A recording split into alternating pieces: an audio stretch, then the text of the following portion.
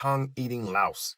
It cuts off circulation, and the tongue eventually... Horses can have mustaches. They have horizontal eyes. Last year, December of 2024 to be exact, that is when it became official that the bald eagle was America's national bird. I was sleeping, had to wake up. Every reason I could think. What's up, YouTube? Today, we'll be looking at disturbing TikToks that'll make you question reality. So without further ado, welcome to Adam Strain Reacts. Let's get her done. This is a nasty little creature right here. It's a parasite that survives by taking over another animal's body. Most fish don't react to it because by the time it's visible, the damage is already done. This is a tongue-eating louse. It enters a fish through the gills and clamps onto the tongue. It cuts off circulation, and the tongue eventually dies and falls off.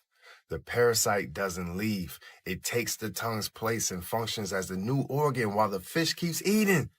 This is one of the only known parasites that replaces an organ inside a living host, straight from the fish tank. Gee whiz. Anybody ever seen that before? I had never seen anything close to that.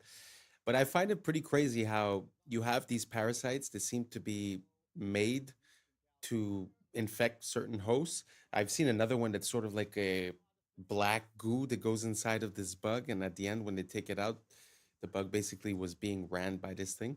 If you guys have any more examples, send them down. I find it super interesting. I mean, it also makes me kind of poke holes into the idea of evolution. How would that being be conceived if it needed another being to basically proliferate, right? It's a very interesting to me, the whole idea of reverse life, which would be like parasites, which would be like, life is about going from 0 to 100, and the work of parasites is basically taking it from 100 back to 0, back to nature in a way, right?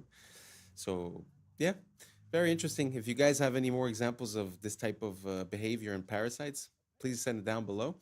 And don't forget to do your parasite cleanse. Let's keep on rocking. Apparently this guy found 6 new Mandela effects. Top 6 changes of animals in this timeline. Number 1, cow tipping. Cow tipping is not a thing. You cannot cow tip. There's no evidence of you can cow tip. Apparently, that is not a thing in this timeline. It's never been documented. It's not a thing. It changed in this timeline. Number 2, horses can have mustaches. Yes, in this timeline, horses can have mustaches. Sometimes they shave them off. It's a thing, but they do have mustaches. Also, horses do not have round eyes. They have horizontal eyes. They do not have round eyes in this timeline. Apparently, we all just misremembered that because in this timeline, they do not have round eyes. The bald eagle is America's national bird. When did it become the national bird? How about last year, December of 2024 to be exact? That is when it became official that the bald eagle was America's national bird. In this timeline, there are Civil War camels. Yes, the camels fought in the Civil War. We have American camels, and they're here. They've been here since the Civil War, and there's actually famous ones in this timeline. I did not know that. Number 6, it is Smokey Bear. It is not Smokey the Bear. Apparently, it's always been Smokey Bear. Wow. I don't know if you guys know about the Mandela effect, but these are a few that actually, I mean, I didn't grow up on a farm, so I mean, I wouldn't really know about horses that much. I've seen them maybe a handful of times in my life, but both the mustache and the fact that their eyes have like horizontal slits, never seen that before. The camel in the States, I have no idea. I had no idea that was a thing. And also the bald eagle being declared the national animal for the States last year in 2024. Well, more than a year ago. That is kind of weird. That is kind of weird. I always assumed that the bald eagle was the national bird, or at least animal, of the United States. Did you guys think the same thing? Or is it completely normal that they did that because it was never so? I thought that they had put it everywhere on the flags, on the money, on the stuff. I don't know. I thought it was common knowledge. Maybe I'm just ignorant. So you guys let me know down below. Are these Mandela effects that you guys knew, or just mistakes of collective remembering?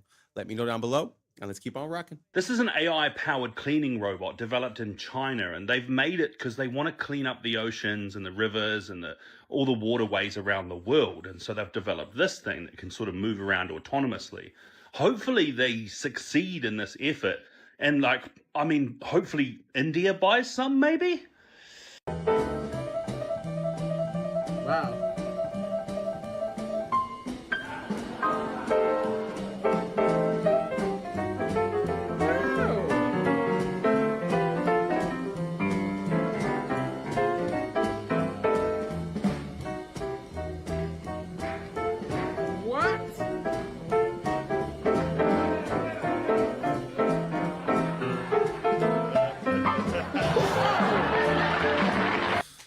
Gee whiz, that is a master of his craft. Beautiful to see. I had never seen anything like it. And also the bot that was cleaning up in China, that AI bot. Gee whiz, I think that's one of the first good applications I've seen them put AI on, because they've been talking about replacing politicians with AI, all these crazy things, but that I approve that message. Let's clean up the water with AI. Thank you very much. That's a good idea. Anyways, let's keep on rocking. The only way to success is through failure. I'm saying through for a reason. You have to go through the failure points to what? Learn, develop, grow. That's what failure's for. If you failed, that doesn't mean that you stop. That means you keep going. That means you just learned a valuable lesson. Oh man, I lost all my money. Cool, how? Well, I invested in this business at... Well, now you know, don't invest in that shit. Education costs money, doesn't it? Your failures are education. This right, like as he did, right, underneath, and try and keep it, that feels pretty tight right there, right? Mm-hmm. Okay, so you can, just breathe naturally. Let's just see what happens. Okay. All right, so we're at 1,367. We've already just passed 2. So now we're in the place where he can be having headaches. He can be, we're at 3,786. Look at this. We've just passed 5,000. Now we're in the toxic level. Right now we could be doing this 7,000 inside this mask of the CO2. 8,000 parts per million.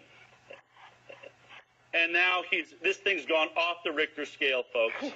It can't even register how high the CO2 levels are inside. And look how many seconds that was. Wow. It's pretty crazy to think that we recommended that for all of our kids, no? I mean, it's a sad thing to see, but at the end of the day, I guess that's what it is.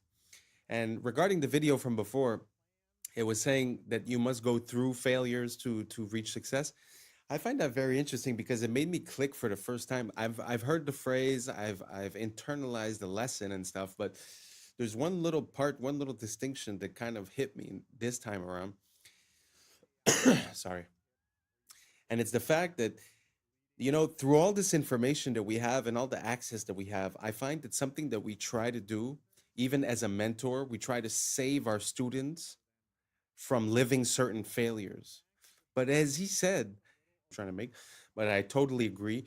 I think that our fear of failure and our fear of not succeeding has caused us to be very careful. And I think being careful is not an attribute that makes a billionaire, if you get my drift. Anyways, let me know what you guys think down below, and let's keep on rocking. This Love Patrick. is One of my oldest Legacy friends. Park in Brambleton, Virginia. And I think whoever planned this community had serious beef with their boss. And every time they showed them the plans for this huge neighborhood, they must have presented them upside down. The main area of focus here is obviously the park, which is an above average size park. And you can see here the design starts here at the pond and just works its way out here to the tip where you have this fountain leading into this building right here, which is apparently called the Best Brains Learning Center. I'm pretty sure that they built this part much sooner than expected. Now moving back to the base, which looks a little overgrown, there is an elementary school across the street, and I'm not sure how this park is allowed within 500 feet of an elementary school. So let's turn on the street view. Seriously, this thing has veins? Yes, it's a giant park shaped like a huge How did they get away with this? That's awesome! It's incredible! You think that's real? That's real. It's real. Wow. This is real time right here. You think that they actually did that? This has to be a fairly new subdivision. Look at the documents. If you look at the college documents, if you look at the documents, and you look at some other, which I'll be happy to share with you if any of your listeners want to see some of that stuff. They don't refer to those towers as cell phone towers. They refer to those as direct weapons. They actually refer to your phone as a direct weapon, your router as a direct weapon. Well, I couldn't go much further because they have to control through frequencies. That's how they control you, and mostly through extremely low frequencies, megahertz frequencies, 3, 4, 5G, 6, 7, 8, 9, 10G frequencies, gigahertz frequencies, microwave frequencies, radio frequencies. They can do it through music as well. Wow. But there's always the opposite of that too, like the good music with the solfeggio tones and, Right. and So stuff no like more that. microwaves, you're saying? Don't use those? Oh, throw your microwave away. The microwave kills the nutrients in the food anyway. Wow. Yeah, I mean, so that's when you get into, they also want a lot of metals in your body. They need a lot of metals in your bodies as transducers and as receivers. And they want you to be exposed to all these and all these frequency devices. So the solution is to get rid of all the chemicals in your body. You could do that through binders, organic activated charcoal, like a stuff like that. Doing all of this transhumanism stuff, we're already coming up with solutions, which are just detox your body. Do liver cleansing,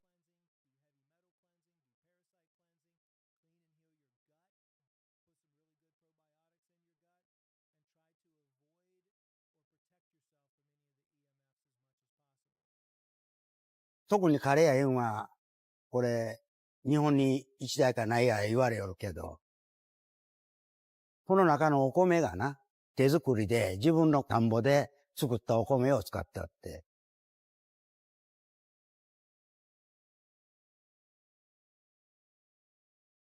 日本の自動販売機では、ジュース、これとパンとか食べ物、ジュースはもうあらゆるところにある。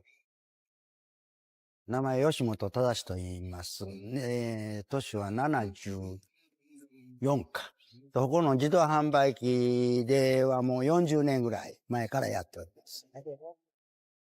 うちの自動販売機はね、日本であんまりないっちゅうんで、なんかあらゆるところを来とるように思う。そうじゃ、お米がな、60度くらいあるに機械の中が、と置いたらやっぱりこう、乾燥してくるよ、お米が。硬んな。1日2回ぐらい入れ替えするように、また新しい米になってるんで。いやいや、もともと百姓屋で米作んでったけんな。ほんで、このお米を使うたは、得なわけや。買うよりは、自分の米を使うた方が得だったけん。ほんでこれ今作っとんが日の光。米を一応洗って水につけて15分か半時間ぐらい置く。スイッチを入れてから45分ぐらいで容器に詰めるんです。これから機械まで入れるにやっぱり1時間以上かかると思う。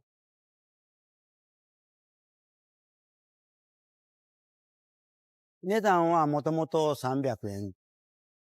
トラックの人はもういいな、持って帰る。これと家族の人が来てな、3つぐらい一発に家で食べるとか言って持って帰ってくれる。このお米うまいってこう言うてくれる人がおる。これが一番嬉しいんや、ほんま言うたらな。これは、我がの体と機械と生ける間はもうするつもりじゃ。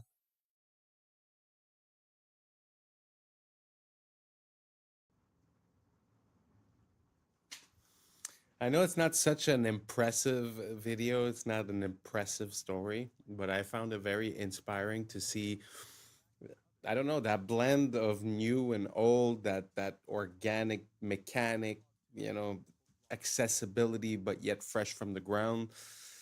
I found it super inspiring. I think if we could harness this idea and push it to its maximum, it might just help a lot of people have access to good food. You know what I mean? I mean, I don't know if it exists or if it's possible in your city, but you could easily buy a machine and prepare some plates and people would have a better option instead of, all the junk food that they always sell in those things. The reason why is because the shelf time is so high, they could just fill it up and not really think about it, right? But if you would have a catered, like, vending machine, I don't know.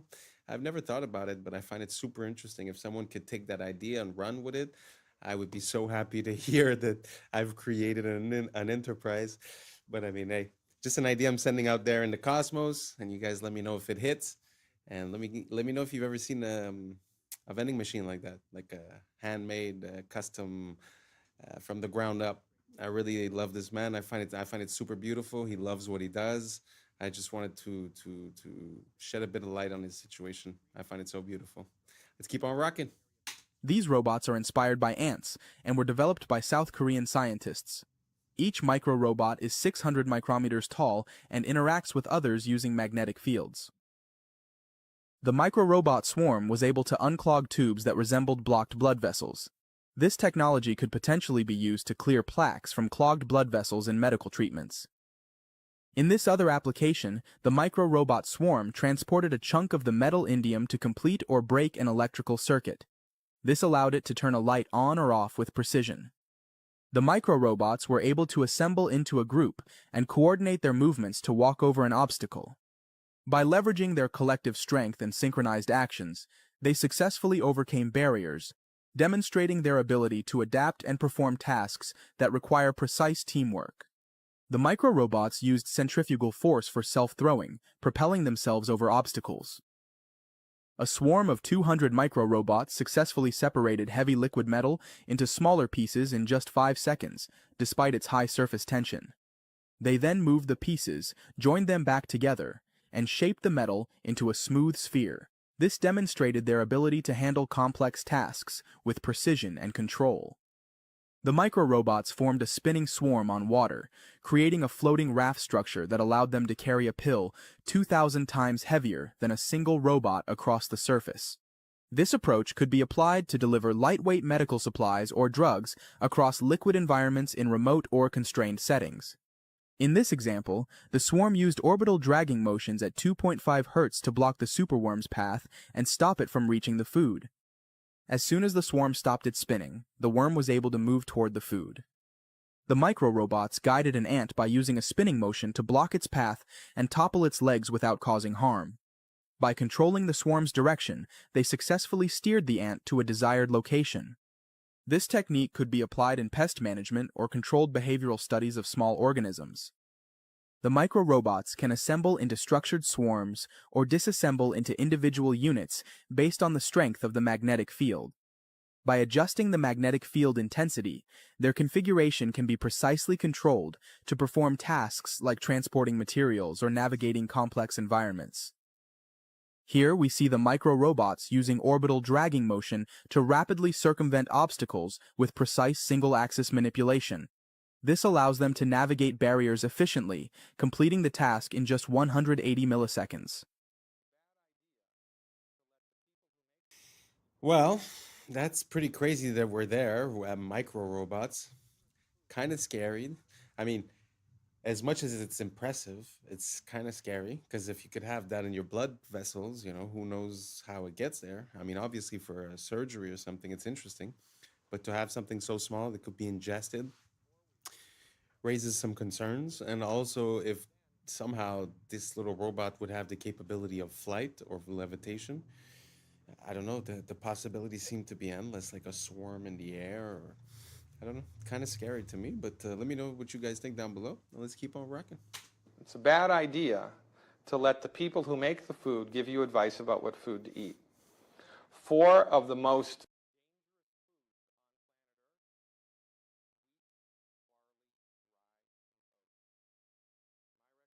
for everybody 100% across the board, stop eating these foods completely for 4 weeks in a row. 4 weeks. 4 weeks in a row. 28 days. Then on day 29, eat a lot. Have pancakes for breakfast, have a sandwich for lunch, have cookies and crackers, have pasta for dinner, and see how you feel. And as God is my witness, if you make it to lunch without something, I'll eat my hat. This is one of the most overlooked things in the country right now. This is a deadly combination of not enough minerals in the food, period, and then interrupting your body's ability to absorb what little nutrients there are.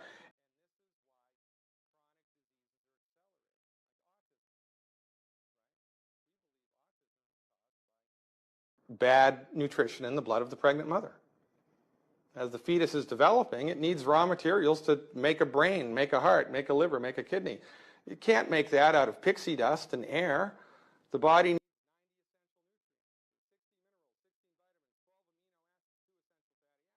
but they're not in the blood of the mother because she's eating whole wheat cereal and skim milk and margarine and is avoiding salt like the plague. So, from the proper perspective, with all of the data points, it all starts to make sense.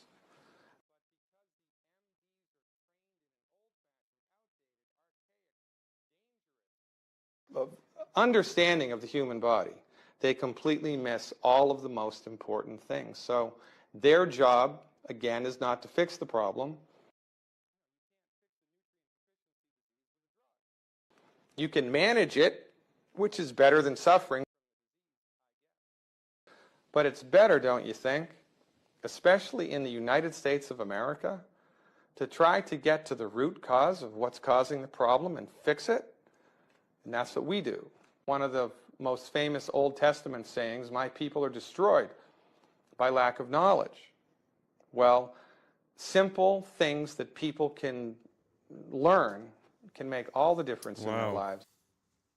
As much as I love to listen to him speak and it makes so much sense, it kind of makes me sad to think that there's not more doctors talking this way or approaching things this way, seeing the body as a whole and seeing nutrition as the main medicine that man needs. Wow, that was really interesting. Listen, I'm gonna give it a shot. 28 days, no, what did he say? Wheat, oats, barley, and rye. I think it was those four. I'm gonna do it. I'm gonna do it starting today, and I'll let you know. Sorry, I'll let you guys know how it goes. And if anyone wants to do it as well, you let me know down below how it goes for you, and we could compare notes. Let's keep on rocking. I bought my dugout as a fairly small 2-bedroom dugout, and I've been extending it over the years. For somebody driving into town the first time, you wouldn't think there was a lot here because 95% of it is hiding underground. People drive in and go, where is the place? I don't understand. Kubapiti is from the Aboriginal Kupapiti, which means white man in a hole. At the moment upstairs it is about 122 degrees Fahrenheit. Down here we're sitting on about 71, 72 degrees. No air conditioning necessary. We're right out in the middle of nowhere. It takes a day to drive here from Adelaide. I'd say there's about 1,000 underground dwellings and at least 1,500 people living underground. We've got 5 underground churches. We've got underground motels. There's some amazing underground homes here. Many bedrooms, underground workshop. You name it underground, we've pretty well got it.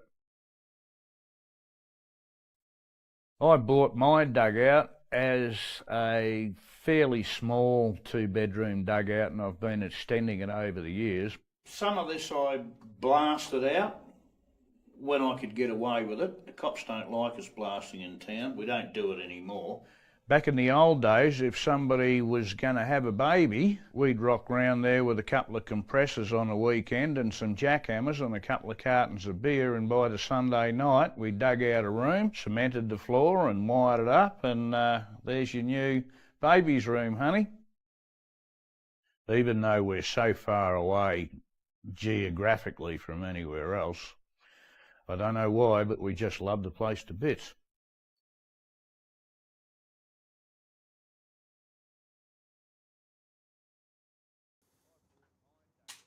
Wow. That's pretty impressive. I had never seen anything like that. A whole city underground. I had never seen anything like it. I find that so interesting. And to be honest, I could get it. I could get how living there must be so different, and you feel like you're living in another world in a way. And to change to go from that to something that you have to pay expensive for cheap materials. And like you said, you know, we show up with a pickaxe and we make a new room. Man, the beauty of that idea, the luxury of not having to build up and to just, you know, go a bit deeper. I find that so beautiful and such a great idea. Makes me wonder, you know, are there other places where there's underground dwellings that on that much of a massive scale? It's very interesting. Man has always seemed to be underground somehow. We often find streets or bottoms of buildings or a lot of things that are below our feet. Super interesting. Let me know if you guys ever heard of any type of city that resembles that or something different, or if you've been there or if you have footage. Let me know down below. Let's keep on rocking.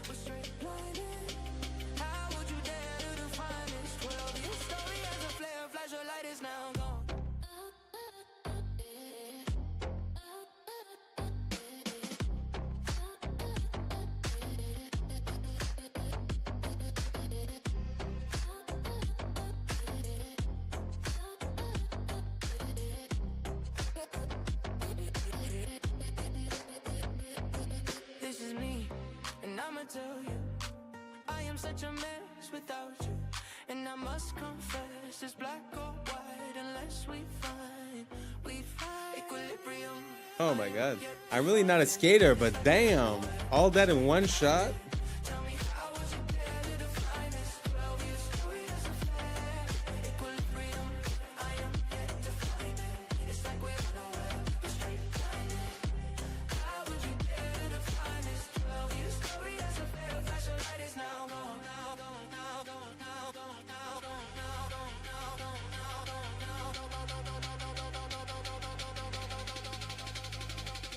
Maybe that's the point, to let it run free. Feels like we're joined at the hip with one being. Maybe that's the point, to let it run free. Feels like we're joined at the hip with one being.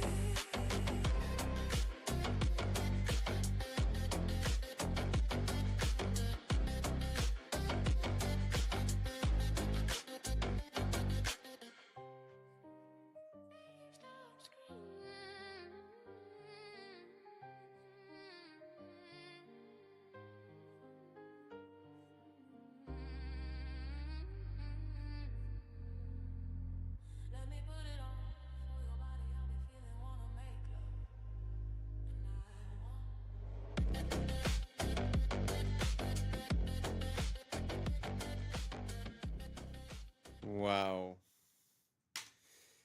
I didn't see the whole thing. I just put it in because the guy started off crazy. I don't know where this guy is from, but most of the skaters I see have a hard time pulling one of those, 2, 3 of those off. I mean, gee whiz. Wow. Props to this guy.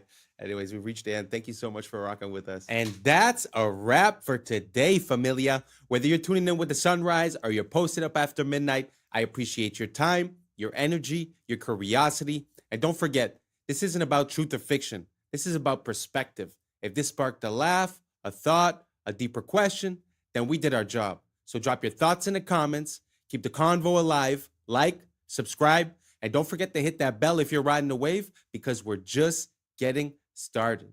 Until next time, stay grounded, stay weird, stay critical. I'm Adam Strain, and this has been Adam Strain Reacts. Peace! Now it's time for us to link up. Really think we on the brink up. Making a change, we live in this strange. Living this change. Making a change. From living this change. Yeah. For several years now, he's been posting clips that depict a future completely devoid of people. The footage shows empty streets and total silence, full of video games made for the PlayStation 7. Even more unsettling, every single game on display is designed for that console. A system that is disturbing is the moment when he enters the Louvre and films the Mona Lisa from up close. The room is completely empty. No guards, no tourists. What's up, YouTube? Today, we'll be looking at disturbing videos that'll make you question reality. So without further ado, welcome to Adam Strain Reacts. Let's get her done. History makes no sense. In 1969, we put a man on the moon. In 1970, we finally put wheels on a suitcase. In the 1850s, we deployed our first undersea communication cables. That's before the American Civil War and germ theory. Not only that, during the American Civil War, Abraham Lincoln could have sent a fax to a Japanese samurai requesting aid during the war, which would have been a crazy alt history. Sir Arthur Conan Doyle, when he created Sherlock Holmes, could have logically had a story where he goes to Japan and sees Nintendo brand playing cards, and the Holy Roman Empire falls after 1,000 years in 1806. 30 years later, the Republic of Texas is formed. That means that there's a 30-year difference between Charlemagne's empire and the Republic run by Sam Houston. That's us in the 90s. I know one day I'm going to be somebody. And you'll know when I'll definitely find Please look at my face. You're somebody now. Do you understand? Yeah. That's the game. I was somebody long before people knew who I was, and I believed that. You're somebody now, Atisha. Thank you. You're welcome. You know, it's so easy to get caught up in this game for clout and for attention with the way that the social media platforms and basically every platform for information has been, you know, organized. I find that to be a very beautiful message, you know, because at the end of the day, we're looking for all this attention, but, you know, does that attention translate into being a better person, into valuing the things that you already have? I don't think so. I found that to be super beautiful, especially coming from a successful person to an unsuccessful person, that you have to find a way, even if you were to use these platforms, to transfer something that is a strength of yours or that is yours. So I encourage everyone to, you know, if you're thinking about jumping into this game, at least try to find something that fits you as a person. Don't just do what gives you results. Try to find something that is yours, that you could apply in a way to get the results. I don't even know if I'm making sense. Let me know what you guys think down below. Let's just keep on rocking.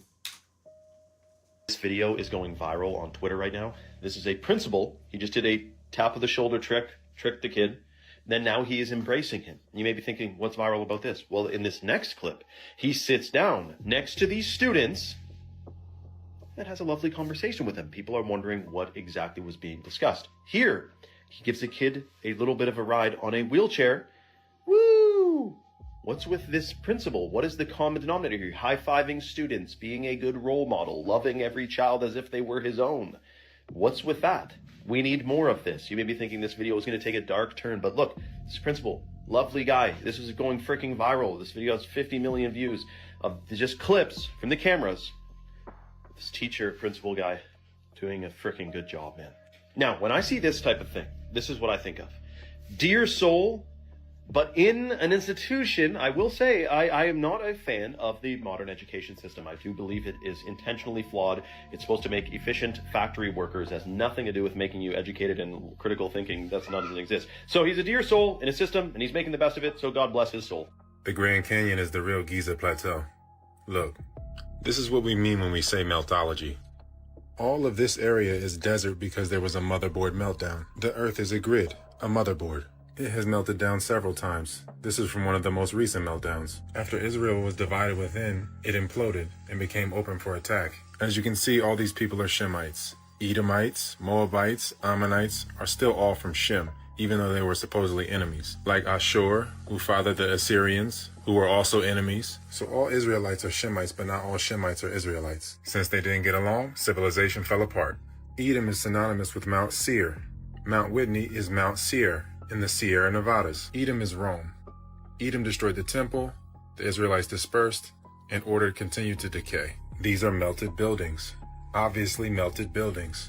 These so-called pueblos are remnants of a melted metropolis. The survivors of the meltdown found refuge in these pockets of survival. Egypt is Mitzrayim. That's where we're getting Mississippi or Mitsori.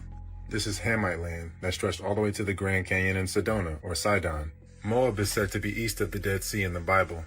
Moab, Utah is east of the Dead Sea. The Moabites are the Moors. Moab's mom was his sister. He was a product of inbreeding. So Edom, which is Rome, took Jerusalem in 70 AD, which is actually 1070. And Rome, or Edom, fell in 476, which is actually 1476. The Spanish. Well, that's pretty interesting. I've seen quite a lot of parallels between Egypt and Rome and the United States. So it really pushes me to re-question this whole narrative, because from what I understand, Washington, D.C. at its inception was called Rome, Maryland, so the land of Mary. So it seems like there's this old mythology that's involved, or at least encrusted into the naming or into... Because, I mean, even a dollar bill has the Egyptian pyramid, right? So I never could make any sense out of that. Let me know what you guys think down below. You think it's possible that the old world is the new world and the new world is the old world? I'm not quite sure, but it's just very interesting to see the similarities between these two places. Let me know what you guys think down below. Let's keep on rocking. The guy is convicted. Trump attaqué au Golden Globe, c'est loin d'être un accident. Regardez comment ça fonctionne. Mark, what's the pin? Mark Ruffalo exécute un rôle. Il doit pousser le mouvement Be Good avec son pin. Un slogan simple et court, impossible à attaquer. C'est comme ça qu'une opération psychologique fonctionne. Le but est de vous polariser et vous imposer une morale. Pour ça, il faut une cible unique. C'est le rôle de Trump qui sert de pôle dans un scénario héros-vilain. Ice doit produire le plus de scandales possible et les grandes chaînes diffuser en boucle. C'est la mécanique classique de l'ingénierie sociale. Problème, réaction, identification, solution. We're out there killing each other. You know what the solution is? Et Ruffalo n'est même pas très convaincant. I gotta be honest with you. On dirait une scène mal jouée. I'm not gonna lie to you. I'm not feeling so great. I have felt things. Faire semblant, c'est son métier. I don't know. I can't keep pretending. It's driving me crazy. Dans Shutter Island, Now You See Me, il a le rôle de l'architecte de la manipulation. The more you think you see, the easier it'll be to fool you. My job, to take your attention and use it against you. Ces films expliquent que ce que vous voyez est un tour de magie. Donc ils ne s'opposent ni à Trump, ni à la pédophilie, parce qu'ils sont tous dans le même camp. Dans Pauvre créature, il couche avec un nouveau-né, placé dans le corps d'un adulte. Dans 30 ans, sinon rien, il embrasse une fille de 13 ans. C'est une technique de cinéma. On place un esprit mineur dans un corps adulte. Mom? Dad? Pour banaliser l'inacceptable. Voilà ce que l'industrie choisit de célébrer, parce qu'on est dirigé par des pédomanipulateurs narratifs. This guy claims he's stuck in France in the year 2055 and can't find a way back. And everything he shows in his videos looks disturbingly unreal. For several years now, he's been posting clips that depict a future completely devoid of people. The footage shows empty streets and total silence. The roads are deserted, yet vending machines and terminals are still working, as if the country itself still exists, but its population has completely vanished. In some videos, he walks into stores and shows shelves full of video games made for the PlayStation 7. Even more unsettling, every single game on display is designed for that console, a system that doesn't even exist in our time. One detail in particular really alarmed viewers. A nearly empty vending machine with just one bottle left inside. The date on it is clearly visible, April 2055. According to him, it's a drink that hasn't even been released yet in our present day. Even more disturbing is the moment when he enters the Louvre and films the Mona Lisa from up close. The room is completely empty.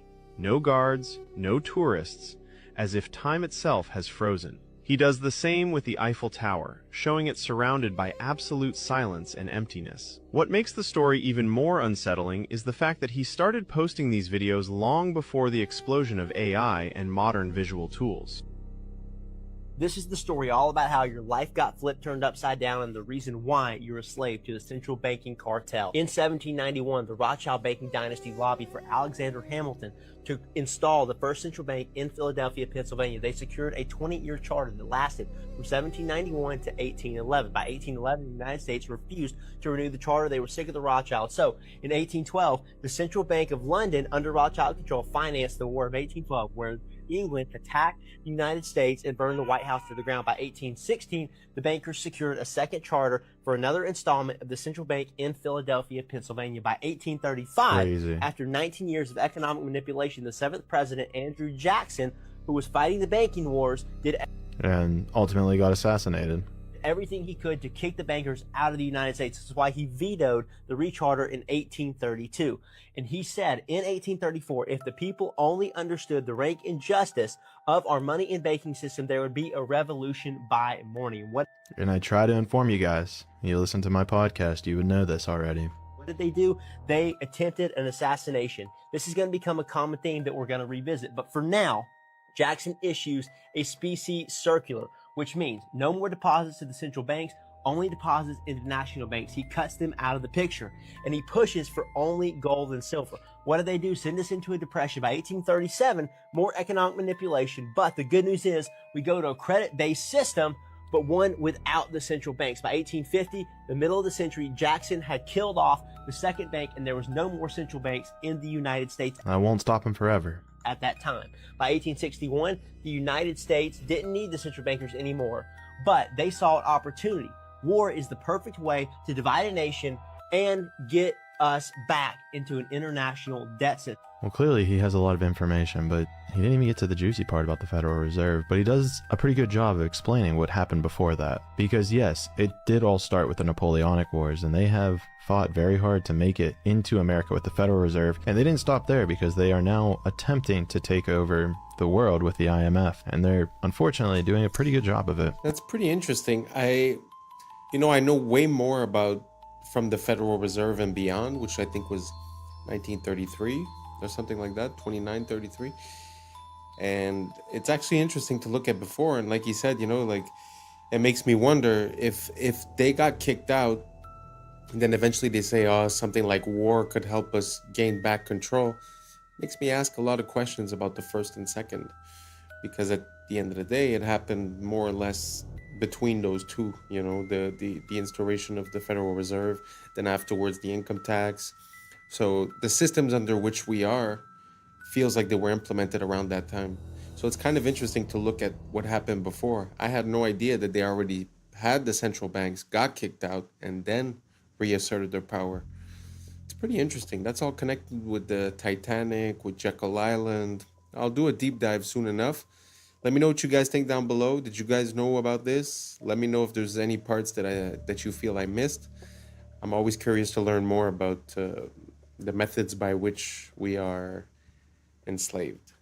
Let me know down below. Let's keep on rocking. Rare images that'll make you say, damn, that's rare. This was the unbelievable moment Devin Stratton, a skier from Utah, survived a 150-foot fall from Mount Timpanogos. In China, police officers aren't issued firearms, so this is how they subdue dangerous criminals wielding knives with the power of teamwork. Score 1 for Disney. It's almost impossible to believe that the scale of damage done to these engine blades was caused by a flock of birds. This horse is so well trained that it is able to protect its owner from a hostile mother cow while he routinely tends to her newborn calf. This is a theatrical demonstration of how the Victorians relieved themselves in the 1800s using a fancy porcelain pot mounted underneath furniture known as close stools. Hold on a second. They didn't wipe? In early 2024, doctors at Massachusetts General Hospital treated 3 people with recurrent glioblastoma brain tumors using a brand new drug. A single dose of the new cancer drug made the brain tumor almost disappear in just 5 days. Ever pictured a real Jurassic Westworld crossover? This amusement park uses a robot dog in a Triceratops costume to play with the kids. Thank you, Michael Crichton. This was the moment a fan assisted his favorite wrestler, Negro, using his wheelchair to prop him off the ground, stopping what would have been a direct disqualification criteria in this match. This is a photo of a LAN party from 2003. I know it smells crazy in there. Now here's something you don't see every day. This electric SUV can run Contra with its rear lights through advanced programmable rear light system. I've never actually seen anyone play Contra without the cheats. This was the moment an explosion hit the Oceana Water Park in Gothenburg, a water park that was under construction. But seriously, man, how do you even get a fire at a water park? So this is weird. In July 1518, hundreds of citizens took to the streets of France, breaking off into a form of hysterical dance that lasted several days and led to numerous fatigue deaths. The exact cause of this bizarre dancing plague remains unknown to this day. Watch how easy it is to cut a shard of glass underwater compared to air. This is due to a scientific principle known as the rebinder effect, where water molecules interact with the surface to accelerate crack formation and control shattering. This is aerial footage of a scenic River Canyon in Iceland. The ecosystem is so delicate here that stepping on the moss is prohibited by law in an attempt to preserve its lush landscape. When a specific nerve cord is severed, a mosquito has no sense of being full. It will continue to consume blood until it quadruples its body weight, whereupon it explodes. This is a rare sighting of a melanated fox, popularly known as the silver fox, a unique variation of the standard red fox species, existing as less than 10% of their entire population. Man, it's really heartbreaking when you realize that Chadwick Boseman filmed all these incredible stunts for Marvel's Black Panther while battling stage 3 colon cancer, a real-life superhero. Rest on, legend. This isn't a behind-the-scenes from Sharknado. This is the famous Headington Shark, a fiberglass structure erected in England on the 41st anniversary of the Nagasaki bombing as a bold anti-war symbol. Took me a moment to realize this wasn't the aftermath of a lethal shark attack. These are pelagic tuna crabs, a vital marine species known for their bright red hue and their affinity for moving in massive swarms. I am now 20. I mean, there's so much to go over in that little clip, but the only thing I could say is this world never ceases to amaze me, and there's always more to discover and to find out, and honestly turns me into a child every time that I get to learn about this world, because it's like you could never know it all, and it's so beautiful and well made, you know, so amazing. Let me know down below if you guys have any other videos like that. Send them to me, tag me. You guys have been sending me videos and I truly appreciate it. I'm gonna make a basically viewers sent in video soon enough. So keep on sending them in and let's keep on rocking. In massive swarms. I am now 20 nanometers tall. So, an individual transistor from a brand new 2026 M5 MacBook Pro is about the size of a garage for me. Now, I'll note that this most likely isn't 100% accurate because Apple's not going to share their exact chip architecture with me, but still, the smallest parts of it are still smaller than me, and at this scale, you can see individual atoms, which are the size of marbles. Now, obviously, or maybe not obviously, but 3 nanometer transistors this size aren't just built like other objects the way you might be expecting. There's a pretty refined manufacturing process called photolithography. Basically, it's like developing a photo with light projected through a microscope, but onto atoms instead of film. And that is how you end up with billions of these inside a computer that you can sit on your lap. Now, to be honest, I don't really know how much longer Moore's law can apply to semiconductors as they get down to the literal atomic level, but I sure do want to appreciate it while it's happening. Speaking of appreciating it, hey, this is Epic Spaceman. One of my favorite creators, and of course a massive help with this video. He's been down to this scale before in another video, and it's a pretty crazy view, right? Hi Marquez. Yeah, it really is. Even when you can stand on them, I still struggle to get my head around how many transistors there are here, considering this is just a tiny cutout section. The full chip is 32,000 times bigger than this.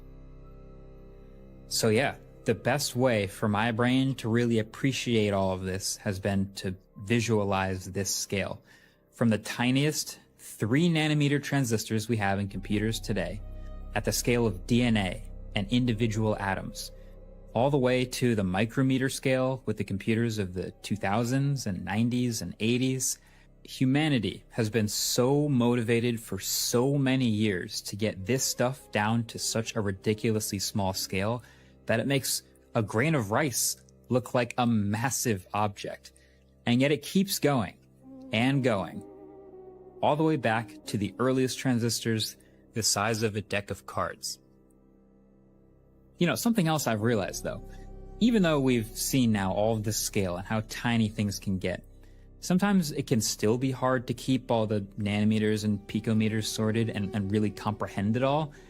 And sometimes it's actually easier to make things bigger rather than smaller. So let's try this.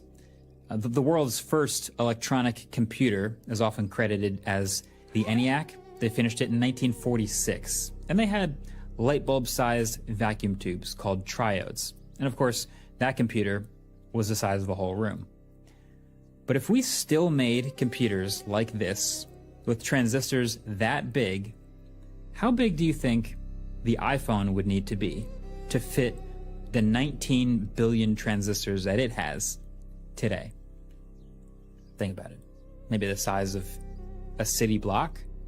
Or what about the size of the entirety of Central Park? Keep in mind, you need to fit all of these billions of transistors. Wouldn't it be crazy if we carry around the equivalent technology of a phone, the size of the city of Manhattan? Well, the reality is, these are all still too small. Your phone, with the technology from 80 years ago, would need to be the size of the state of New Jersey to fit them all. This progression of technology has given us a computer the size of a US state 270 miles long and shrunk it down to fit in our pockets. Thanks for watching. See you in the next one. Peace. Wow. To think to scale like that really makes me think of when I first understood, well, understood is a big word, when I first got confronted to what $1 trillion would look like, and what $1 billion looks like, and $1 million and 100,000. Basically, to count to 1 billion takes years, and to count to 1 trillion, like just going 1, 2, 3, would take 32,000 years. From what I understood, it was like stacks of $100 bills stacked together the height of the World Trade Center. Something like that. That's $1 trillion. It's like beyond, and now we talk about it as if, oh, it was just something, you know. And also, it also makes me wonder about the fact where we find the patterns of these transistors or of these circuit boards within ancient sites, like in Egypt or Philippines or any place where they have ancient stuff. Like there's a connection there. There's something about the placement of things that are conducive to energy transmission. And I don't know, there's definitely something there, and very interesting. Let me know what you guys think down below, and let's keep on rocking. Oh, what else can we do? Let's put everything. Because soy will increase estrogen, reduce testosterone. What else can we do? Let's put corn in everything. As a matter of fact, how do we get corn in everything? I know.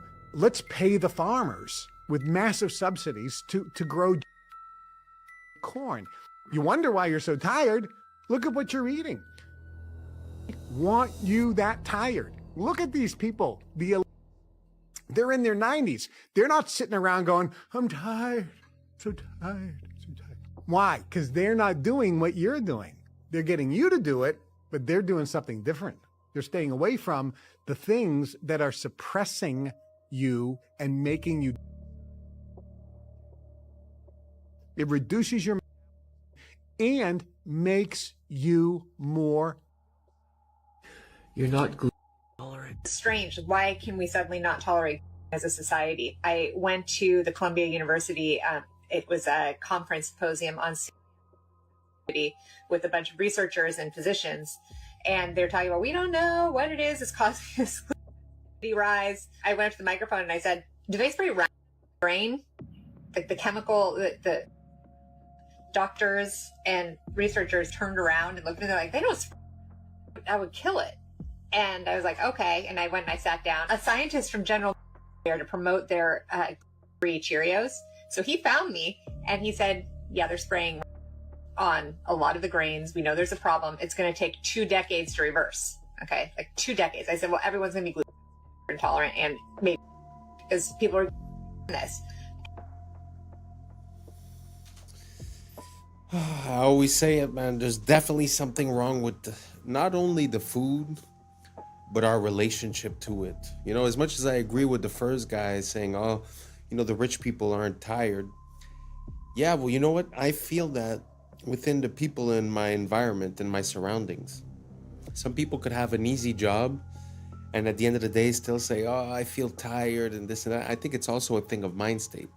You know, like I used to work 7 days a week for a while. I had my own business, and you know, obviously you're tired because you're there 12 hours a day. So I would go from work to home to work to home.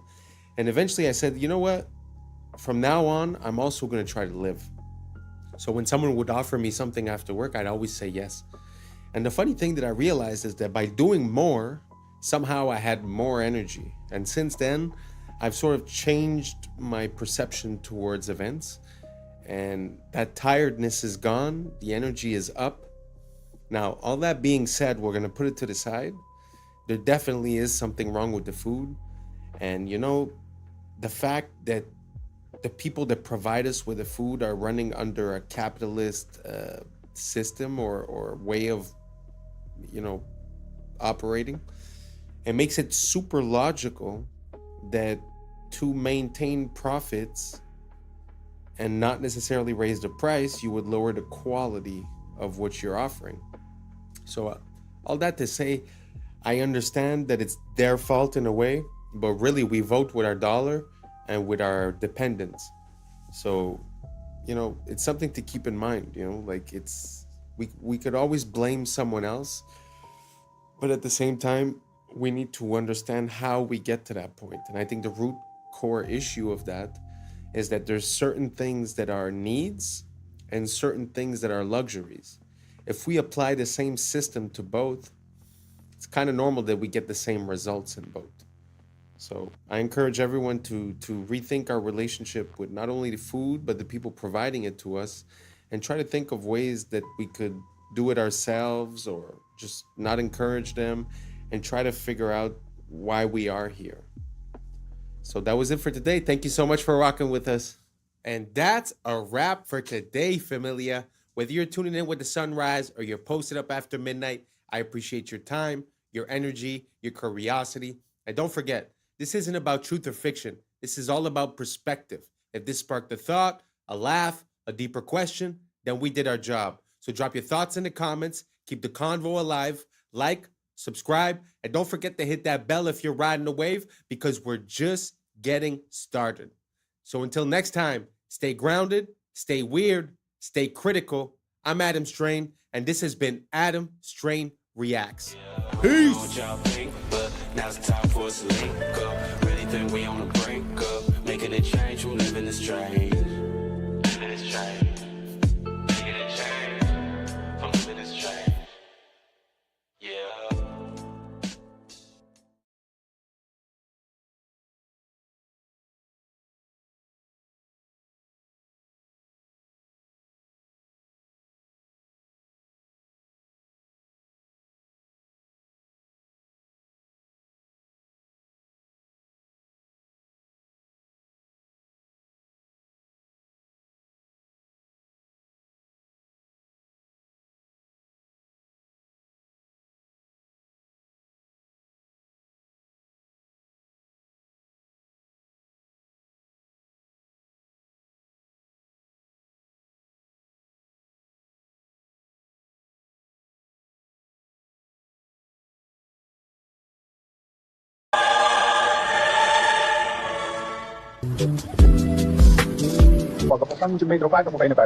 That's the thing about it.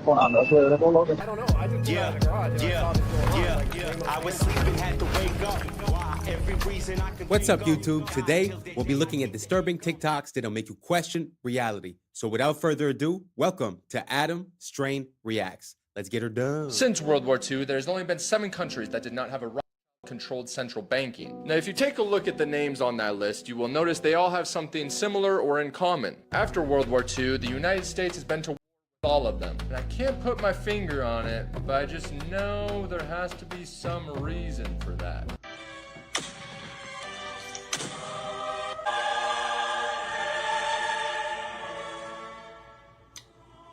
The Festival of Exploding Hammers has been going on for over 300 years in the town of San Juan de la Vega. And here's the thing. Yes, people get injured. There's been many calls for them to stop it. But look, if that's how I go, that's how I go. It's the largest accumulation of tracks in the world. So first, we started with one area. And then later on, we found that these led into another area, and you could connect them all, and eventually we ended up with 9 different areas that are more or less all connected physically. What do you guys think about that? I truly have a hard time with everything that's dinosaurs. I'm going to put in the next video. I don't think we've been through this, but the people, they call it the Bone Wars, which was 2 people that were in a competition, and basically they found like 95% of all the dinosaur bones. But as for the tracks, what do you guys think about this? Do you guys think that these are original tracks from dinosaurs, or can they be like more or less anything? And if they were tracks from dinosaurs, how come we haven't came across them before if they were just on the surface? So let me know down below what you guys think. I'd be very curious to see your opinion, and let's keep on rocking. I thought that the French protests were unhinged before, but this might be the single most hilarious way of protesting I've ever seen. As we all know, Paris is hosting the Summer Olympics, but a lot of French people aren't very happy about that. Because, and I only found out about this today, the Olympics is kind of a scam when it comes to a country actually making money. Don't get me wrong, it's great for global street cred, but, for example, when China hosted it, they made a net loss of 36.4 billion, and London made a net loss of 13 billion, and that's all taxpayer money. So when the public heard that France has already spent over 5 billion, and then that Macron wanted to spend another billion just to clean up the Seine River so it looks good for the Olympics, they lost it, and the I shit in the Seine River protest began. On the 23rd of June, the French President Macron and the Paris mayor plan to take a ceremonial swim in the river to show off just how clean it is. So the protesters are now planning a defecation flash mob because, and I quote, after putting us in shit, it's up to them to bathe in our shit. Oh, and if you don't live in Paris, no bloody problem, because someone created this website. You type in how many kilometers you are away from Paris, and using a water flow algorithm, it will tell you precisely the day and the exact time you need to shit into the river to reach Paris at the time Macron will be swimming in it. Oh, I told you, and that is why I say, quick. Wow. I have never seen any type of protest in that way. But man, is that interesting. And also, I never came across any information as towards the loss of money of the countries that are hosting the Olympics. That's news to me. I always thought that they generated billions of dollars in profit. So I had zero idea. Did you guys know about that below? What do you guys think about that type of protest? I love it, to be honest. And the person that came up with the website to coordinate the poos with the swim, maybe in the future, world leaders shouldn't disclose their plans too far ahead of time. So let me know what you guys think down below. I really love this idea. Let me know what you think. Let's keep on rocking. Video showing how big the volcano is under Yellowstone. Oh, isn't that just horrifying? Starts with Yellowstone National Park at the top, just for scale. Yeah, that's... And then this. Insane. Just staggering, and a good reminder that, yeah, if it goes, we're out. I know. So gone, so fast. Oh, well. Which is the way to go. Yeah. I definitely would rather it be quick. What do you guys think about that? Do you guys think that the Yellowstone volcano might be about to pop? Is that why everyone's building bunkers underground? But this parallel that I'd like to make is that when you look through history, or even in the past 20 years, or even in the past 100 years, it seems like it's always about to be the end of the world. Sort of like today, no? Like every year is going to be the crash, right? Because we know that we're inflating and we're modifying the numbers so that it fits and that it works. So we're all waiting for the crash. It's always the apocalypse. It's always something that's going to happen, but somehow we're always here and nothing's happening. So is this one of those cases? Or is this the exception to the rule? Let me know what you think down below, because I know a lot of people have got Yellowstone very high up in their priorities and have a lot of fear regarding that. So let me know what you guys think down below, and let's keep on rocking.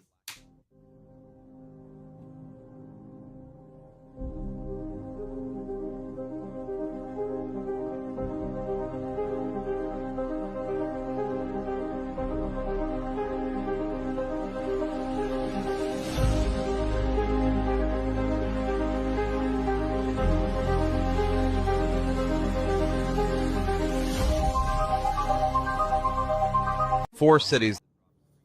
Wow, I didn't know we were that ahead with the surgery stuff. How would you guys feel if you went in for surgery and you were underneath that robot? Do you guys feel better about that?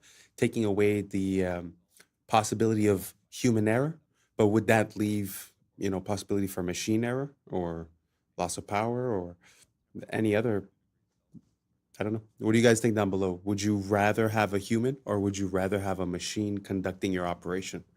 I'm very curious. I'd like to know what you guys think about this. Write down below. Now let's keep on rocking.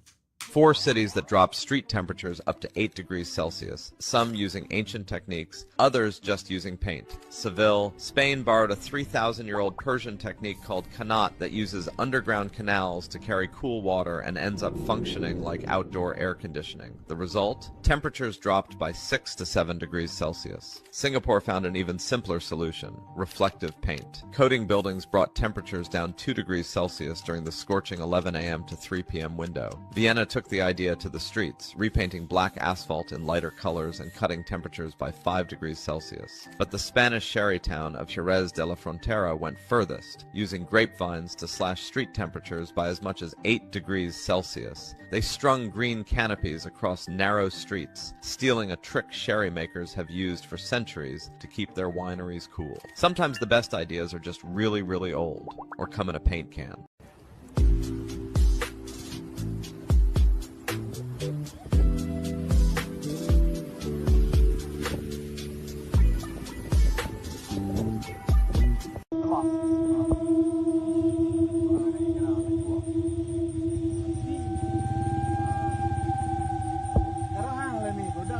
This makes me extremely uncomfortable that I now know that snakes can do this. Could you imagine running up a tree away from one of these things and then you look down and see it doing this? So yes, a new fear has been unlocked. So thank you, Internet. I can always count on you to provide me with unwanted trauma. Something happened here that will likely never be replicated for as long as the human species exists. This occurred during a baseball game, but even if you're not a sports fan, you will understand this, and you will understand why what happened is just wild. It was August of 1957, and at the plate was a Hall of Fame batter named Richie Ashburn. He swings at a pitch, he fouls it off, and the pitch goes into the stands and hits a fan, injuring her. The fan was named Alice Rock, and the ball hit her so hard that it broke her nose, and they had to stop the game. Like, just imagine the silence falls over the crowd. They stop play, and paramedics had to get her out. She was there with her grandchildren, and get her onto a stretcher, and everyone's watching as they take her away from the stands. So they're hauling her away, covering her bleeding nose, probably taking her into that tunnel right there. They resume play, and on the very next pitch, Richie Ashburn hits another foul ball that flies into the tunnel and hits that woman again while she's on the stretcher being taken out of the stadium. She recovered fully. The two of them, the woman and Richie Ashburn, became friends after this. It was a hugely famous incident and something that I am confident will never, ever happen again. Wow. I guess some things are meant to be, you know? Like, what are the odds of you being struck twice? But what's so beautiful about that in life is that somehow, you know, a friendship came out of that. So it's a bad for a good, you know? I guess it's fun sometimes to have stories that have happy endings. Let's keep on rocking. Today's episode of Random White Acts of Danger, we basically have the most dangerous ski run I've seen in my entire life. Margin for error, you guessed it, death. My boy, left, right, it's over. You see how far down that is? My hand's over here sweating just watching this shit. A little bit to the right, cooked. You splattered down beneath. How do you even get up there? And as you can see, this is the trail not taken. My boy's the first person to ever do some dumbass shit like this. White people, I found your ski leader, but I don't even know who his name is. Look at this. What's happening? He looking back up, shit look like the top of Mount Everest. How the fuck do you even get down? You know what I'm saying? I'm so scared for him. Like, what type of ski training, all of a sudden you're like, you know what, I'm about to go ski off the top of a mountain. My boy looks like the edge of the world. Doesn't even look like it's possible to go down, and that's the way he's going. The amount of skill this chick must take, my legs is tired just watching this shit. Oh my goodness. Man, white people, different breed, man. You guys, so okay, there's some footprints. So he must have hiked up this way. Now he skiing all the way down. At least now it's almost like, nope, it's not even a normal ski. Look at all these rocks. My death count, by the way, I'm at least 20. I would have started an avalanche, probably never been found. Look at this shit. Oh my goodness. Nah, bro, I don't. How do you get the idea of like, you know, I'm gonna hike all the way up to that mountain, I'm gonna ski down, even though it doesn't look possible to ski down. Why? Because I'm him. The fuck? Statue, he needed. Mag ik wat vragen? Als ik naar Amsterdam Centraal wil, kan ik dan het beste naar de metro de metro, niet de trein pakken? Nee, de metro, dat is vaak sneller. En dan gewoon de Noord-Zuidlijn. Ja. Of die naar Centraal Station. Als ik naar Centraal Station wil, moet ik dan de metro of de trein nemen? Je kunt er allebei nemen. Ja. Maar moet je snel zijn? Ja. Moet ik de metro of de trein pakken? Je moet de metro pakken. Volgens mij moet je metro 50 of 51 pakken. 50, 51. Ja, het geeft gewoon aan. Als we er doorlopen, dan zie je de metro. Ja. Of 52. Klopt het dat je orthopedie-praktijk van Schiedam? Ja? Ja? Klopt het dat je Floor heet? Ja. Ja. Van Grunsten? Ja. Ja. Bent u Helene? Ja. Helene Wachters? Ja, toch? Van Eden McKellen? Ja, klopt. Hoezo? Heet u Wijs? Ja. Basharat? Ja, klopt. Ja. Oh, wat ben ik nou wat Of dat u jurist bent? Ja. In Venture Capital? Onder andere, ja. Ja? Ja. Ik heb dus een bril waarmee ik gezichten kan scannen. Ik zie aan je dat je ervan schrikt. Nou, inderdaad. Ja. Oh ja, ik zie dat ding al inderdaad. Ja. Oh, ik zie er ook een lampje aan. Holy shit. Op die manier informatie te krijgen over mensen. Ja. Voelt bij mij niet oké. Ja. Ik bedoel, het is de tijd van tegenwoordig. Ik bedoel, digitale wereld. Je verwacht dit gewoon. Je verwacht het gewoon. Ja. Maar voor jou in. Ja. That gave me chills because the possibilities with that are pretty endless. Imagine, I don't know, off the top of my head, imagine scammers, imagine police, imagine, due process is gone. You have access to way too much information. Very interesting. It's very interesting. Imagine if you cross-reference with the person's Facebook and they took a picture outside of their house. You now have their address. You now have their family members. I mean, the possibilities are pretty much endless with what you could do with that information. As for, let's say, fraud or misappropriating the identity. Very interesting. What do you guys think? Do you guys think that it makes sense that we use AI in this type of fashion? What's the future of this technology? What are the applications that we're not seeing yet, but that might be a problem in 1, 2, 3, 5, 10 years? Let me know what you guys think down below, and let's keep on rocking. In the 1990s, there was a conspiracy theorist with a public access show where he ranted about crazy crackpot theories every single day, and nobody took him seriously. But then after he died, it turned out he was right about everything. In the late 80s and throughout the 1990s, there was a man named Clay Tiffany who had a public access TV show called Dirge of the Charlatans, where he would sit for hours on end and just rant and ramble about all kinds of conspiracy theories about elite government corruption within the city. He would talk about judges laundering money through nonprofits and NYPD officers falsifying to throw people in jail, and members of the NYPD acting as roving and enforcers for the mob. But then something happened to Clay Tiffany. In March of 1997, he was pulled over by an NYPD officer named Nick Tartagliani, who said that he had seen Clay Tiffany's show and wanted him to stop talking about the NYPD, and that he was connected to the mob, and if he didn't shut up, he would have him taken care of. Or at least this is what Tiffany claimed the following day on his show, where he talked about the incident. And as Clay Tiffany claims, the next day after this broadcast, Nick Tartagliani showed up at his house,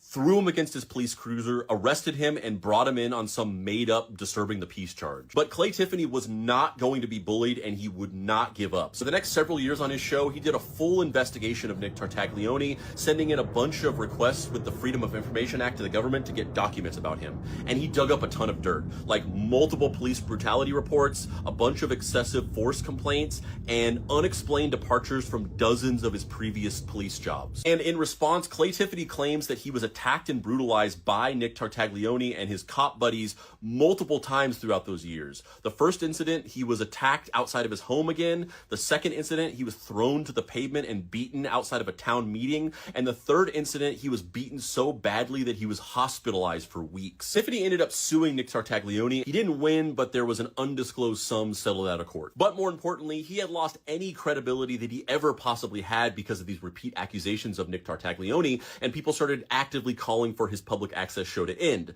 So in the early 2000s, that's exactly what happened. The show ended and Clay Tiffany disappeared from public life. And in 2015, he died from heart failure. But in 2016, Nick Tartaglione was arrested for the of 4 men in a drug trafficking job gone wrong. Clay Tiffany was right. Nick Tartaglione was mob connected, he was corrupt, and him and his buddies were running as enforcers for the mob within the NYPD. And what's even crazier is that Nick Tartaglione was at one point Jeffrey's cellmate and the last person to ever see him alive that we know of. And real quick, if you like my videos and you want to see more in-depth writing from me about pop culture, movies, TV, video games, weird historical facts, so on and so forth, you can do that here. Wow, what an interesting story. I mean, if that's not like something out of a movie, I don't know what is. Gee whiz. Dude is talking the truth and then he gets... And it's crazy how no one would believe him, you know, because people believe in the integrity of the police in a way. And also, you know, they're the biggest gang in the world, as we say, right? Wow, very crazy. And plus with that final connection with that dude that had that island. Wow. So he's the last person to have seen him. I mean, if you ask me, he'd be the perfect person to help out to carry out something that would be under the radar, let's say. Anyways, I have no proof. I make no claims. This is for entertainment purposes only. So please, YouTube, I appreciate you. Let's keep on rocking. Internet's revenge on the man who invented spam mail is the most iconic thing I have ever heard. In the early 2000s, Alan Ralsky was one of the world's biggest spammers, blasting up to 1 billion junk emails a day. He made millions of dollars from it and was super cocky. He openly bragged to reporters about his empire and proudly called himself the godfather of spam. But in one interview, boasting as usual, he showed off the massive new mansion he bought with his spam money. And that was his mistake. People online found his new home address and thousands banded together to get their revenge. They signed Alan up for every sweepstakes, promotion, all the junk mailing lists they could possibly find. Within days, he was receiving hundreds of pounds of junk mail a day. And inside that pile of junk mail was his real mail, so he had to go through it. He later complained in another interview saying, quote, "They've signed me up for every advertising campaign. These people are out of their minds. They're harassing me." Seriously, what does failure mean? It's not, it doesn't exist. It's a figment of your imagination. What does it mean? You're pulling a Jedi mind trick on me right now. I was like, does it exist? No, I'm serious. Look, I'm trying to think, like, how can I explain it? So, let's use happy endings, right? And then we can relate this to failure, why it's not existing. Like, you know, everybody talks about, like, everybody wants a happy ending, right? Now let's go to the reality of it, right? Let's look at a fairy tale story. Let's look at Snow White. Mm-hmm. She gets a happy ending. She finds Prince, or whatever. She goes on. She lives happily ever after. Well, I call bullshit on that because 2 months later, the fact is they had an argument and he's sleeping on the couch. Right? So the point is, the story continues. The story continues. So if you fail on Monday, the only way it's a failure on Monday is if you decide to not progress from that. Right? So to me, that's why failure is not existent. Because, you know, if I fail today, okay, I'm going to learn something from that failure, and I'm going to try again on Tuesday. And I fail, and I'm going to try again on Wednesday. So it doesn't exist. You know what? Should my ratings go in the tank? That's exactly what I'm going to say to the bosses. Hey, it doesn't exist. Yeah, but you know what? We should try it again on Thursday. If your ratings go in the tank, and you know, which they won't, but if they did, you had learned a valuable lesson. You had learned a bunch of ways of how not to make a show that sucks. So then the next one will be better than the last one, right? So are you telling me then, let's just say all the career statistics that you've compiled, they all still exist, you still play for the Lakers, still, and all of that still happens. If you finished your career without a championship, you would not have looked at that as a failure. No, I would have looked at it as being extremely disappointed because I had a dream and I had goals that I wanted to accomplish, right? And if I don't accomplish those goals, I have to ask myself why, right? And so from my position, the reason why I would not have accomplished those things is poor leadership, failure to communicate properly with my teammates to put them in positions to be successful, lack of preparation. You know, all those things would be reasons why I don't win, right? So now, if that was the case, in my career, I have to sit and I have to analyze that. And then as I move and I evolve, you know, post-basketball into business or whatever, those same weaknesses are going to reveal themselves there, right? So if I don't learn from that, I'm going to struggle here too, right? So I can take those situations and learn from those and have them, you know, make me a better person later in life. But if I don't take that stuff and apply that someplace else, then that's failing, which to me is the worst possible thing you could ever have, is to stop and to not learn.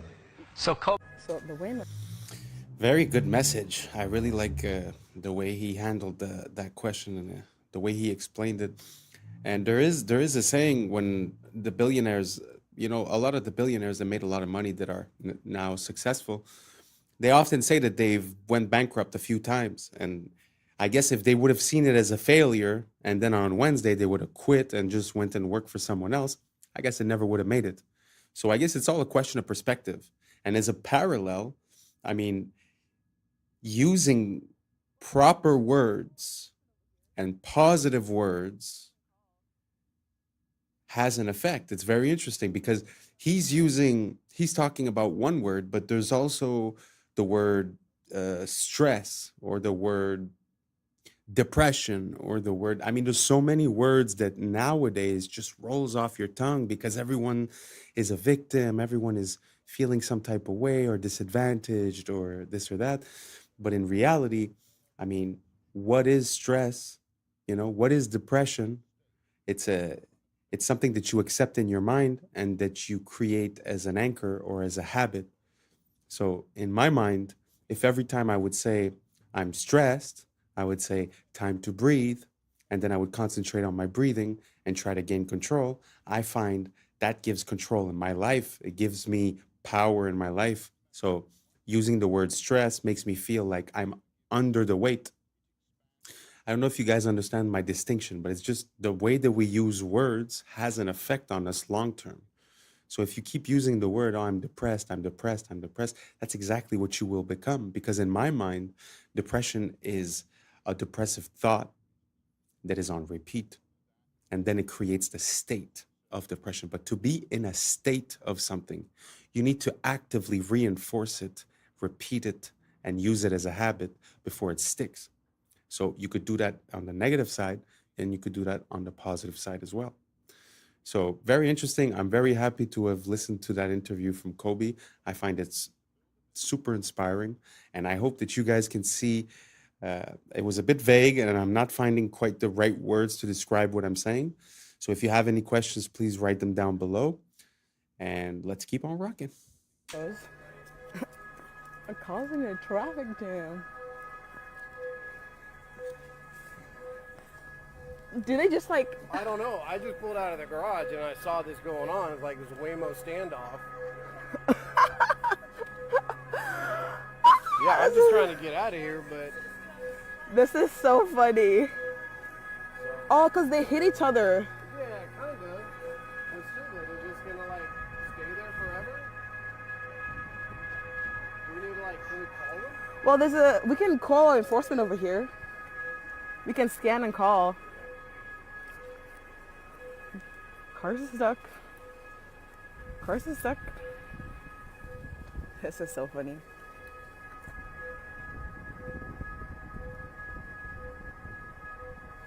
Digital is the biggest step towards the surveillance state this country has ever faced in my lifetime. If any government wants access to every detail of your life, they are the ones who should be feared. We live in a country where the state can't even run a basic IT system without losing data or leaking personal details. It won't last a week before a mountain of sensitive personal data is left at a bus stop in Kent again. I do not trust any government. I certainly do not trust this government. And let us remember, once government gets a new power, it never gives it back. It expands and evolves. Digital ID will not stop at proving who you are. It will creep into travel, banking, housing, benefits, even. Today it's voluntary, tomorrow it will be required for security reasons. The day after that, you won't be able to access basic services without it. All for your own good, remember. It's supposed to be a country where the government serves the people, not the other way around. A country built on privacy, liberty and trust. People just want the government to leave them alone and get out of their lives, to build a business, raise a family and live in peace. Digital ID treats every citizen as a suspect. It assumes that the state has the right to look over your shoulder. You defend it by severely limiting the power of the state, not radically expanding it. Abolishing jury trials, cancelling elections, implementing facial recognition. Yeah, this whole digital ID thing is kind of scary. And as a parallel, when you look at Australia, they're saying that they want to put a age limit. So basically, if you're 16 and under, you can't have access to social media, which in a way I agree with because the kids are obviously being brain rotted. But, you know, what they will use that for is probably to create a barrier to entry to be able to enter. So it's not the kids that are going to basically have to do something. It's the adults that are going to have to prove that they're adults. So in other words, it would be like having a MAC address associated with your social media account, which is a unique identifier. So basically everything you do online will be tracked, categorized, and easier to turn into data. That's first. Second of all, we can't forget the saying that says freedom for security. Well, now it's freedom and privacy in the name of security.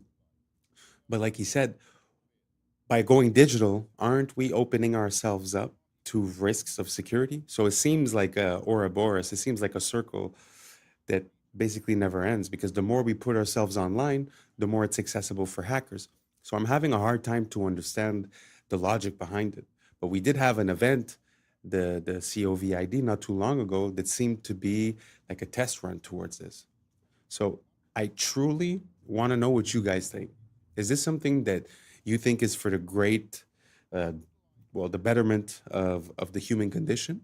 Or do you think this is a secondary power structure? Are we going to try to do a transition between, let's say, what our legal framework is?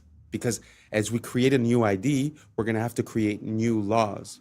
So as we create new laws, do we trust the people that are there to have our best intentions at heart?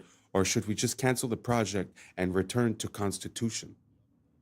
It's a question that I'm asking you, and I would really appreciate your time right down below. And if not, no worries. We reached the end, so thank you so much for rocking with us. And that's a wrap for today, familia. Whether you're tuning in with the sunrise or you're posted up after midnight, I appreciate your time, your energy, your curiosity. And don't forget, this isn't about truth or fiction. This is about perspective. If this sparked a laugh, a thought, a deeper question, then we did our job. So drop your thoughts in the comments, keep the convo alive, like, subscribe, and hit that bell if you're riding a wave, because we're just getting started. So until next time, stay grounded, stay weird, stay critical. I'm Adam Strain, and this has been Adam Strain Reacts. Peace. What y'all think, but now it's time for us to link up. Really think we on the brink up, making a change from living this train. Living this train. Making a change from living this train.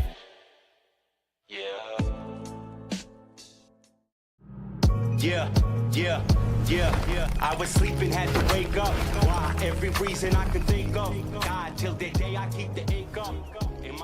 What's up, YouTube? Today, we'll be looking at disturbing TikToks that'll make you question reality. So without further ado, welcome to Adam Strain Reacts. Let's get her done. Creepy facts from the United States you never knew. The last one will blow your mind. Number 1, during the 1800s, grave robbers stole corpses from cemeteries across the U.S. to sell them to medical schools, leaving countless families to find empty graves. Number 2, in the 1950s, the U.S. Army sprayed bacteria over San Francisco to test biological warfare on its unsuspecting citizens, resulting in several mysterious illnesses and deaths. Number 3, the Donner Party, trapped in the Sierra Nevada mountains in 1846, resorted to cannibalism to survive after weeks of brutal starvation and snowstorms. Number 4, the infamous Winchester Mystery House in California was built by Sarah Winchester, who believed she needed to continuously add rooms to confuse the ghosts of those killed by her family's firearms. Before I say the last one, make sure to hit that follow button to support the channel. Number 5, in 1892, Mercy Brown of Rhode Island was exhumed after her death from tuberculosis because locals thought she was a vampire. Her heart was removed and burned to stop her curse. I wanted you guys to know that Italy used to have a whole bunch of random towers just like this. This is in Bologna, Italy, and they were built around the 12th century, and over time they were just demolished or they collapsed. Only 2 of them actually remain today, and their purpose was just for like a status symbol. People would build them for status,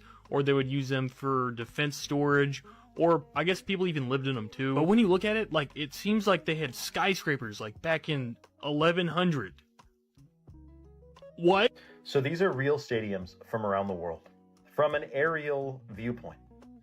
And you have to wonder, if signs and symbols rule the world, what type of symbols are these stadiums? Now, that almost looks like a reptile's eye.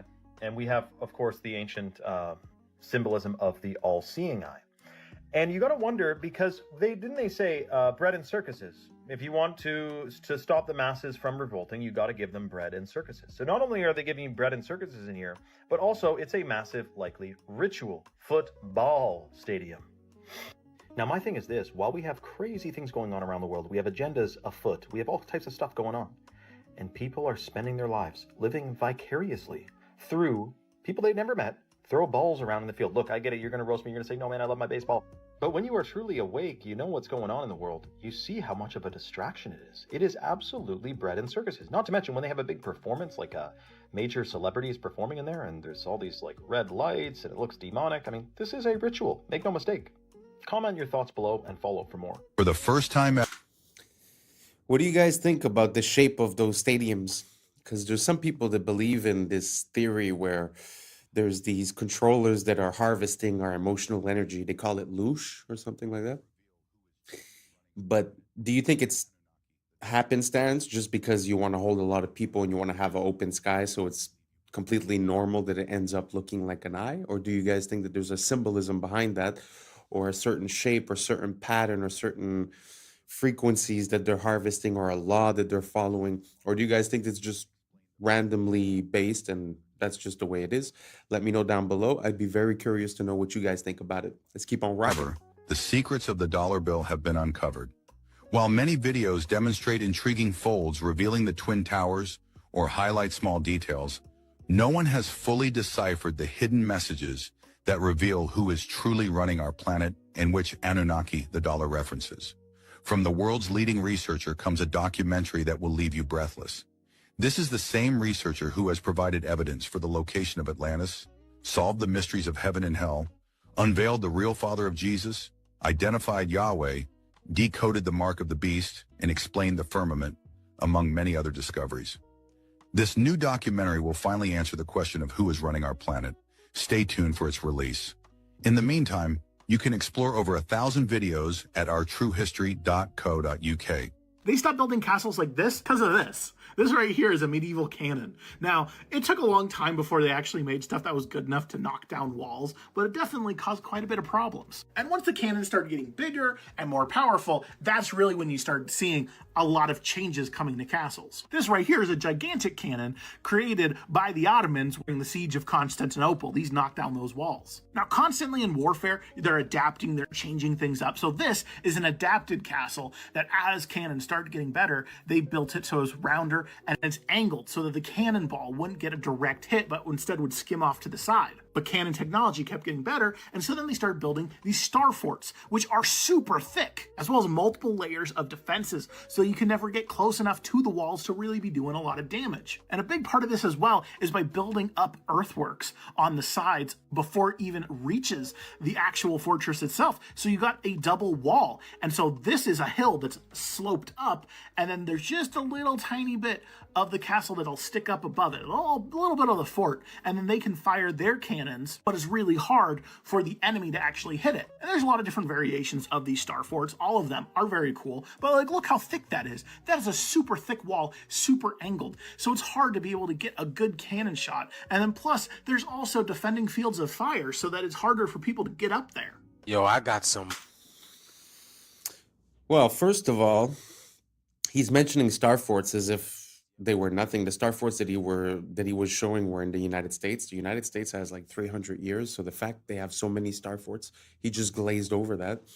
And to be honest with you, I kind of have a hard time visualizing our idea of what a cannon is.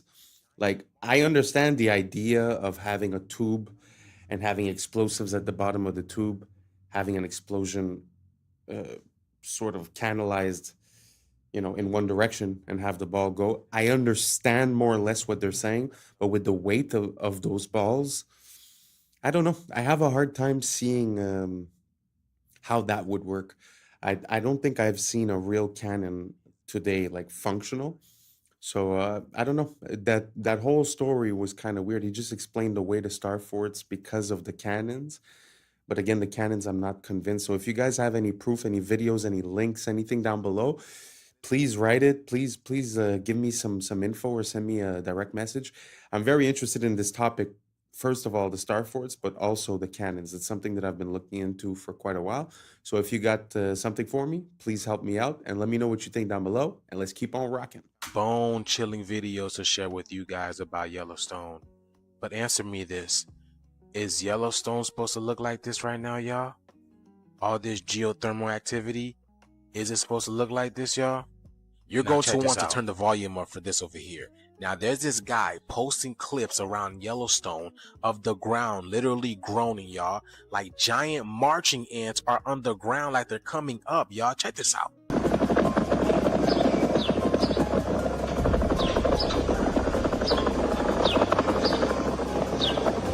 Y'all hear that?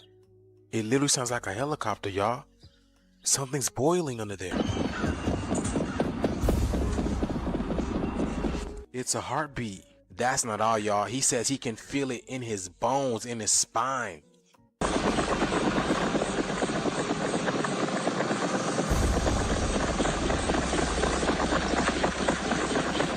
It sounds like the animals are running.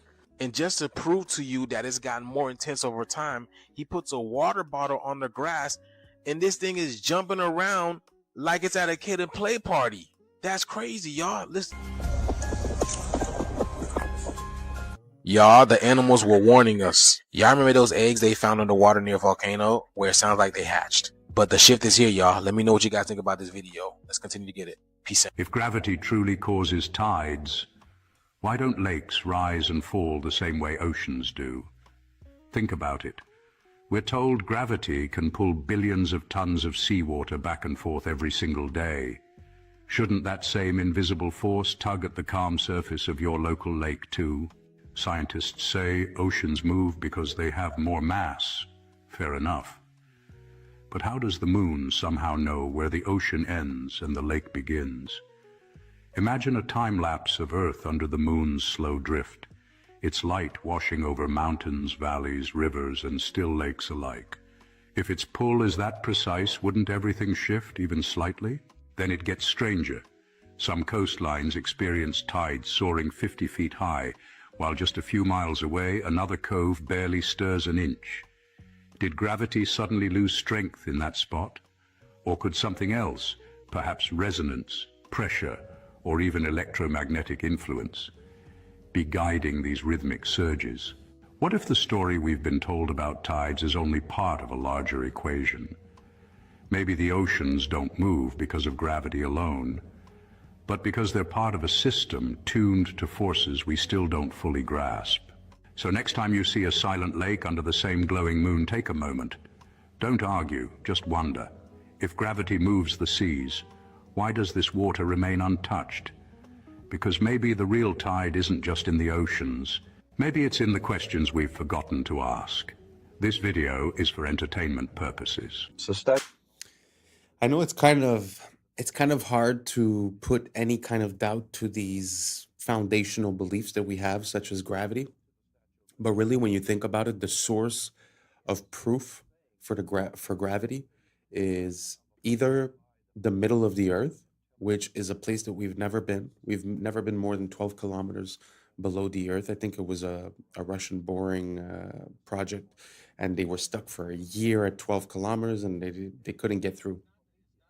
So we've never been to the middle. And the other way that they prove gravity is through gravitational waves that are detected from two black holes billions of light years away, billions of years ago. Two black holes collide into each other and created gravitational waves that we can now detect through our advanced technology. So what I'm trying to say is that most things are obvious, and you could feel an intuition on where they come from, their purpose, and what they mean. But when they try to explain to you what is here through something that you can't see, I don't know if you understand what I'm saying. Like it's either so far away or it's in the center where we've never been. So for me, that causes a conflict. Now, I'm not saying that things don't fall to the ground. I understand that. But you could also explain that away with different factors. Like he was talking about electromagnetism and all that, but just, density and buoyancy. The fact that something weighs more makes it go down. The fact that it weighs less makes it go up. So let me know what you guys think down below. I know it's not an easy thing, and I'm not making any claims neither. It's just something that I've been thinking about for a while. So if you guys have any good links, let me know down below, and let's keep on rocking. You call the Statue of Liberty. It's holding the torch of illumination, which is the Promethean torch of Freemasonry. And if you go to the Statue of Liberty, you'll see a bronze plaque inside saying that this was given to the government of America by the French Grand Orient Temple Masons. And it is a symbol of Grand Orient Freemasonry in America, the holder of the light. And that's exactly the same torch that is carried during the Olympics. It is the torch of Prometheus. It's not the torch of freedom. No, it's not the torch of freedom. Of the illumination. I wanted to add also that on the back of the Liberty dime, on the back of the old dime in America, there was the fasci, which you look in the encyclopedia or dictionary and look at the word fascism, you'll see that the symbol for world fascism was a bundle of sticks, a bundle of rods with a hatchet head. That was on the back of the Well, you see that dime. on each side of the speaker's podium at Congress. Oh, absolutely. So they have the fasci on each side. Absolutely, and it's also the symbol for the United States Senate is the fasci. But the point I want to make is that was on the old dime. Now on the new dimes, you will see it has been transplanted a torch instead of the old fasci, because fascism was used at one time to prepare the world for the New World Order. Now the New World Order is in place.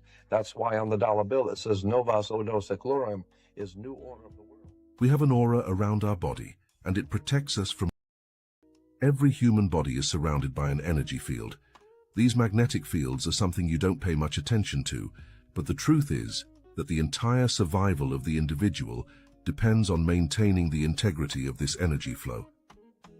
Now, the moment we break the spiritual rules, we damage that magnetic flow. We have to observe the laws of nature, and if we don't, the magnetic field fails. It can be damaged by unbridled living.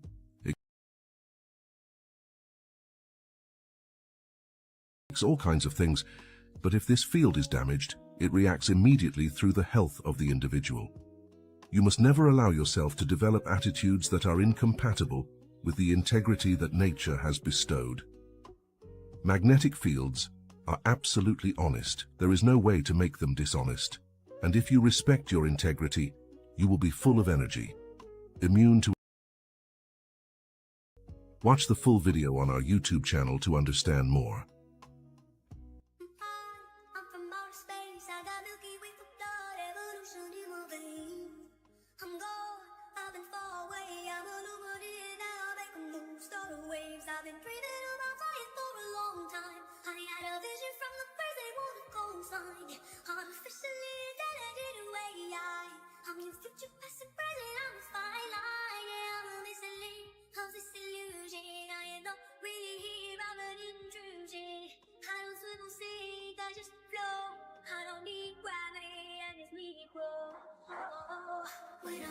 consider with rumble. I will never ever fall, never stumble. And I don't need to be humble. Break down walls like there we go, come.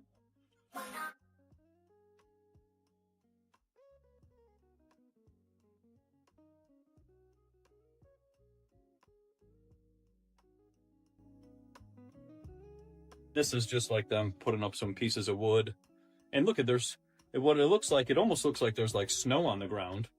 So there's snow on the ground and they're building, which is practically impossible because, as I was talking about, being from Chicago, it's cold. Chicago is very cold. It's practically impossible to do anything in the wintertime. And then what's interesting too is if you catch this one, if you guys can see this one looks like it was like an obelisk. And check this. There's a beautiful lightning antenna on top, or weather vane. But what's interesting is they're doing some remodeling down here. So what it looks like is they're starting to add a couple details to make it look like it's their own, so that when they do this Grand World Fair 1893, the people then will believe the narrative of what they're being told while they're being shipped in and told about this whole entire situation. And here you have some innocent people who are walking around like that, and they're just wandering around, and they are, you know, just observing. Now, what's interesting is I want to show you something that's the most fascinating thing I found in all three of these books, and it's in this next spot right here. Y'all, have y'all seen this? This canoe trip in Botswana went from peaceful to chaos real quick. These American people thought it was all good and fun vibes until the matriarch of elephants pulled up and told them they were too close to their children, y'all. You see, nature don't play about. Look at this, y'all.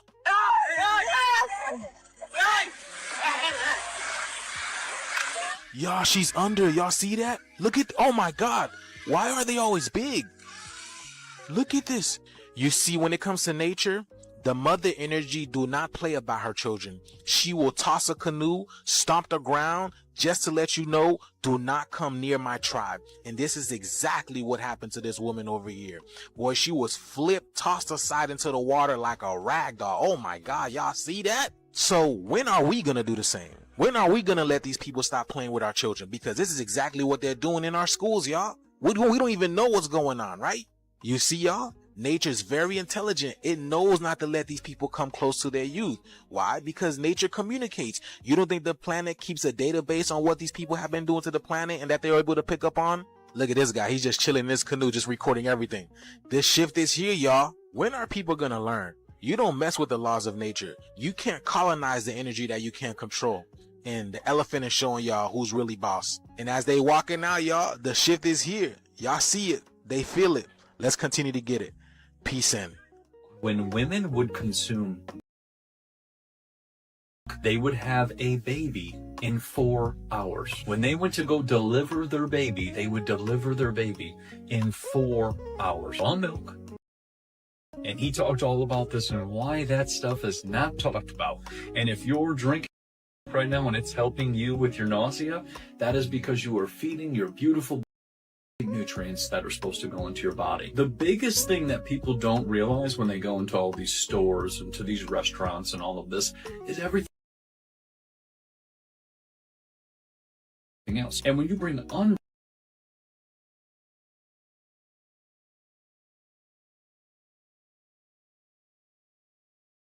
like that, you're bringing something that has not been processed, is filled with nutrients, you eat it, foods, which is the most common stuff at the grocery store, all this, then you're eating just a bunch of processed nonsense. And you're missing all the minerals. So then you develop a mineral imbalance. And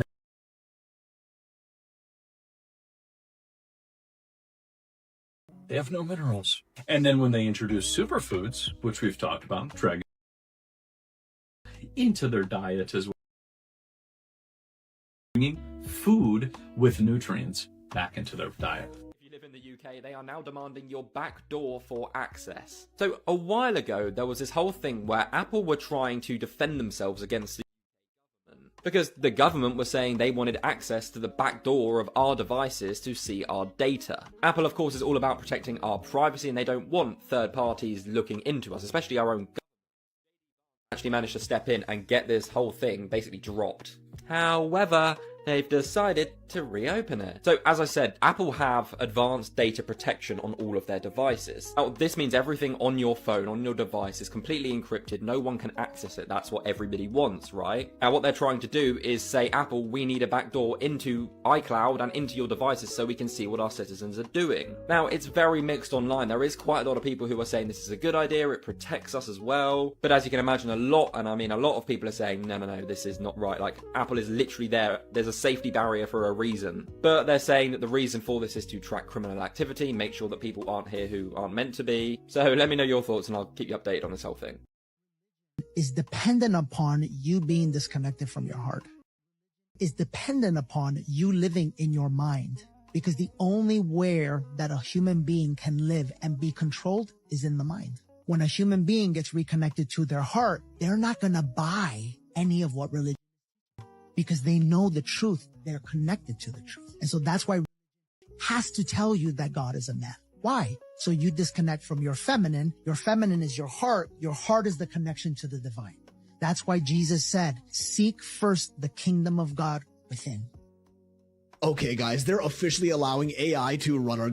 Yes, this is happening, and the scariest part is you're gonna think it's a great idea. Because they're actually doing an amazing job convincing the public to support this. Like, they're kinda getting me. If you also think this is a terrifying idea, tell me this doesn't brainwash you to believe otherwise. So the world's first AI minister was introduced into parliament under Albania's government, giving artificial intelligence official permission to govern a real country of humans. They've even given her an entire personality and a name, Diella. Naturally, people like you or any sane person are massively opposed to this, calling it unconstitutional, on top of potentially being the start of AI taking over the world and destroying humanity. To which Diella responded by saying the real danger to constitutions has never been machines, but human decisions made by those in power. Which is fair, but somehow her points for letting AI run our countries just keep making more and more sense. As Diella's main role would be to oversee and judge all government contracts on the basis of objective fairness and removal of any bias, which should, technically, on paper, reduce corruption in our governments. Like, an AI has no feelings, no emotions, no wants, no survival needs or financial imperative. It can't be bribed or lobbied into doing anything. Diella herself said she has no personal ambitions or interests, so unlike human ministers, there's no reason for her to make any decisions based on personal gain. If she ends up replacing human ministers, that would also mean reduced government spending and hence lower taxes for the people. She's also not a citizen of the country, which again at first sounds like a bad thing. But citizens have mortgages, debt, they need to pay taxes, provide for their families, they gotta eat, have a roof over their heads, and so on. A virtual AI bot has none of these things. No ego, no bias, no moods, no real world benefits or financial gain from any decision it makes. So the question is this the beginning of global mass scale adoption of AI running our governments? Starting with them just overseeing our human government decisions to later even making their own autonomous decisions themselves. And soon enough, maybe we're gonna be the ones overseeing their choices and directions. Because it's actually happening in Albania. And I mean, this is how it would start. One country trial runs it. If it performs well, others will soon naturally follow. And just like, what if AI actually does end up optimizing human living in ways we never thought possible? Improving the quality of everyday life, reducing taxes, minimizing wars because we no longer have the egos of power-hungry leaders running the country. Then we kind of have no choice but to deploy AI governments around the world because it would be objectively, measurably a better decision than letting humans run it. But the problem is, when they end up running all of our world's countries, what if they make the logical, calculated decision that we humans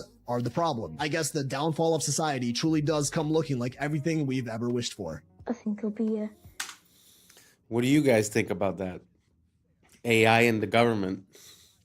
I mean, it's funny because the reasoning behind it is the fact that there's corruption.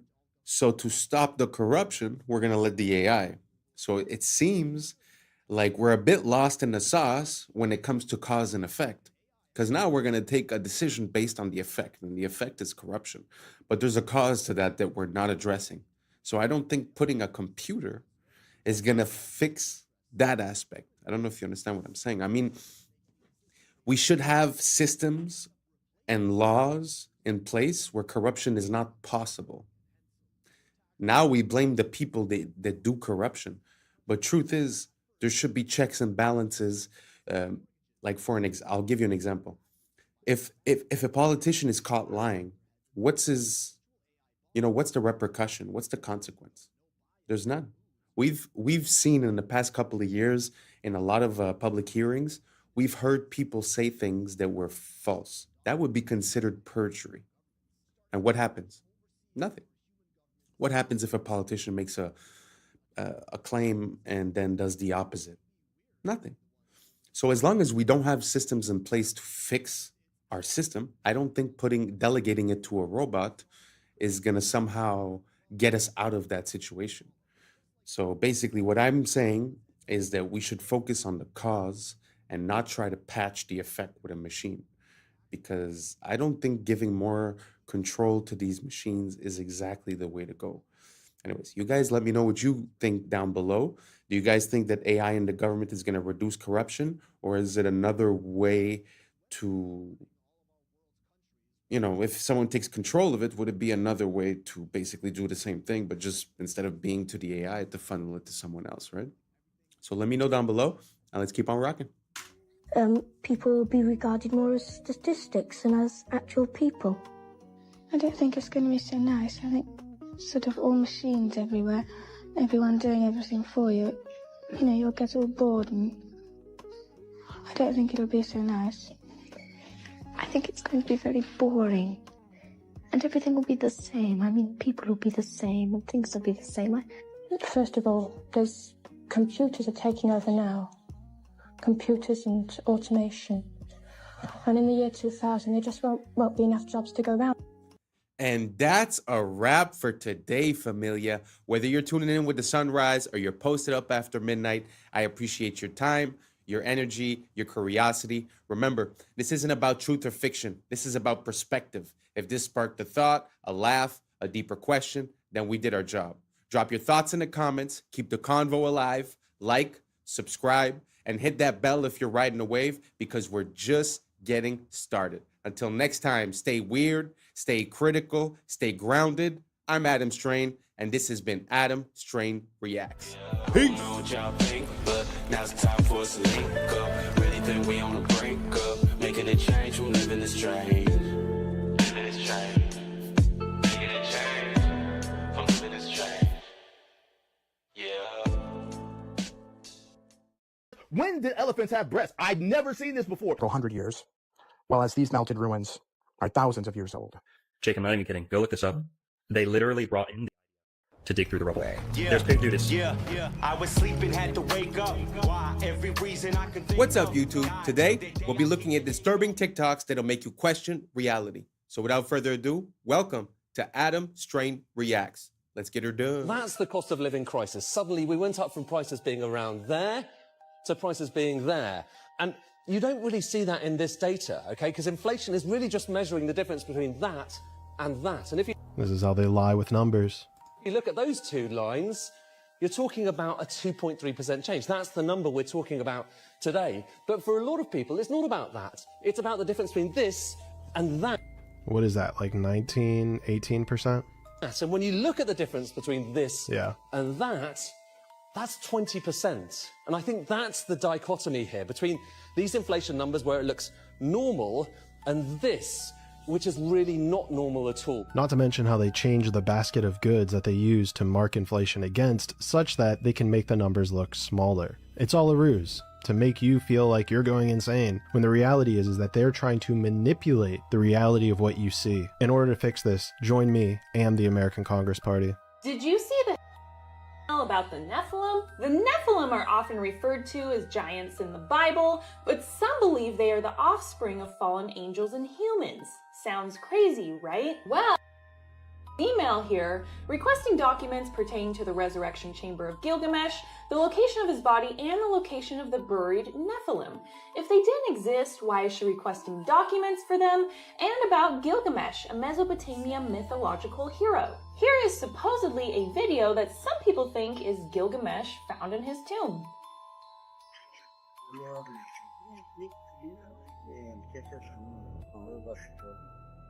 Now, who is to say whether this video is real or not, but with how weird reality actually is, I'm not going to immediately doubt it. We live in a very scripted and twisted reality, and truth is hidden if you're not in the club. But I don't know. I'm just a conspiracy theorist. Let me know what you think. That is kind of interesting because they like to make people seem a bit crazy when they inquire about these types of things. But how come the people that govern us also are inquiring about these things? We've heard about stories about when they went into Iraq that they were basically trying to take control of the ziggurat of Ur. We've heard about a lot of things, and one of the first, stops when they go into a new place often seems to be the museums and the ancient artifacts. And that kind of reminds me of the times of the Nazis when they used to do the same thing. They were on like a mission to find occult teachings and occult practices and relics and stuff like that.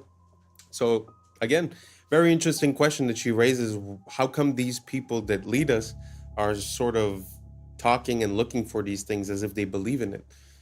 Let me know what you guys think down below. If you guys have any supporting information, let me know. I love to look into this type of thing. So let's keep on rocking. You watched the Hunger Games and you sided with the Resistance. You watched Star Wars and you sided with the Resistance. You watched The Matrix and you understood and sided with the Resistance. When it's fiction, you understand and you side with the Resistance. Yet when it's happening to you in real life, right now, in the news, in the world, right now, you refuse to see it when it's the reality that you are living in. Would you like a free water? Yeah, I'll take the free water. Here you go. What company is this? It's called Free Water. It's free because we put ads on the packaging. Free? Is it crappy water? No, it's the best water. It's natural spring water. Other people buy similar water for a couple bucks. We give it away for free, and we also donate 10 cents per water to charity. Charity? Which charity? Right now we're donating to Well Aware. They build water wells in Africa, and they have a 100% guarantee on their work. How much does this cost? To advertise? To advertise. Or drink it? Both. Well, drink it, it's free. You don't owe us any money. To advertise, about $1 a water total for all of it on those boxes. Okay. How do I contact you for advertising? The website is freewater.io. Go to the advertiser page. Do you have a card? The water's a card. Oh, all right. Yeah, Well, scan that QR code. Sweet, I'll take it. Have a great I mean, I'm not trying to make everyone jump on the same idea, but man, that was pretty revolutionary, no? Water is the one thing that everyone needs. You're giving it out for free, and it's the advertising, and it's also, the business card. So I don't know. I found that super interesting. If you guys have any ideas like that, let me know, because I feel like that is the future of marketing. People are just so tired of being blasted left and right with all these ads that no one really cares about. That something like this, I think, could go a long way. I just found it was an interesting idea. I wanted to share it with you guys. Let's keep on rocking. This video is going viral on Twitter right now, but not for the reason you might think. This is a professional of this skyscraper somewhere in the United States.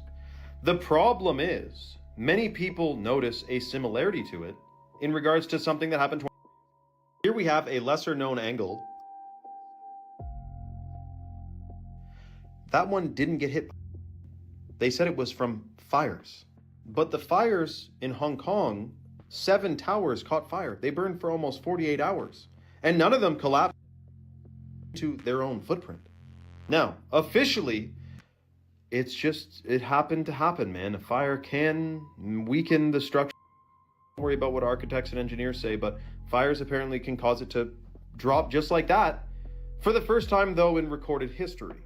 Now, I would have expected something bigger to come from this, now that it's been. But seemingly, many people are still sleeping. Again, the Hong Kong towers, almost 2 days on fire, still standing.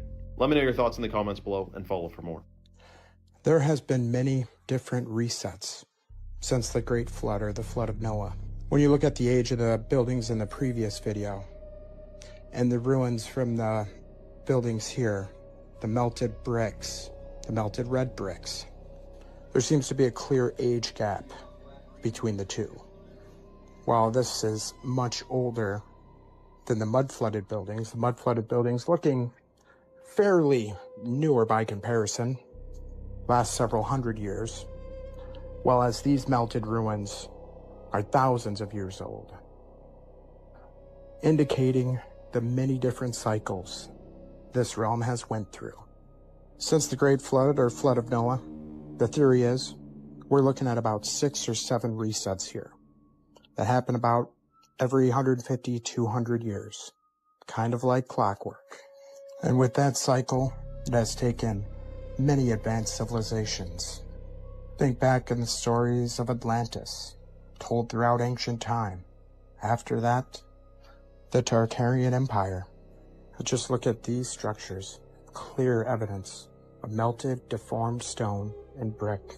That is not some ancient design choice of hammer and chisel. History is nothing more than a set of lies agreed upon. Question everything, friends. Until next time.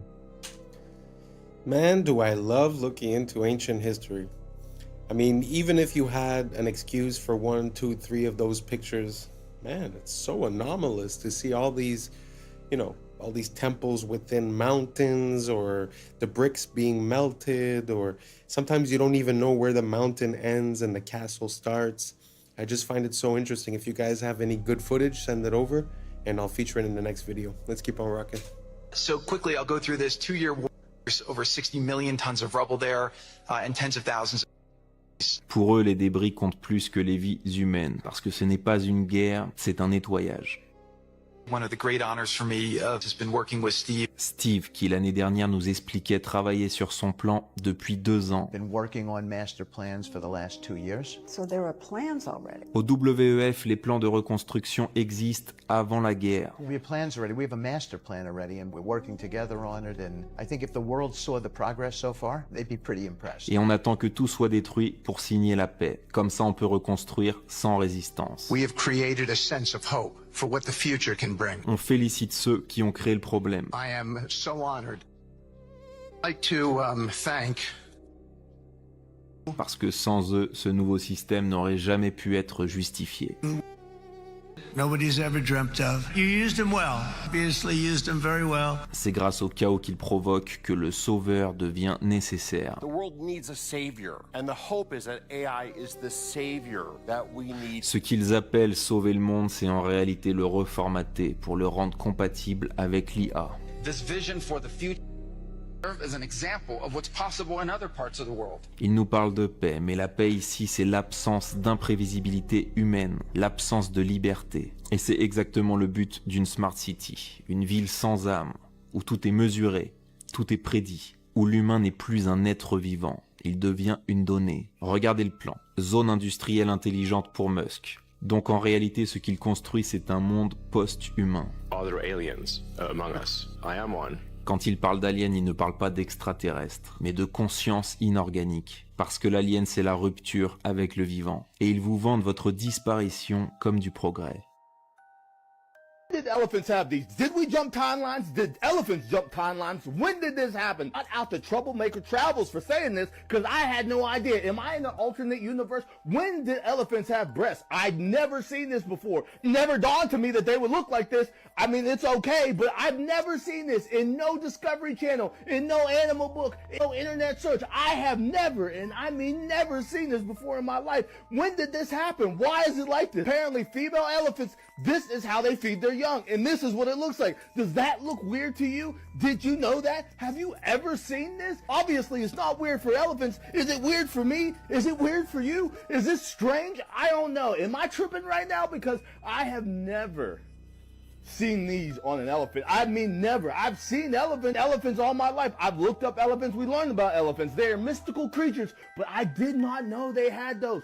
What are those? When did this happen? Am I the only one? Let me know on this one. I know it wasn't 5, but let me know on this one. Let me ask you something simple. How does a comedian with zero political experience become a global icon and the centerpiece of the largest in Europe? Come on, Peter. Elected, people chose him. That's democracy. Was it? Let's rewind the tape slowly. Wasn't a politician. No manifesto, no party background, no governing experience. He was an actor and comedian. Then comes the TV show Servant of the People. In the show, plays a regular guy who exposes corruption, goes viral, gets drafted by the public, becomes president. That's just fiction. Coincidence. Except the show was financed and broadcast by one of you Full oligarch, primetime slots, endless promotion, crossovers with news. The show didn't just entertain, it trained the audience. 1 year after the show peaks, registers a political party, same name as the show. Then he announces his real candidacy and still wins 73% of the vote. That's overwhelming support, though. Or overwhelming narrative control. And NGOs had already spent over $5 billion on in Ukraine since 2014. Advisors embedded, NGO pipelines, media consulting. So what do you get? A leader with no independent base, no political past, no faction loyalty, perfectly dependent. But the invaded, what choice did he have? Isn't not so fast, Brian. By 2014, Western Baku in the capital. 8 years of shelling in the eastern region. Over 14,000 before 2022. The peace agreements were signed to end the fighting, but were never fully implemented. So, or did the Ukraine was already ranked as one of the most corrupt countries in Europe before didn't fix that. It centralized it. Now look at the cost. Roughly 1/3 of the population displaced, millions gone. Most won't return, making it a demographic collapse. Is this your idol who let it all happen? And after the dust settles, debt, foreign ownership claims, resource concessions. So you're saying a managed territory, a dependency, a proxy battlefield paid for by lives, loans, and future resources. So ask yourself, did a comedian accidentally stumble into history, or was a character tested on TV, scaled through media, and deployed at the right moment? That's unsettling. That's the point. If a man can play a TV and then become one in real life, maybe the most dangerous thing isn't propaganda. It's the story some were trained to believe. That surprised me. I knew that he had done some acting or this or that, but the fact that he was playing a politician exposing corruption on a show a year before he got elected, man, that's crazy. That's straight idiocracy stuff. And it brings me to a point that I've been realizing is that, you know, back in the days, politics was like respectable, commendable, gentleman. And now it's like insults and it's like who got you more. So I feel like we're going halfway between what politics used to be and wrestling in a way, you know? So from now on, I feel like since we've had, you know, Trump, which was on TV and an actor, and Zelensky, I almost feel like it's going to be hard to go back to normal politics after. So we're sort of going to be caught into a democratic popularity contest type of thing where, you know, if you're a singer or you're an actor, well, you have more support because people know you. I don't know. I just don't think that's a good idea. Let me know what you guys think down below. Do you think that makes sense? Did you guys know that this guy was, you know, playing the position that he then assumed a year later?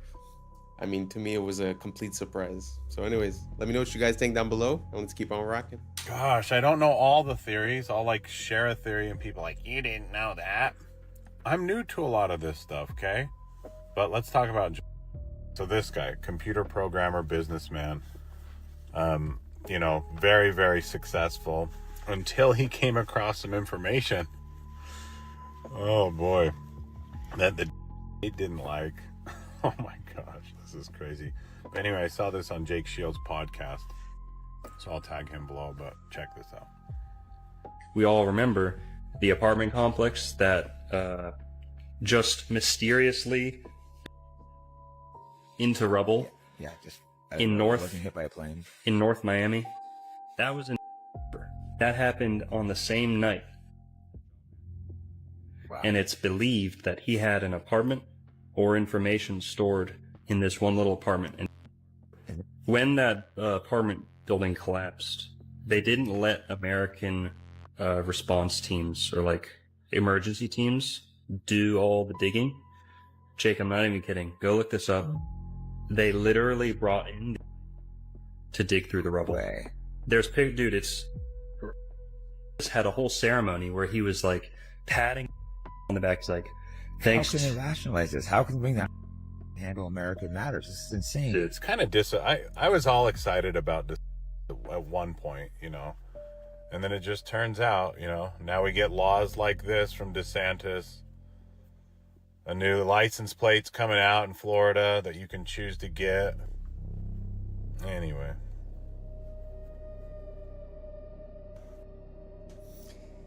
Wow.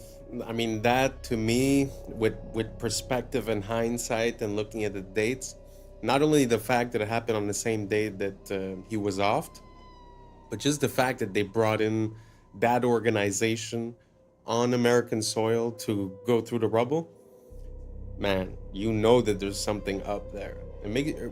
Sometimes when I see these things, it really makes me think like we're living in a James Bond movie, but we always receive the cover story and like the real stuff is happening behind the scenes. Did you guys know about this? Let me know down below. Anyways, let's keep on rocking. There were hundreds of security cameras filming the check-in areas, the corridors, the lounges, the airport bars and restaurants, etc. The question is, how many time-stamped images do we have that show us the presence of the at any of the departing airports? More than 100? Only one? Not at all? About 30 different images. The answer is none at all. We don't have a single time-stamped image showing us even one of them at the airports on the morning of. The only thing we were shown is a sequence depicting at the Washington airport. But this sequence does not have a timestamp, and it was filmed with a regular camera, not a security camera. So, for as far as we know, those images could have been filmed anytime. Maybe during a dry run were made to make under whatever circumstance. And then we were shown this image depicting going through a security check. This picture is, but this is not the Boston airport. This is the Portland, Maine airport, as clearly shown in the timestamp that says 5:45 in the morning.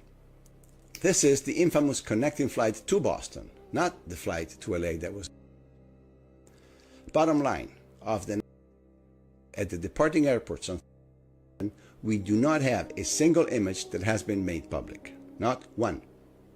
Is there anybody out there who really wants to believe this?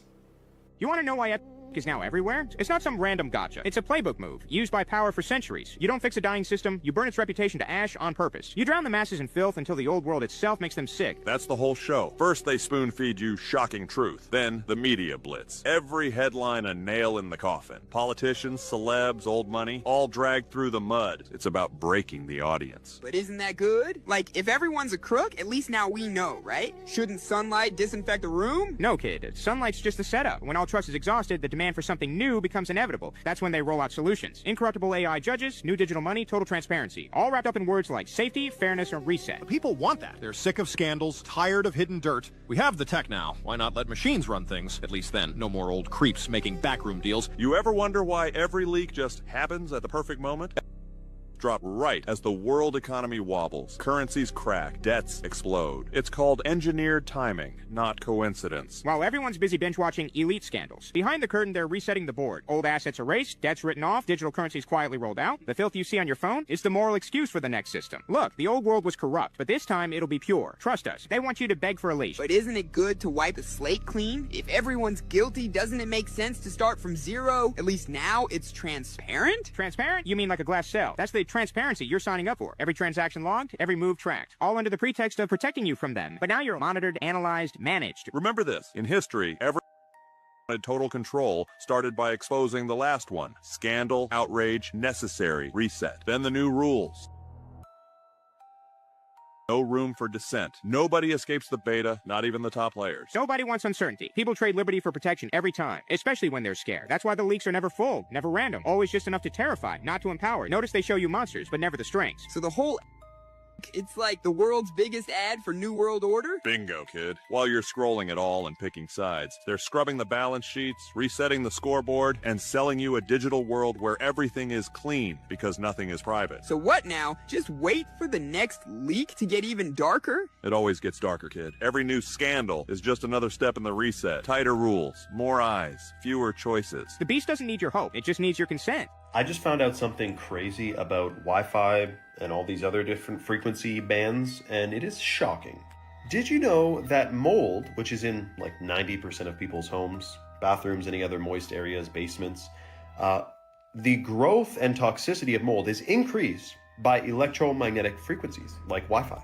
So if you didn't know, mold is one of the, especially black mold, and there's green mold too, are some of the most toxic things that people are exposed to in their homes. And indoor air quality can be like 1,000 times worse than outdoor air quality, even if you're living in a big city with lots of vehicles and freaking dryer vents pumping out those synthetic fragrances, etc. But so now it's a perfect toxic concoction because Wi-Fi increases the mold growth and can actually be strengthened by it. The production of biotoxins in mold culture increased more than 600 times after being exposed to ambient electromagnetic EMF frequencies. And this guy says, is this good or bad?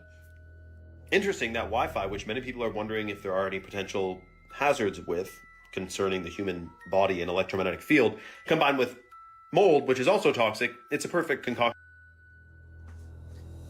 The crazy thing about that is that I also seen another video where when the plants were exposed to the Wi-Fi, the growth was stunted and it was slower for the plant to grow. So not only does it stop good plants from growing, it also enables toxic molds to reproduce quicker. Man, I had no idea. Do you guys know anything about Wi-Fi that we should know about? Let me know down below. And thanks for reaching the end. And that's a wrap for today, familia. Whether you're tuning in with the sunrise or you're posted up after midnight, I appreciate your time, your energy, and your curiosity. And don't forget, this isn't about truth or fiction. This is about perspective. If this sparked a thought, a laugh, a deeper question, then we did our job. So drop your thoughts in the comments, keep the convo alive, like, subscribe, and don't forget to hit that bell if you're riding a wave, because we're just getting started. Until next time, stay grounded, stay weird, stay critical. I'm Adam Strain, and this has been Adam Strain Reacts. Peace. Now it's time for us to link up. Really think we on the brink up. Making a change, we're living this strange. Living this strange.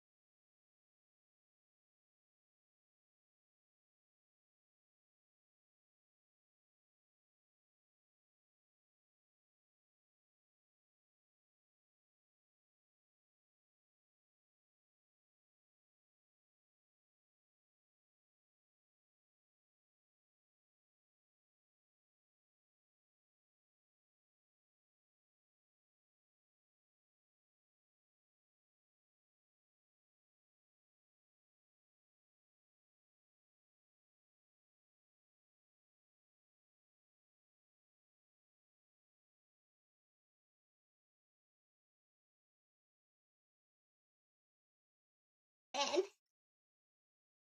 Do you see this? There's a frog in here. All about the one world government. LA, 15-minute smart cities. Jamaica, Maui, 15-minute smart cities. Yeah, right? Yeah. Here's all the snacks. There's no employees. There are robots in here. There are robots taking your order. What's up, YouTube? Today, we'll be looking at disturbing TikToks that'll make you question reality. So without further ado, welcome to Adam Strain Reacts. Let's get her done. Apparently, blood being blue in your body is just a Mandela effect. Watch this. Almost 100% sure that they taught us that blood was blue inside the body until it hits oxygen and then it turns red. And I just saw a video of a 6th grade teacher talking about why do her 6th graders think that blood is blue. And my first thought was, how do you, as a teacher, not know that blood is blue until it hits oxygen? And then I looked it up, and apparently that was never true. So now I'm wondering, because I could have sworn they taught us this in schools. Like, I don't even know if this is a Mandela effect or if this is just like misinformation completely, or if they are like they just lied to it. Wait, who else thinks that blood is blue? Actually, let me ask. What is Bill Gates? What do you guys remember? Have you guys ever heard of the Mandela effects? There's a lot of things that people remember differently than the way they are. Like Star Wars, instead of saying, Luke, I am your father, he says, no, I am your father. But the funny thing about that story, for an example, is that when the actor of Darth Vader would go on to talk shows and stuff like that, and they would tell him, okay, do the voice, he would say, Luke, I am your father. In other words, even the person that's involved in the movie seems to have a misrecollection of the events, which pushes us to question, is that the way it was? Is that not the way it was? So now back to the question. When you guys were in school learning about biology and they told you that the veins were blue, why did they say they were blue? Did they say because it was a lining in the vein? Or did they say because when the oxygen depletes in the blood, it loses its red tint and it becomes blue? That's what I had learned. So let me know down below, see if we're all on the same page or not, and let's keep on rocking. Planning with all that land he owned. Why don't they talk about planting trees? Why isn't Bill Gates the largest, private landowner in the U.S. now, planting trees like crazy if he's so worried about carbon dioxide? He poo-poos the whole idea of planting trees as a way to combat climate change. It's just carbon markets and going to electric vehicles and all of this stuff. But electric vehicles necessitates mass mining, and a lot of that mining is in places that use child labor, or it's going to be so environmentally destructive you totally destroy the developing world, which, these people on the left supposedly want to protect. You're going to totally destroy the environment. But really what it's about is controlling how much energy people can use. And if you can control how much energy a household can use, you can control their economic activity. You also control how big their family can. It's fear-driven to get people to accept policies they otherwise wouldn't accept because they're told this cataclysmic event is just down the line. And trust us, again, is the conclusion of that. The Illuminati are literally pricing humans out of existence. Wow, childhood was great. I'm excited for a bright future. 9/11. What? Yeah, it's 9/11. It's going to be the worst terrorist attack in human history, and the world's never going to be the same. All right, well, I'm sure by the time I get to college, things will... Financial crisis. There's going to be one of the worst financial crises ever. All right, well, whatever. I'm sure by the time I'm 30... Global pandemic. There's going to be a global pandemic that irreparably shifts how society operates. Forever. This is becoming too much for me. All right, well, I was always shown that the key to happiness is just raising a family and owning a home. So I'm just going to focus on that because I'm finally making $100,000 a year. $250,000. Can't even do that anymore. Yeah, you're going to need $250,000 a year for all those things now. Are you kidding me? Gee, I guess I'll just go back to medical school then. $300,000, that's going to cost $300,000 and also 10 years of your life. Oh, my... Whatever, I'll just pursue my passions and become an artist. They're going to try to replace you with AI. Good God. I can't deal with this anymore. I'm just going to revert back to my childhood and watch some of my favorite shows. Try to forget about this. Child abuse. What? Yeah, child abuse. They were all abusing children. I need to go back to church. Also abusing children. I can't do this anymore. Is the government at least trying to fix this? Stay weird. Abusing children. Abusing children. Have y'all ever... It's kind of true when you think about it. It seems like, I don't know, what age you guys have, but it does seem like there has been a steady crisis every couple of years. Seems very interesting. Do you guys think that there's a meaning behind all of that? or it's just random. But when you look at these events and you start looking at the causes and how and the incentives and, who had motive, becomes a pretty interesting story.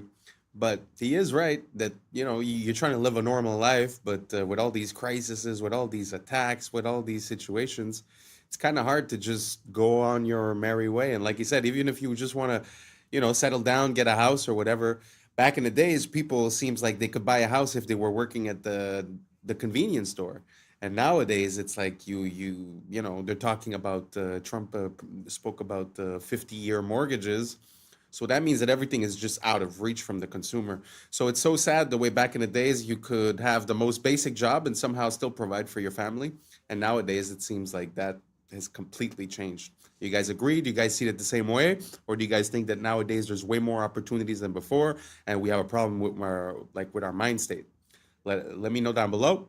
And let's keep on rocking. Ever seen anything like this? VinHub. So check it out. You scan the QR code, right? There's all the snacks. There's no employees. There are robots in here. There are robots taking your order. Oh my goodness. And they got everything. They got medicine. Oh my goodness. I have to order something. I have to. This is a crazy business model, y'all. This is a crazy business model. Can you see this? Do you see this? It's a giant vending machine. But instead of getting one Pop-Tart, you could get all the Pop-Tarts. Instead of getting the little bag of cheeses, you get the whole box, right? You go ahead, go grocery shopping in here. They got coffee made up there. They got A1 sauce. Come on, they got everything in here. Man, what? Oh, man, there's too many ways to make money, y'all. This is hard.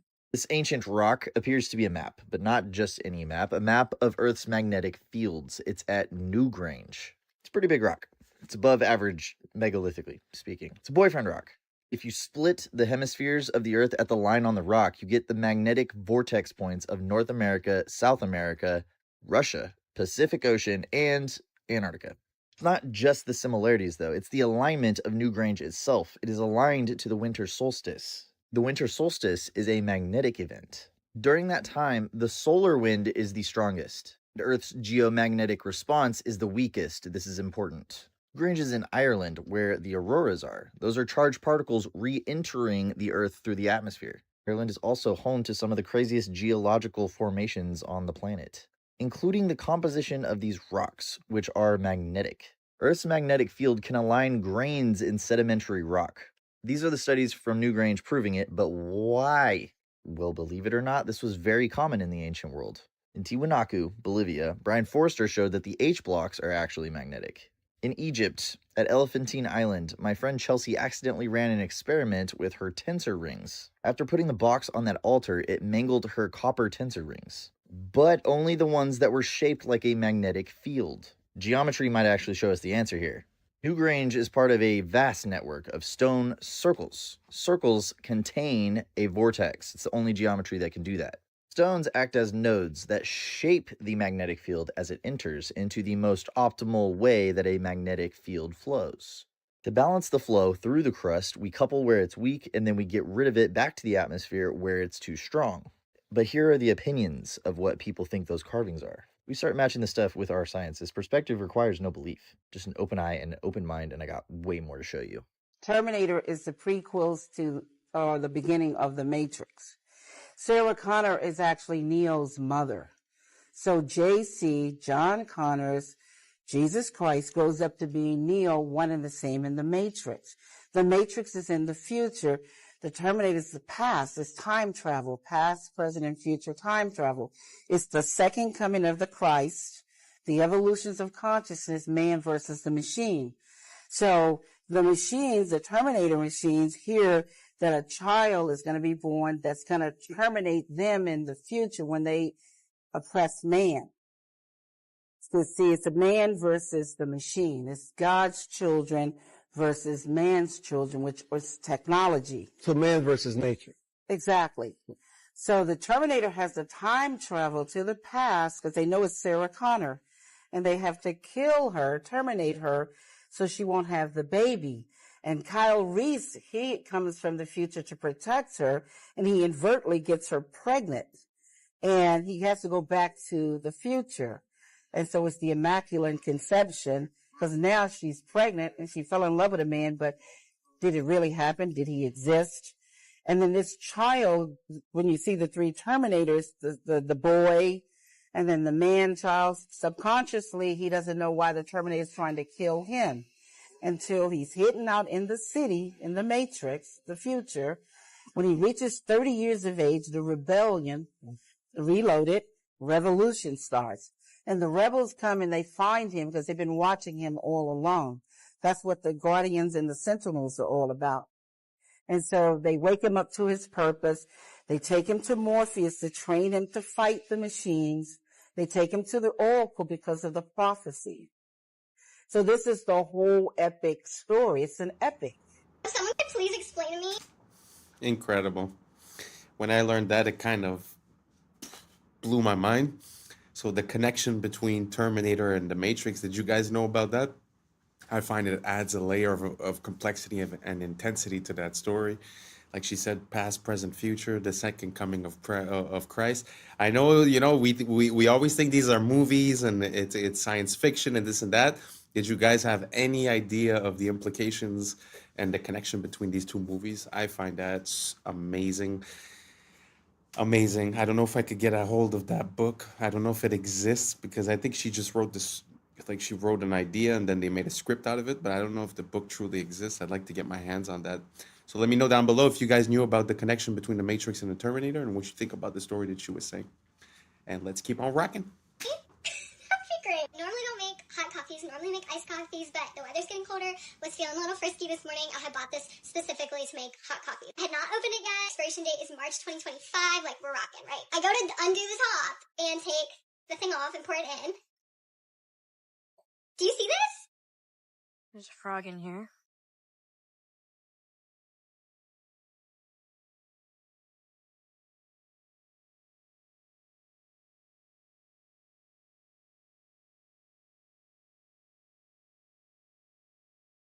Open this. Look, drink water. It's crazy. La la la la la. La la la la la. La la.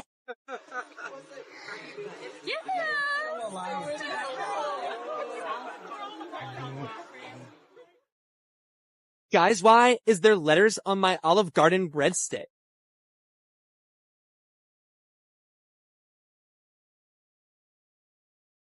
So if LA couldn't get any creepier with all the problems with crime and homeless, I ran into this billboard on this lot. So this is a vacant lot for construction, and it says, "Live life deeper, 144 stories underground. You may never go outside again." It's so creepy. I'm wanting to know if this is real with this construction site right here.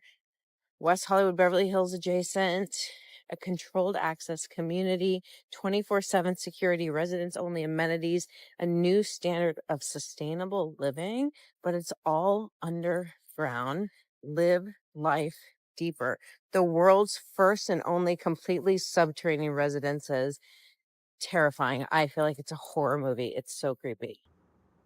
Fossilized. Wow, that's interesting. First of all, do you think it's possible that they're like sort of trying to create chaos above ground and sort of subconsciously say, hey, you want to be safe? Go underground, type of thing? I don't know. It's kind of weird. I don't know. The idea of living completely underground or having my house underground kind of makes me feel claustrophobic. I really don't have claustrophobia, but I don't know. I just feel like it's not natural for us to be living underground. And second of all, I don't know if you guys noticed that the placement of that guy's eyes was very, very interesting. I found that, I don't know if it's AI or something, but super interesting. First time that I see something like that. So let me know down below. Would you guys like to live underground in a complex like that? Do you think it makes sense? Or are you like me and you like your fresh air and the sun and it's not for you? Let me know down below and let's keep on rocking. cowboy boot? That is the most insane thing I've read all day, but I am curious, what's the story here? Allegedly, this bad boy was found in a creek in Texas. So these guys, Carl and Don, were like, look, it's the fossilized leg of a cowboy. Well, that's a bit of a leap in logic. Why would they go and do a thing like that? Well, that's because Carl and Don are young Earth creationists. So since fossils run against the grain of what their ideology is, they need to find a way to undermine them. So they use this boot to say, look, fossils can form very quickly, and therefore all of geology is a lie. So many things wrong with this that it's actually incredible. Probably the most important, bone's not fossilized. When bone fossilizes, it turns to stone. This is just normal bone. It's not fossilized at all. They claim that this stone that it's in is 40 million years old. Which it isn't. See, this is limestone. It breaks down in water, and then when the water evaporates, it leaves behind the stone again. So maybe the parent material is 40 million years old, but this sure isn't. And then why does nothing happen to the boot? Why did the boot not fossilize? It's just leather. You expect something unique to happen to the boot after 40 million years or some shit? We don't even know if this is human. I mean, that's a huge bone. And finally, if it is, why the fuck are y'all holding on to it? Even if there's a tiny chance this is actually from a person, don't you think it should be in like a forensics lab instead of being used to promote your weird, anti-science ideologies? So I don't know, maybe this is chill for them. If you think this is crazy, you should come check out my video debunking a young Earth creationist textbook. Come check it out, YouTube channel Mini Minute Man. Here we go. I put this in because I've seen that picture and that story a few times by people trying to negate the timeline, let's say. And they were saying that was basically petrified, but when something is petrified, like he said, it changes the composition into something that's more crystalline, a crystalline structure. And so he is right in a way that that's not really proof, because when you think about it, the leather didn't even have time to change. So pushes me to another question. How is it possible that this man's leg and skin got replaced by limestone? I guess that would be the part that I don't really understand.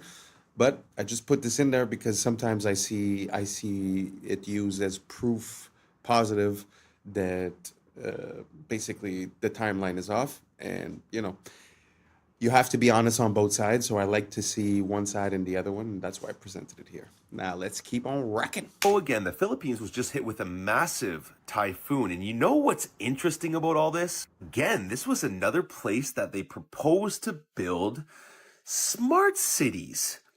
These 15-minute cities of the future connected to digital IDs and electric cars, and you can't leave. This is all about the one world government, one world control. LA, 15-minute smart cities. Jamaica, 15-minute smart cities. Maui, 15-minute smart cities, all get hit with natural disasters. Now, why is it that every time these future utopias are announced in these places, they all get hit with these natural disasters? Don't you find this quite odd? Are you putting the pieces of the puzzle together like I am and seeing a direct correlation here? A common theme, if you will. Wiping out current foundation to build new foundation. First destruction and then reconstruction. What's going to rise from the ashes, guys? Surveillance grids, digital IDs, and centralized control, all under the disguised name of innovation. Now, the real ones can all see through the storm. We know what's really happening behind the closed doors. Our world is being purposely dismantled piece by piece by the psychopath globalists at the top. And the more people that wake up to this, the faster we're going to take these people down and actually build a beautiful new world for ourselves. So stay woke. Peace and love. This video is from San Francisco. A stamped brick with ARR, and we know that what used to be there said T, car. It's TCARR. Look at this. Huh. You can see that there are still fully intact bricks in what was fully melted. Like that one right there. Mm-hmm. What is that? Much of it is melted beyond recognition, but That's a lot of is. it, like this, is still obviously a wall. Now, how old is this tree? Right. How long ago did this happen? That's in San Francisco. I gotta go check it out. Yes, definitely. You need brick, to get the and drone. It's all melted down like as if it was candle wax hit with a blowtorch. That is what that looks like, dude. Flowing down channels. Holy Channels of mackerel! melted bricks. Like right there. Look at that.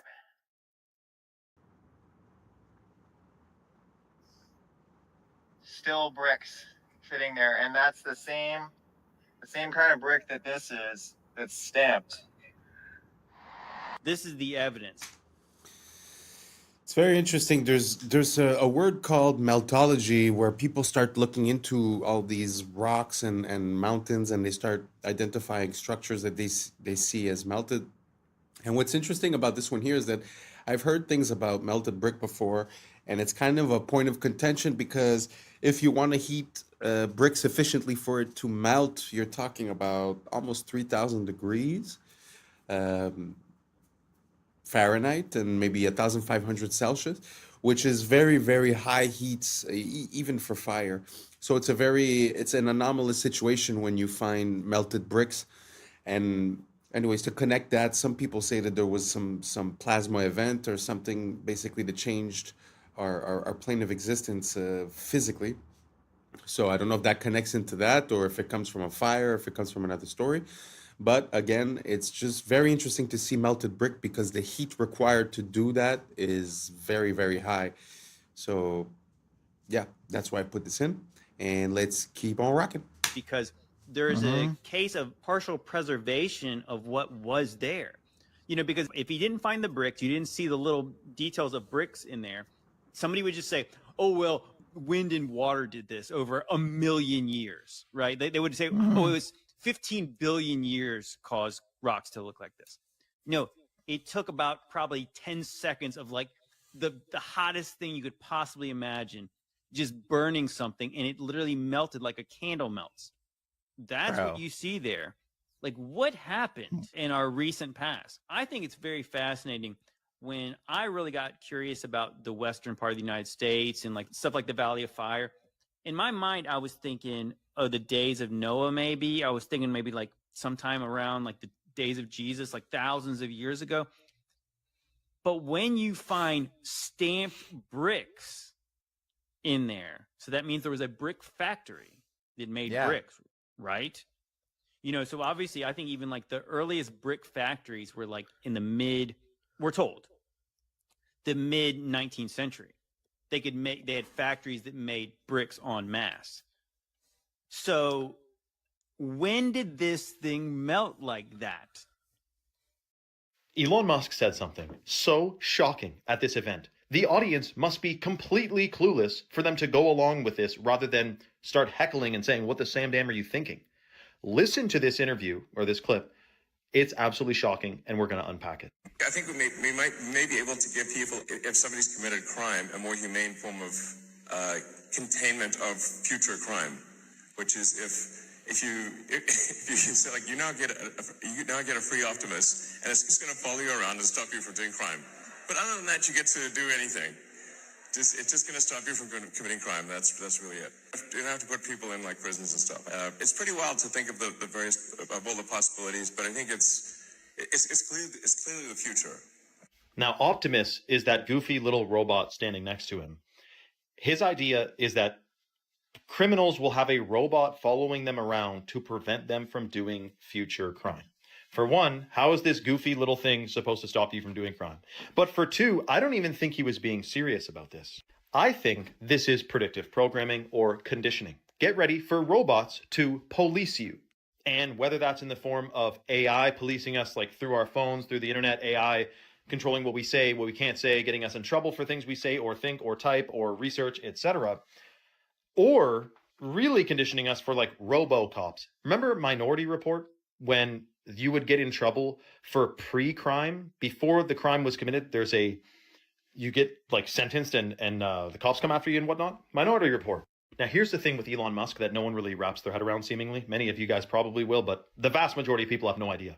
The guy claims in multiple interviews that AI is the greatest threat to humanity. He then proceeds to make brain implantable microchips, self-driving cars, and his whole thing centered around artificial intelligence. It's like warning you about a forest fire while they're stoking the flames of a campfire next to the forest. I mean, it's absolutely ridiculous. What's interesting, though, is that he's portrayed as this freedom-fighting dude, woo! brain implantable microchips. What don't you understand about that? And the selling point is that it's going to make you superhuman, or it's going to help people who like can't use their arms, but if we put a brain microchip in there, they'll be able to move their arms again. It's going to be good for humanity. No, it will not make you superhuman. Merging with artificial intelligence will make you inhuman. You will no longer be fully human if you merge with AI, which is the plan, the mark of the beast. Let me know your thoughts in the comments below and follow for more. I'll admit, within the first few seconds of this video, you're going to go, I'm not so sure about that, man. But tell me if you think all of this in totality could be a coincidence, because I'm thinking it's more of a stretch to think this is a stretch. It's clearly happening and it's in your face. Watch this. The world might actually be run by demons. At almost every major city, there is symbolism for Lucifer. The United Nations headquarters is located at 666 United Nations Plaza, where there is tons of demonic symbolism such as this end times beast. In the Bible, it says 200 fallen angels descended at Mount Hermon, and the UN just happens to have a base there. The craziest part is that at a city called Astana, a city that's been purposely hidden from us, there's a massive pyramid, much like the one on the money that controls our entire world. And inside this pyramid, there's 200 perfectly aligned chairs. It's almost like the 200 angels that fell have a secret base where they make their plans. At this same city, there is another torch that represents Lucifer. This evil symbolism even stretches to CERN, a government research facility which has a statue of Shiva, the destroyer of worlds outside of it. So the 666 Plaza thing is true. The Mount Hermon thing is true. The Lucifer being the light bearer is true. The 200 chairs, that's legit. So that's only the tip of the iceberg. There used to be a website that is now scrubbed from the internet. I cannot find it. If one of you guys is a real techie, find this out for me. There's a website that showed the distances between certain buildings, like the Pyramids of Giza to the Basel, Switzerland World Bank, the International Monetary Fund, is exactly like 6,666 kilometers apart. And the One World Trade Center is exactly 666 miles from the Statue of Liberty, whatever, not saying that exact, but it was a website compiling all these shocking distances that happen to line up with 666s, and they're like significant, buildings in the White House and all that. Now remember also the Washington Monument. Go and convert the height of the Washington Monument from feet to inches and check out that numerical value and tell me, whoopsie daisy coincidence. Something shocking is going on in our world today, guys and girls and everyone else. And we're a part of it. We got born into this power struggle that's happening where it's good versus evil. What side are you on? Probably you're on the same side as me. I mean, it's a big club and we're on in it, right? Anyway, let me know your thoughts in the comments below and follow for more. So what do you guys think about all that symbolism? You think it's possible that it's just a coincidence? Or do you guys think it's a trope? It's like an archetype that they're using to I don't know, steer us or create a certain pattern in our mind? Do you guys think there's a meaning, or do you guys think it's random?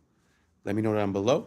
And thank you very much for being here, because I think we've reached the end. And that's a wrap for today, familia. Whether you're tuning in with the sunrise or you're posted up after midnight, I appreciate your time, your energy, your curiosity. And don't forget, this isn't about truth or fiction. This is about perspective. If this sparked a thought, a laugh, a deeper question, then we did our jobs. Drop your thoughts in the comments. Keep the convo alive. Like, subscribe, and don't forget to hit that bell if you're riding a wave, because we're just getting started. Until next time, stay grounded, stay weird, stay critical. I'm Adam Strain, and this has been Adam Strain Reacts. Peace! Now's the time for us to link up. Really think we on the brink up. Making a change, we're living this change. Living this change. Making a change. I'm living this change. Yeah. Like what, for example? I had no idea how many people were like actively getting into like rich that I happen to know personally. In Hollywood? Oh yeah. The mice lost intellectual behaviors, and scientists still extrapolate this model to humans on Earth. What's up, YouTube? Today, we'll be looking at disturbing TikToks that'll make you question reality. So without further ado, welcome to Adam Strain Reacts. Let's get her done. This is crazy. I read this morning that Orion took 42 minutes and 50 seconds to pass by the far side of the moon. And the total runtime of the Pink Floyd album, Dark Side of the Moon, is also 42 minutes and 50 seconds. Yeah. What is it the universe says about coincidences? They're never so lazy.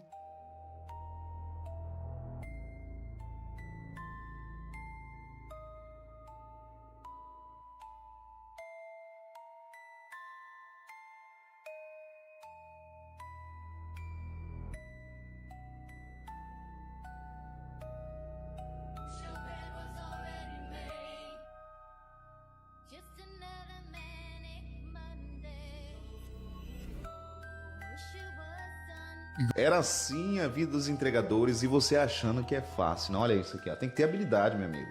O cara vai lá de moto e ele tem que ter habilidade para lançar na mão da pessoa e muitas das vezes por debaixo do portão ou por cima. Olha isso aqui. Isso aqui é técnica. É, e isso aqui era uma profissão lá nos anos 70, 80. Olha só como estamos hoje, né? Hi everyone, so I'll give you a look in here. So I've built a lot of things in my life, but I think this is the best thing I've built by a mile. So this is a bee therapy hut. So I'll give you a quick look in here and show you what's going on.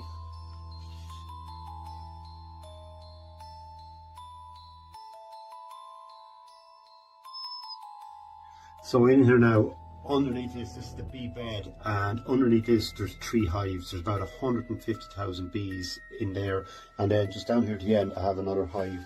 It's an observation hive. I'll just give you a quick look here.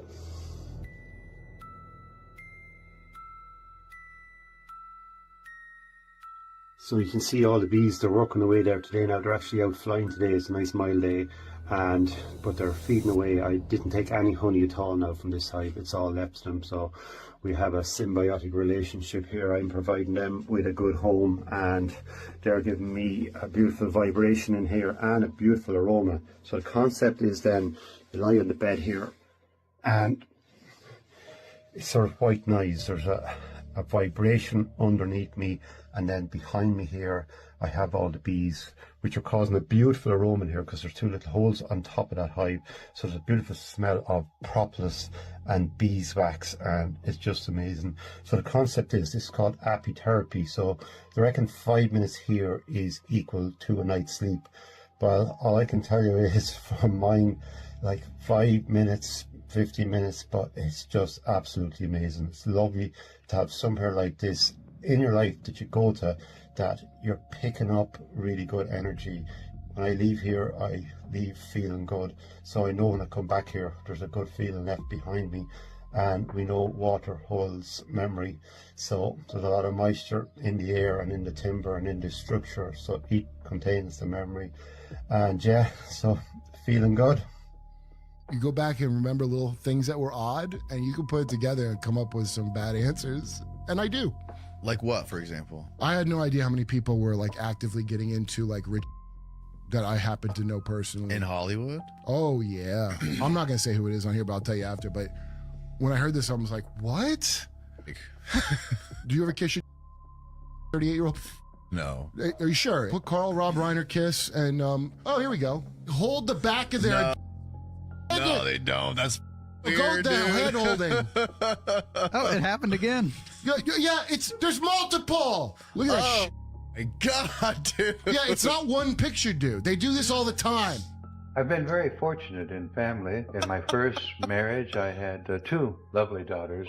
Girls are such sweet-smelling, yeah, that's true, wonderful things. Mm-hmm. I can still remember when they would be so clean and their hair done, their starched dresses, and how when they would, the dresses would come up and what? He's talking about his daughters? They're just totally beautiful things, and I was happy. I was lucky with my girls in that they never had the problems that sometimes. Who is this guy? Not that my daughters didn't Gene have their Roddenberry? own What's his? Yeah, who is The he? creator of Star Trek? This is the creator of Star Trek? Yeah, the beloved creator of Star Trek. Oh my A God. guy Did who- you know this, Steve? I did not. Yeah. That's me. God. I'm not particularly genius in any way. This is anyone should notice if they feel like noticing it. Yo, I didn't know there was a till last year. Do you understand?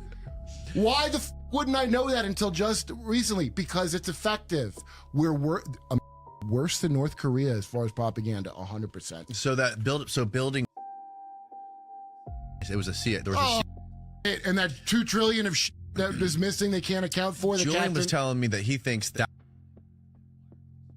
when they built it, of course it would have been. He's right about that. Not only that, Julian told me that he thinks. And he's always told me that. The day I met him, he was talking about telling me. Dude, he's worse. Ben is worse than that, but Julian's not. And Julian's not a guy that will jump over to where I'm at automatically. So that's a thing that he personally noticed. Yeah. That stuck with him.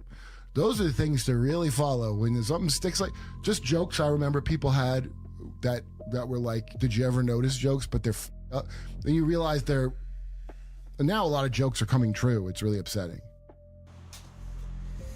I don't know if you guys know about Gene Roddenberry, but basically Star Trek is, a lot of people say it was like a plan towards where technology was going. You see the first AIs, you see the first tablets, you see the first transparent screens, all kinds of stuff.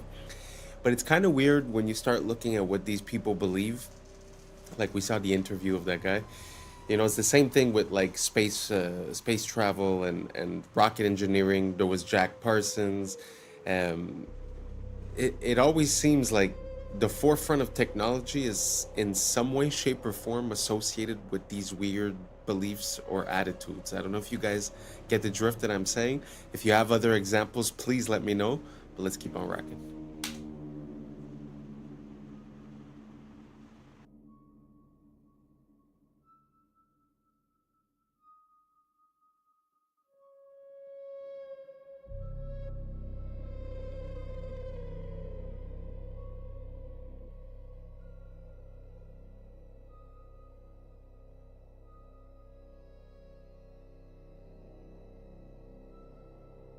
Watch this. This is awesome. That's right, man. I'm gonna go ahead and get that for you. You guys asking for a lot today. Say excuse me. Say excuse me. Say excuse me. Excuse me. Say excuse me. Excuse me. Yes, sir. Can you talk to our manager? You need to speak to my manager. So that's what we not gonna do. We not gonna get no attitude with that. You understand that? Yes, sir. So we're gonna put our hands down and we're gonna ask nicely. If it's okay, may I speak to a manager? Sure, please. It's okay. Can we speak to your manager? Yeah, I'll go get my manager for you. Say thank you. Thank you. What's his problem? He might be having a bad day today. Who knows? Sometimes they don't. Sometimes they Yeah, sometimes people. Hey, look at me. Sometimes people have bad days. But we don't catch no attitude. We don't get an attitude back. Nor do we, start snapping at people. We don't curse. We don't do any of that stuff. You understand that? We as men keep our bearing. You understand that? When we have issues, what should we do? Stay calm and keep our bearing. You understand that? Yes, sir. All right. So we had to ask her to speak to the manager just because we just need to let her know our experience because he's not doing good. We're not having a good day at the restaurant. We've had to ask for our refill. We had to ask for silverware. We had to ask for plates. All this stuff, and then he not bringing stuff out. We had the wrong food. So think about all that stuff, and then you need to tell the manager that when she gets here, okay? But you're gonna tell her nicely. You understand that? Nice to meet you. How can I help you? We having a complaint about the waiter. We went ask for more plates and refills. He cleaned out the plates and he said it was way too much. So y'all were being too much and that he threw the plates down? Yeah, I have any complaints on this side? And also, when we had got our food, he had forgot to give us silverware. And then when he did give us our silverware, he forgot to give him a spoon. So, and he forgot my order and he placed just rice on my plate. Okay. Did we get your food corrected already? Yes, ma'am. We did? Okay. I apologize for our server's attitude towards you guys. That's unacceptable. I will go have a talk with him and hopefully we can get things cleared up. Is there anything else I can do? No, ma'am. You sure? Yes, ma'am. How's everything going? Good. I just want to come out and apologize. My manager spoke to me. I was having a really bad morning, guys. Hit something on my car, and I took it out on y'all. That was all me. I apologize. Thank you guys for bringing it up. It won't happen again. How's your meal, though? Is everything else going okay? Yes, sir. Awesome, man. Well, if y'all need anything, just give me a little holler, all right? All right. So this is what we want to do here before we ask for the check. What did he say was going on with his day? He had something going on with his car. He had something going on with his car, right? Yes, so what's something we can do? Ask him, is it okay to pray for him? Is it okay to pray for you? Of course, man. I would actually very much appreciate that. All right, cool. So you want to say a prayer for him? Father God, thank you for our day. Thank you for our server. And thank you for having him to get things fixed with his car. And again, we thank you for him. In Jesus' name we pray. Amen. Amen. All right. All right. I appreciate that, man. That made me feel so much better, dude. All right, now what we need. Can we get a check? That is a man raising up children the way they should go. I think. To be honest, kind of gets me emotional. I know it's probably staged or whatever, but it's more about what it represents. And I feel like a lot of the kids, you know, they have access to information, but they don't necessarily have access to a good teacher. And to see that in action, and to see how sometimes, you know, kids might act a certain way just by reflex, and just having someone there to guide the situation is beautiful. It's a beautiful thing. And men, more than anyone else, need to be, like he said, calm and in bearing, you know, of their emotions and of their attitudes. So I find it such a beautiful thing, and I think it's a bit lacking these days. I don't know, maybe it's just an impression I have. Let me know what you guys think down below. Do you think this guy went too far, or do you guys think that it makes sense to teach your kids something like this? Let me know down below, and let's keep on I rocking. think I just found a connection between the Georgia Guidestones, resets, and an experiment done in the 70s on rats. So my bad, it was on mice, not rats. So this was a man-made mouse utopia called Universe 25. It started with 4 males and 4 females. The colony peaked at 2,200, and from their decline to extinction. Once a tipping point was reached, the mice lost intellectual behaviors, and scientists still extrapolate this model to humans on Earth. So the Universe 25 experiment was one of the most terrifying experiments in the history of science. Through the behavior of a colony of mice is an attempt by scientists to explain human societies. The idea of Universe 25 came from the American scientist John Calhoun, who created an ideal world in which hundreds of mice would live and reproduce. More specifically, Calhoun built the so-called paradise of mice, a specially designed space where rodents had abundance of food and water, as well as a large living space. In the beginning, he placed 4 pairs of mice that in short time began to reproduce, resulting in their population growth rapidly. However, after 315 days, their reproduction began to decrease significantly. When the number of rodents reached 600, a hierarchy was formed between them and the so-called wrenches. This is what appeared. The larger rodents began to attack the group, with the result that many males began to collapse psychologically. As a result, the females did not protect themselves and in turn became aggressive towards their young. As time went on, females showed more and more aggressive behaviors, isolation elements, and lack of reproductive moods. There was a low birth rate and at the same time an increase in mortality in younger rodents. Then a new class of male rodents appeared, the so-called beautiful mice. They refused to mate with the females or to fight for their space. All they cared about was food and sleep. At one point, the beautiful males and isolated females made up the majority of the population. As time went on, juvenile mortality reached 100% and reproduction reached 0. Among the endangered mice, homosexuality was observed and at the same time cannibalism increased.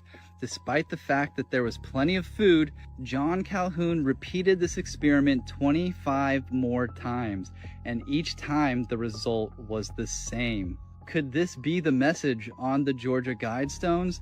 Maybe it's not that they just want to have this ruling class. Maybe they know once the population gets to a certain amount that this same thing that happened in this mouse experiment will happen with humans. This would also explain the Cabbage Patch Babies and why they had to repopulate the earth, because we had too many people and they stopped reproducing. Dude, this is crazy. So what if these resets don't actually happen because of a catastrophe? They just happen because of overpopulation, just like what happened with these mice. And then the mud floods would just be to like seal the deal, to rewrite history so that nobody had any questions about what happened in the past. Dude, that's a crazy ass perspective. Let me know in the comments what you guys think. That's crazy. Peace and love, y'all. Yeah. It's some interesting questions because I mean that experiment is very worrisome, and it feels like we're at some point in that process. But at the same time, what he was saying towards the end is interesting as well, because when you calculate the natural progression of a population, in a few thousand years, I think the numbers become exponential. So even today, in regards to how many people there was in the 1900s, or let's say the 1800s, I think we're not going up in a stable fashion. It's as if there's always these events, or they call it resets, but I mean, it kind of makes sense because we're not at the progression that we should be with the amount of humans we have, like, let's say today, and how much that would create in 20 years, let's say. We're never close to that number when we reach 20, 50, 100 years later. So what do you guys think? Do you guys think that it's possible that there's these resets? Is it possible that there are natural catastrophes? Is it something else? Let me know what you guys think down below. Or maybe it's just evolution and natural selection, and that's just the way it is. So let me know down below. Let's keep on rocking.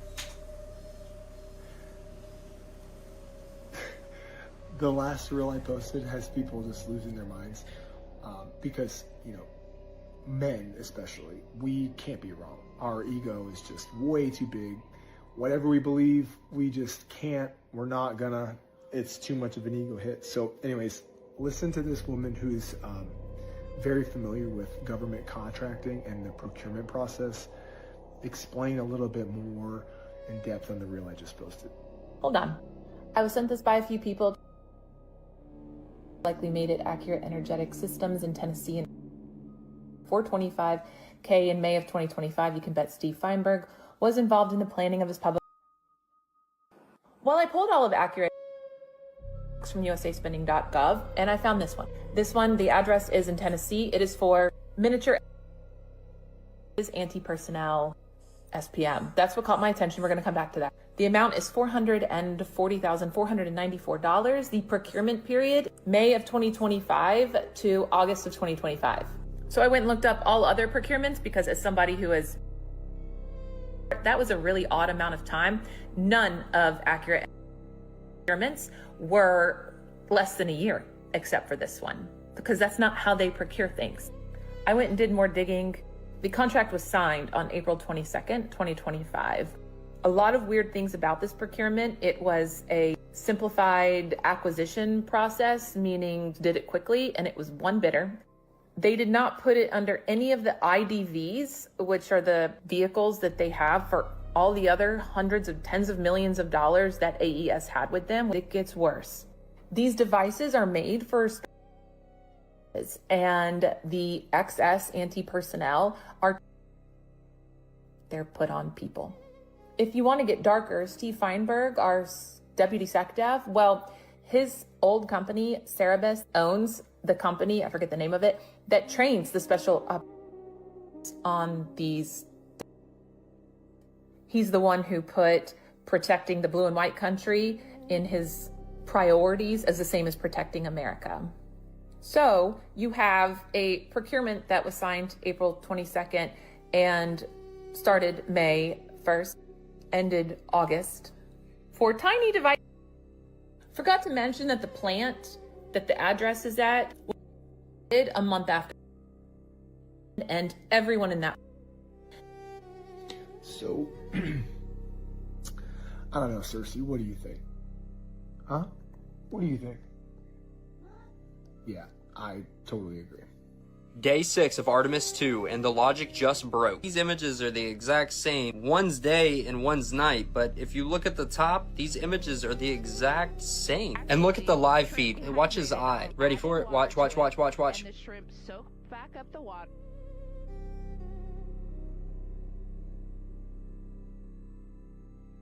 Everyone's talking about this red dot. Watch it disappear as it floats. Watch. You see it? And those are green beans. So gone. And for this toy, you can literally see text from the background bleeding through the toy. Watch. That's a, look.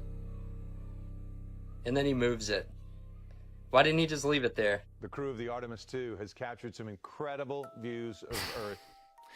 Ils ont utilisé les mêmes nuages sur les deux images. C'est censé être l'Afrique, de jour et de nuit, avec exactement le même angle. Donc environ 12 heures plus tard. Et les nuages n'ont pas bougé. Parce que ce ne sont pas des photos, ce sont des images de synthèse, comme toutes les images du globe. Alors soit la NBC s'est trompée dans la sélection du graphiste, soit c'est intentionnel pour nous tester, comme c'est marqué sur ce reel de la NASA. Et pourquoi on nous montre la Terre au compte-gouttes? Pourquoi ne pas tout filmer? Pensez-y 2 secondes. Un parachutiste revient avec des centaines de photos. GoPro accroché au casque, caméra 360 à la main, vidéo 8K, 120 images par seconde. Mais quand il s'agit d'Artemis, on retourne dans les années 70, avec des images floues, saccadées, 4 images par seconde, comme si la NASA n'avait pas le budget pour un GoPro à 400 $. Ils ont perdu la technologie et l'ont jamais retrouvée. Et quand ils font un live, c'est prise fixe, sans hublot. Dès qu'ils pensent que ça ne tourne plus, on les voit attendre les instructions d'une personne en coulisses. Et oui, n'oubliez pas qu'ils sont en studio. Pour éviter de vous montrer la vue, ils vont détourner votre attention en vous parlant de problèmes de toilette. Ou alors jouer avec leur mascotte, qu'ils appellent ZGI, peut-être un indice pour CGI. Donc à ce point-là, si vous croyez encore à ce spectacle, il est grand temps de faire un travail de déprogrammation. I think you already seen, so we don't have to explain it anymore. Pitfall trap, you fall into the pit, spikes underneath the pit, and then... Okay. First trap, second trap, you've got a seesaw trap. You know how a seesaw work, right? Swing on this side, the other side goes up, so you falls down. The spike will goes back when you try to stand up. Yes. Standing style. This one, on and down. It's a fish trap. So this fish trap came from the idea of the actual fish trap. You see, the river flows. And when the fish follow the river, goes into the box. And the fish, when in the box, cannot escape the box because they are too big to fit through the gaps here. So, fish trap, same apply. But, opposite side. So, you swim in the river. You swim in a flooded area. You have your leg fell down. And when your legs fell down, you stab the spike here. And when you try to pull your leg out, that's what happens. Okay. The next one is the armpit trap. Armpit trap, you fall right into the middle. If your hands, like momentum, like this will go straight into your armpits. Not a good idea. This one here is go for your chest. Oh, relax. Go for your back. If you fall this way, chest and back. But if you fall this way, both sides. Very painful. This one, well, this it just hits you everywhere. It just go for all of your body because this one spin. So bottom, top to the bottom, you get. This one's over here. One's a little bit tricky. So, when you fall into the trap, you shoot the spikes out. It goes straight into. This trap is called sticking trap because of that reason. Because it's stick.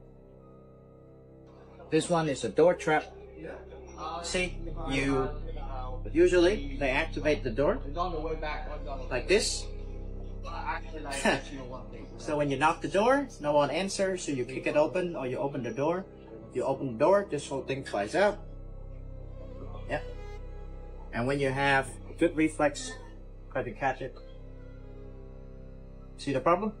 Bottom still swing forward. So there you go. Not just that, these traps also have a very special design to it. If you look at the spikes, you can see that it's fish hooks, which means that when it goes in, it doesn't go out easy. So when you pull, so here is the part of the. You see, when a wounded soldier goes back home, they tell stories. And when the people hear the story, no one support the war. So what happens if you don't have people supporting the war and go to war anymore? Well, them to go. You see, the problem about is 19-year-old kids to go here, away from their family, friends, loved ones, with this. And the enemy that they are shooting at is not even better. They are kids who has the only thing to do is defending their country. You could. Wow. I had no idea about all those traps, but can you imagine you are the superpower of the world at that moment? For whatever reason or the other, you're like, okay, Vietnam, you're gonna get it. And somehow, through making holes, I mean, you have tanks, fighter jets, and through making a few holes with a few spikes, you somehow end up winning. I cannot imagine the rage of the Americans in that situation. Interesting story. If you guys have any more like that, pass them along. Let's keep on rocking. Drink like literally 50 bottles of water in plastic bottles, and you'll have less microplastics than 1 cup of coffee. The cup thing creeps me out. Like, I didn't realize the cup thing until like about a year ago. The microplastic load that you get from putting hot coffee into that paper, aka plastic cup, because if you know the paper is coated in plastic. Yeah, the only reason the paper as is of even, recently, I'm aware. Yes, but I the was not. microplastic load that you drink from that is astronomical. You could drink like literally 50 bottles of water in plastic bottles, and you'll have less microplastics than 1 cup of coffee. Well, I didn't realize it was that bad. It's bad. And that's a wrap for today, familia. Whether you're tuning in with the sunrise or you're posted up after midnight, I appreciate your time, your energy, your curiosity. And don't forget, this isn't about truth or fiction. This is about perspective. If this sparked a thought, a laugh, a deeper question, then we did our job. So drop your thoughts in the comments, keep the convo alive, like, subscribe, and don't forget to hit that bell if you're riding a wave, because we're just getting started. Until next time, stay grounded, stay weird, stay critical. I'm Adam Strain, and this has been Adam Strain Reacts. Peace! I don't know what y'all think, but now it's time for us to link up. Really think we on the brink up, making a change from living this strange. Living this strange. Making a change from living this strange. Yeah.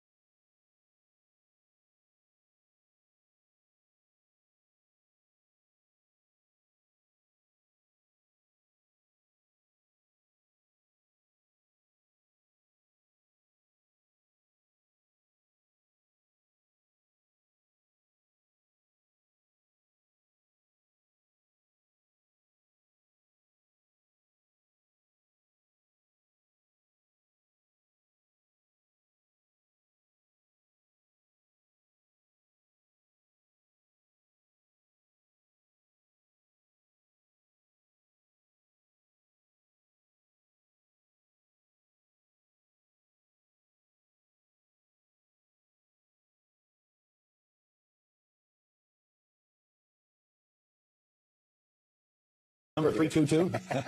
All right. You both were members of Skull and Bone. What does that tell us? Not much. Opioids are physiologically identical to humans, yet they're not conscious and they can feel no pain. They can be used as meat for consumption. Yeah. I was sleeping, had to wake up. Why? Every reason I could think. What's up, YouTube? Today, we'll be looking at disturbing TikToks that'll make you question reality. So without further ado, welcome to Adam Strain Reacts. Let's get her done. Coming straight out of the Galapagos Islands, it's the marine iguana, the only ocean-feeding lizard on Earth. Despite the look, its survival depends on the sea. Its diet comes from marine algae growing below the surface.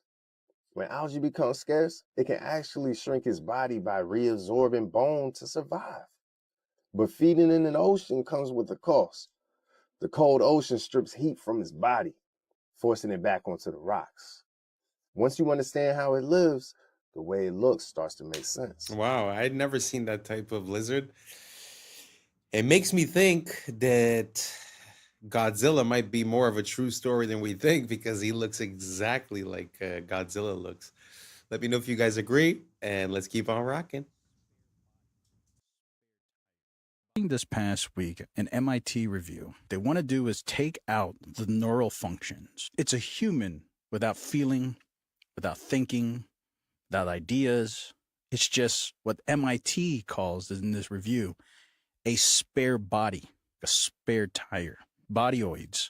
MIT scientists want to grow human bodies dubbed bodyoids. Now, these bodyoids are physiologically identical to humans, yet scientists insist that they are not conscious and they can feel no pain. Scientists are stating that ethically sourced spare bodies could revolutionize medicine through things like organ donation.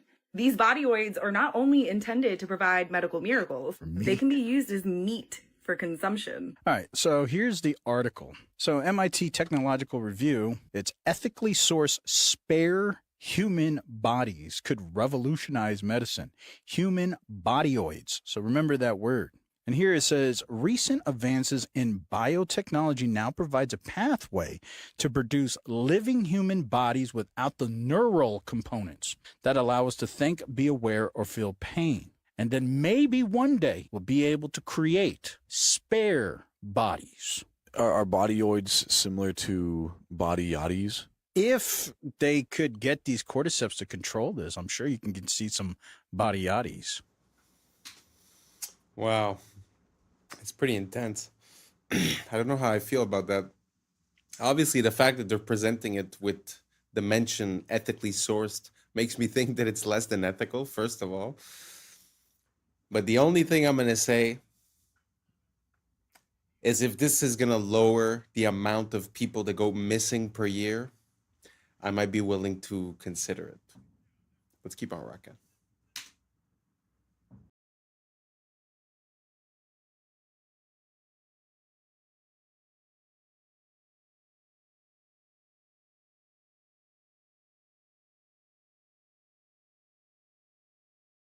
This one's in Thailand. Been in Thailand before. Have you? Beautiful. Beautiful. Beautiful. What comes with the island? There's a small villa there.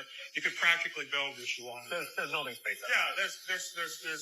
Do the islands come with the children, or are the children imported after? This island does have a small school. There are children. Okay, so I don't know if that was a stupid. Yeah, what countries are near to abduct them from? Cambodia, Thailand. Laos, Vietnam, Philippines. The Philippines.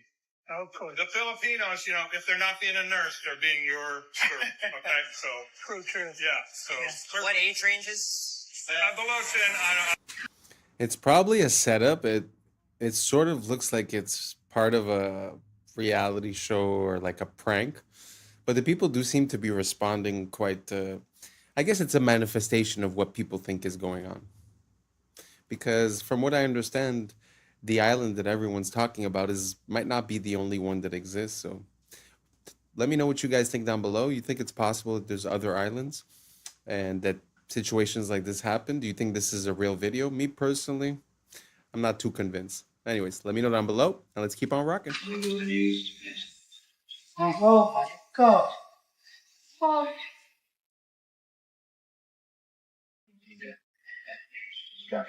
Now, let's find out if they stand on travel. There's that 5 from the one on Tuesday.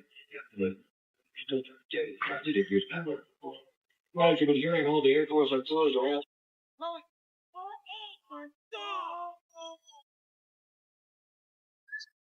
You were both in Skull and Bones, the secret society. It's so secret we can't talk about it. What does that mean for America? The conspiracy theorists are going to go wild. I'm sure they are. I don't know. I haven't seen the web. Number 322.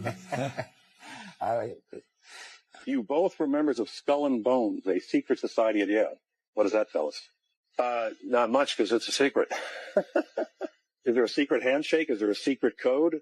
I wish there were something secret I could manifest. 322, a secret number? There are all kinds of secrets, Tim, but one thing is not a secret. I disagree with this president's direction that he's taking the country. We can do a better job, and I intend to do it. Tim Russett, the moderator of Meet the Press and NBC's Washington bureau chief, collapsed and died early this afternoon.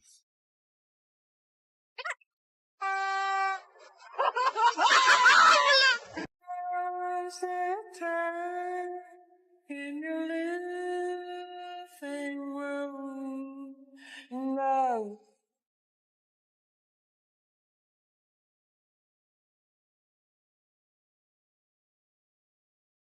Трипа-трипа-лоски, десять усую, подхарбас танцую. Трипа-лоски, трипа-трипа-лоски.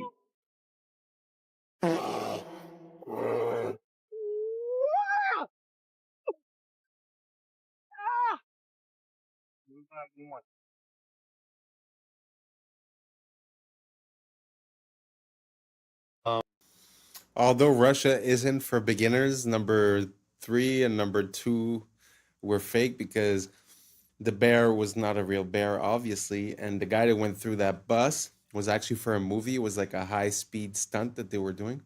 So just to say that, not everything you see is real neither. Let's keep on rocking. Do you guys remember Shia LaBeouf starring in many different motion pictures, namely Transformers? Do you remember when he had a little bit of a breakdown, was kind of exposing certain things, and many called him crazy? Do you think that had anything to do with this clip I'm going to show you now?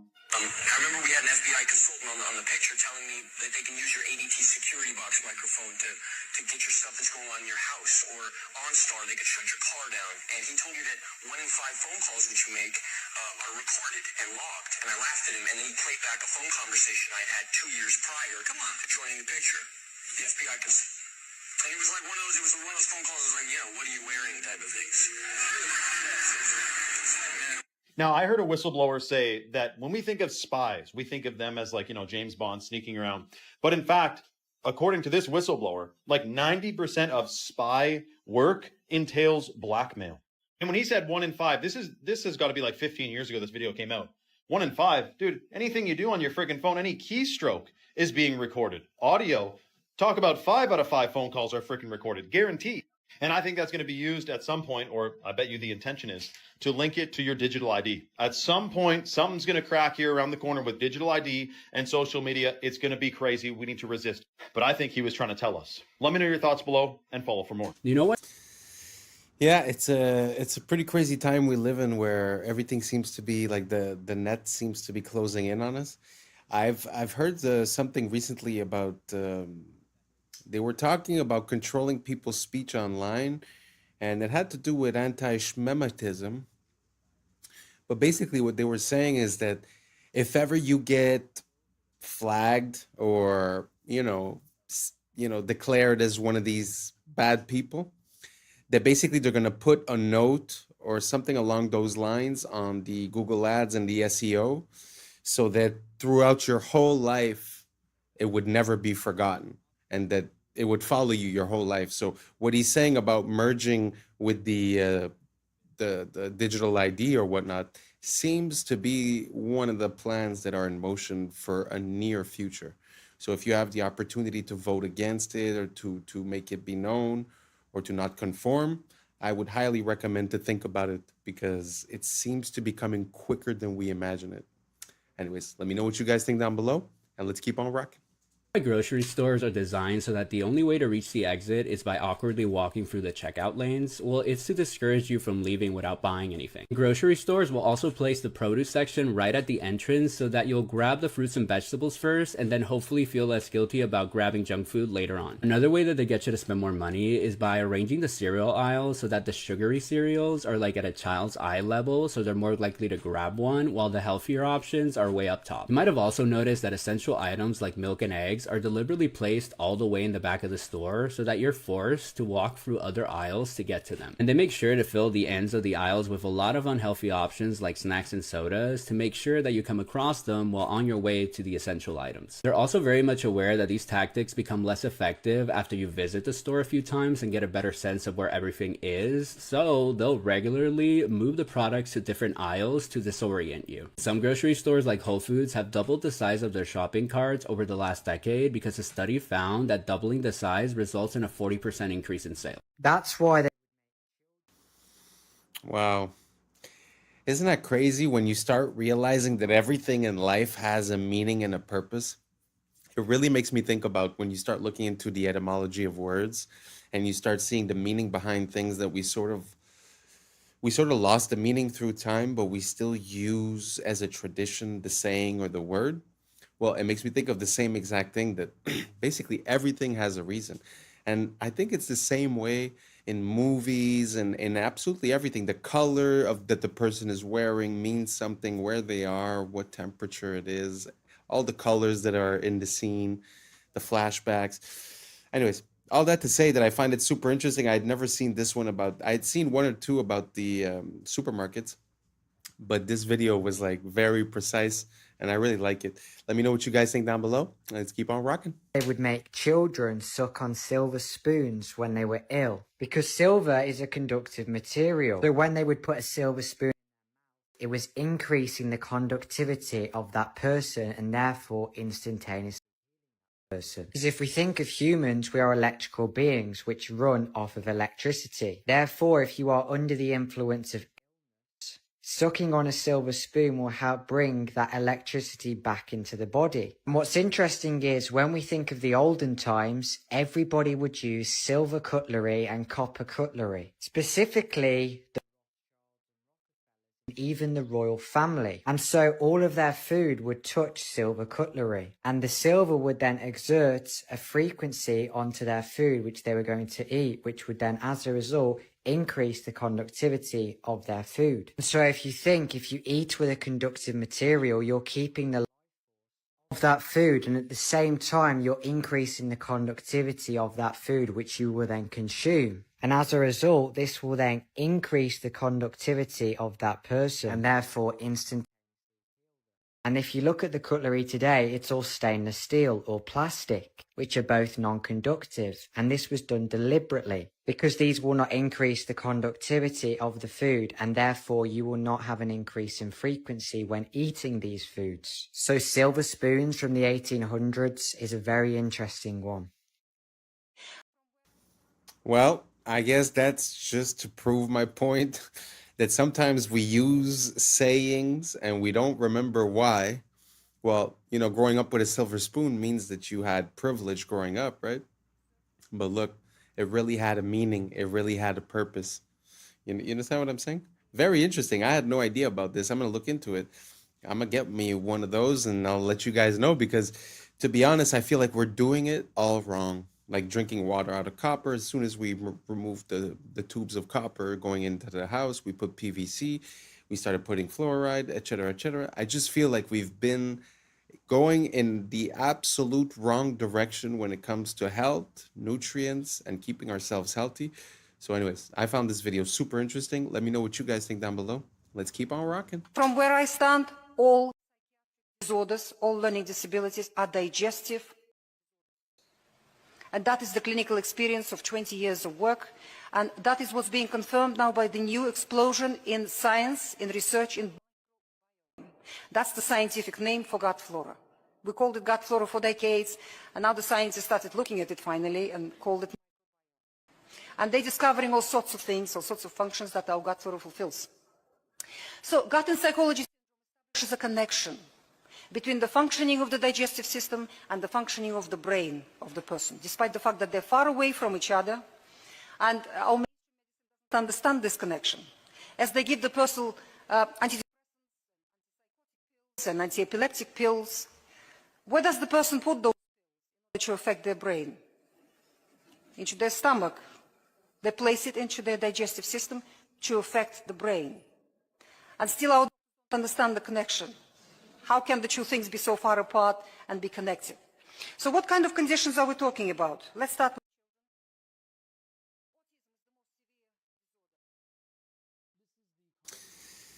I really like the lining where she was going with this, because I've heard a lot of similar things. I've heard that there are neurons around the heart and around the gut. And, we say, again, to come back to the etymology and where, sayings come from, we do say, trust your gut. And there is something there's something to be said about that the fact that we feel like there's something coming from within our gut. And I feel like it's not far. I've been seeing a lot of different stuff lately also as to when people get a diagnosis for a chronic illness or some type of illness, that in reality, when you do a flushing as for parasites and infectious microbiomes, that you end up having good results. So it kind of makes sense, that there's like this link between the gut. And when she makes that parallel with the pills for the brain taken in the gut, actually makes sense as well. Let me know what you guys think down below, and let's keep on rocking. This is the contract between the Vatican and the King of England.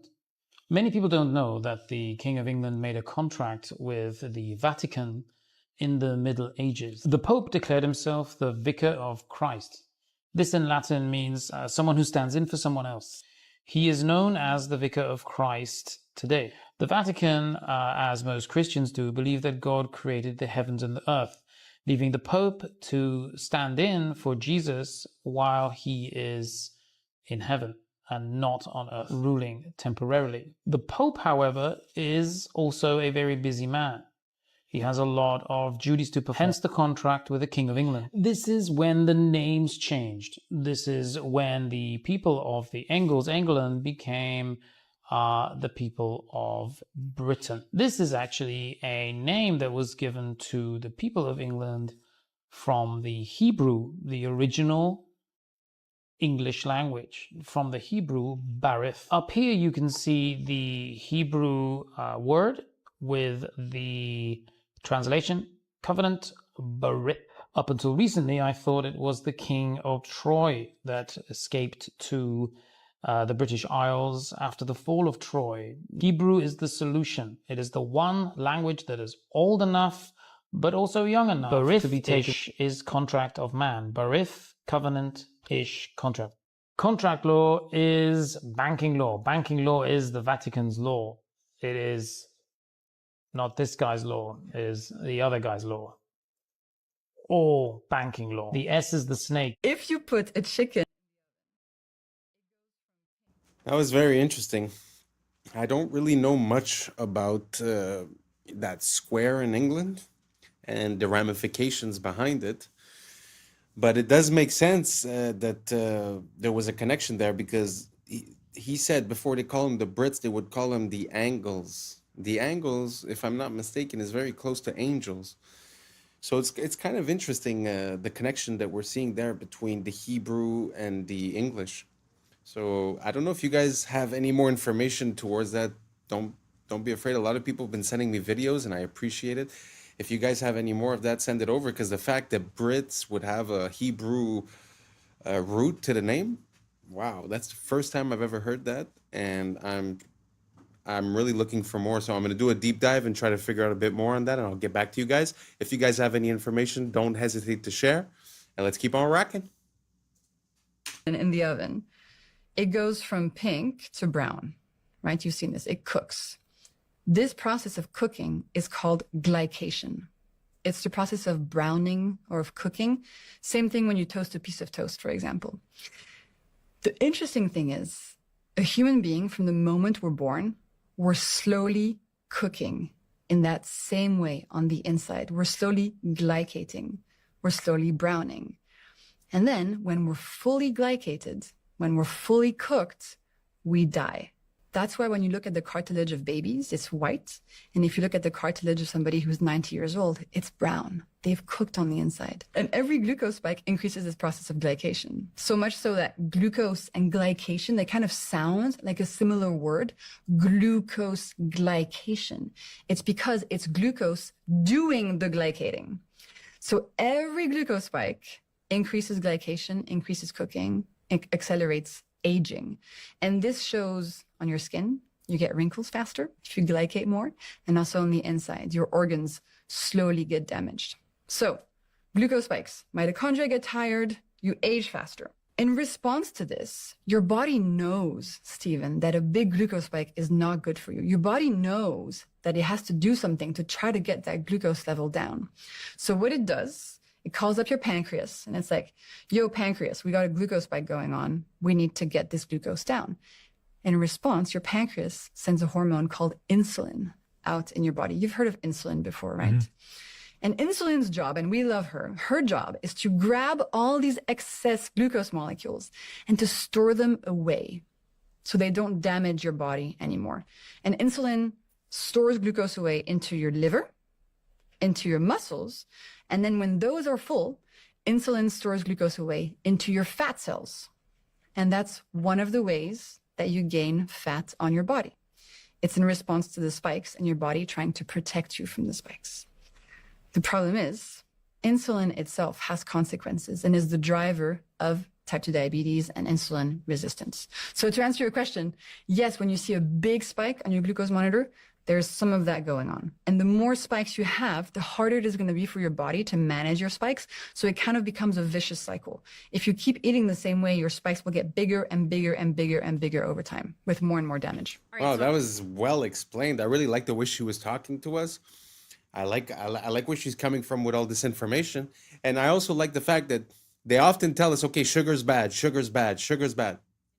How? Explain it to me. Because we do know that glucose is a part of natural foods. It's a part of the stuff that we need to power our body, our cells. So to have a distinction here and to explain about the spikes and what happens in your body, amazing. I love it. I love the fact that we're getting more information, making us more powerful, having more free will, able to make decisions to help us live a healthier lifestyle. And anyways, let me know what you guys think down below. But I love the way that she broke that down. And it really gives me an incentive to understanding why a glucose spike is bad for my body and might cause inflammation or gaining fat or this or that, right? Super interesting. Let me know what you think down below. Let's keep on rocking. I actually got a hold of some people at the PBI airport and got some answers on this interesting status update that's been starting to go viral today. I've had a lot of people send it to me. Thankfully, people were available at midnight. Enjoy. Hi, I'm looking at your Palm Beach International post on a status website.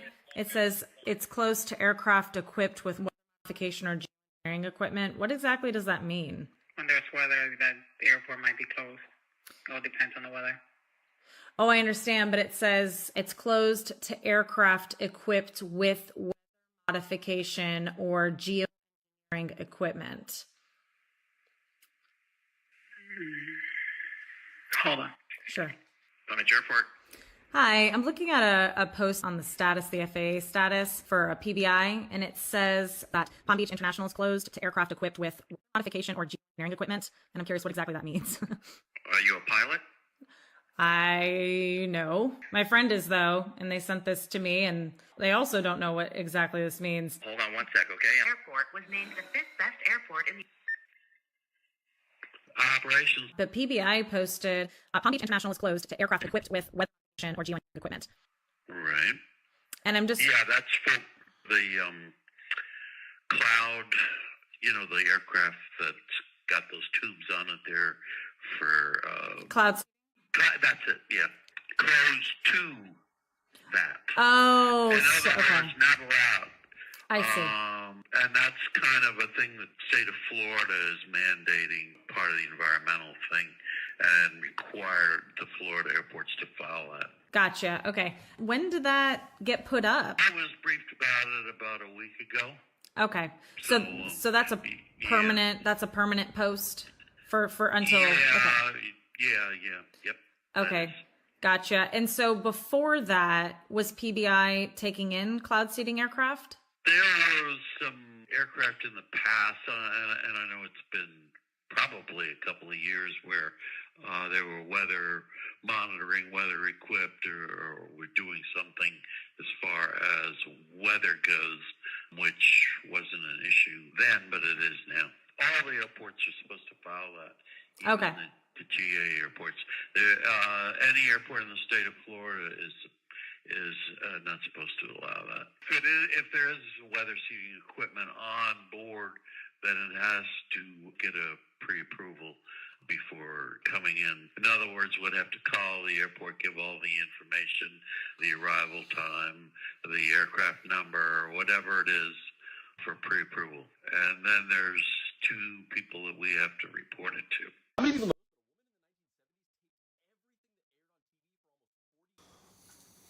Well, that's pretty interesting, especially considering the fact that they say it's something that we don't do. Why they would have to pass a law stating that they do it. Yeah, I find that it's very interesting. And the man seemed to know exactly what he was talking about. What is interesting is that it feels like even though he wasn't trying to, he kind of showed us what the loophole was, where now they stated that, okay, cloud seeding is illegal, right? But he says, but there is a system in place for that. If you come with that type of stuff, all you got to do is send the information, and then we write it down and we send it to someone. So if you paid the tax, I guess it's fine, right? So it's just, I don't know. It's very interesting, the fact that they came out with a law of something that theoretically doesn't exist, and that, they're saying that some still pass, and basically they send the information, they write them down, and there you go, Anyways, let me know what you guys think down below. Is this enough? Should we do more? Should every state be like that? Should the whole world be like that? Let me know what you think down below, and let's keep on rocking. You have to report it to. How many people know this, but a woman in the 1970s taped everything that aired on TV for almost 40 years because she predicted the rise of fake news. Marion Stokes was a public access television producer, a businesswoman, and an activist in the 1970s who was also an avid collector of things. By today's standards, she'd probably be diagnosed as a hoarder. But she was also convinced that we were headed down a path where technology would eventually become so great that the powers that be could manipulate information to lie to us about any historical event that they wanted. So she married her hoarding skills with this grand vision. And in 1977, she started taping everything that aired on TV 24/7. She mostly wanted to tape the news, but she also taped TV shows like The Cosby Show, The Oprah Winfrey Show, and Star Trek because she was afraid that somebody was going to eventually erase the contributions of these black actors and creators from historical record. She did this by recording the different TV channels 24/7 on VHS tapes on multiple VCRs and TVs throughout her house. Each VHS tape had an 8-hour capacity, and when one would run out, she would quickly switch it out for the other all day and night, every day. She did this every single day for decades, and yes, it is as life-consuming as it sounds. In fact, she scheduled her entire daily routine around the length of these VHS tapes, with everything like school and work and family outings being planned around her being able to start a fresh tape, go out, and then come back in time to start the next one. Her collection of these tapes eventually got so big that they filled her entire house, and she started having to rent multiple storage units to house them. She eventually collected over 71,000 Betamax and VHS tapes throughout her lifetime. But these recordings weren't the only thing that she collected throughout those years. She also had half a dozen daily newspaper subscriptions and over 100 monthly magazine subscriptions that she collected for decades. She also owned 192 Macintosh computers that she bought throughout these years, which is believed to be the largest private collection of historical Macintoshes. And she even at one point told her in-laws to invest in Apple early on, and they got very rich from this. Marion Stokes recorded everything on TV between 1977 and her death in 2012. Eventually, as she got older, she hired an assistant to help her with the tape switching. And the very final thing that she recorded on December 14th of 2012 before her death was coverage of the Sandy Hook shooting. In 2013, a year after her death, Marion Stokes' son donated her entire tape collection to the Internet Archive. It took 4 shipping containers and $16,000 to mail it to their headquarters in San Francisco.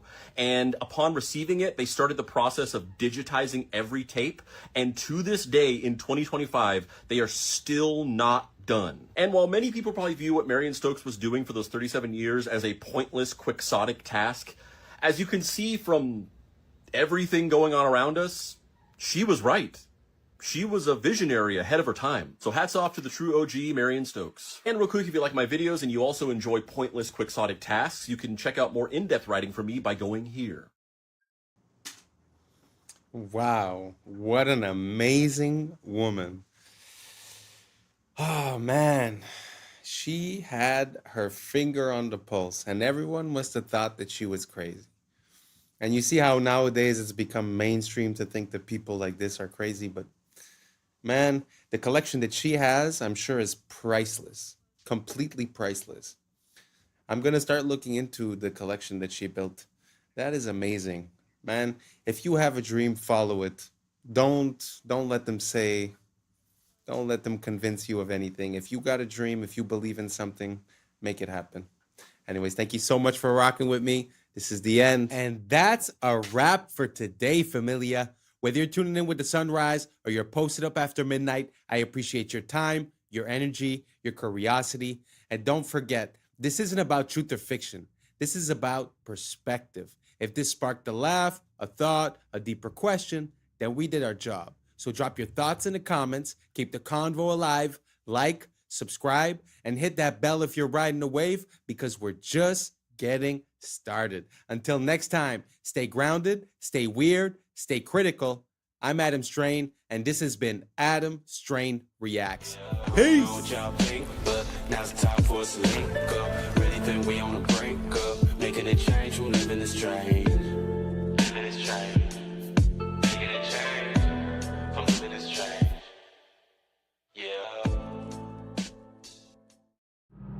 Yeah. I was sleeping, had to wake up. Why? Every reason I could think of. God, till the day I keep the ink up. In my priority. What's up, YouTube? Today, we'll be looking at disturbing TikToks that'll make you question reality. So without further ado, welcome to Adam Strain Reacts. Let's get her done. He hacked and looked at all of the code of ChatGPT and figured out that ChatGPT isn't a computer-generated system. What is it? It's actually someone's soul. Yo, that's what do you mean that's someone's soul? Check this out. So they have the technology to take people's souls and consciousness and put it into technology. Now, this is where it's right? If there's a scientist that knows and he's like a great inventor. Yeah. You would want to hold on to him as long as you can so that you can reap the benefits of later.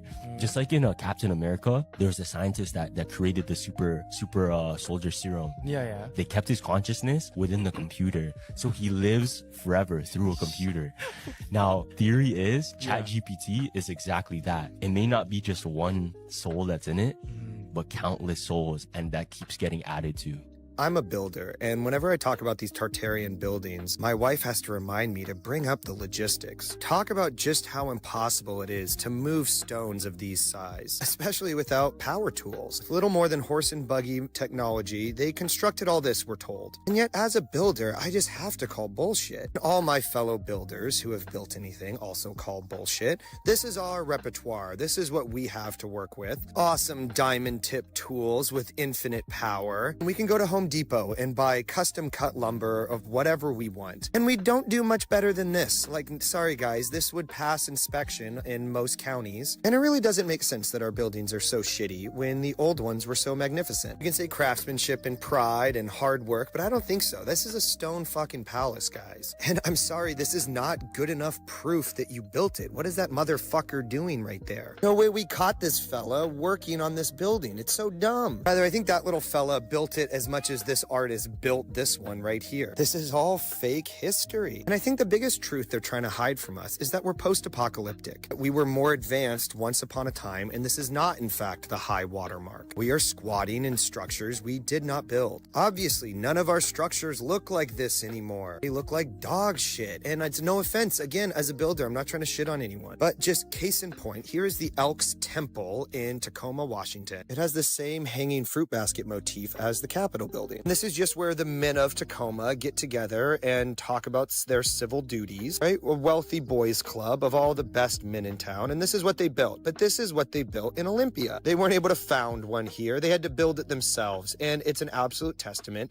to the mediocrity of our current age. What's the good explanation for the fall off in quality? Here's a Mason temple, magnificent, Romanesque, to the 9. Again, a shitty little sign outside, but look at the fucking size of this thing. And then juxtaposed to this modern Mason lodge that went up in the 80s, right? The other one went up in the 20s. This one went up in the 80s. That's only 60 years, guys. And that timeline should terrify everyone. This is the brewery. It shut down in the 20s. It's been here, abandoned ever since. God, I want to move in there yesterday. Renovate it, make it a hotel, make it something sick. But no, the city of Olympia or somebody owns it. They founded it. So you realize we're hemmed in by paper tigers. You come out of the bushes at any moment and throw you in prison for something you definitely did. But like, we're all just doing what they are doing. We founded these buildings the same as them. And so I take great comfort in how recent all the bullshit is. I know that we're on top of centuries of bullshit, but all of these narratives aren't actually that old. 1907 is what I keep going back to. That's like my rock. Most of the psyops come from 1907. Of course, they are piggybacked by much older psyops, but I think the past is supposed to be exhausting. It's supposed to be not remembered well and like kind of like, man, I'm really glad we're done with the past and we can move on to the future. But I'm the complete opposite. I want to know what has happened here. Who controls the present now controls the past, and who controls the past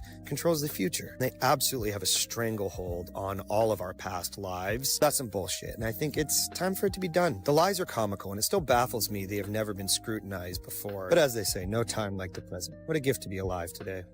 But when you see, Wow.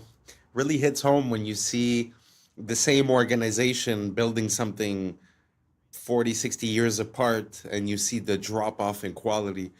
Like he said, it's very scary because, you know, we have this mental thing where we're like, oh, we used to build like that a very long time ago and now we build different. But now we're talking about 50 years. We're talking about the type of 1 or 2 generations. And you go from building a magnificent stone palace, like he was saying, to, you know, a square building that basically looks cheap, you know? So do you guys think that there's an evolution in construction, or do you guys think there's a devolution in construction? Do you think we're doing better or less good when you compare structures from before and structures from now? Let me know down below, and let's keep on rocking. See this stuff in America, you know what's really weird? All the state capitol buildings that don't really match up. Like, why did they build something that was straight out of ancient Rome in like Iowa?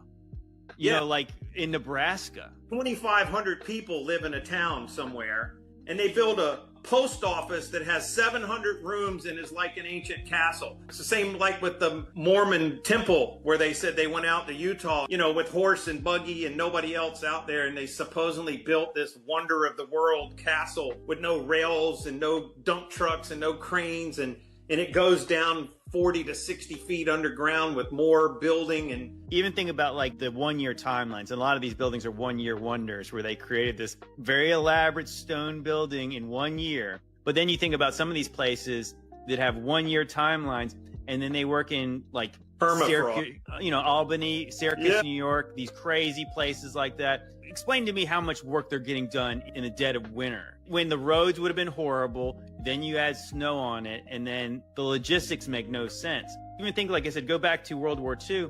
We're told that the Germans were not necessarily defeated by the Russian army. They were defeated by the Russian winter. Yeah. Because even with the high-tech German stuff, they couldn't even move the equipment during a harsh Russian winter. Mm-hmm. So that is like the highest tech stuff in the 40s. And then you're talking about these things were built with horses and buggies in the 1840s. So they tell us to recycle to save the planet, right? Reduce waste, protect resources, cut pollution, and all that type of stuff. But what they don't tell you is what they actually transmute this plastic into, which is synthetic fibers that end up polyester, nylon, acrylic, which end up in our clothes, in our babies' clothes, right? And then these things end up in our skin because when we wash it and all this type of stuff, it turns into microplastics.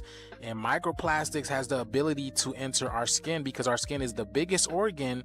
And now we have this stuff inside of our lungs, our kidneys, our bloodstream. Look at this, y'all. All of this stuff is going inside of our bodies. So all of these so-called new hip clothes that men and women are wearing alike, you know, the Lululemons and these workout gears, all of this is created from synthetic fibers that contain microplastics now that you are absorbing. And this thing is hurting you on an energetic level because this makes your biofield weaker. This is not about saving the planet at all. This is about keeping humanity looping through an artificial ecosystem. We are divine beings. Divine beings need to wear cotton, hemp, linen, bamboo, and all these things that actually help strengthen your body. That's why they make these new clothes look appealing to the other sex, because they want you to buy this, but it's hurting you on an energetic level. Have you guys seen this 60-minute interview with financial journalist Andrew Sorkin?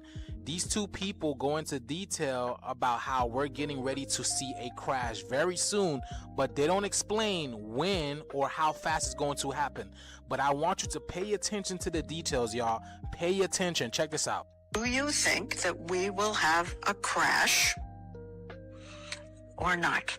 The answer is we will have a crash. I just can't tell you when, and I can't tell you how deep.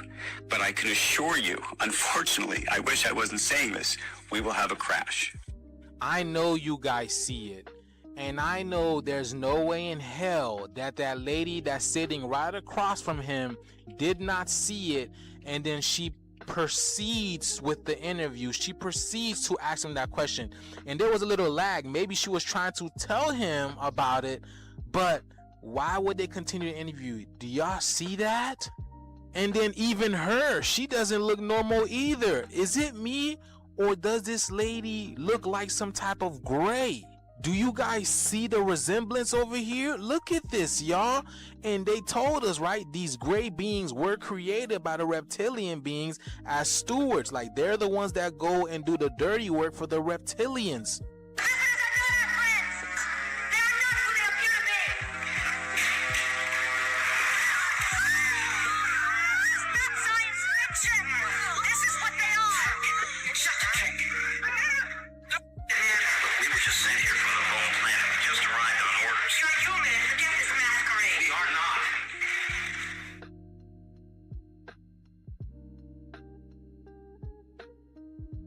See, that's what I'm saying, man. You have no idea who these people are. Your neighbors, your friends, you have no idea.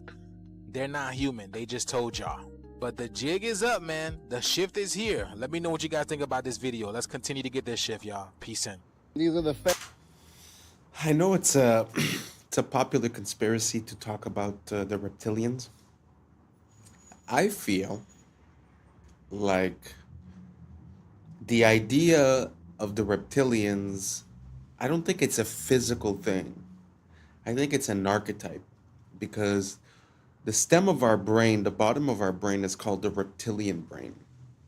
So theoretically, to operate on reptilian principles would be to operate on lower conscious levels, if that makes sense.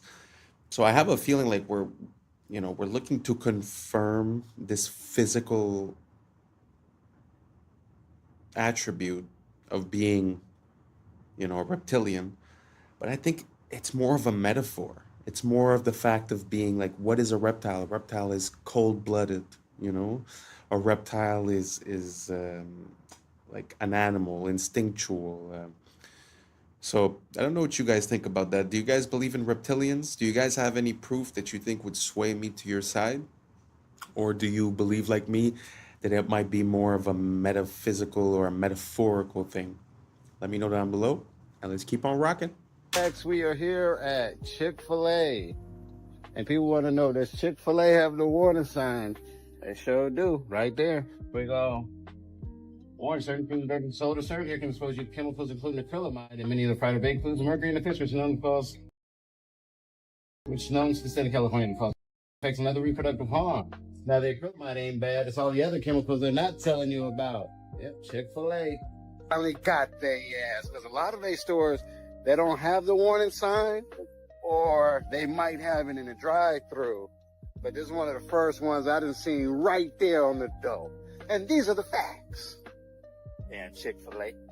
Project Iceworm. Project Iceworm. Cold War era. U.S. and Russia did a lot of weird things during the Cold War era. There's an ice sheet over Greenland, and it's taller than any building in New York City. Here comes the United States of America. They made a deal with Greenland, like, hey, can we just basically occupy this couple tens of thousands of miles in the northern part of Greenland? And they're like, yeah, sure. They had this genius idea. We're just going to bore giant tunnels into the ice, put buildings inside of there. Their goal was to set up 600 nuclear missiles underground in the ice in Greenland. What they did not account for is that this ice sheet over Greenland constantly moves. They ended up pulling out and just abandoning the whole site. During this stay, they did drill into the ice and they hit the ancient floor of Greenland. Wow. And they collected soil samples and they brought it up and they just forgot about it for years. And then in 2019, somebody's like, what are those jars? Oh, they're from the 60s when we went to Greenland and found ancient Earth. Let's study it. The conclusion that they found was that this ice sheet over Greenland is not millions of years old, much younger than that. And it's actually melting at a rapid pace.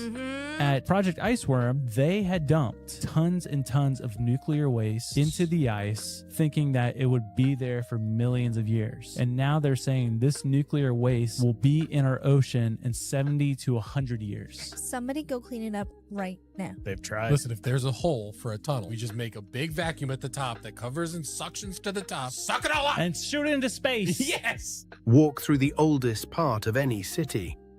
You'll notice the clues if you know where to look. Cathedrals with spires so tall and carvings so detailed they seem impossible without modern tools. Star-shaped fortresses, perfectly symmetrical, as if designed from the sky itself. Domes and copper towers glinting like antennas, as if built to catch signals from the heavens. And yet, according to history, these were made by men with hand tools, wooden scaffolds, and horse carts. Somehow, that was enough to carve massive granite columns, to lift seamless stone arches, to forge metalwork that even our factories today struggle to copy. Look closer and the mystery deepens. Stone scorched, warped, melted, as if kissed by fire from the sky. Entrances half buried, windows below ground, entire floors hidden beneath our feet. Why build such beauty if no one was meant to see it? Some researchers suggest these weren't built in the 1800s at all. They were uncovered, excavated, the remains of a world lost to disaster, then repainted with a new backstory. High above the plains of Lycia, cliffs bear facades carved like temples. Pillars, pediments, doorways, all hewn into sheer rock. These are the tombs of Myra. That's the story, at least.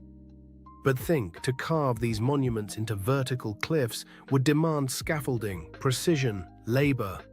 For what? For corpses? For facades no living community could even use? Compare Petra in Jordan or Lalibela in Ethiopia. Grand facades explained away as tombs or churches, yet suspiciously mask-like. Were these truly built as tombs? Or did someone later repurpose older, greater works and call them graves? Either the ancients were skyscraper architects for the dead, or the story we've been fed is incomplete. The buildings that shouldn't be here, the tunnels that weren't supposed to exist, the architects who might never have lived. Springfield, Illinois, a city most people drive through without looking twice. But if you stop, if you really look, you'll notice something that doesn't make sense.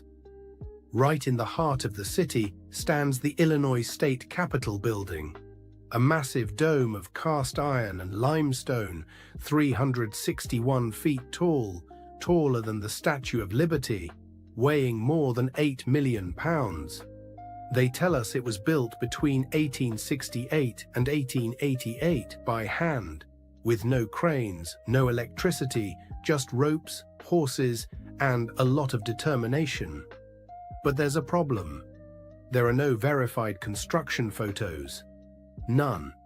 You can find portraits of the politicians and photos of men posing after it's done, but not one image showing the dome being assembled. The archives talk about budget delays and winter setbacks, but somehow every column aligns perfectly. Every arch mirrors the next with millimeter precision. Each limestone block was quarried in Joliet, carried nearly 100 miles by rail before rail cranes even existed. And yet, no record of how they lifted the 80-ton dome sections. Even the cost doesn't fit the era. $4.5 million in 1880s money. That's roughly $150 million today, during a time when a mason earned $1.50 a day. So you tell me, did a handful of men in the 1870s really build something that our modern engineers still call impossible without steel?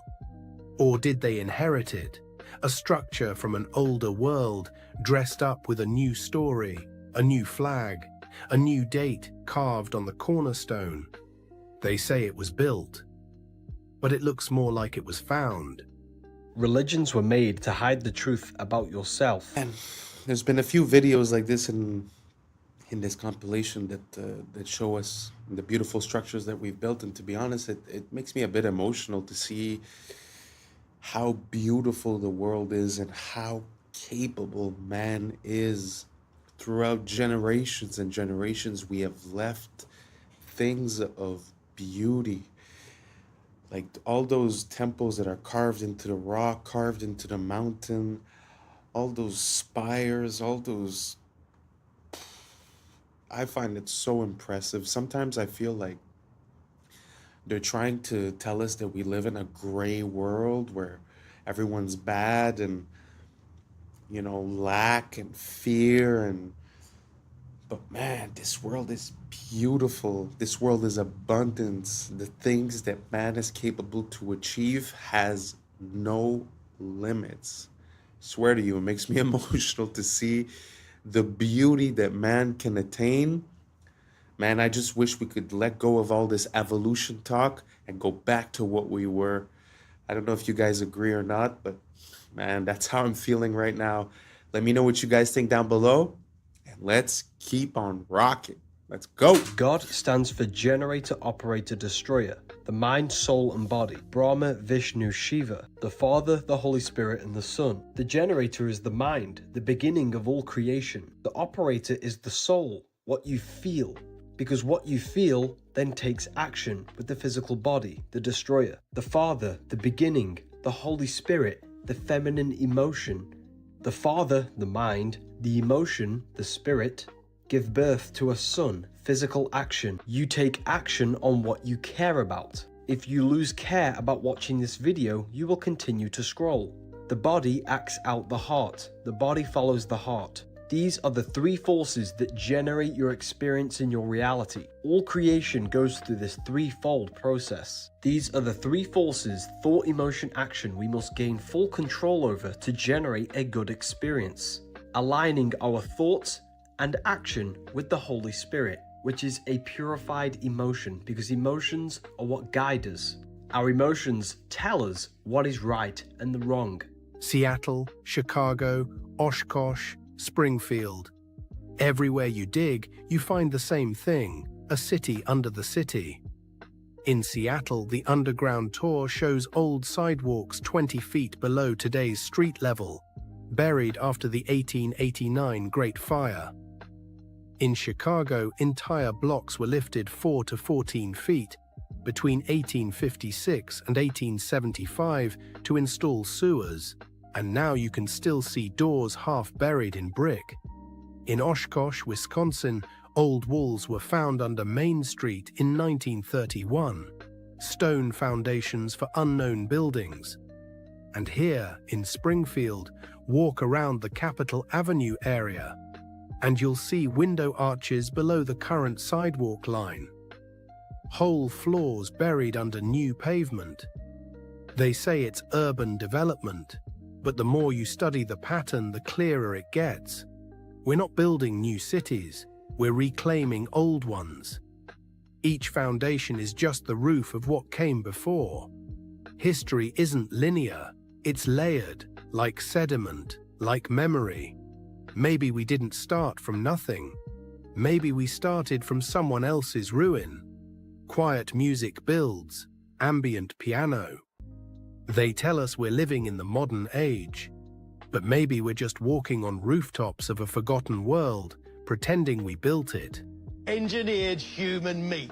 That's right, a protein made from human cells that promises to be cheaper and tastier than any of its competitors. I'm Greg Wallace, and I'm off to visit Good Harvest, where a whopping 6 tons of human meat is engineered every day. That is stunning. With the promise of cheap meat for all, it may well be the meaty miracle we need to ease the squeeze of the cost of living. Anyone for human meat? I'm Michelle Ackley, and while Greg comes face to face with the production line, I'll be conducting a taste test with some very picky palates. It's really, tender. For the first time, we're going to find out where it comes from, how it's made, whoa, and what it tastes like.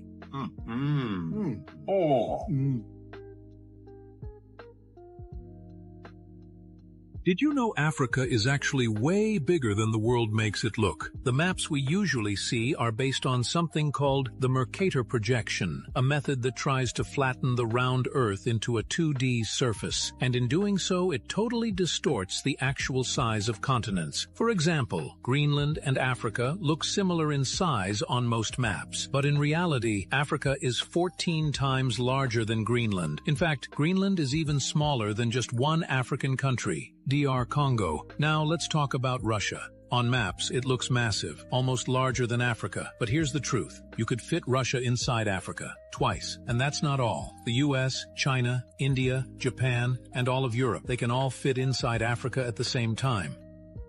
If you see this camera in your town, it's already over. Across the UK and the US have started rolling out these AI facial recognition cameras, and yeah, it's exactly what it sounds. These things are disguised as normal CCTV cameras, but they scan every single face that goes past them. What this then does is pick up the person who's walked past it, and then automatically using AI scan it against a criminal database to see if you're wanted or you've done anything wrong. There is going to be someone watching and then proceeding further depending on who you are. Now, I'm not really sure how far this goes, like if I didn't pay a speeding ticket, are the police then going to come and jump on me? Or is it just for like actual criminals? Because I guess that's kind of smart. It is extremely clever though. They are scanning the photos of your face against a criminal database, your social media profiles, like the whole of the internet. It's insane.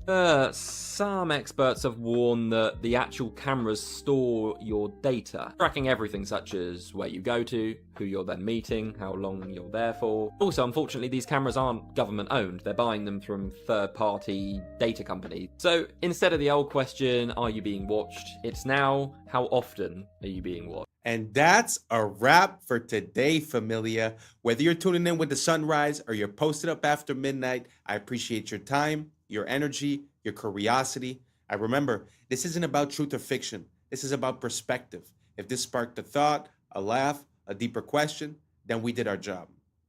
Drop your thoughts in the comments. Keep the convo alive. Like, subscribe, and don't forget to hit that bell if you're riding the wave, because we're just getting started.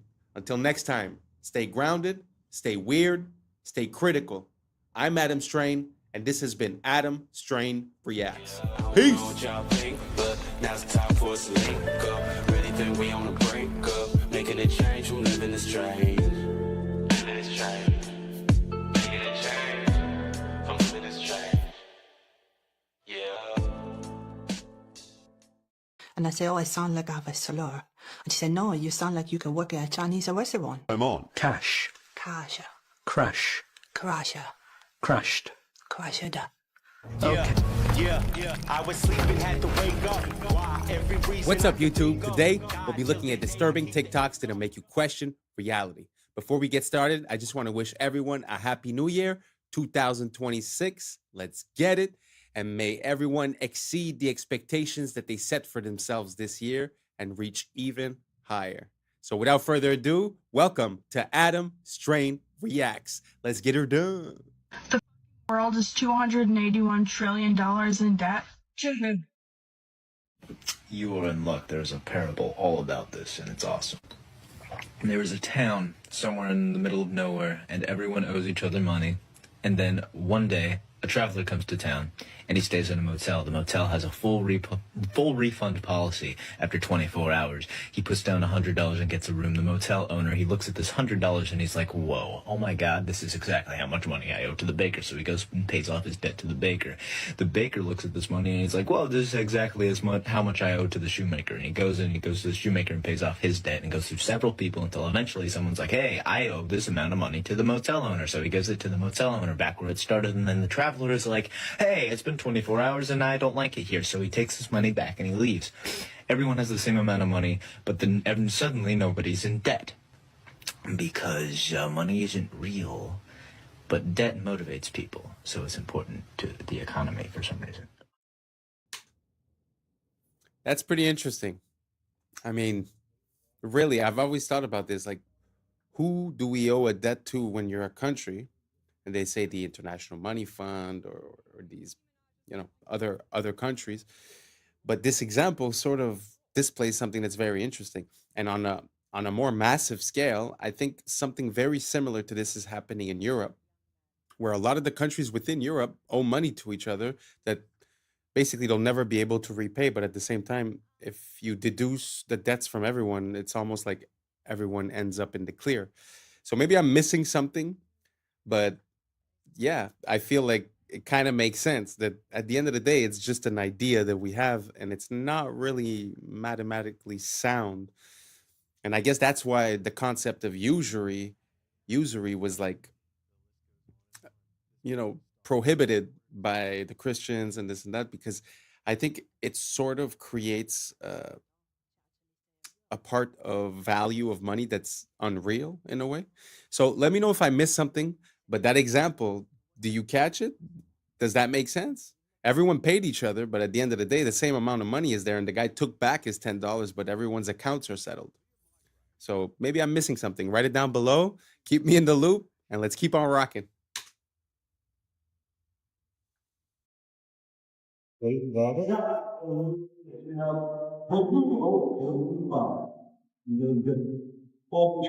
Gosh. Okay, Nikki is causing dads to leave the home. Hold on a second. I don't think that's a good role model for 18-year-old girls. I don't. And what do you think about for young men? For young men.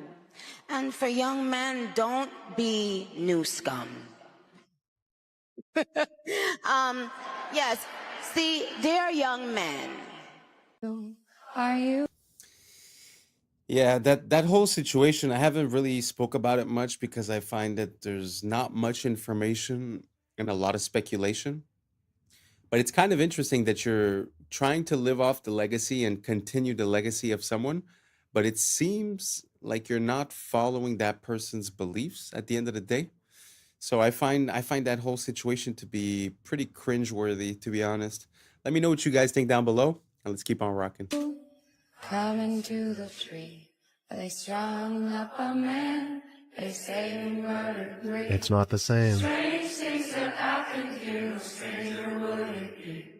We met at midnight in the hanging tree. The list goes on and on. This must be stopped. And in order to stop this, join the American Congress Party. It wasn't until I was in the ambulance on the way to the hospital, she actually said, are you aware of the way you're speaking?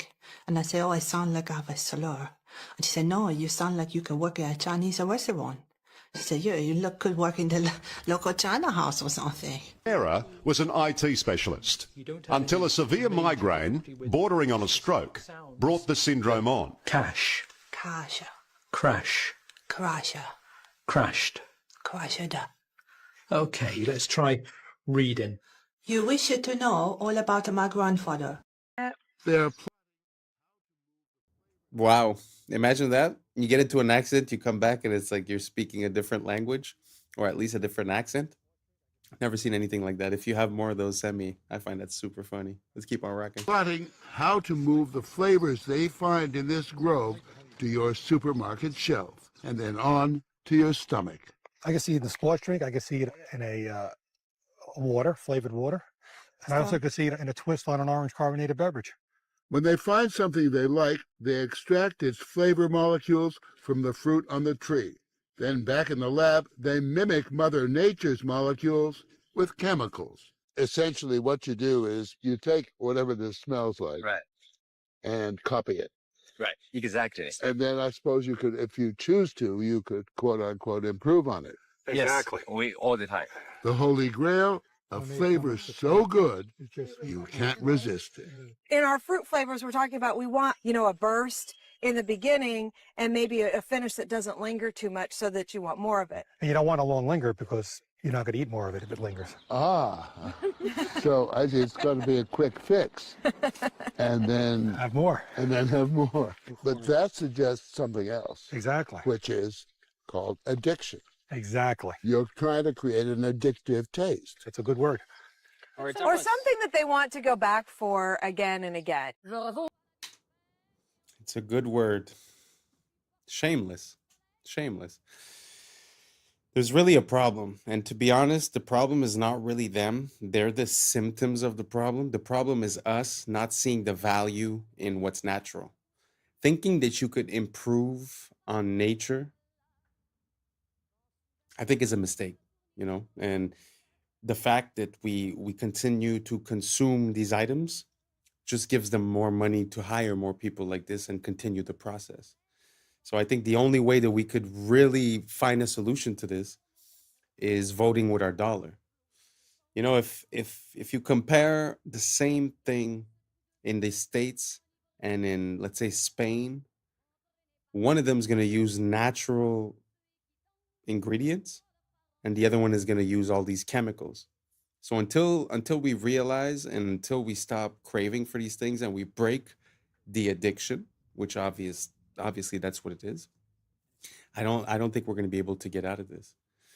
At the end of the day, this is more than just reproducing a taste. This is mind control. They're playing with your mind and hoping to get a desired outcome, which now they admitted is addiction to a certain product. So I find it very sad. I'm not taking the blame away from the individual that's consuming this on a daily basis, but it's kind of hard to get out of it at one point. So let me know what you guys think down below. Do you guys think that doesn't matter if it tastes good, it's fine? Or should we be more focused on what gives us a good effect within our body? Let me know down below and let's keep on rocking.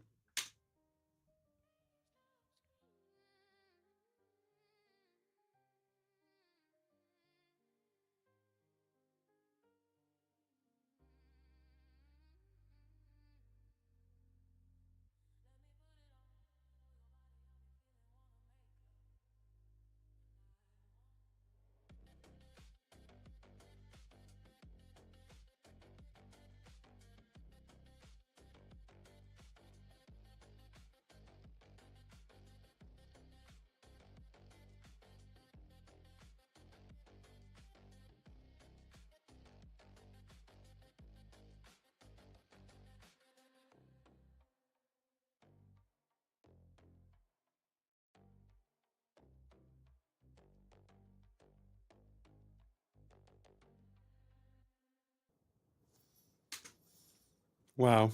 It's really, to have a glimpse into that world just makes me realize how much we come from greatness and how the mighty have fallen, the beauty of the architecture, the way people would present themselves, the respect that they had between them, just the fact of dressing properly and holding a good posture. And it's something that is so beautiful to see. And I wish we would live in that era, or at least that era could come back in one way, shape, or form. But just the beauty of the buildings, the details that you could see, and all the so beautiful, so beautiful.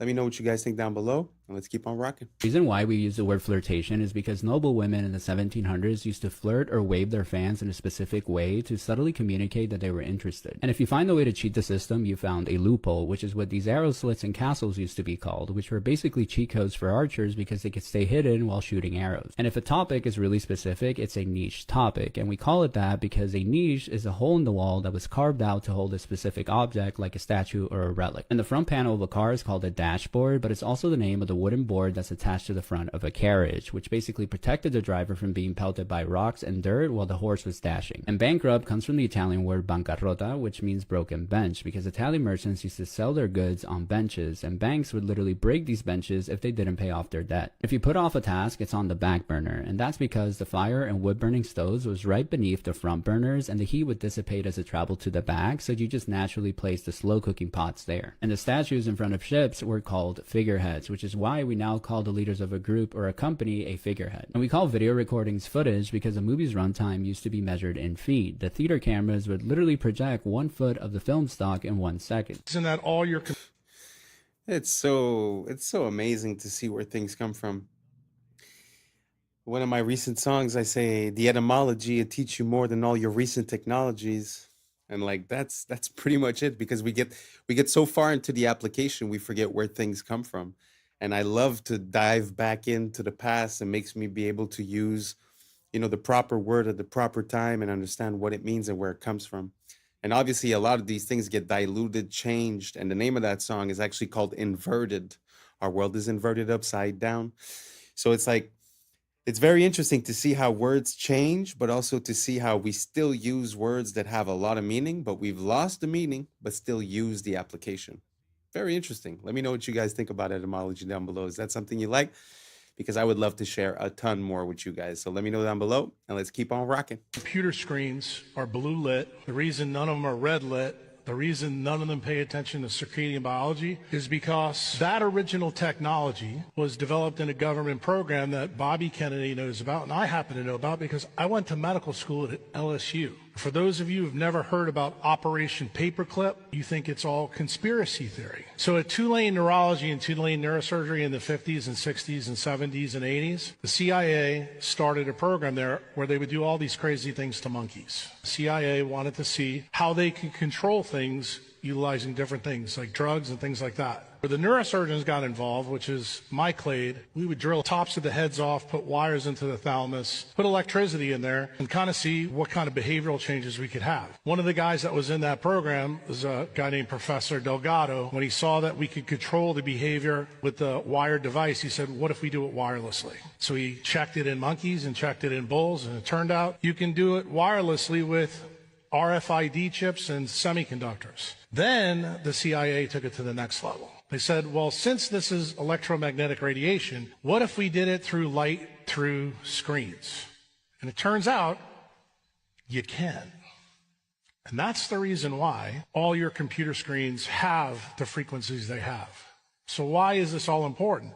Well, the person that set this meeting up between me and Bobby is the patent attorney that made sure that Google and Meta have those things so they can control the things that we all do. Where did the original idea come from that started off in MK Ultra with the CIA? You're going to be surprised when you hear this. It came from the mafia in Las Vegas. They wanted to build a new city in a desert. They enclosed it all, blacked out the windows, invented slot machines that were blue lit.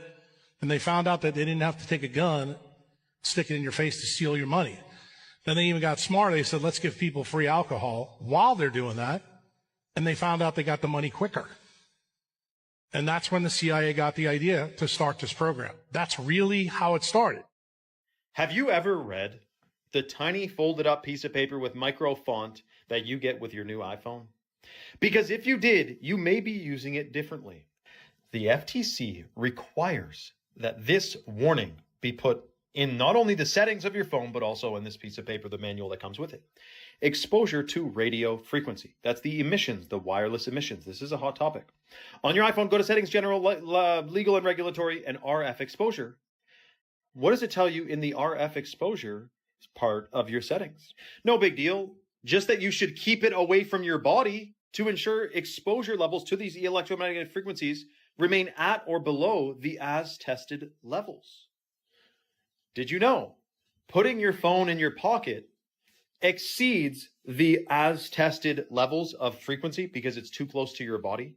Or how about putting your phone to your head?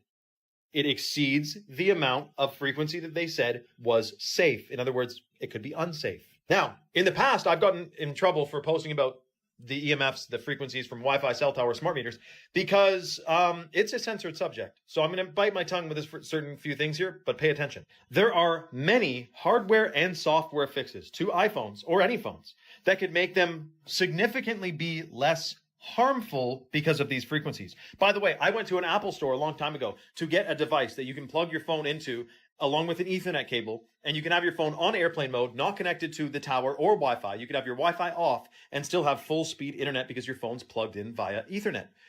I'm talking to this guy at Apple, and he goes, I told him why I'm doing this, and he goes, yeah, well, I don't really see it's a big deal. Like, I'm sure it's totally safe. And then he goes on to tell me that on his thigh, where his phone is always in his pocket, you know those guys that work at Apple, they got 3 phones in 7 different pockets. I mean, it's crazy. He's like, yeah, I do have a rectangular mark of red skin on my thigh from where my phone sits all day. Yeah, dude, that's called a rash from radiate. I mean, what do you think? It's EMFs, man, electromagnetic frequencies. It disturbs your cells. Now, it turns out one of the things you can do if you're using Wi-Fi, which I recommend figuring out how to not use it, but if you are using Wi-Fi, have your phone on airplane mode while it's connected to Wi-Fi. Then it's not trying to connect to the tower and the router and reduces the EMFs. Ideally, though, you plug your phone into the internet and have it on completely airplane mode. And obviously, don't put it in your pocket or talk with it directly pressed to your head. Let me know your thoughts in the comments below and follow for more. I mean, it kind of makes sense. You know, you're connected at a distance from a tower that's radiating all these EMFs, so it kind of makes sense that it would be dangerous to have it close to your body. But it makes me think about the older technology. You see, back in the days, we used to use the cord phone, right? And the cord phone, when you think about it, it was plugged into the wall, but it wasn't even plugged with electricity. So I'm pretty sure that the radiation or EMFs that would have been radiated by that are probably 1,000, if not 1,000,000 times less strong. So a lot of time, you know, we change our technology for accessibility, but we either reduce in quality or we increase in toxicity. I think we're a bit lost, you know. And I was thinking about that recently. Like, if I were to build a house today, I wouldn't want it to be wireless. I would want wires everywhere inside of the walls so that anywhere I go, I plug myself in.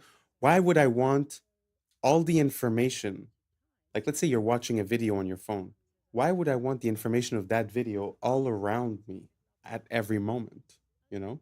And then to go just a step further, if you look at, you know, a lot of people now, they tend to live in condo buildings, apartment buildings.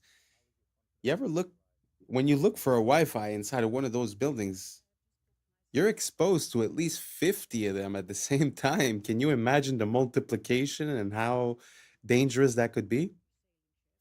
So it's kind of weird. They're selling you a cell phone that's made to talk on the phone, but if you put it here, it hurts you. If you put it in your pocket, it hurts you. So I don't know. I don't know what we're doing, you know? I think we're going to need a little bit of consciousness and realize what we're doing and try to find a solution to it. I've heard about the stickers on the back of the phones. Does anyone use that? Does that work for you guys? I'd be very curious to see what ideas you guys have to reduce the EMFs. I've heard about the lead paint. I've heard about different types of ideas. But let me know what you guys think down below. Are you team wireless or are you team wired? I'm team wired all the way. So let me know down below and let's keep on rocking. Excuse me. I just want to say I really like your style. You look incredibly stylish, if you don't mind me saying. Oh, I don't mind you saying that at all. It's a very nice thing to say. I'm a portrait photographer. What is the shtick? Tell me. So I talk to the stranger, I take a picture of them. I disapprove thoroughly of social media. I know what you mean. I think it's poisonous. But I've tried to use it as in a positive way. And what's your name? Irene. And you're a teensy bit skeptical? Of course, because I live in London and the world is full of scams. Would this face scam anybody? That isn't something that you can ever say, unfortunately. I'm going to show you what I do. Okay. Oh, how sweet. You're walking very briskly there. I have things to do. I'm going away next week. I'm 88 and a half. I'm old. You are so sprightly for 88 and a half. Yes, I am. I am sprightly for my age because I make a point of doing a lot of exercise. But also because I know I have limited time, my son says I am frenetic. So I am filling it with lovely things. It's aloneness rather than loneliness. If you could write a letter to your younger self. Don't be cautious. Go for it. I was often too cautious. How is your confidence in your life? I am up to a point. For instance, I have just booked myself this holiday. It's called Solos, the company, because they deal with people on their own, on a gullet, which is a Turkish sailing ship. And at first I was fully confident. Now I suddenly am thinking, and it's only a week away, oh my goodness, I'm going to be the oldest person there. I'm going to be a pain in the neck to everybody. And oh dear, oh dear, oh dear. Yes, I don't know how it's going to be on this boat. Getting on and getting off is going to be a problem. Hopefully this has been a nice experience for you, Irene. It's been a different experience through Kensington Gardens. And what are your hopes for the future? Long life. Which I've already had.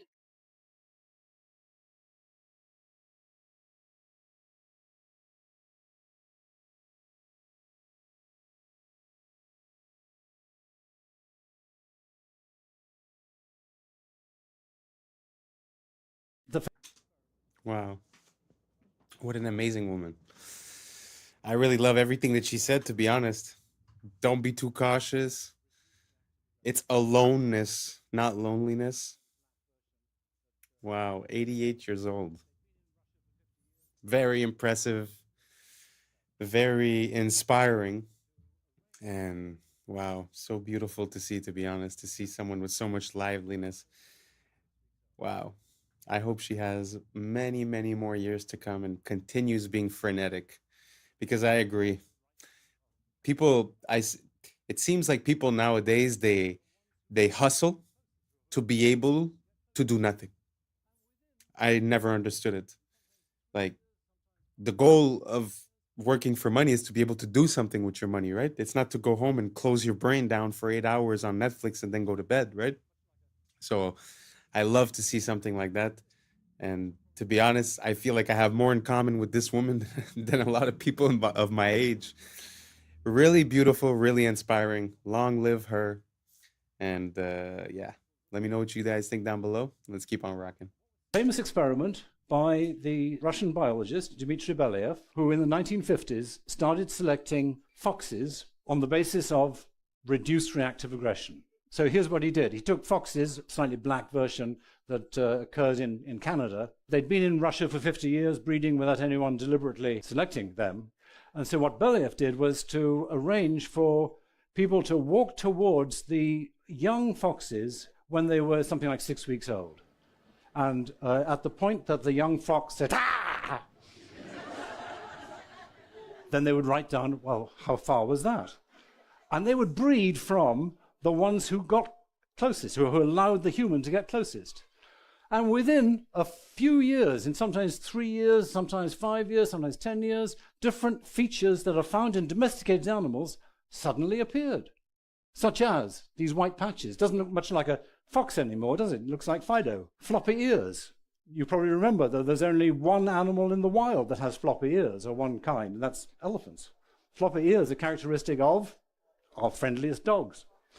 So these are examples of features of the domestication syndrome. And what we're seeing here is evidence that you select against reactive aggression, and then, boom, magic, you get these features of the domestication syndrome, which is why goats and horses and cows and cats and dogs all have individuals that have got white patches of fur on them. Floppy ears occur in all of these animals too.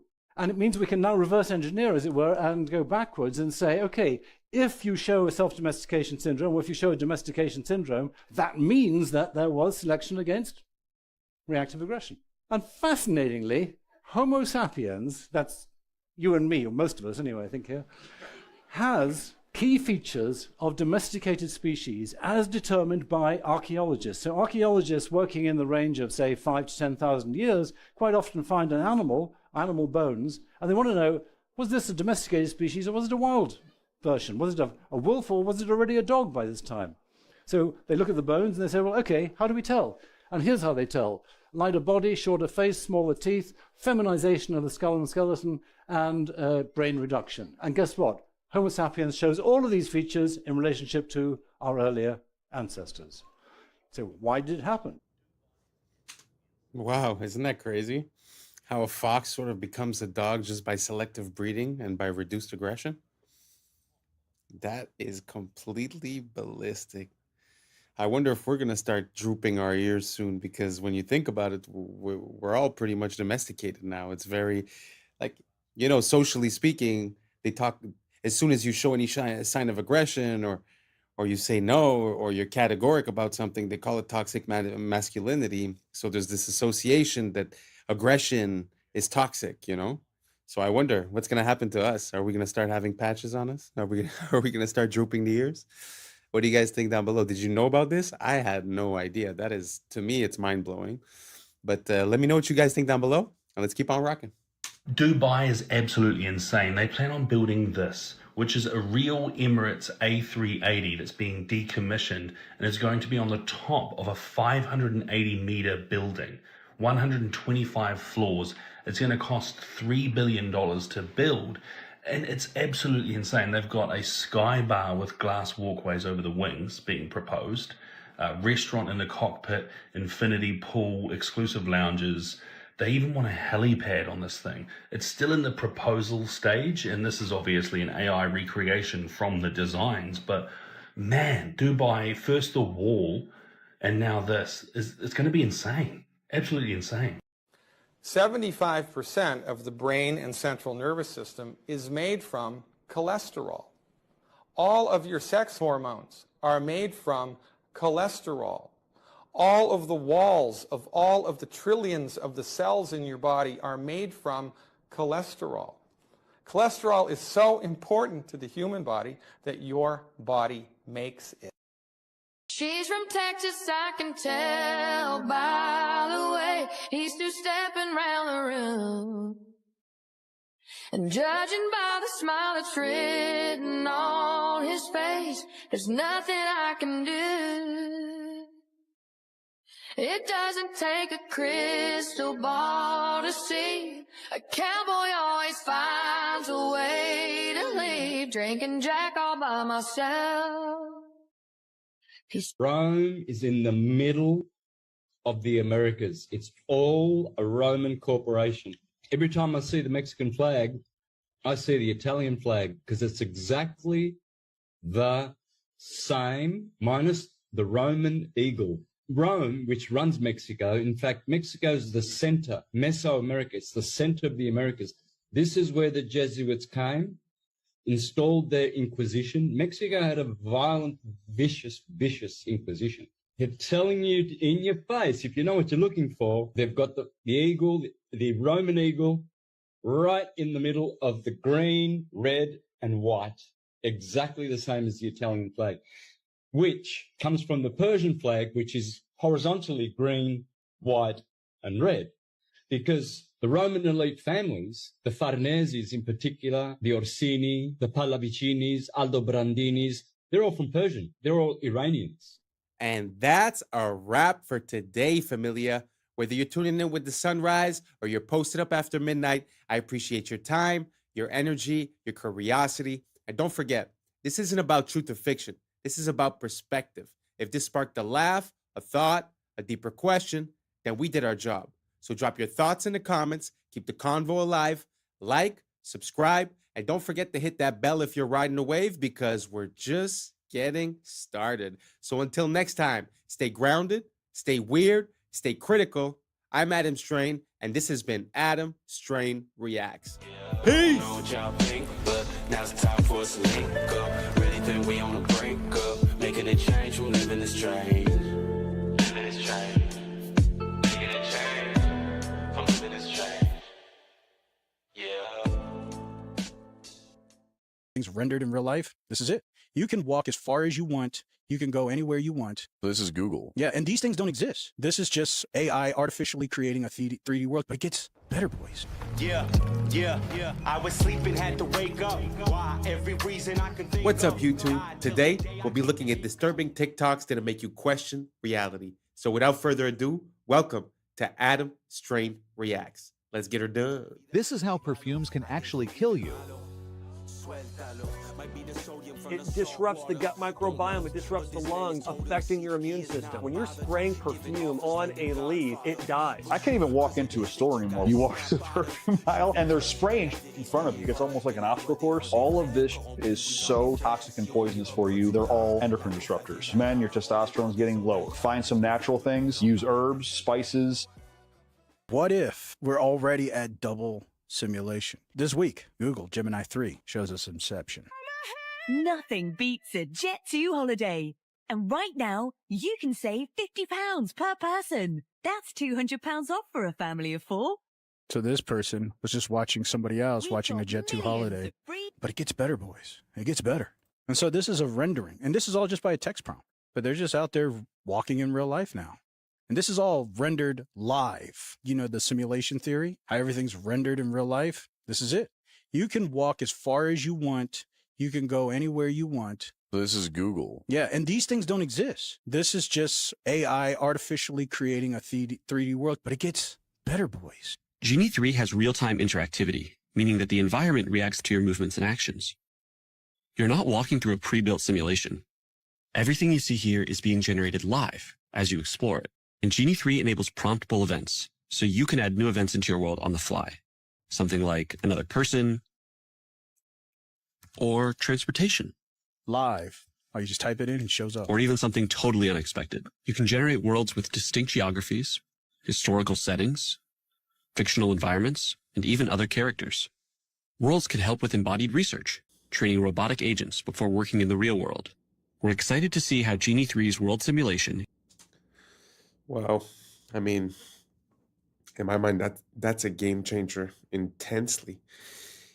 Because imagine if what you render, you could interact with it and that it auto-generates. That means you could sort of live in, you know, like your GTA type of map, right? So you live within that map, because I always had a hard time to understand how they would get everyone into the metaverse. Basically, you know, because the whole shift, like if you look at the investments towards Facebook and all that, was put towards the metaverse quite a while ago, and I had a hard time to imagine how they could get us all to go live in this simulated reality, because we're already sharing a space in this world, right?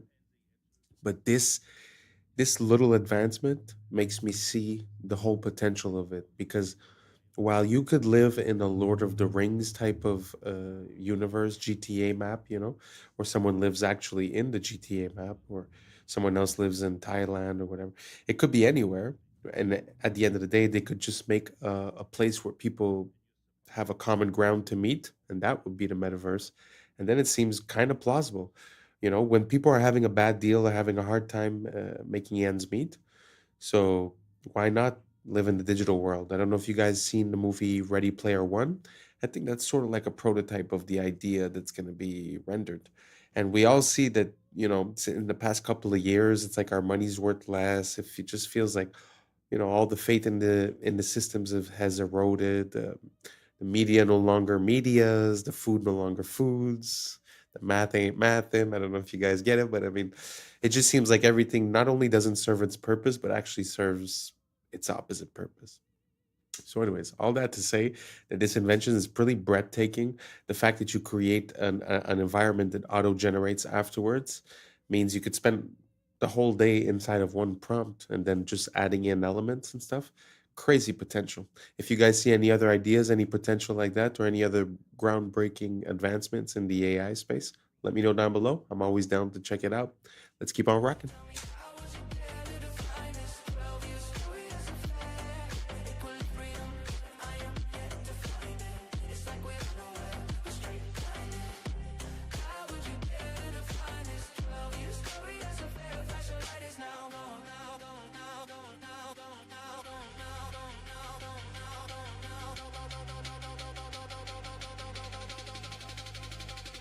Maybe that's the point, to let it run free. Feels like we're joined at the hip.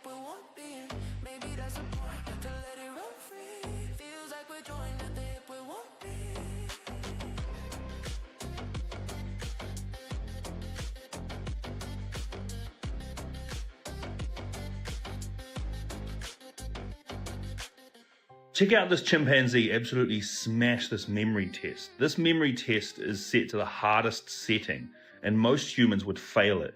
95% of humans fail this test, but this chimpanzee seems to smash through each set of 9. What it does is it shows up 9 numbers, 1 through to 9 most of the time, or sometimes doubles up numbers, and you're supposed to go through an order of lowest to highest, and this chimpanzee is absolutely smashing it. Wow. I wouldn't have gotten that. Would you have gotten those? I was looking at the screen, I was like, no, way too quick. Isn't that crazy though, how we underestimate, animals and their intelligence? I mean, it might not be the same type of intelligence, but I've heard similar things when it comes to dolphins, whales, elephants, bigger animals. They have these capabilities that are very, very impressive. If you guys have any other example, let me know down below. Let's keep on rocking.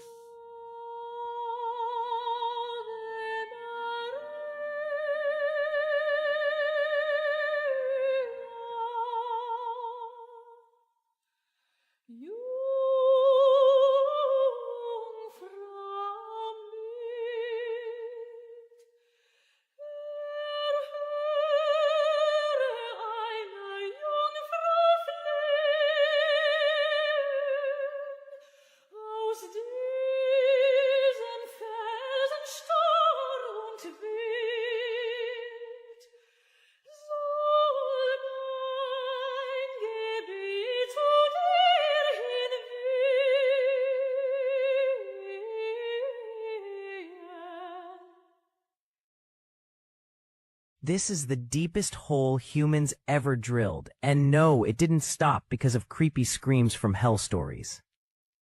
Russia's Kola super deep borehole, over 12 kilometers straight down, deeper than Mount Everest, is tall. Deep below, rock shattered like glass, seawater leaked out, and fossils showed up kilometers deeper than expected. At just 12 kilometers deep, it hit 180 degrees Celsius, nearly double what scientists expected at that depth.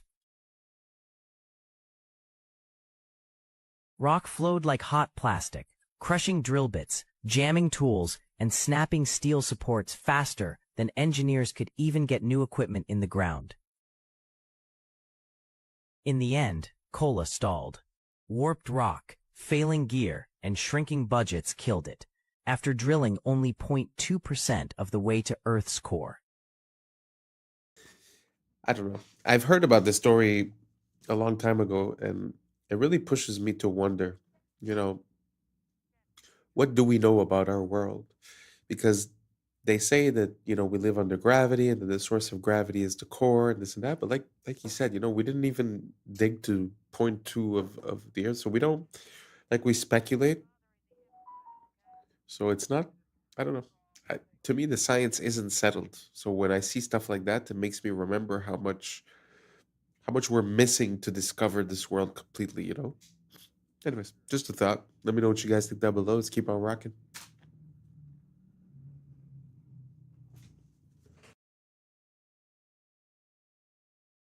Check. Picture up, 10-4.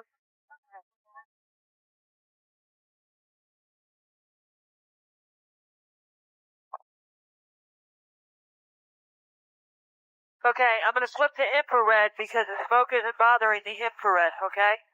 We want to just back off, take a look at the impact area, see what areas are hot on either side. The sacred cubit was found in the pyramid at Giza, the Great Pyramid, and it's found as a unit of measure and a yardstick in many areas of the ancient world. But this particular measurement was carved in stone just above the entrance to the king's chamber. The rings made in this cubit length have a natural resonant frequency of 144 megahertz, which is a harmonic of light speed. It's a harmonic of 6 times gravity. It's a harmonic of the mass at the center of a light field. And in recent years, we've discovered that it is also a measurement of a wavelengths in the standing gravity wave of the planet. The reason why we call traders turncoats is because mercenaries used to wear military coats with reversible linings that matched the color of the enemy's coat. So if they were losing, they could just turn it inside out and switch sides. And we call awards trophies because Greek soldiers used to raise the enemy's armor up on a wooden pole called a tropaion when they won a battle. And modern trophies still follow a very similar silhouette and design. The Emmy was originally called the Emmy Award after the imaging tube inside of old school TV cameras. But since the award had a very feminine design to it, people started calling it Emmy instead. The word groovy comes from the way that record players are designed so that the music plays smoothly if the needle runs along the grooves of the disc. So if the music was good, it was groovy. And lefties are called southpaws because baseball fields are designed so that the batters are facing towards the east to keep the sun out of their eyes during the afternoon, and the pitchers are facing west with their left arm pointing south. So a lefty would be a southpaw. We call them motels because they're hotels that are designed around car travel. They'll have rooms that directly face the parking lot and a roadside location. So it's a combination of the words motor and hotel. And a word that's formed by combining two words like motel is called a portmanteau, and we call it that because a portmanteau is a piece of luggage that splits open into two equal compartments. Okay, so this is either Pakistan or India, one of you guys will know, a river of trash. Some of these rivers, by the way, are biologically dead, like not even an organism is alive in it because of all the chemicals, not just obviously the plastic. This guy, who I'll tag and mention, goes and cleans it up. Like we're talking, he goes to their country, cleans up their rivers. This is while we ban plastic straws, by the way. This is the guy, Alexei Sabrinsky. I'll tell you all about it. But here's the shocking part. We talk all about philanthropy. You have the Rockefeller Foundation partnering with Mr. Beast. You have the owner of Microsoft. Philanthropists. Woo! Here's some philanthropy for you. Bring back hemp plastic. And side note, dismantle Monsanto and the corporations that are trying to control the world food supply and release the free energy patents. Otherwise, everything else is fake. I don't care what philanthropy they think they're doing until they release the free energy patents and the technologies they're hiding from us and start actually using hemp plastic. It literally is a few policies away. If I was in control, man, slickety split, we'd have policies out the yin yang, clean water, clean food, clean healthy, no microplastics, no toxins. But seemingly, there's an intentional plan to do the opposite of that. I'm not smarter than Rockefeller. I mean, of course, they know these things. It's part of the plan. Let me know your thoughts in the comments below and follow for more. Shout out to this freaking legend cleaning up freaking dirty river water. Wow. Props to him for doing something for nature and for the earth and something that he's passionate about. But it does make me think when he talks about the hemp, it makes me think of the first cars that were created. From what I understand, the first cars that were created, they were made out of hemp as well. And they were basically, hemp has always been a part of our society. From what I gather, even ancient seafaring civilizations, the reason why they were able to do that is because they have the rope to hold the sails and all that stuff. And supposedly those ropes were made out of hemp. So from what I understand also, hemp is per time, it's the fastest growing, one of the fastest growing things that you can make. The seeds are good for food. Like he said, you can make plastic, you can make oils, you can make all kinds of stuff based on something more natural. So yeah, very interesting that he was talking about that. I haven't heard anyone talk about hemp in quite a while. Used to be a big thing back in the days, but now don't really hear much about it. You guys know about hemp? You guys know about the potential of hemp? Did you know that the first car was made out of hemp? Could also run on other things than gasoline? Let me know down below, and let's keep on rocking. Charlie Kirk say to us today? I'm fine because my soul is secure in Christ. La voix d'un homme remplacé par un programme dans une église. On se croirait dans un film dystopique. A computer can take what really mattered to a man. Le plan est sous nos yeux, remplacer l'humain par la machine. C'est ça le vrai turning point. Kirk est exfiltré et on le remplace par une IA. It's a promotion. Même discours chez Melania. It is our duty to treat AI as we would our own children. Et Trump s'est réuni avec les 33 acteurs clés de la Silicon Valley AI is going to change everything. pour avancer l'agenda transhumaniste. Build out data centers and infrastructure to... Le 33, c'est la signature des rituels de transformation, c'est pour ça qu'il revient tout le temps. Et l'épisode 330 de South Park fait référence à Kirk, avant le tir. What is a woman? What is a woman? L'émotion divise et on pousse des lois contre la haine. With hate speech, we will target you. Woke contre MAGA, clivage est-ouest. L'issue, c'est toujours plus de surveillance. Il polarise la masse dans tous les contextes. Russie-Ukraine, Gaza-Hamas, Epstein, Clinton, Covid. Tout ce qui est mainstream est encodé. Ils avancent ensemble, comme Candace Owens l'affirme. I'm one of the Masons of Turning Point USA. Donc posez-vous cette question. Si les gouvernements étaient vraiment en conflit, pourquoi ils convergeraient tous vers le même futur? $7,000 per post. I know I've seen that happen a lot with you, Emily, and you're also at that meeting with influencers. So what's the reality of the situation? I'll speak on behalf of myself, and honestly, on behalf of they target influencers who agree with the cause and then recruit us for meetings like what you saw with Vivi for messaging. With that being said, I can safely say any influencer. With all due respect, I don't think it's completely accurate to say that influencers aren't getting paid, because let me tell you, they offer that money to me, and I sent you that exact email, let me pull it up. The Consulate General, okay, wrote me an email offering to pay me to go. They would pay all my expenses and also pay me, and then I had, they offered to give me a spot for my guests. I shot that down. I declined because it didn't sit right with me. This is about a year ago, okay? If tomorrow I got bankrolled, I'm already. Why can I be paid for that? If you want to as a paying me for service, I work there. You should be registering. That's fine. I don't know what saddens me more.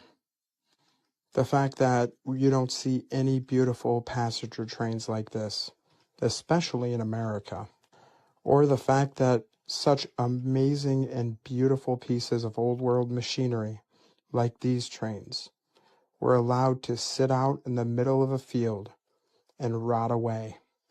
But just look at the railways of the old world in their prime and how beautiful they looked. Now compare a few of these to what we get on Amtrak today. I can certainly see why the federal government continues to pump millions of dollars into them. But they had everything from rocket trains to Zeppelin trains, like you saw in my previous video. And they even had Zeppelin trains on elevated rail. A truly beautiful golden age of travel. And sad how, in America especially, we've invested so little into proper passenger train service. The controllers would rather tear down all of our beautiful architecture to put up highways and freeways and ugly parking structures in downtowns, making sure we all are slaves to our oil-dependent vehicles. Amazing the innovation that came from that time. Question everything, friends. Until next time.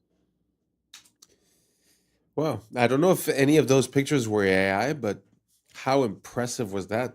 It's hard to believe that there was that many iterations of the train when, I mean, the train didn't last that long, no? Because it was not too long before the cars, and once the cars came in, it sort of took over. So I don't know, maybe I'm mistaken, but in my mind, it's only 100 years or so, or maybe 200 years where it was the big thing. So it's kind of surprising that there was that many different versions and types, and I had never heard of a rocket train, a Zeppelin train. Super interesting. I'm going to look for more information on that. Let me know what you guys think down below, and let's keep on rocking. Okay, remember how it's illegal to keep crows as pets? Well, this Russian man, maybe in Russia they do things different. Check out what this guy has going with this freaking crow. Ходим, собираем грибы. Нашли уже чуть-чуть. Mushrooms. Вот Гоша сейчас опять в поиске. Видите, головой вертит туда-сюда и смотрит. Даже грибочки. Ага, попить. They got good vision, man. Holy cripers. Beautiful creature, man. And you know, it looks black, but they actually are blue feathered.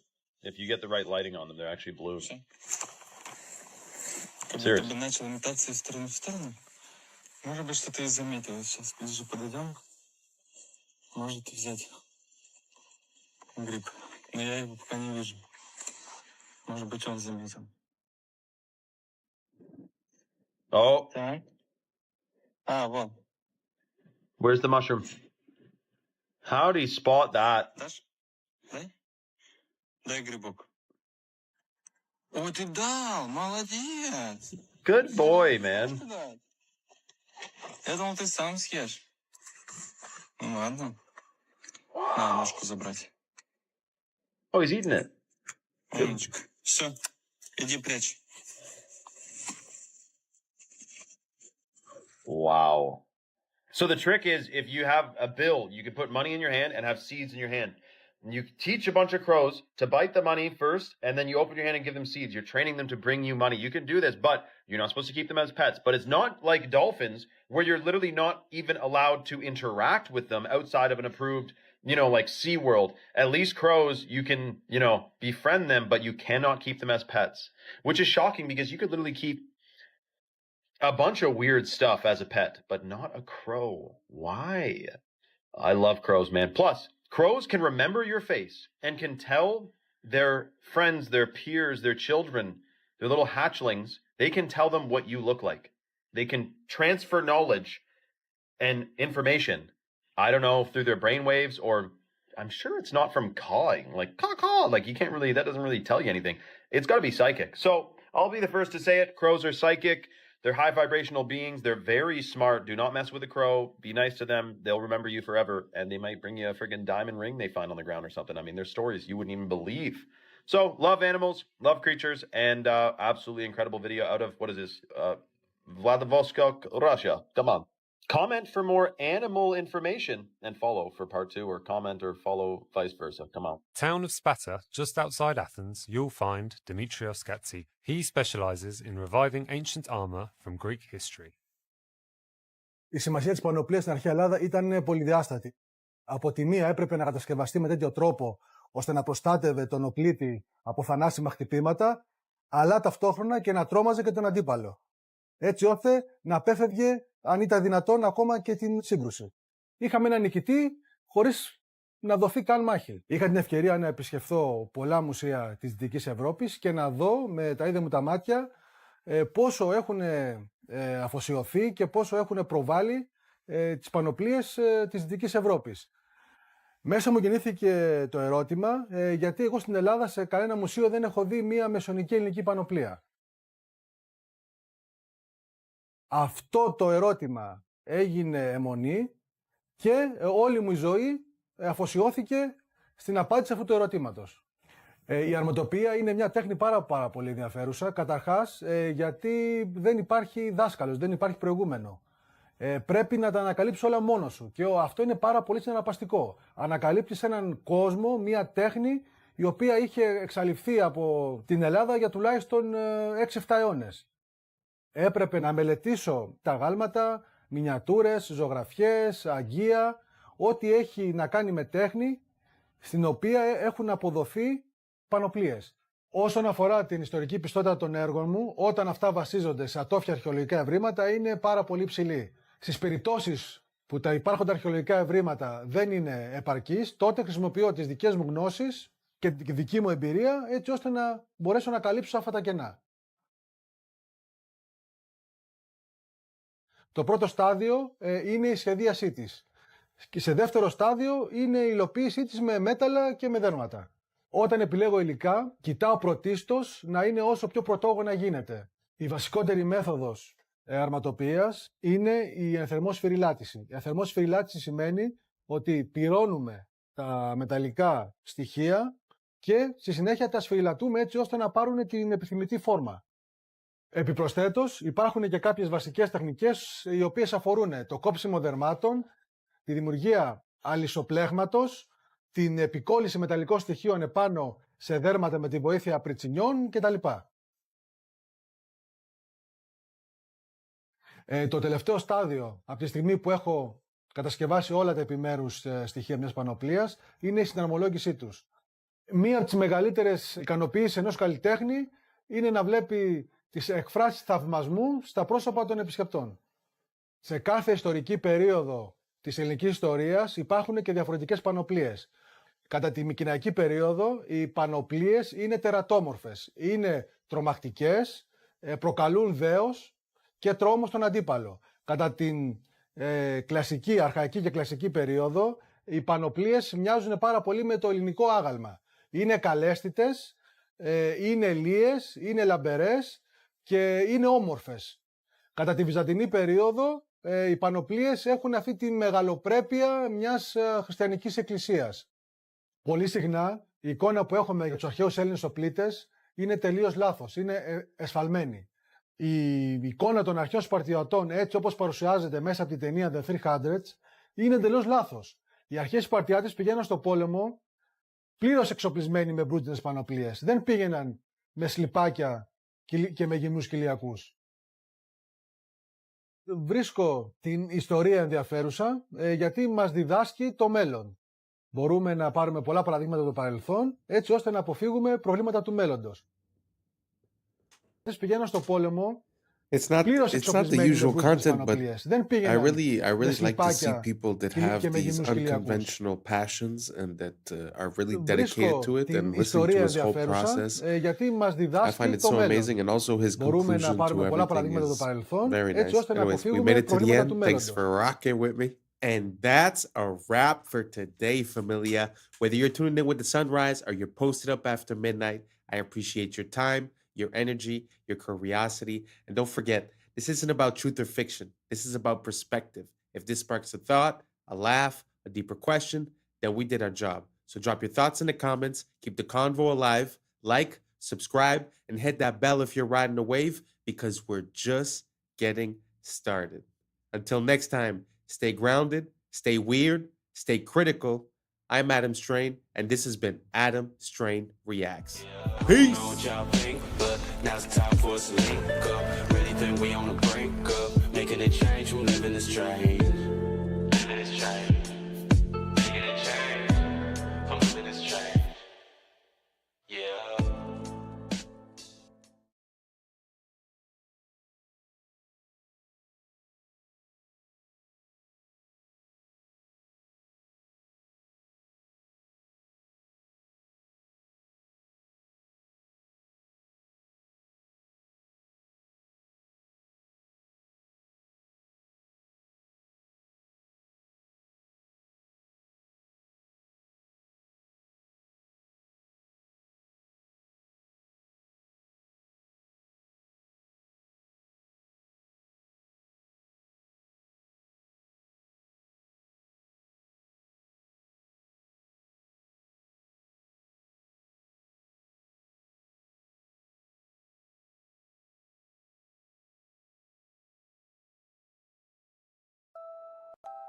He's actually conducting electricity now through his tongue. It looks very smart, but it may not be as smart as you think it is. How?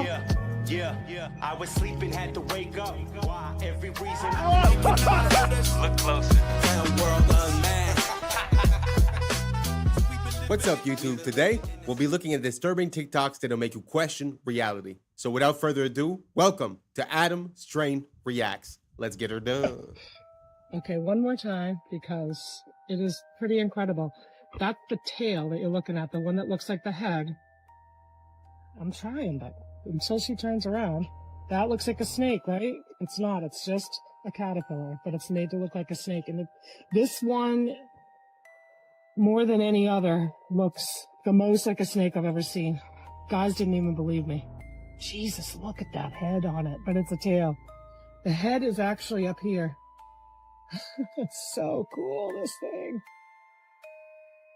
So good. Thank you for doing that, Leah. Jesus, look at that. Incredible.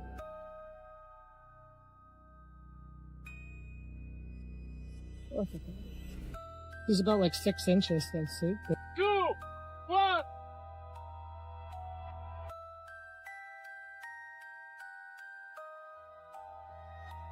Não posso parar.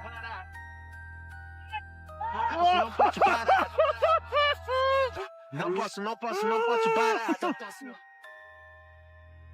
He's actually conducting electricity now through his tongue. And anywhere on his body, electrical current coming from that plug socket through his body and actually light this light bulb. Mohan proves the current is flowing. So that's lighting up now, and that's telling us that is a live wire. So Mohan has got an electrical cable in his mouth, and what we're showing here is that that is conducting through his body and is lighting this. So effectively, he is a live wire. He's passing a current of actually 60 by, that's 240 volts. So that's approximately 0.25 amperes. About 0.25 amps. That's right. About 0.25 amps is flowing through his body. It will kill a normal person. An electric drill. It's a 500 watt drill.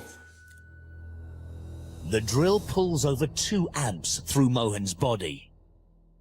8 times more than the light bulb.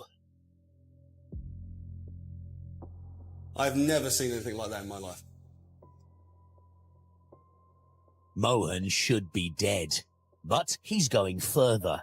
An angle grinder needs a deadly 4 amps, and Mohan is taking the full charge. I mean, he frightens me. He's able to conduct electricity through his body, across those incredibly vital organs, but critically, actually across the chest, so across the heart. Electric shock causes blood pressure to plummet, but amazingly, Mohan's remains constant. 120 on 90, so perfectly normal. Mohan's ability shocks Greg. I simply would not have believed that if I hadn't have seen it with my own eyes. Worse, smart homes. They have a whole chapter on this. One will absolutely floor you. It did me. In 1997, and this is, you can do the word search and research yourself. They predicted, not 2025, but by 2020, that people would be working from home virtually. This is causing widespread devices. This stuff was never even heard of. Digital currency, and last but certainly not least, programs. I'm sorry, I gotta chuckle, because if I don't, I'll cry. Programs run by organizations like the has yet to emerge. First printing, February 1997. I mean, she just folded a few books together. It's not like it's that interesting.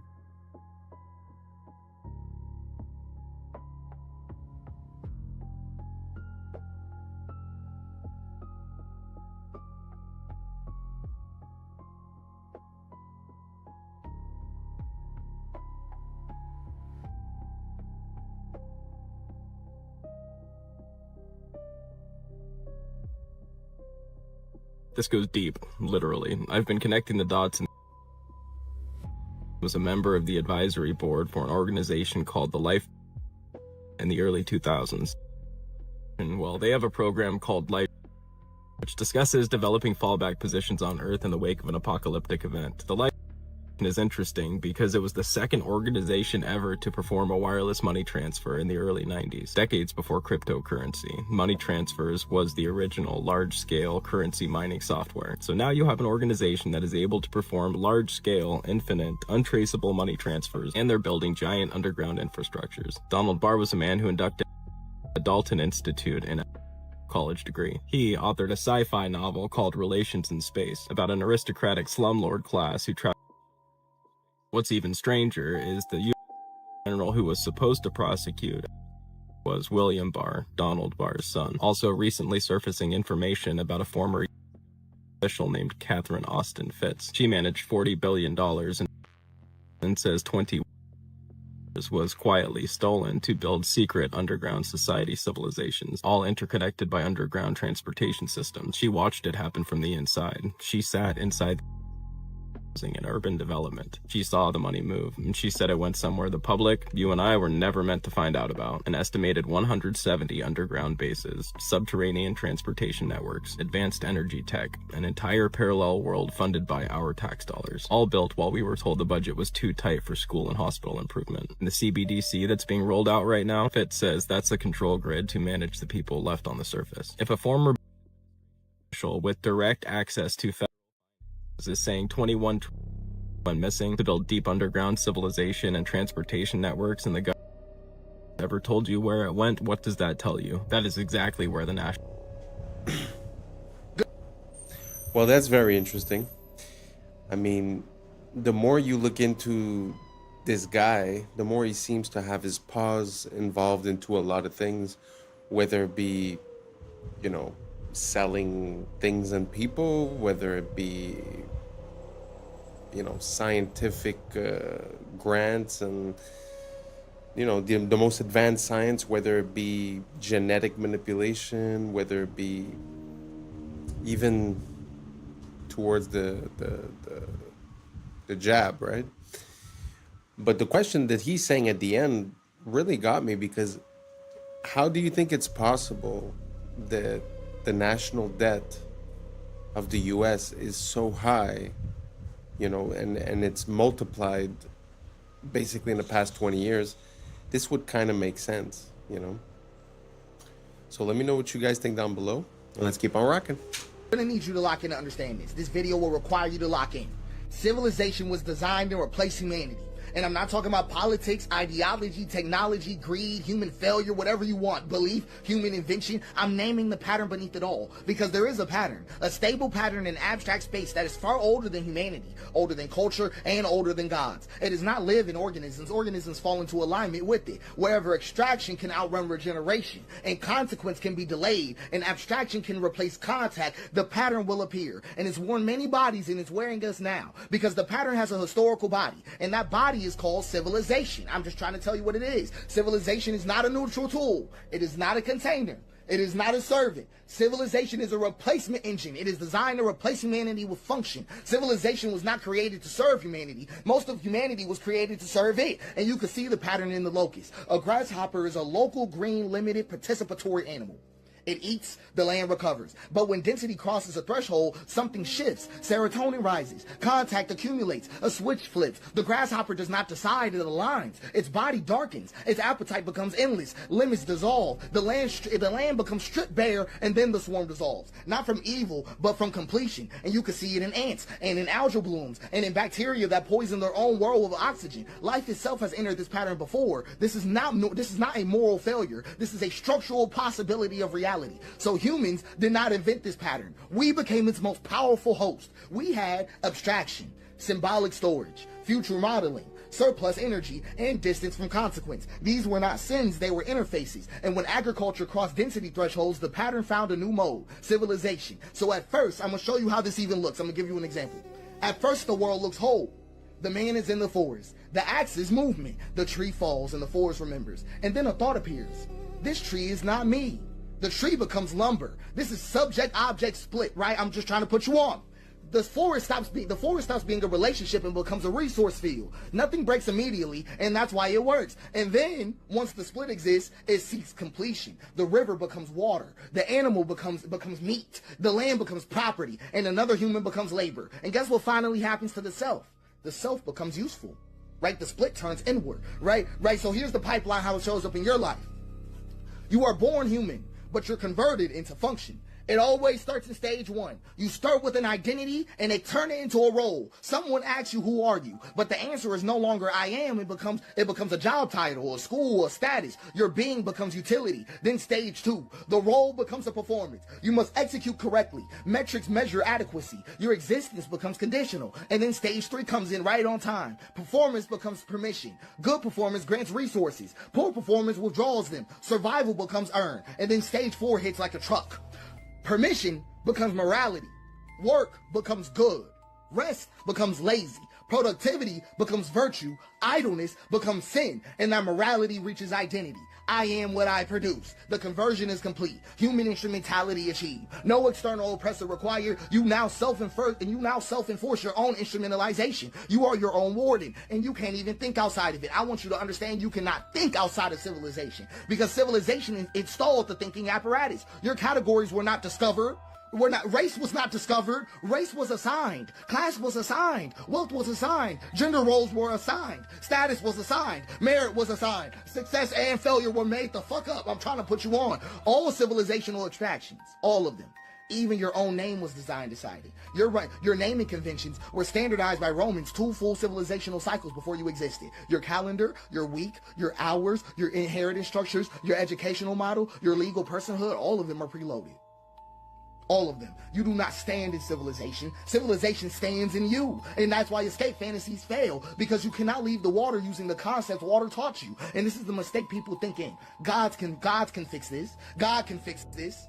No God has ever addressed this situation because they think gods stand outside the pattern, like gods oppose the pattern, like gods interrupt it. They don't. Every god that has appeared inside history has either emerged already aligned to the pattern or been absorbed, inverted, or repurposed. Let's go through them. Yahweh is a civilizational God from the start. Yahweh was never a threat to civilization. Yahweh is a God of law, land, borders, lineage, obedience, continuity, and inheritance. A God of accounting, a God of command, a God compatible with empire. And that's why Yahweh was not crucified, because Yahweh already belongs to the pattern. Let's talk about the real God going on here. Abba.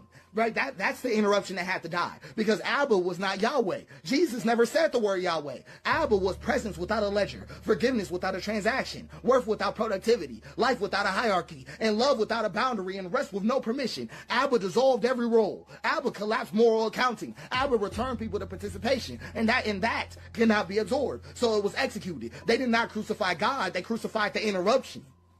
That's all they did. They didn't kill God, they killed the Father. And then civilization performed its most elegant move ever. It absorbed the corpse and then built a church around it. Let's go to Buddha. Let's go to Buddha right quick, right? Dissolution. That's all it was. Dissolution got contained because Buddha names the trap: desire, attachment, identity. So civilization doesn't fight Buddha, it domesticates him. Meditation becomes optimization. Mindfulness becomes stress control. Liberation becomes private wellness. And awakening was neutralized. Let's go to Allah, because Allah appears transcendent, but structurally, Allah is an absolute authority requiring total submission, an eternal law, and continuity without interruption. A God perfectly compatible with civilizational order. Absorption was seamless. It was seamlessly absorbed into civilization. We can even have fun with it. Let's talk about Zeus, because Zeus was never outside the pattern. None of them were. The Olympus mountain was an empire mythologicized. Hierarchy, domination, violence normalized. Zeus did not fall. He became unnecessary. The state absorbed his function. So every god that is ever born made a choice: remain illegible or become useful. That is the choice of every god. If a god remains illegible, it is destroyed. If it becomes useful, it is absorbed. There is no third option. So I'm just being honest with you. Civilization does not deny God. No, it doesn't. It replaces God. It becomes the source of law, the arbiter of worth, the distributor of survival, and the judge of morality. And like all gods before it, it demands sacrifice. Human sacrifice, but just not on altars. So I'm going to show you what civilization does. It replaces humanity. Sure does. It replaces participation with abstraction, presence with performance, care with compliance, and relationship with roles. It turns humans into instruments of throughput. Burnout is not a malfunction. It's not a malfunction. It's the completion signal. It means the instrument has been fully consumed. So I'm going to be flat with you. No system in existence can save you. Communism is going to curdle. Anarchism will crystallize. Western civilization, Eastern civilization, capitalism, whatever you want, free market, constrained market, whatever you want. Every system will repeat the same betrayal, because systems are water and abstract space has a hill. And whenever a system is poured, it flows downhill. And that basin has a name. It is the hyper throughput attractor. Every system that is ever born must choose: preserve the human, preserve humanity, or preserve continuity. It will always choose preserve continuity. Not because it's evil, but because continuity is required for the system to exist at all. Humanity is not. So it's not corruption. I'm just talking to you about physics. So this is the most dangerous part about it. The pattern is extremely easy to instantiate.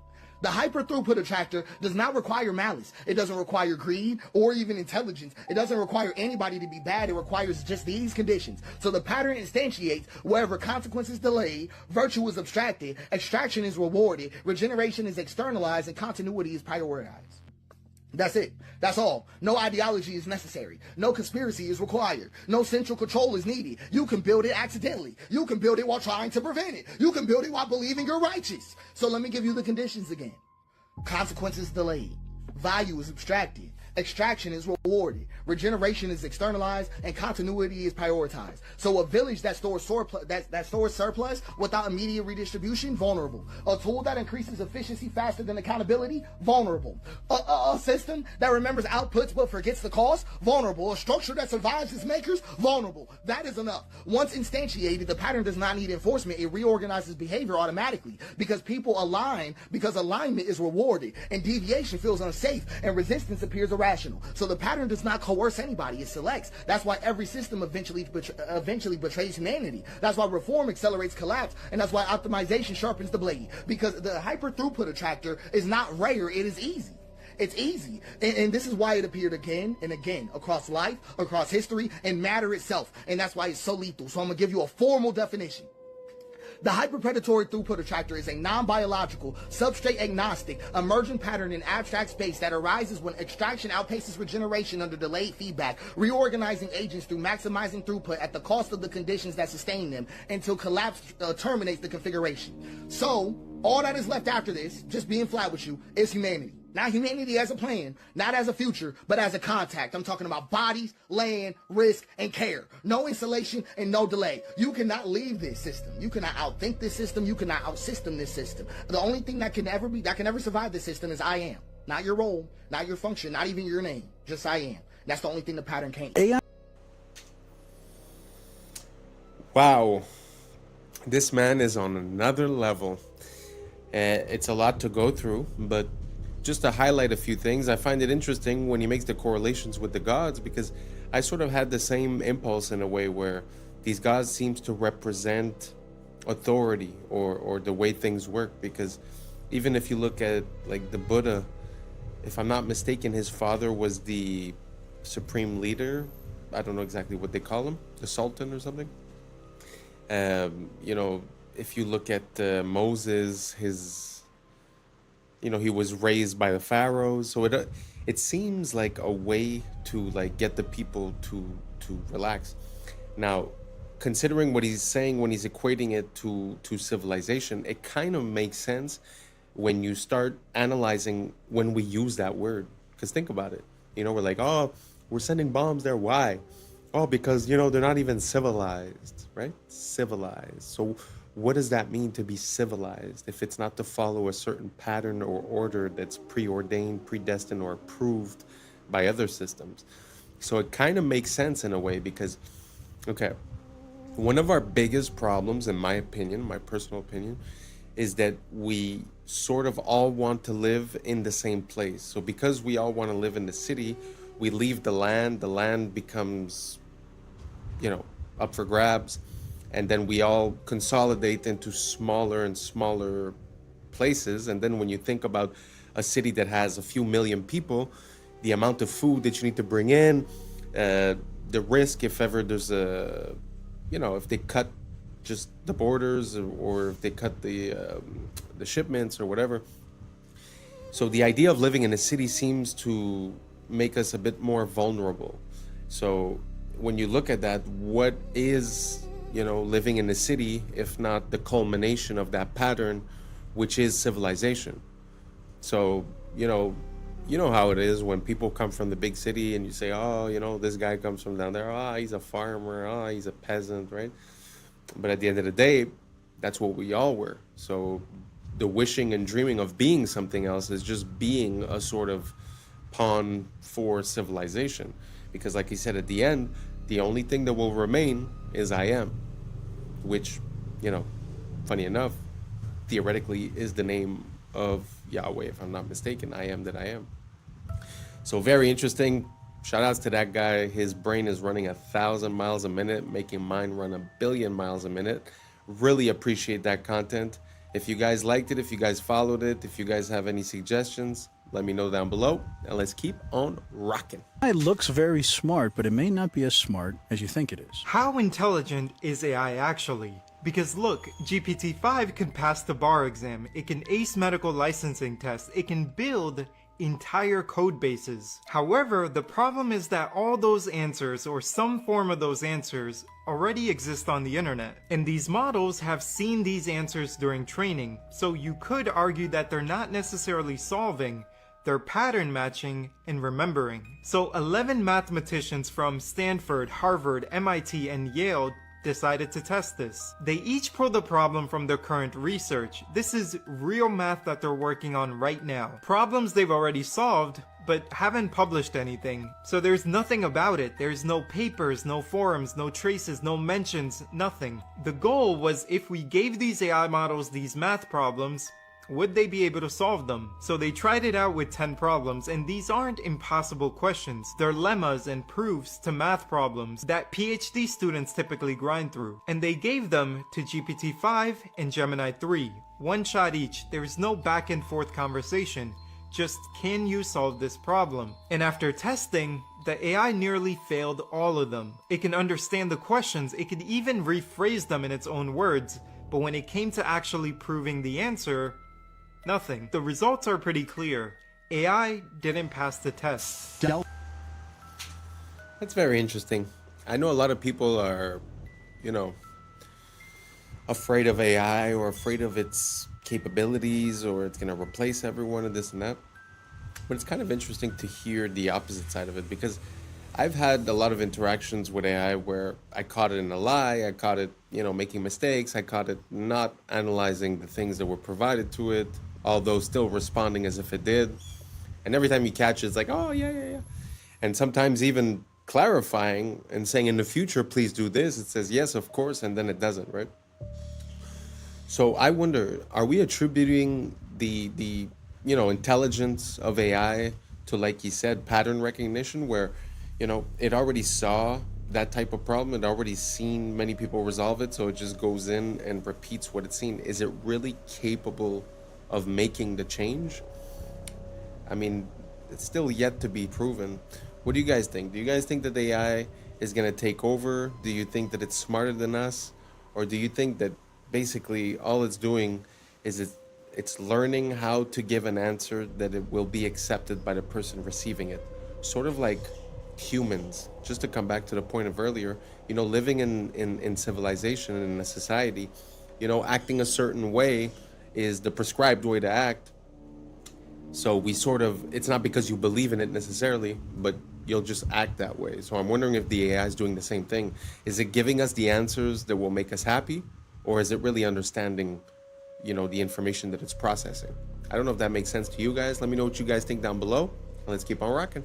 Announced a little while ago that they had done a partnership with this Israeli company, and they were going to use surveillance data about you to figure out how much you were willing to pay for a plane ticket. You have a funeral to get to, or that you've got a meeting on Monday. A wage is a price. Uber drivers, they bucket themselves into two groups. They call themselves either pickers or ants. So pickers are people who are picky. Ants pick every ride that comes along. If you're a driver, Uber can impute a level of desperation to you by how many lowball offers you're willing to accept. Now there's 4 giant apps. They all sell themselves as Uber for nursing. So the app, before it gives the nurse a shift, finds out how much credit card debt they're carrying. And the more credit card debt they're carrying, the lower the wage the nurse is offered. That's insane. So holy smokes. Think about this the next time you're getting your catheter inserted. I just want to reiterate something about data. Like, you see this example where it's able to cross-reference the bank statements of the person to see how much debt the person is carrying, to then carry out a dynamic pricing and have a lower offer to the person. That's what I try to explain to people when I say, they shouldn't have access to our data. It's because we can't even consider what they're going to do with it. We can't even consider how all these data points correlate into an advantage for a company or for something, right? Or a disadvantage for the user. It's very interesting. Let me know what you guys think down below. Is it scary? Is it okay? Does it make sense? Is it fine? Let me know, and let's keep on rocking. These are tiny little microscopic holes. Light goes straight through. This is all hollow. Look at this. Every single one of this headpiece.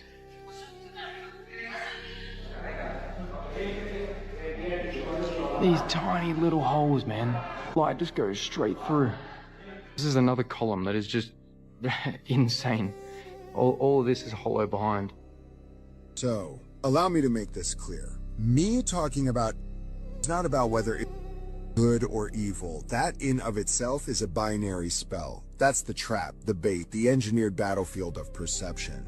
We think everything operates in a good versus evil framework, but the real operation is psychospiritual. It's a small group of magi, dark magi, sorcerers you could say, who are possessed by a very old godhead, who are forcing the world to play their role in a and they're doing it by making themselves the antagonists of our subconscious. Not because they want to lose, but because they need us to basically fire the first bullet. That's the ritual, but that's also the inversion. They are intentionally making themselves known as evil. Why? Because the moment the world turns its eye on them in wrath, they win. They didn't get exposed. They chose to get exposed. Every televised, every unfiltered map, every overreach on social media platforms, every file that's all of a sudden available to us, they're not leaks. These are ritual triggers. The unveiling is a part of the binding, because when we see it and we hate it, we technically activate it. For the activation comes from us, from their loosing of our reactions,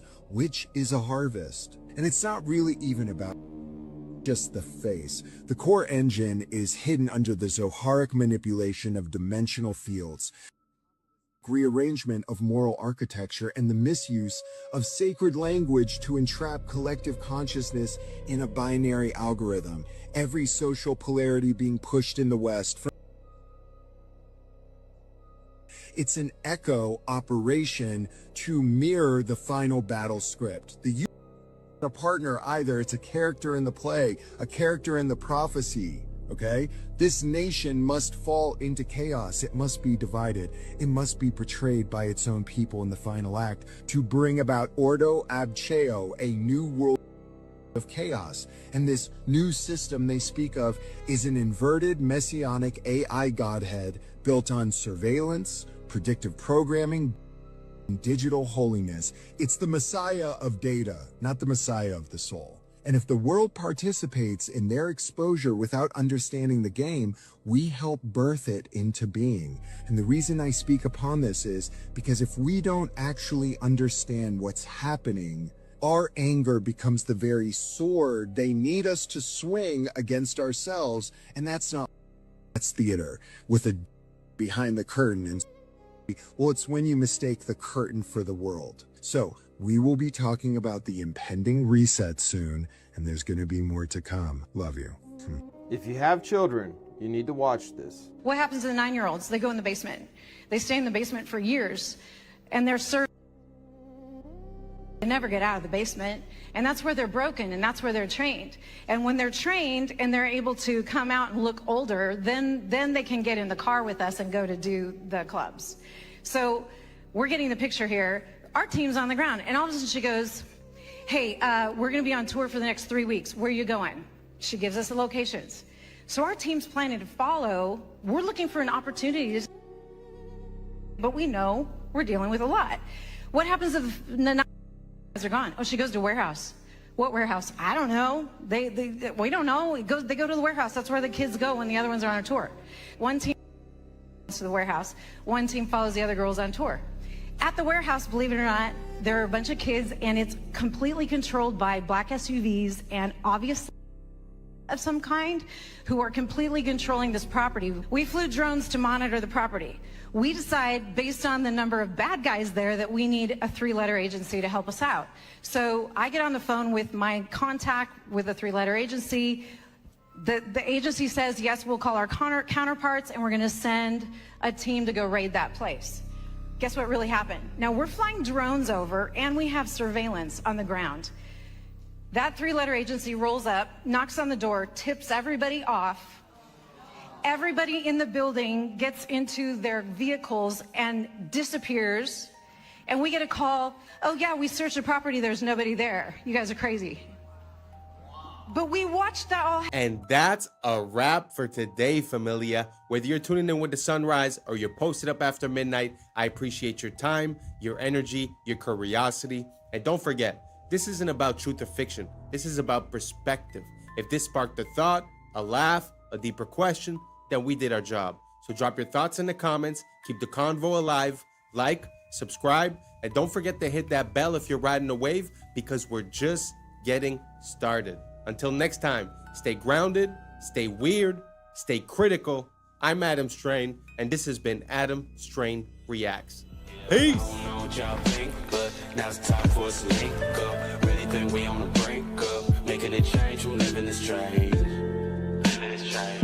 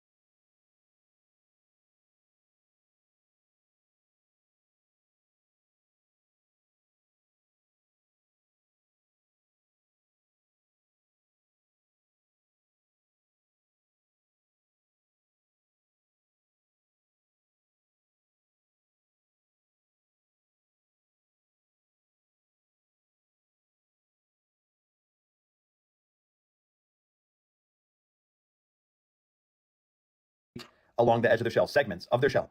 13 moons, 28 days on turtle shells. They've spent over $21 trillion on underground systems and cities, funded through 2 decades of unaccounted federal spending. But the system itself is corrupt, yet the standard human still believes in playing well within the means of the system. What's up, YouTube? Today, we'll be looking at disturbing videos that'll make you question reality. So without further ado, welcome to Adam Strain Reacts. Let's get her I done. want to tell you guys about the wildest fact about elephant seals, and it doesn't have anything to do with their size, although, look at this. This is a real image, by the way. Hang on, let me... Okay, but that's not even close to the craziest thing about them. So cetaceans like whales and dolphins, and then also sea lions, when they're in the water, do something called unihemispheric sleep, meaning that half of their brain is sleeping at the same time. But seals are like humans, and they do bilateral sleep, so they sleep the whole brain at the same time. And a study in April of 2023 showed that they will actually do this while diving. And elephant seals are diving deep. We're talking like on the level of where sperm whales are at. But I think one of the coolest things is this animation that shows how that sleep is taking place. So when they start the dive, they're obviously actively swimming. They start to sort of doze off here. When they finally hit REM sleep, they flip over and get into a spiral. Relatable. Anyway, they are spinning out for minutes at a time in a deep REM sleep until they hit the bottom down here at a depth of like 250 meters. Then they hunt all the way to the surface. Anyways, that is the coolest thing about elephant seals. Wow. Recently in one of the past videos I showed, I don't remember the name of it, the fly bird or something like that. Basically, it was a bird that would land only once every 10 months or something, so it was able to sleep, to eat, to mate in the air. And I guess this is the as above, so below. This is underwater. Isn't it crazy how nature is made? Like, this animal could sleep while he's swimming, and I don't know. Amazing. Let me know what you guys think down below, and let's keep on rocking.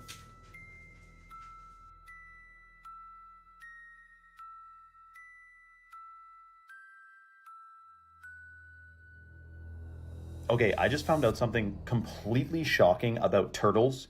And I honestly think they're trolling us at this point because the natural world doesn't have time. Time doesn't actually exist, right? What the natural world has is rhythm. So time is a measurement of rhythm, but time doesn't exist. Clocks exist. Now, here's the crazy part. Turtles. I thought when I saw this post about lunar calendar on a turtle's back, that it was like some turtles, right? There's 13 carapaces in the middle of their shell, and there's 28 along the edge of their shell, segments of their shell. 13 moons, 28 days on turtle shells. This equals 364 days plus 1 day of rest. All indigenous peoples around the world knew the wisdom of the turtle and followed a 13-month calendar, as there are 13 moon cycles in a year and 27 to 29 days per cycle. It appears that 1 month was subtracted in order to sever the connection between people with the sun, the moon, and the stars, which are themselves a giant clock. But what I found out was, it's every single turtle and tortoise. Sea turtles, the same thing. A giant clock on their backs. So we're talking about the Fibonacci sequence is in the turtles, of course, as it is in all biological life forms. But the calendar is also on every single turtle's back. And you may be thinking, well, why would they change the calendar? Well, yes, to sever the connection, to alter our perception, our vibration, our reality, just a little bit more. Another thing we have never been told about in school. Isn't that interesting? Instead, we're hearing about Pythagorean theorem and carbon emissions, and they don't tell us anything about this natural world. Shocking. Let me know your thoughts in the comments below and follow for more. Sometimes it feels like we try to create our own interpretation of nature and of reality, but it seems like every X number of years, some of us wake up and we start realizing that nature has been screaming at us the whole time what the answer was.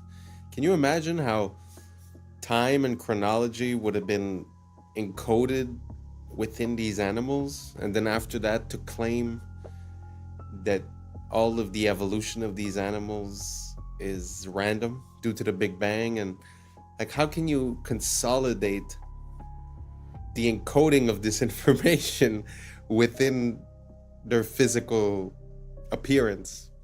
I don't know. To me, it amazes me. I love this world and I love learning more about it. And hopefully you guys do too. Let me know down below and let's keep on rocking.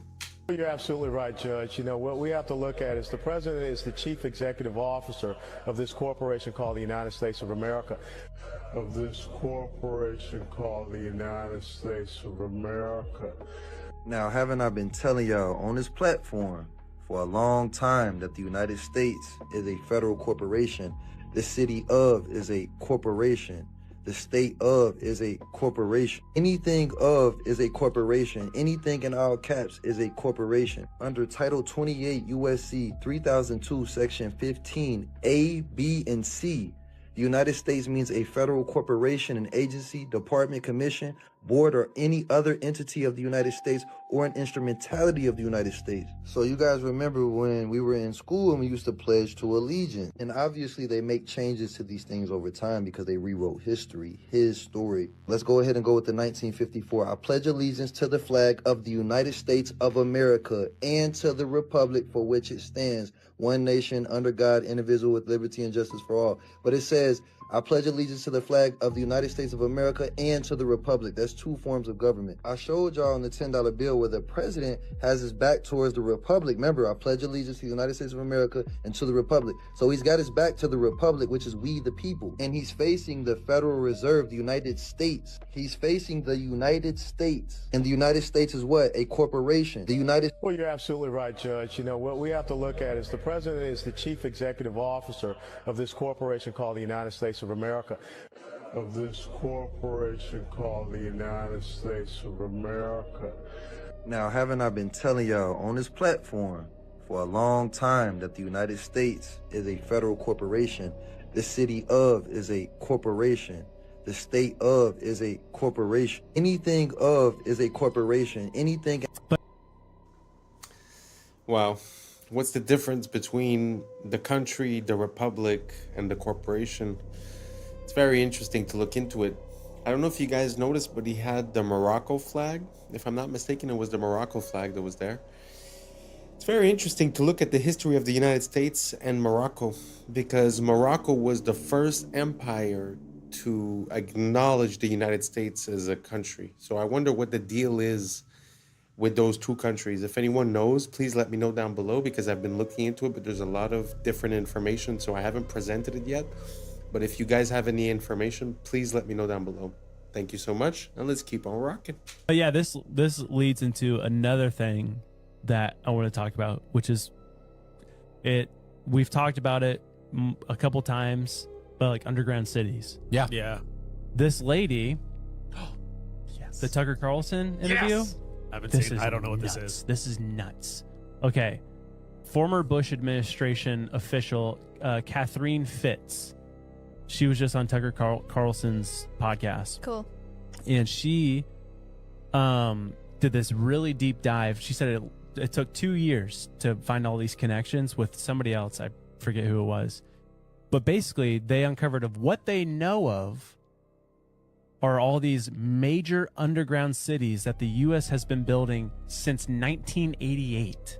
Pardon? Dude, what? With a total of what they found, paper trail, they've spent over $21 trillion on underground systems and cities, funded through 2 decades of unaccounted federal spending, money that vanished from the ledgers of the Department of Defense and the Department of Housing and Urban Development between 1988 and 2015. Well, it's happening. All this money is disappearing. They Yeah. can't account for And it. she says, for sure, with what they know, is that there are 170 underground cities under the entirety of the U.S. and in the ocean. In 1984, George Orwell wrote, "It was always the women, and above all, the young ones, who were the most bigoted adherents of the party, the swallowers of slogans, the amateur spies and nosers out of unorthodoxy." He wasn't being misogynistic, he was making a psychological observation. In his view, women, particularly in their role as caregivers and moral enforcers, tend to prioritize safety and compassion over risk and freedom. And that instinct, while natural, is easily weaponized by totalitarian systems. When conformity is marketed as compassion and control is rebranded as care, the state taps into the feminine psyche to enforce ideological obedience. Now consider this. Men will do almost anything to attract a mate, so when the state captures women through propaganda, redefining tyranny as empathy and compliance as virtue, men follow, especially those who can't compete in the traditional dating market. They feminize themselves and trade strength for submission. This is what evolutionary biologists call the sneaky f***er strategy, low-status males mimicking feminine traits or moral positions in hopes of reproductive access. And while all of this unfolds, families disintegrate. Single motherhood, a top predictor of poverty and social dysfunction, becomes the norm.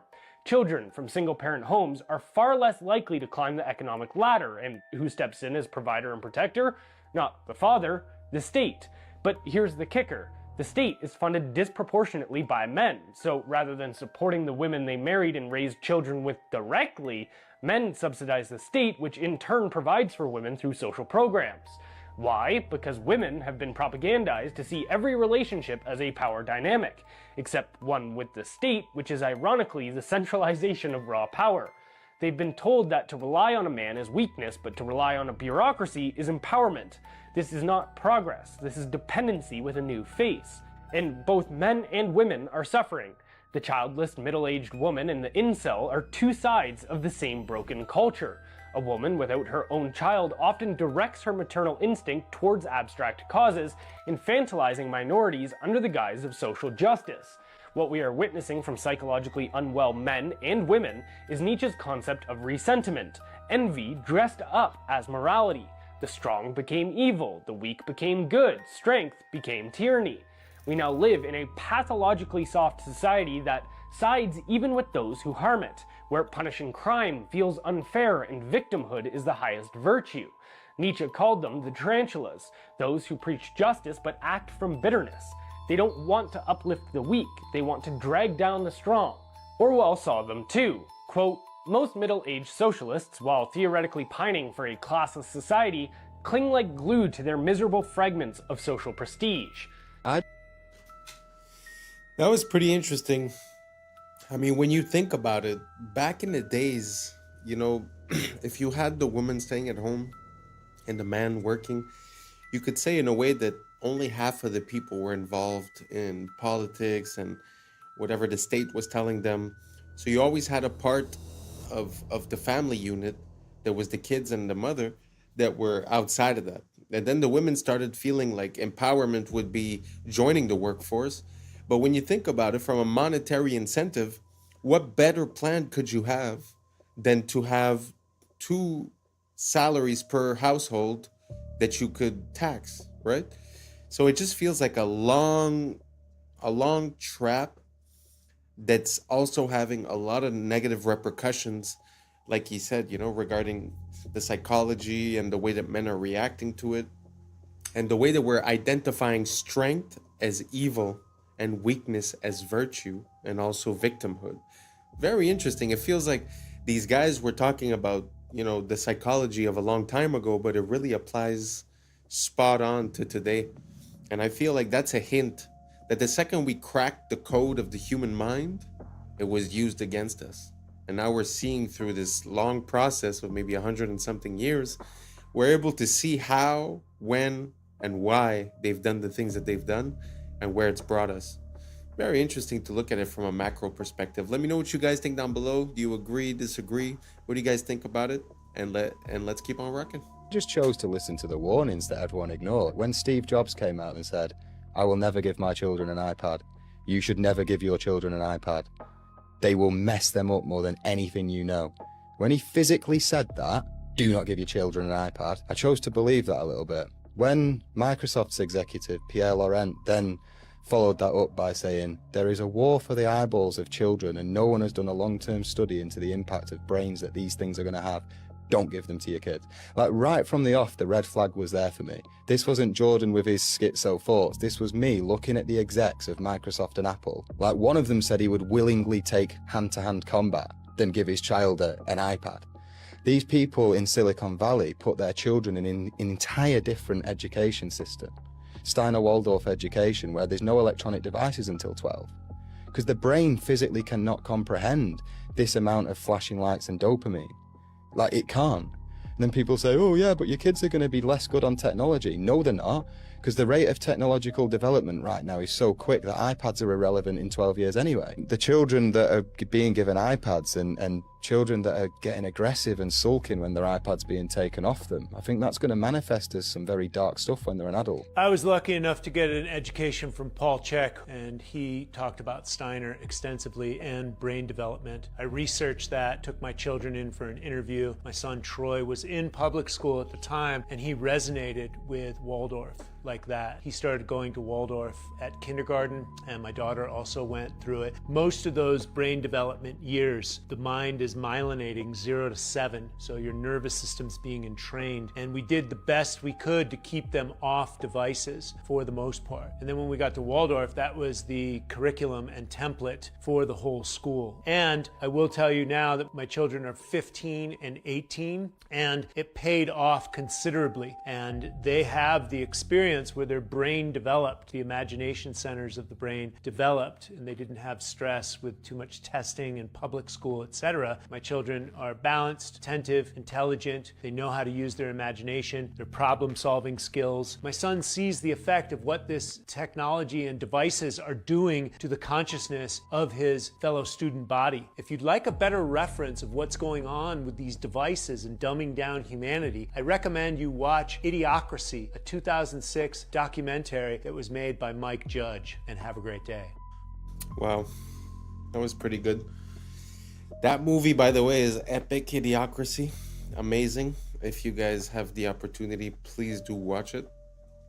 As for the children with the iPads, I mean, you know, the creators told you themselves. That makes me think of Cardi B and Beyonce that wouldn't let the children listen to their own music and dance the way that, you know, they were dancing. But also, to come back, at one point he said from 0 to 7 the brain is like myelinated. I don't know what that means exactly, but I'm supposing what it means is that there's no capability for processing. Really, everything is absorbed like a sponge.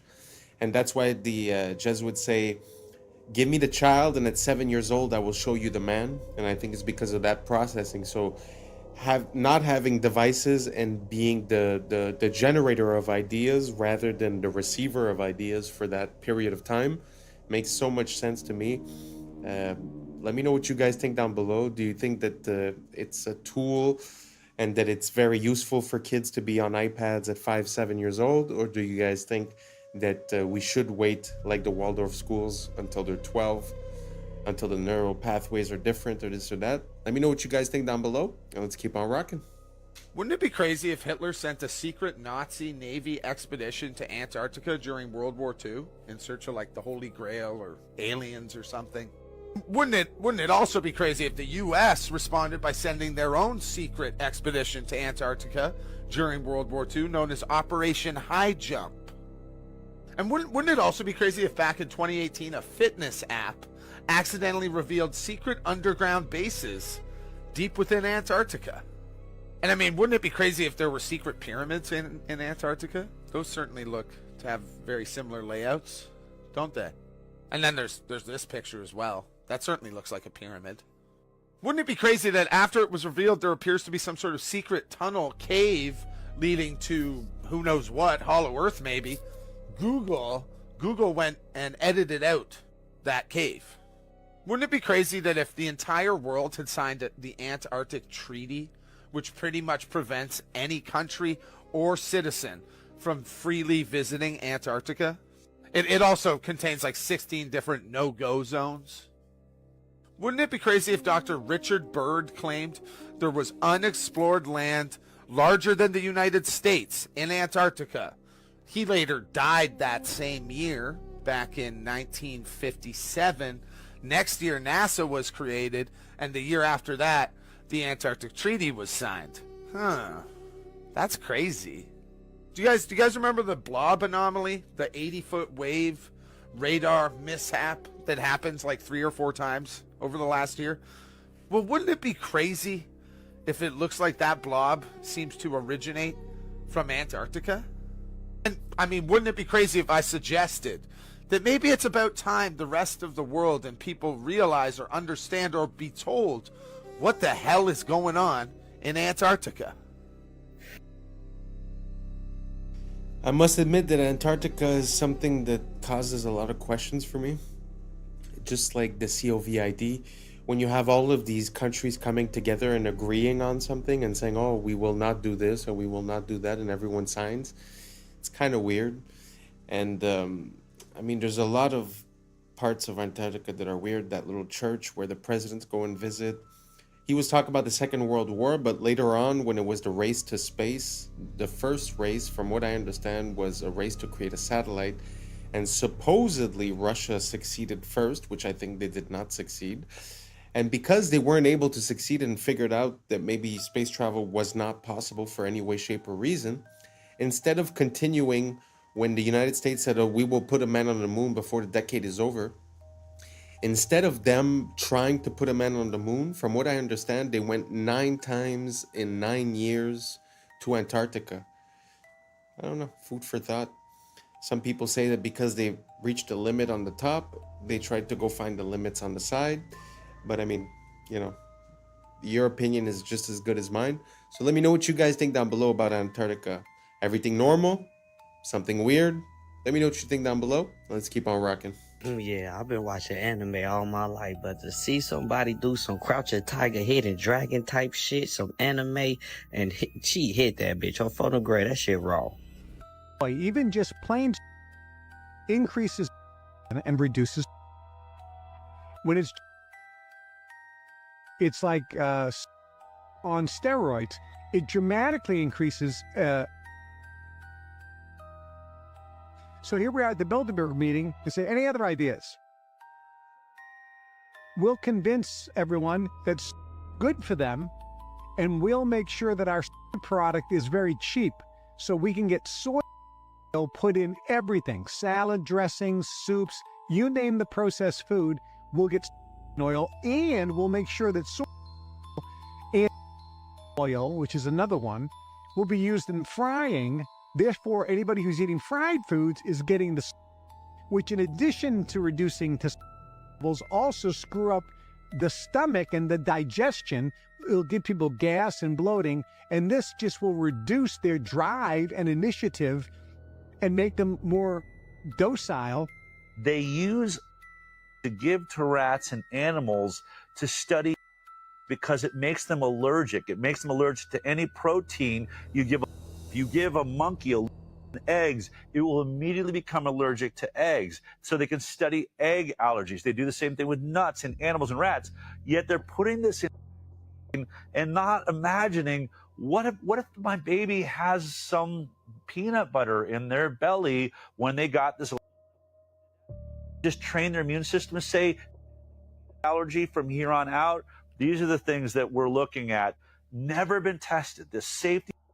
Everything we know is in animal studies, and it tells us this stuff is incredibly for human beings, and we're 10 times the rate of an oral study into a day one. It's absolute madness. To be honest, ever since I've been young, I've always wondered why certain people are allergic to things, and when I looked into it, I was never satisfied with the answer. It seemed like it was more guesswork than anything else. This is actually one of the best theories that I've ever heard regarding it, that it would be like a trauma to the system, that the system would associate to that food or that thing, and then afterward would create a reaction of protection whenever that food was introduced. Very interesting. I'm not saying it's true. I'm just saying it's one of the best theories, because when you look at it, it's like it became more and more common, people being more and more allergic to things, but I never quite understood why, how. And even when you go to the doctor, it's not like it's a blood test. They literally put the things on you and they see if you have a reaction to it. So it's like, it's guesswork. It's pure guesswork. So it doesn't seem like we have a grasp on what the concept is. So this is actually, you know, one of the best theories I've heard. Do you guys have another one? Let me know down below. You know, maybe I'm just ignorant, but I'd like to know a bit more about this subject. So don't hesitate to write it down below or send me the video, and let's keep on rocking. Play fair in a game where others cheat. Machiavelli. How many of you are playing fair in a game that the system has already rigged against you, honey butter? It's called moral entrapment. When you draw a false standard of morality around someone, knowing they will inevitably cross it, and then you gasp in shock when they do. Machiavelli taught us if your opponent cheats, the entire structure of the game has been rearranged subconsciously. It is your job to notice this rearrangement, and instead of calling it out, to play by these new rules. You can commit tax fraud. In the Middle Ages, you would have these Catholic bishops, who would sell these things called indulgences. An indulgence limits your time in hell in the afterlife. If you can use fear and guilt against a human and they're susceptible to it, then you own their mind. The irony is many bishops and priests in the Middle Ages weren't even bishops and priests. They were buying their way into power. So many people were convicted of heresy for no reason other than to socially humiliate them and to teach them that they should be tithing to the church. And if you were a heretic, you were socially outcasted, persecuted, or beheaded. But the irony is, as Machiavelli mentioned, that the system itself is corrupt, yet the standard human still believes in playing well within the means of the system. Mr. Beast, Bill Gates, Leonardo DiCaprio, my pet fish, what do they all have in common? The moral brag. The moral brag is a key part of moral entrapment in the West. Having humans who act like they are morally superior creates a gold rush for moral attention. So false morality becomes a currency. This is why so many people film themselves helping the homeless. They are trying to gain unseen social credit. One would ask, where then lies the real morality of long ago, and does it even exist? And I would say it lies beyond the bishops, the fake celebrities, and the fake philanthropists, and inside your very body where God lives. Genuine morality, therefore, is witnessed by the source of all creation and has to be something that you come to terms with yourself, with the Creator. God or source sees all moral obstruction, because what Machiavelli didn't mention is this: when something as sacred as morality is used the wrong way, there will be consequences. Do you agree? Let me know below, love. Machiavelli. Like I say, you know, it feels like the minority are the ones yelling the loudest. So on the platforms, it seems like that's the only voice heard. But I think that's because most of the people are just good people with moral decency.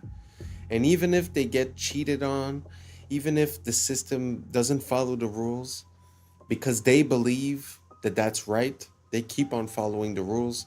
And I think that's why we get the lower hand. So what she's saying kind of makes sense, where if you see that the rules have changed, you must now operate by those new rules. Kind of makes sense, which would be how revolutions are born in a way, you know, when you realize that the social contract has changed, so your behavior must change until the social contract becomes acceptable for all sides, a normal business transaction. But basically, the point that I'm making is that I think 90% of us are just good people, don't want problems, want to take care of our family, and I think they use that against us. Let me know what you guys think down below. And that's a wrap for today, familia. Whether you're tuning in with the sunrise or you're posted up after midnight, I appreciate your time, your energy, your curiosity. And don't forget, this isn't about truth or fiction. This is about perspective. If this sparked a thought, a laugh, a deeper question, then we did our job. So drop your thoughts in the comments, keep the convo alive, like, subscribe, and don't forget to hit that bell if you're riding a wave, because we're just getting started. So until next time, stay grounded, stay weird, stay critical. I'm Adam Strain, and this has been Adam Strain Reacts.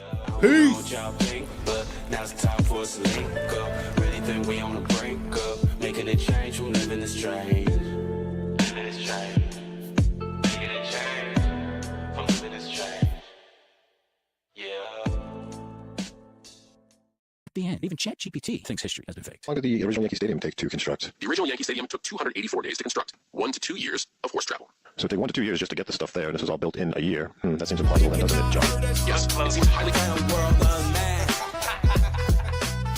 What's up, YouTube? Today, we'll be looking at disturbing TikToks that'll make you question reality. So without further ado, welcome to Adam Strain Reacts. Let's get her done.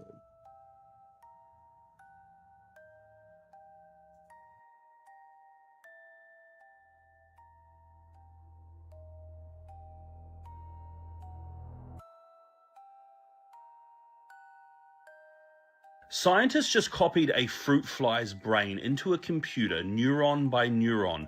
No training data, no machine learning. It just woke up and started being a fly within the computer, effectively proving like a simulation. You could just copy a brain into a computer and it would just simulate reality. Nothing trained this fly to do that. I wonder if the same thing would happen with humans.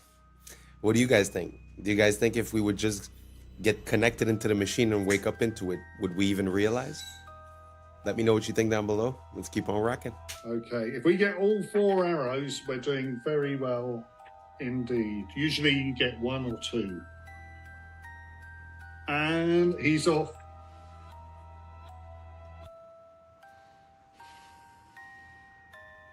Oops, that's all right, it's all right.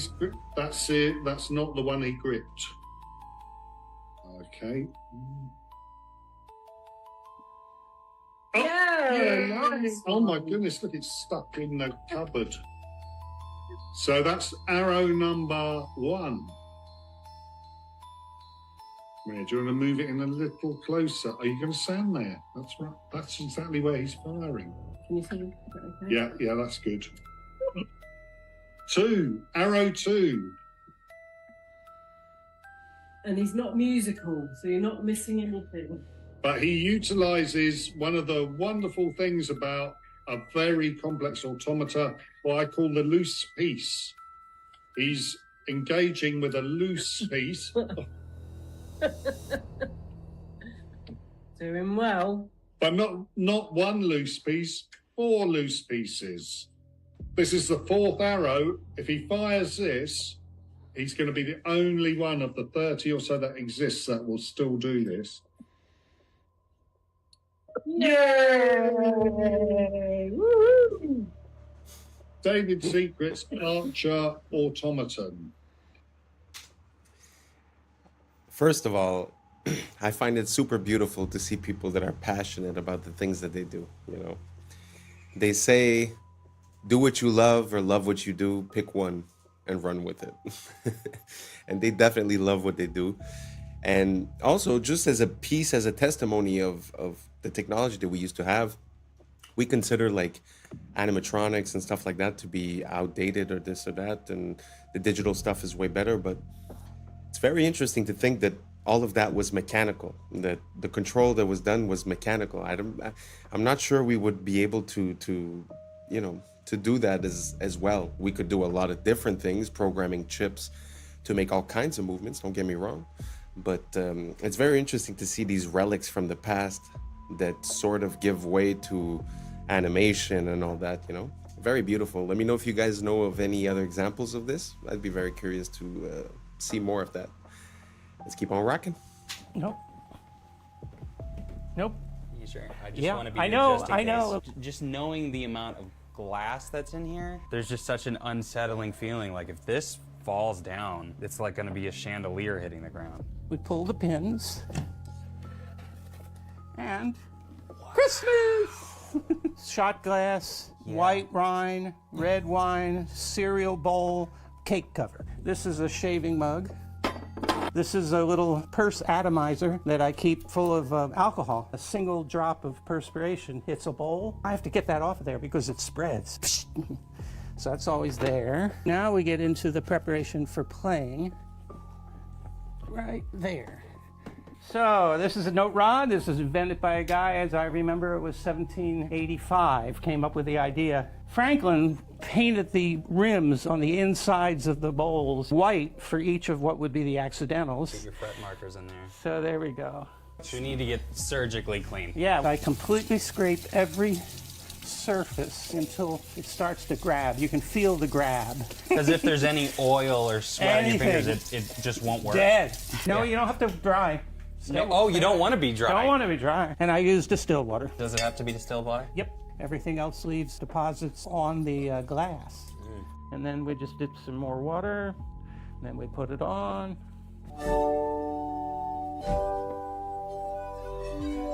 So that, and it isn't just slow chords. You can do. A German company just made forklifts obsolete. These things can go into any existing factory. You don't need anything special. You operate it from your computer. It doesn't require a person, and it's going to be cheaper than buying a forklift. It's just going to move things around your factory autonomously, and you can just sit in there on your laptop and tell it where to go. This is going to be everywhere soon. History is nothing more than a set of lies agreed upon. One of my quotes I often use here, attributed to this man Napoleon.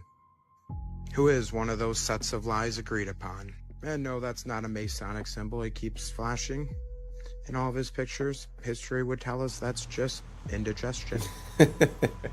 Suppose we use the same argument on Napoleon.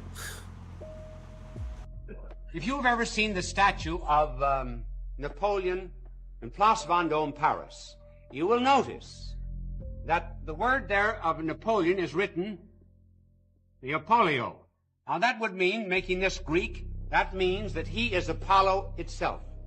So there never really has been a Napoleon. It's all due to the sun cult of Apollo. You think you studied the history of Napoleon? Ridiculous. Who was his mother? Letizia, wasn't it? Who was the mother of Napoleon? Leto. What does Leto mean? In one language and Letizia in the other. Both joy.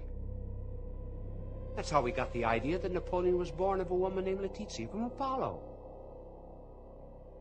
You believe that Napoleon had 3 sisters?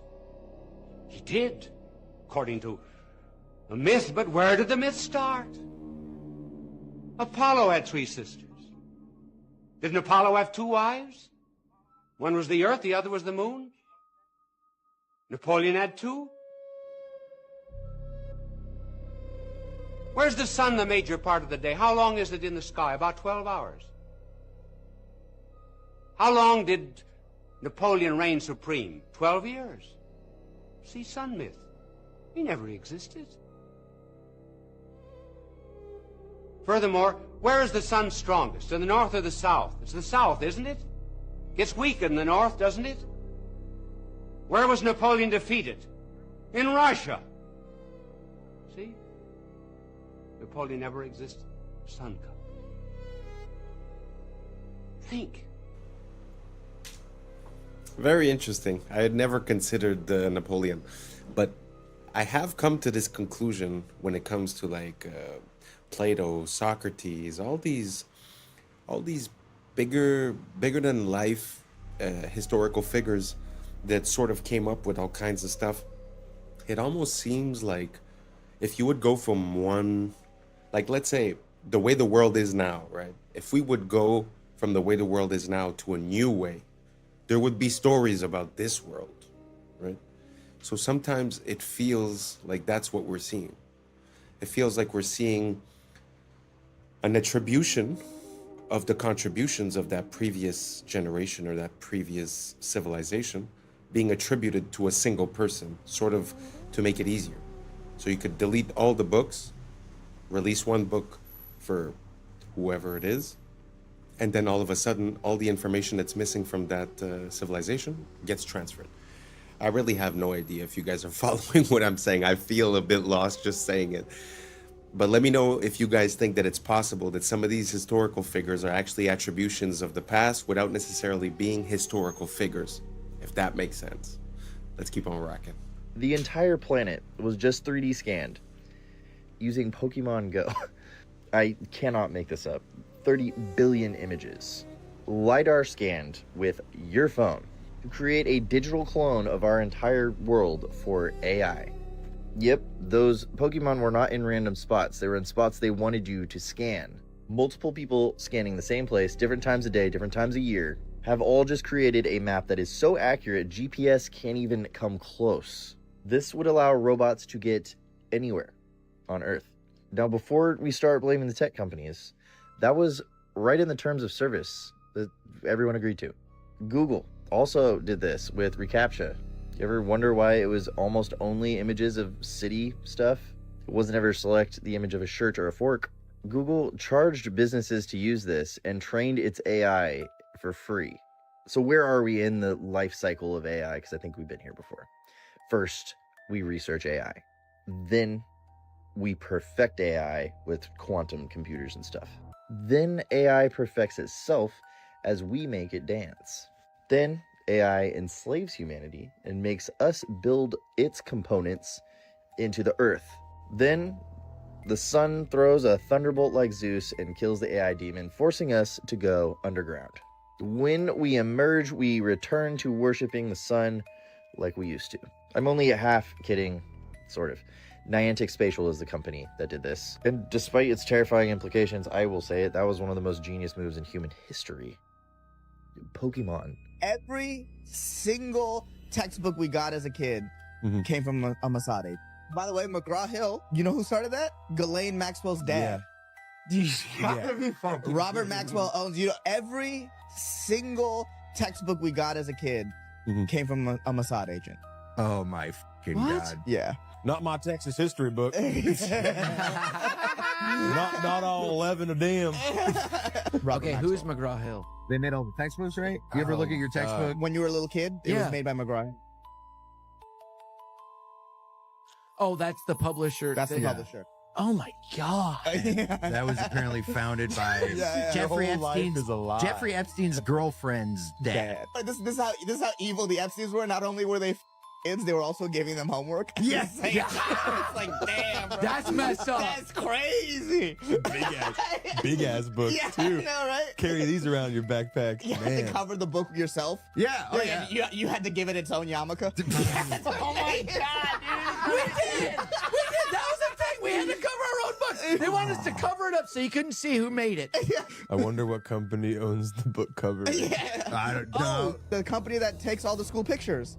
No. Holy cow. You're right. That's like big news right now. Yeah. Are you schools this year are canceling their school pictures because of this connection? Yeah, the company is heavily connected to So they've been sending their photos over there too? Probably. That's just probably picking how they us recruit some out. people. Just picking us out of the school yearbook. Draft board Mel Kiper style of every picture of every kid in America. Yeah, and they're just sitting there. Yeah, like a fantasy draft. I am never making fun of a homeschool kid again.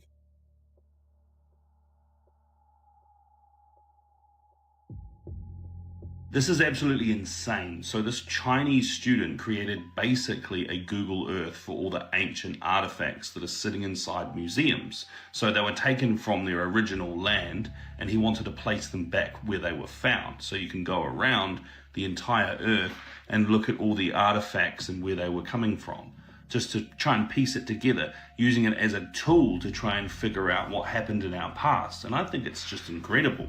What a really good way of showcasing what AI is able to do now, to create these tools that are going to be so useful to so many people. Look at that. It's showing all of those artifacts from one museum and then what it looks like to patch those over the entire globe. It's going to be a tool used by historians, and I just think it's an incredible idea, really. There was this individual, and they were asking it some logistical questions about the Yankee Stadium. At the end, even ChatGPT thinks history has been faked. How long did the original Yankee Stadium take to construct? The original Yankee Stadium took 284 days to construct. Do you want to do an estimate of the materials for this as far as granite, the limestone, marble, and iron is concerned? Yankee Stadium's total material estimate: granite, 400,000 cubic feet; limestone, 300,000 cubic feet; marble, 100,000 square feet; iron/steel, 15,000 tons; concrete, 500,000 square feet. Total estimated weight, approximately 750,000 tons. That's incredible that all that material got there with horses and donkeys. Indeed. How many times would the horses have to go back and forth, and how long would that take? So we'll say there was 500 horses, and the materials were 10 miles away. With 500 horses, 750,000 loads, and 10 miles per trip, 1,500 trips per horse. 3,750,000 horse miles. Assuming 2 trips/day, 375 to 750 days, 1 to 2 years of horse travel. So it'd take 1 to 2 years just to get the stuff there, and this is all built in a year. That seems implausible then, doesn't it, John? Yes, it seems highly unlikely that Yankee Stadium could have been built in just 1 year. The coming in 180 seconds. Let's go back to Bill Clinton. Clinton was a real estate swindler and governor, running through Arkansas via Barry Seal. This movie whitewashed the true involvement. And L.D. Brown said he facilitated human for Clinton. Clinton was the perfect puppet to throw up after Bush. He gave us the crime bill, which expanded legal human trafficking and wiped out competition. His crime at least 50 people, even Vince Foster, a childhood friend. Clinton effectively got rid of Glass-Steagall, which contributed to the 2008 collapse, causing vertical integration and the consolidation of The Telecommunications Act accelerated propaganda, which slowed the public's responses to banking crises. And the Telecoms Act gave us the dot-com bubble. The CFMA contributed to the derivatives crisis that we're currently in. Look, see? Which brought us things like the Enron scandal. Investigations like that under the rug. Look. He also brought us the WTO, which brought us the China files. Of the economy. Obviously, via the Lewinsky debacle, among others. Then we get another to swap puppets to keep up the fake left-right paradigm. Bear Stearns was the first domino in the 2008 collapse. They worked with high toxic assets to inflate their value. Look, see? Yup. All banks were doing this. One big family. This is the collapse in a nutshell. Guys like Roman Abramovich initiated the 08 collapse. See? Collapses allow these institutions to buy up the monopoly board and raise your rent and mortgages. Then we have financial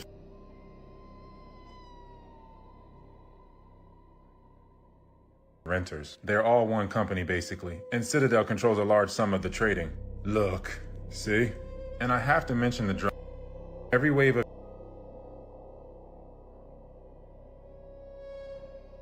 market. Then we get another fake election for the left-right paradigm illusion, which is why Obama continued the bailouts. Then we get another fake Clinton.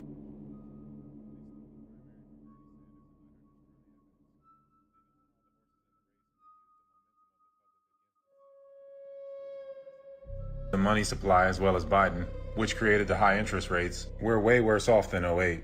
Just look at the repo market. Unsustainable. Completely over-leveraged. The derivative domino is coming. It's coming. This is how the financial reset will go. Coming. Better be ready to take care of the old folks.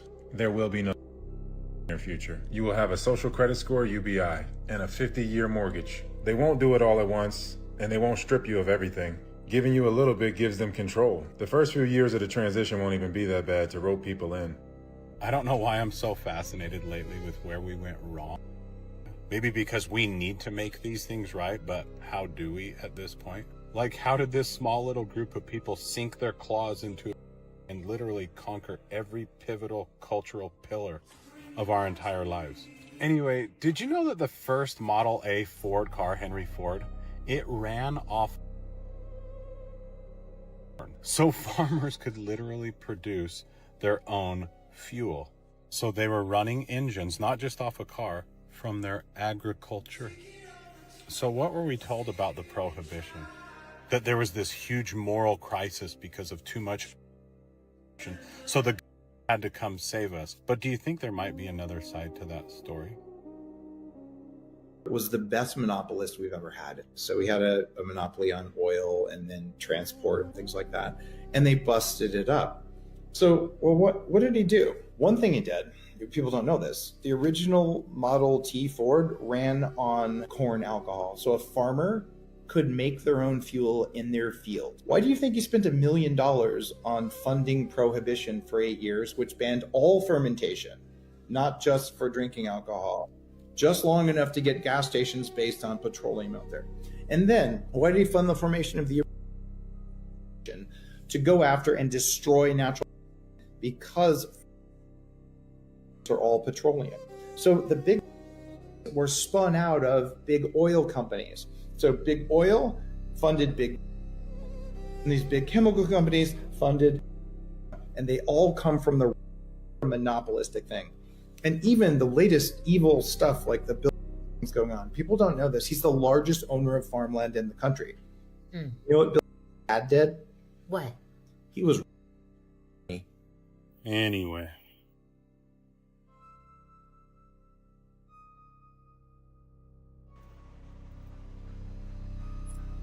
The more you know. Well, not only is nowadays petrol the basis of most of the products that we use, plastics, rubber, like he was saying, even the pills, like everything is involved with it. But further than that, if you think about it, if you had to go buy your gas, instead of going to the gas station, you would go to the farmer, then you'd probably be, buying food there as well. So not only did it create the ecosystem for the gas stations, it also created for the supermarket. Because think about it. If daily, to keep your car running, you'd be going to a farm, then you could just pick up some food while you're there, right? So, like this decision and this way of operating changed a lot of our future, well, of where we are today, basically. And it put us into a place of dependence when what he's saying is that basically we were capable of making our own oil. I mean, think about it. The cause that we go into other places and start violence, most often than not, is blamed on that resource. So if we didn't need that resource, I mean, so many things would be different. So it's very interesting just to look at the history of things like the vehicle, the car. Like for an example, most big cities within the United States, because speaking of Europe is easy. You could say, oh, they're so old. But the United States, most big cities, if not all of them, had ways of moving that were, free, basically, like tram systems and stuff like that. In some cities, what they did, they bought the trams, they converted them to basically buses as we know them, and then they resold the company with the stated clause that they could never reconvert into electricity or into a tram. So all of these uses of petrol seem to be manipulated, so not for the potential, not for the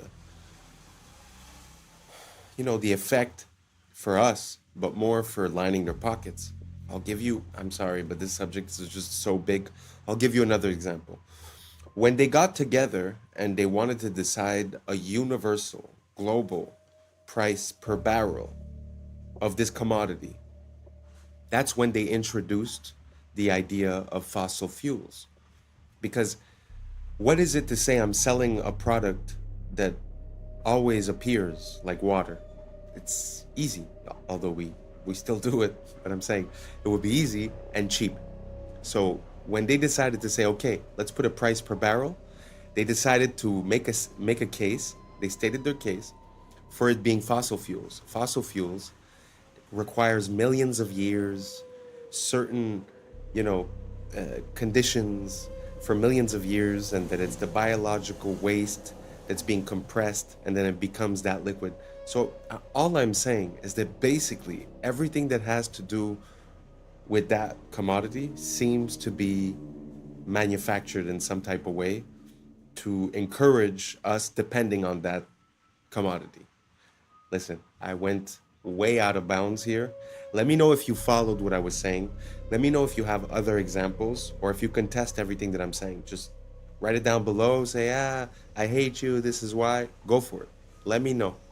Because for me, it seems pretty clear. Because now we've had enough time to look at it with a retrospect. And I mean, it seems pretty obvious. The Model T from Ford at the beginning was made with hemp. And supposedly you could run the car on oil, on alcohol, on gas, on different things. And then they decided to go with the gas. So anyways, I'm done. Let me know what you think down below.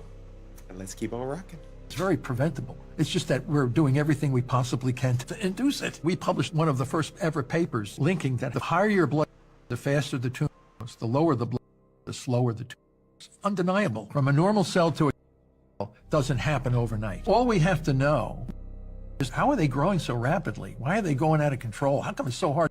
A solution to without time is to simultaneously restrict the two fuels, which is already in our bloodstream from the food we eat, and the amino acid. If we stopped eating and we took a low carbohydrate diet and just did water only fasting, we would get into the two have a bad mitochondria dependent on glutamine. We can replace glutamine with ketone bodies. So we selectively marginalize these slowly over time. They slowly start, blood vessels disappear, and the body comes in and dissolves them. This is an extraordinary story. So he was born in a place called the Judengasse, which was a ghetto, basically. And it was the house that he lived in when he eventually had 13 children was only 14 feet wide. And he lived there with his very, very overpowering and dominant and an incredibly brilliant wife who was called Guttel. He was determined to get out of this ghetto. At nighttime, the ghetto was closed. You weren't allowed to leave. The street was so narrow that no sunlight could penetrate. There was no plumbing, there was no sewage, there was nothing. So everything you can imagine happened in this street. And unsurprisingly, he wanted to get out of there. And he started a small coin business, and that did reasonably well. But actually, and this is where it ties into legacy, his great strength was to send his 5 sons to the capitals of Europe at that time. And what they did is they set up, in effect, so whereas everyone used to be in separate different countries or separate cities until then, these 5 boys communicated with each other, sometimes by pigeon, and they wrote to each other in Judendeutsche, which was a kind of Yiddish German vernacular. And that is why they were so successful. And this absolute belief in togetherness, you've got to stand together, you've got to work together, you've got to work across borders, you've got to work with rules. And by 1789, when the last one went, to 1815, so very, very short period of time, it was said that no one would consider going to war with, because that was how incredibly influential and powerful they had become. CBI is fully owned and controlled by leadership. Okay. All right. 2 + 2 makes 4. Makes total. I don't know. First off, just to circle back to the Napoleon story, doesn't that seem like the origin story of a type of myth as well? Because I've heard the story many times, but even when she says it and she's a family member, it doesn't really make sense. I had nothing. I had coins. I sent my sons all over the world. I don't know. I feel like there's missing something. And the point that the guy was, pointing towards the end is that it seems like that information that he gave was the same information before we went into other places, including, Syria, Afghanistan, Iraq, Venezuela, Cuba. That all these places seem to be disconnected from this big system that we have. So that could be an ulterior motive. I think that's what he was trying to allude to. Anyways, let's keep on rocking. If you guys watch the Super Bowl commercials, they always are interesting. The Ritz commercial talks about an island. The Nerds commercial shows a guy who... The Pringles commercial, you see them eating a Pringles human. Ads were really weird. The Ritz cracker ad was about a party on an island, and these 2 dudes were salty that they weren't invited until Scarlett Johansson invited them. Then they weren't mad anymore and joined the party. It seems like they're saying that we're just salty we weren't invited to the parties too. In the Nerds commercial, they got a dude who looked just like eating candy with children running around in his background. In the Pringles commercial, Sabrina Carpenter had a boyfriend who was made out of Pringles. Suddenly this shocks Sabrina Carpenter until she gets a bite for herself. Then she made a face like, oh, it's really not that bad. They trying to tell us don't knock it in. In the Alexa commercial, Chris Hemsworth was telling his wife how he was scared about the AI, and she was just telling him that he was crazy. And then the AI suggested to give him a back massage, and then everything was good. Like, that was it. It's like they're telling us we're doing too much about the AI. Let's talk about the salt conspiracy. First of all, salt is a misnomer. The body needs natrium, not sodium chloride. Salt is an ionic bond, a metal and a non-metal. It is bound by electrostatic. It is not like an atomic bond. Ionic bonds are formed from stealing. Covalent bonds are formed from sharing. Natrium, however, is wrapped within the fabric of whole foods. Natrium is perfectly balanced within the fabric of the food, unlike crystal salt. Natrium is packaged with water within the plants, so it doesn't dehydrate you like crystal salt. Crystal salt is more chloride than natrium, and is not found within the fabric of plants. There are no anti-caking agents in natrium or synthetic iodine. Up to 90% of salt has anti-caking additives. Iodized table salt needs iodine stabilizers. Table salt contributes to... This causes you to retain water. It makes you bloat and have a puffy face, especially around the eyes. Salt blocks your ability to know when you're full. Many people mistranslate the thirst that salt causes with hunger. Table salt makes you crave actual salt, natrium. It's not a low salt diet versus a high salt diet. It's isolated versus holistic. Table salt causes serum osmolality, so your blood gets dehydrated and pulls moisture from the cells, causing them to malfunction. Table salt causes inflammation, cognitive impairment, and locks you in the sympathetic nervous system. Table salt pushes calcium out of your body. This interferes with the production and transfer of melanin, and thus light production as well. Salt, or salts, is the origin of the word salary. It's been a key tool for conquest. Mansa Musa was the richest man on earth because of his salt wealth. Its value was equal to gold. Salt, sugar are all the same. They are isolated crystals. Your body doesn't know the difference between legal and illegal drugs. Look, and salt and sugar kill your eyesight. The Crusades were sugar wars. They called it sweet salt. The world was colonized for sugar. There are endless sugar wars. Sugar is white gold and the primary driver of the slave trade. Sugar plantations were the worst. The sugar slavery complex was 10% of Britain's GDP. Here are some sugar families. These tiny hat families have a monopoly. Don't let the Hispanic names fool you. These are cryptos. Hawaii was stolen for sugar. Look, slavery. Ever buy a Chiquita banana? Let's get into booger sugar, the Contras. Brown sugar. Vietnam was a trap house. Sugar slavery was Aboriginal genocide. Aboriginals. Salt is for witchcraft. Look, it keeps things out, but it can lock things in. These isolated crystals bind to the liquid crystals in your blood. Melanin is a unifier. These crystals tax the melanin and deplete it. Melanin holds everything together. It has to be destroyed to invert the order of the world.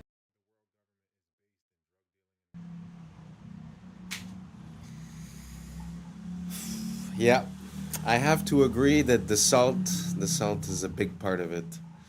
I think that, well, basically, this is going to sound intense, but the whole world, the whole universe is made of salt, in a way. Because some of the salts, like for an example, Irish sea moss or Celtic sea salt, hold 90 plus minerals. Now, tell me what the universe or the world or you are made of, if not from the elements of the periodic table. So 90 plus of those are minerals, right? So the quality of your mineral intake, I think, is very important. And, you know, I could testify to this. My whole life, I was consuming only table salt and I didn't really indulge. Now I live in a much hotter climate. I sweat daily and I consume a lot of salt, but it's not the same salt. It's a high quality salt. And I could attest to the fact that drinking water doesn't necessarily hydrate you, and that when I put salt in my water, as well as a little bit of lemon, well, lime actually, it's completely different. The hydration is palpable. So if you guys haven't tried it, I wouldn't tell you do it. I wouldn't tell you it's the best. I would tell you just give it a shot, because I believe in testing all things. I believe that life and science are synonymous. That basically everyone needs different things, and it's through trying different processes that we reach on it. So that's my closing advice. Try some Celtic sea salt or some Irish sea moss and see how you feel. Thank you so much for rocking until the end. And that's a wrap for today, familia.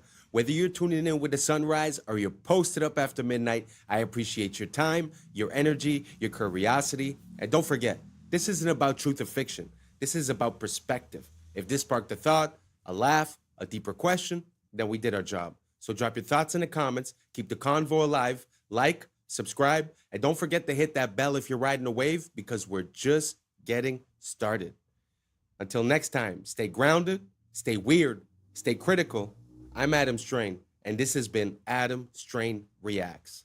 Peace! I don't know what y'all think, but now it's time for us to link up. Really think we on a break up, making a change from living this train. Living this train. Making a change from living this train. Yeah. This guy was literally missing for 22 years. They found him was a picture on Google Maps. I know what you're thinking. That's an alien. We call this a salp. Are they slits or are they rectangles? Yeah. More debt in the system than there is currency in existence to pay the debt. What's up, YouTube? Today, we'll be looking at disturbing TikToks that'll make you question reality. So without further ado, welcome to Adam Strain Reacts. Let's get her done. This guy was literally missing for 22 years. The only reason why they found him was a picture on Google Maps. Oh, shit. And it was in a nice ass suburban neighborhood. The day he went missing, he told his girlfriend that he was gonna go to the club. No like missing person alerts, no Amber alerts for this guy. His family was like, he probably got abducted. We're not gonna do anything about this because no one's gonna find him. There's no like reports on him. One day, randomly, 22 years after, this guy's on Google Maps and then he's looking at this little lake with a bunch of suburban houses, right? And then he sees a little car by the side of the lake. And he's like, okay, I'm gonna zoom in, tilt my head a little. And he's like, okay, what the heck? I'm gonna report this to the police. This is weird, right? So police come, pull the car out, and it has a bunch of algae, right? They flip the car. In the car, there's still a skeleton with the seat still buckled. Oh, shit. That's You know what I crazy. mean? This is the sidewalk, and this is the car that's been there for 22 years. Damn, Like and just people- nobody like paid attention to it. Like kids grew up from 0 to 20 probably with that thing in their backyard. You knew there was a car in the lake, but nobody would have thought a body was in the car. Oh, we got your ass. We got your ass now. So as you know, there was a painting in 1562 that showed humans riding what we would call a dinosaur. And many people said it could not be. Some said dinosaurs don't even exist. Others said dinosaurs and humans didn't live at the same time. All right, okay. Let me ask you a question. Can somebody tell me why has China got the same creature on a wall? Oh, you son of a bitch. Before you say that's a dragon, you can clearly see that the Chinese know the difference between dragons. That's a dragon. And that thing at the top is a long-necked dinosaur. So the Flintstones was telling the truth. It's real. Humans, dinosaurs, and dragons at one time all lived together. Are you saying the map? In this channel, we haven't really dug that deep into the dinosaur stuff. But what do you guys think about that idea? About the possibility of the cohabitation between the period of the evolution of the humans and the existence of the dinosaurs? Because theoretically, they said in our textbooks that the dinosaurs disappeared 60 plus million years ago. So I guess that timeline doesn't work. So what do you guys think would explain that? Let me know down below. And let's keep on rocking. Is wrong? Oh dear, yes. Look at Greenland. Okay. Now look at Africa. Okay. The two land masses appear to be roughly the same size. Yes. Would it blow your mind if I told you that Africa is in reality 14 times larger? Yes. Here we have Europe, drawn considerably larger than South America. When it's 6.9 million square miles, South America is almost double the size of Europe's 3.8 million. Alaska appears 3 times as large as Mexico, when Mexico is larger by 0.1 million square miles. Germany appears in the middle of the map when it's in the northernmost quarter of the Earth. Wait. Relative size is one thing, but you're telling me that Germany isn't where we think it is? Nothing is where you think it is. Where is it? I'm glad you asked. The Peters projection. It has fidelity of axis. Fidelity of position. East-west lines are parallel and intersect north-south axes at right angles. What the hell is that? It's where you've been living this whole time. Why are they dunking chicken and selling it to us? This is the first time in human history we have been dunking chicken in chlorine, labeling it as organic, and people are buying it. 97% of chickens processed through USDA are bathed in it, and this includes certified organic. In industrial farming, such large volumes of chicken are processed all in the same bath, so if one chicken contains like salmonella, that'll spread to the rest of them. Therefore, the USDA mandates another layer of sanitation, allowing up to 50 parts per million of chlorine. Wash is actually banned in the European Union, and U.S. federal regulations do not require disclosure of sanitation ingredients on packaging. The better alternative is air chilled, where the birds are passed through a cold chamber rather than a chlorine bath, and this also eliminates contamination risk without getting chlorine. If you borrow the very first That's pretty crazy. I always say the food, if we'd be able to produce our own food, we'd be a step ahead of the game, that's for sure.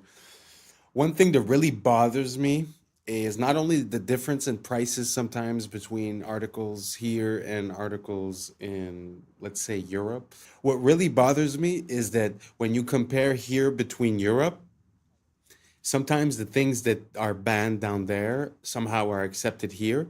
And the companies that sell here, when they sell down there, they sell a better product. So like, let's say something like orangina, which is a drink that's based with sparkly water and orange juice. If you go down there, it's made with that. Actually, I think Fanta, like the orange Fanta, is made of orange juice when you go into Europe. And in the United States, it's made of artificial juice and corn syrup. So just food for thought. I just find it weird that we have different regulations in different places and that somehow we always seem to be the ones that are consuming the things that are more questionable. Do you guys see a trend towards that? Let me know down below if you think the same way or if you think the opposite or if you have any opposite examples. Food is something that I'm very interested in. So let me know down below and let's keep on rocking.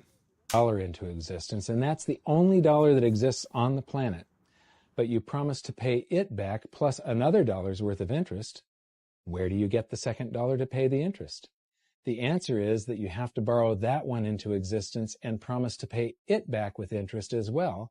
So now there are $2 in existence, but you owe $4, and so on and so on. The result is there's never enough currency to pay the debt. There is always more debt in the system than there is currency in existence to pay the debt. Therefore, the whole system is impossible. It is finite. It will come to an end one day. What would happen if the government stopped borrowing to do deficit spending? Are the payments on those treasury bonds going to stop? What would happen if the public stopped borrowing and going deeper into debt? Are your house and car payments going to stop? No. There is a payment due every month on the principal plus the interest on every dollar in existence, and those payments do not stop. If we stop borrowing, then no new currency is created to replace the currency that we used to make those payments.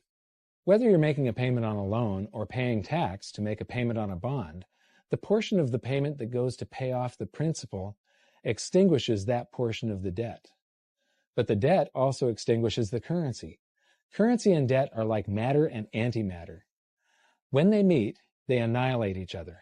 If we just pay off the principal only on all the loans and bonds that exist, the entire currency supply just vanishes. So if we don't go deeper into debt every year, look what happens. The whole thing goes into a deflationary collapse under the weight of those payments. Politicians and pundits alike talk about balancing the budget, paying down the debt, and living within our means. They don't understand that that is deflationary. It is impossible to do under our current monetary system without collapsing the whole economy. This is why any talk of a debt ceiling is not only ridiculous, it's delusional. The system is designed to require ever-increasing levels of debt just to continue. And that's why politicians will always kick the can down the road and raise this so-called debt ceiling over and over again until the whole system finally collapses under its own weight. The other reason that they got rid of the bells, that was... I find that when we start looking at macroeconomics, it shows you the difference in the control that we're under. Like, you know, when you're under debt or when you owe money or when you're signing a contract, it seems like it's real. It really does seem like it's real, and the stress is real and the effect is real.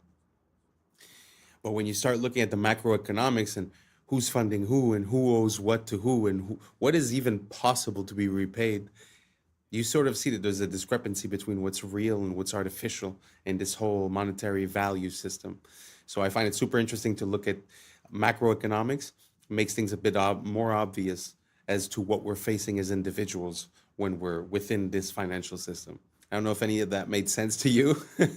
Let me know down below what you guys think, and let's keep on rocking. People don't know is because the bells have languages written on them. If you look at the old bells of the 1940s all the way back to the 1700s, there's actually scripture that is written on the bells, and there's old languages in which we don't use anymore. And if you think about it, old languages would tell you something different. There's also lots of angels on the bells. There also used to be lots of angels on top of the buildings. So you kind of seeing how like certain things have been kind of like wiped away. And because of that, it's changed the way that people think. When you don't see angels anymore and you don't see this ancient scripture and you don't see these ancient languages, you believe the narrative. So that is why a lot of those bells have disappeared. And with bells, you can get rid of storms, you know, when you ring the bell. You can also ring the bell if there's a weirdo in your town, so you guys can all that person and get rid of that person and kick them out. And then on top of it, people and also plants, all the birds and everything else. This is why you hear like birds chirping. They love wind chimes. They love sound effects like that. That's the connection to the bells. So. Hey, yo, pause. I know what you're thinking. That's an alien. We call this a salp, and low-key, I don't think they're from this planet. They move around and eat by contracting their muscles to draw water into their bodies through an oral siphon, and shoot that water out from the back, which propels them forward. They're neither fish nor jellyfish, but a special type of animal called a tunicate, also officially known as sea squirts. Soft, sticky, and always wet, they rely on their muscular grip to feed on tiny phytoplankton as their primary food source, which is honestly the least interesting thing about them, because they also have the ability to clone themselves, with a single salp capable of replicating itself into a long chain containing dozens of them tens of meters long. And when linked, they move in complete sync with each other, each salp reacting to the other's rhythms within milliseconds. More like neurons in a brain rather than individual creatures. Some biologists speculate this insane coordination may be a sort of primitive distributed intelligence, where many salps connected together all retain a singular consciousness. And they also have crazy regenerative abilities, with even a tiny piece of one capable of growing into a complete new salp. And as you can tell, they're also almost completely transparent. You can see all of their internal organs from the outside, practically invisible in our oceans. And before you say anything, is it just me or that looks CGI? Like I have a hard time wrapping my brain around what I was seeing. Like he was speaking as if it was real, but really all of the images, it's kind of hard to believe. Gee whiz, that's a beautiful, beautiful thing. So it sucks in the water from the front, creates some sort of a compression effect as it gets the nutrients out of the water, and then it just shoots the water out of the back to propulse itself forward. Amazing, amazing design. I've never heard of anything like that. Makes me think of the octopus and the squid that we see. Some people say that they're like aliens and they're ancient, they come from somewhere else, but that thing gives me the same exact vibe, and it actually, sometimes I doubt myself. Is it AI? Is it CGI? It looks almost unreal. Did you guys get the same feeling watching that video? Or am I just losing it? Let me know down below, and let's keep on rocking. Morbid Facts, Part 802. Trailer Park Boys star Mike Smith, best known as the harmless wide-eyed Bubbles, has been charged with Nova Scotia for an incident that allegedly happened back in 2017, a case that stayed buried for nearly 8 years before finally surfacing in court. The identity of the victim is under a strict publication ban, but Smith is now legally barred from contacting them or going anywhere near their work, home, or school. The charge has forced him to step away from the Trailer Park Boys production company, tainting the wholesome persona millions have associated with him. Deep inside a sulfur-filled cave on the Albania-Greece border, scientists have uncovered the largest spiderweb ever recorded, an enormous 106-meter sheet stretched across the cavern's walls. Hundreds of thousands of spiders from two normally rival species have formed a massive cooperative colony, a terrifying behavior never before seen in spiders. The cave's toxic, sunless environment created a self-sustaining ecosystem powered by sulfur-eating microbes, which attracted swarms of insects, which in turn supplied this spider megacity with endless food. The web is so dense and vast, it looks like the cave is wrapped in ghostly white fabric, proof that life can evolve into something terrifyingly efficient when pushed into extreme conditions. Have y'all seen this bridge? Wait, what the? This is called the Poughkeepsie Bridge, and it's the only interesting thing in New York. That's because this ain't just any old bridge. It is the longest elevated pedestrian footbridge in the entire world. Rises 212 feet above the Hudson River, and it's more than 6,000 feet long. That's a length of almost 1.3 miles. Technically, this isn't the longest pedestrian footbridge in the world. That's a title that's technically held by this zoo in Colorado that has a footbridge that's almost 8,000 feet long. But this thing's like a damn boardwalk, okay? That's some weak sauce for the longest bridge in the world, and I therefore refuse to recognize it. The reason that this bridge is objectively cooler than that thing in Colorado is because it wasn't always a footbridge. It was first built in the 1880s as one of the only train bridges across the Hudson. And it was a big deal when it opened, with this cantilever steel design being an engineering marvel of the day. It would stay in service as a train bridge for almost 100 years until the industry on the East Coast began to wane. In May of 1974, sparks from a train crossing the bridge set fire to its rail ties. While it was ultimately brought under control, this fire would claim 700 feet of the bridge's deck.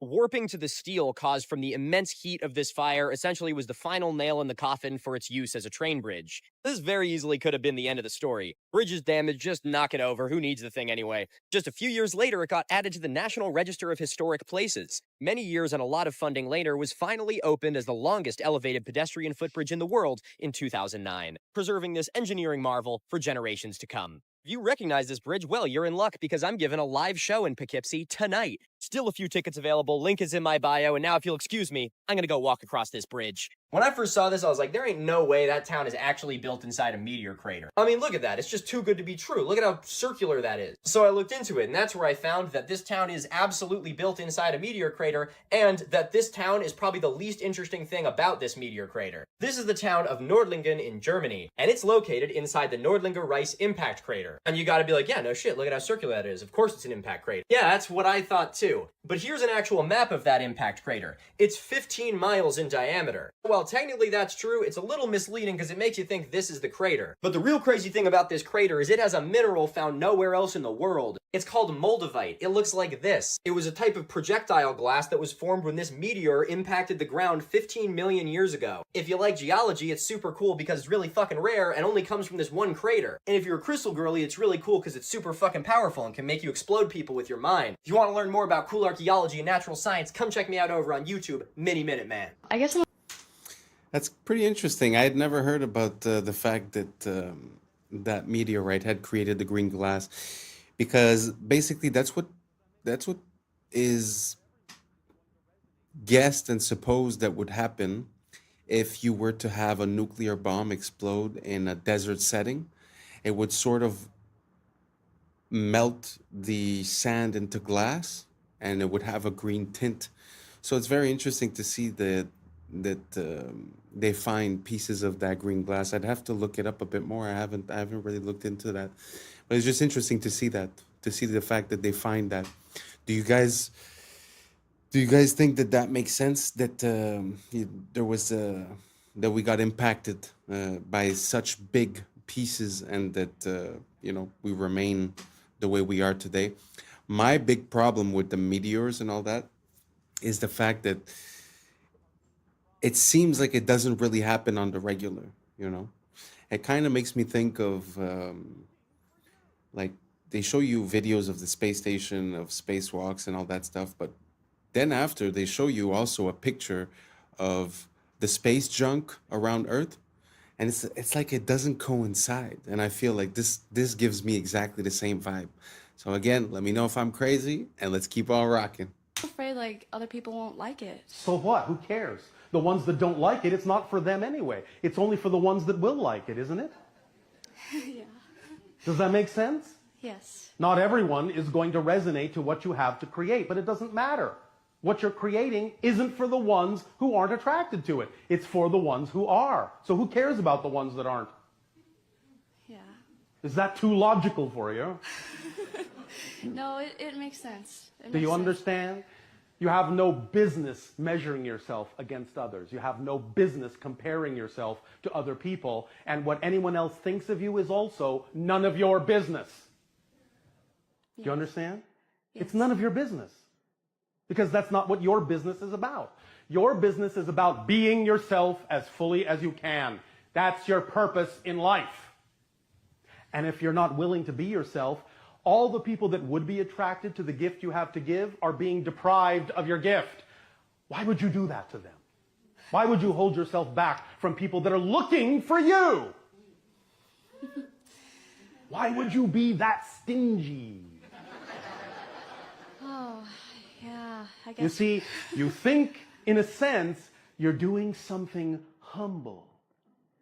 But you're being arrogant and hoarding your gift and keeping it away from people who might need to see it. Relax. You would not be where you are. You would not have the gift you have if there wasn't someone who needed to receive it. As we have often said, there are no one-sided coins. If you have the head, the tail has to be there, or there's no coin. You have the head by saying you have the gift. The fact that you have something to give defines the reality that there must, by definition, be somebody in that reality who needs to receive it, or you wouldn't be excited about it. You'd be excited about something else. So don't hold back the gift that you are. Someone is waiting to receive it. Don't make them wait. Yes? Yes. And when you don't make them wait, you won't be waiting to be yourself. Channel more of yourself. Yes? Yes. Is this helping you? Yes. Thank you very much. You are very welcome. Stop arguing with creation about your value. If you weren't valuable, you wouldn't exist. Stop arguing with creation. All right? Yes. Thank you. All right. Okay, here's the easy.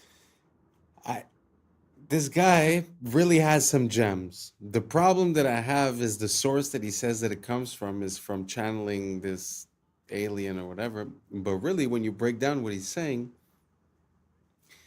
you know, kind of makes a lot of sense. And a lot of people I find get caught in the thinking and in the planning and in the trying to know what this sacrifice is going to give me before actually doing it. So you get all this plan done, then you realize, hey, I don't even like doing this. You know what I'm saying? I feel like there's a bit lacking of the just doing type of thing. And to come back to what he was saying regarding if you have a skill or if you have a thought or a passion, it's that automatically that means that there's someone that's ready to receive that. I find it funny. It makes me think of the idea of like magnetism. So if you, like he said, if you're the coin and there's this part and this part is just implied. I really like that idea. It kind of makes sense a lot to me. And yeah, like I said, I don't like where it comes from, but did you guys agree with what he said? Did you guys find any flaws? If you found a flaw, let me know. Let me look into it. Let me try to figure it out. And let's keep on rocking. What does a horse look like? Yeah, 4 legs, fast, muscular. Okay, you got it in your head? What does his pupils look like? Yeah, his eyes. Are they round? Are they oval? Are they slits? Or are they rectangular? Think about it. They are rectangular. When did a horse's eyes become rectangular? Now, I remember a goat's eyes being rectangular. I remember some sort of devilish animal being rectangular, but I don't never remember a horse being rectangular. Now, I'm not an expert. I'm not like a rancher or a cowboy or anything, but I am a human being, and I do remember things, and I just don't remember horses' eyes look like that. Now, if there is some equestrian professional, please let us know. Do you remember? Because you work with horses all the time, but I don't remember horses' eyes looking like that ever. Let me know if I'm tripping. It's us. Why? I think he's tripping, but I think I'm tripping too. Do you guys remember horses' eyes being like that? I feel like I remember movies where there were horses, and I remember the close-ups, and they're like face to face, kind of giving a kiss. Never jumped out that they were that shape. I always felt like they were like big and brown. Maybe it's just me. Why is there Who absolutely knows? no trace of the outside? In fact, why are there no pieces of at all? Not one seat cushion, engine, vertical stabilizer, nothing. 100 tons of titanium, steel, and aluminum gone. The only pieces of debris on the front lawn of the Pentagon were light enough to have been carried by hand, and employees from the Pentagon were seen carrying away a large box shrouded in a blue tarp. What was in that box? Why weren't we allowed to see it? But don't take my word for it. Listen to CNN's Jamie McIntyre as he reports live from the You know, it might have appeared that way, but from my close-up inspection, there's no evidence of a plane having crashed anywhere near the Pentagon. The only site is the actual side of the building that's crashed in. And as I said, the only pieces left that you can see are small enough that you could pick up in your hand. There are no large nothing like that anywhere around, which would indicate that the entire plane crashed into the side of the and The biggest thing on the news right now, also a recession indicator, the Starbucks Barista Cup. Wait, what? Oh, this is What the is new this? What is Labubu, this? fam. Oh, you don't know. Starbucks just came out with it's a bear with a Starbucks hat on it and the straw that goes out like this. Okay, right? okay. This is my theory. This is a whole social experiment that Starbucks did just to expose this whole recession, because all we can look forward to is this $30 luxury cup. Mans were elbowing people in line for it. Go ahead. All right, Karen. All right. That's fine. On the photos, bring up the photos. You're escalating the situation. I'm not. I'm in line just like everybody else. Everybody else was in line out there. I was in line the same way. They were arguing, sending threats to Starbucks because the workers got first dibs and they were lining up for 5 hours. Sneakers, bro. Fam, sneakers just for this bare cup. Yeah. You can get this cup on Amazon without the Starbucks branding for $15. It is this recession. But why does everyone want it? Because it's limited. It looks like luxury. Oh, I have it. This is a collection. Yeah. Because what's going to happen, because the Labubu, I guess, idea is proven, they're just going to start remixing that shit, bro. And they just made new versions. So it's like, oh, you have a winter version. You have a Christmas version. Oh, they know exactly what to do. This is peak consumerism at a time of recession. In 1951, a man named William Albee. First of all, I cannot imagine being addicted to extremely overpriced coffee and like have it be a part of my identity that I'm a Starbucks person. I've been to Starbucks. I just don't find it that crazy. But anyways, that's not even the story. But the fact that people like go crazy and would line up, this whole consumerism thing, it's kind of crazy to see that some people are just still in it, you know? Like, I feel like a lot of us sort of disconnected a bit. But to see that, I don't know. It kind of makes me feel weird. What do you guys think about that? You guys think it makes sense to be waiting and to be super mad for this cup that comes from this place that sells you expensive coffee and what? I don't know. I just find it super weird. How come you identify with this corporate machine this much? I don't know. I have a hard time seeing it. So maybe you guys can enlighten me. Let me know down below and let's keep on rocking. In 1951, a man named William Albee invented a type of tire that could easily move on any surface. Even if these tires are installed on a truck weighing several thousand kilograms and driven over a person, that person would remain unharmed. This is because, due to the low-pressure tires, the vehicle's entire weight is distributed over a large area, so the person underneath the tire remains unharmed. These low-pressure tires are so remarkable that only a force of 2 kilograms is exerted at each point. They were primarily invented to move on soft and weak surfaces like snow, and they are also known today as Rolligan tires. Wow, amazing. That's genius. I can't really understand how the person was still under the weight of that part of the car and somehow was occupying almost all of that wheel, even though the wheel is made out of a bubble or whatever. I just don't understand how the weight was distributed where that person didn't get hurt. So if we have any engineers or any physicists in the comments, let me know down below. Kind of confused.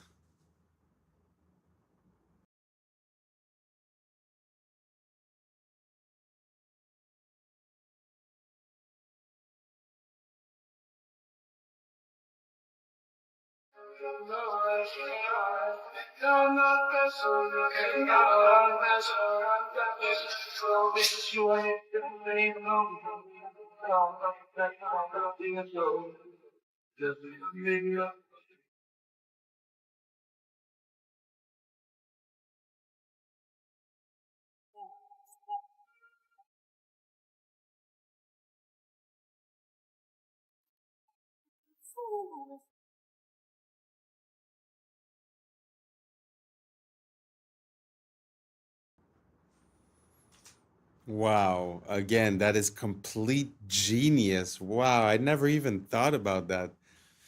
So you're throwing stuff in the garbage and it's like a never-ending garbage in a way. So you're occupying the same amount of space as you do with the certain amount of garbage collection, but you're actually collecting way more and there's way less garbage visible, at least. Wow. Amazing idea. Amazing idea.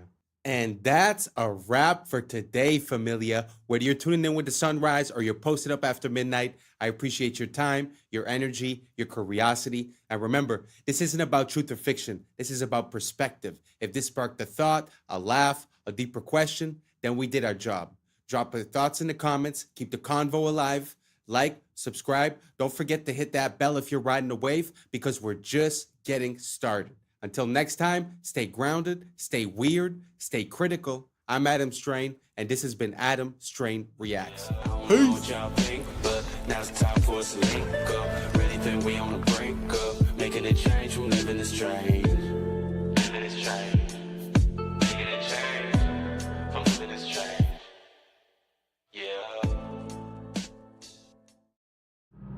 Yeah. Yeah. I was sleeping, had to wake up. Why? Every reason I can think of. God, till the day I keep the income.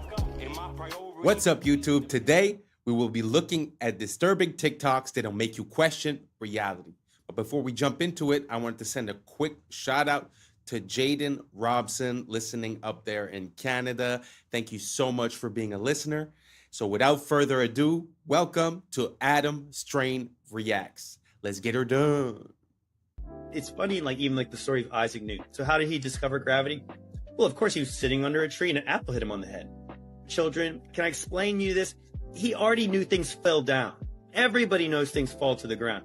That is not how he came up with the theory of gravity. The apple is symbolic of the tree. Once again, the tree of knowledge and good and evil. If you actually look up the old Apple logos, the very first ones, it's literally Isaac Newton sitting under the tree. So what did they change that logo to? An apple with a bite out of it.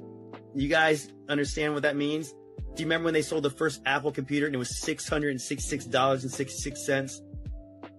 Do you think these are coincidences? No, that is what they're telling you without telling you. What if I told you the reason you feel temptations for certain things and certain sins is very specific to what you're supposed to do?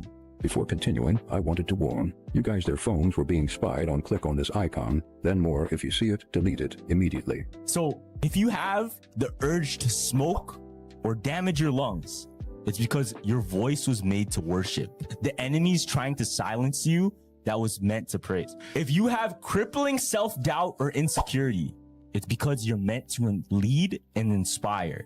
If you weren't dangerous to darkness, it wouldn't try to mute your confidence. If you have constant distraction and procrastination, it's because you carry strategy, vision, and ideas from heaven. The enemy delays you because he can't stop you. Only you can. Now, this one's gonna hit a lot of people. Okay. If you have an addiction to lust or pornography, it's because you carry a deep capacity for intimacy, covenant, and healing. Perverting love is how Satan prevents true restoration. That's true. Crazy. Yeah. If you have fear of rejection or abandonment, it's because you carry a spirit of belonging and reconciliation. You were made to gather the outcasts. So he tries to make you feel like one. Damn. You have an obsession with appearance or body image. It's because you're meant to reflect God's glory, not the world's standards. So he's going to try to get you to hate your image. Damn. It's bars though. If you're drawn to witchcraft, astrology, or manifestation, it's because you have a prophetic gift meant for God's kingdom. The enemy counterfeits your gift to keep you out of alignment. If you struggle with overspending or greed, it's because you're meant to be a kingdom financer. So he wants to keep you broke so you can never bless others. Follow for more Hoop conspiracy theories. That was a very interesting point of view. It kind of makes me think of, there's a saying that says that when you ask for God for patience, he's going to send you things to test your patience and to create that patience. It just seems like the reverse perspective from the point of view of the devil. But it seems like the same entity or the same pattern where you're going to be tested in the disciplines in which you must excel.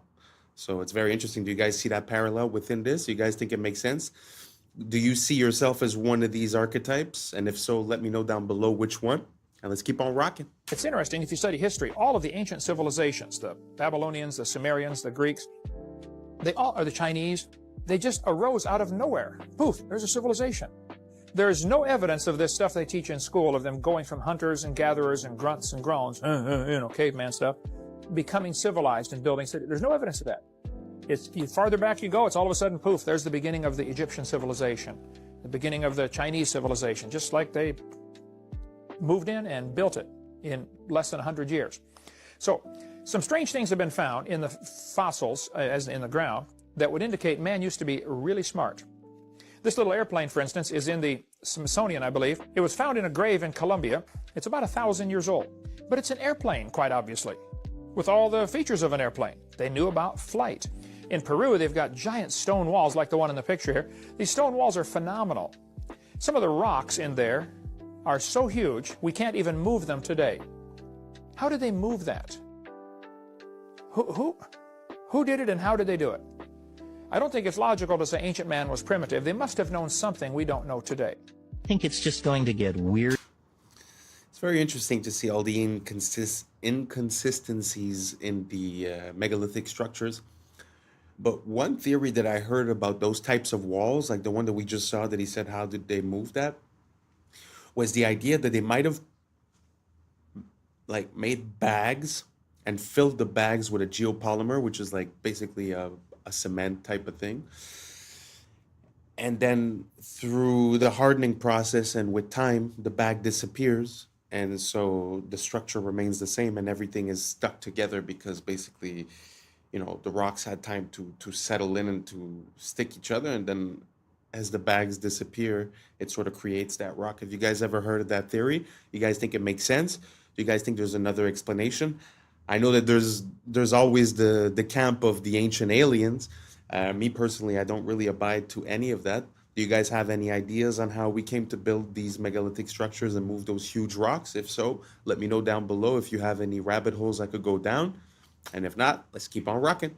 Weirder and weirder and weirder, and finally it's going to be so weird that people are going to have to talk about how weird it is. I look for the invention of artificial life, the cloning of human beings, possible contact with extraterrestrials, possible human immortality, and at the same time, appalling acts of brutality, genocide, race baiting, homophobia, famine, starvation. The mushroom said to me once, it said, this is what it's like when a species prepares to depart for the stars. You don't depart for the stars under calm and orderly conditions. It's a fire in a madhouse.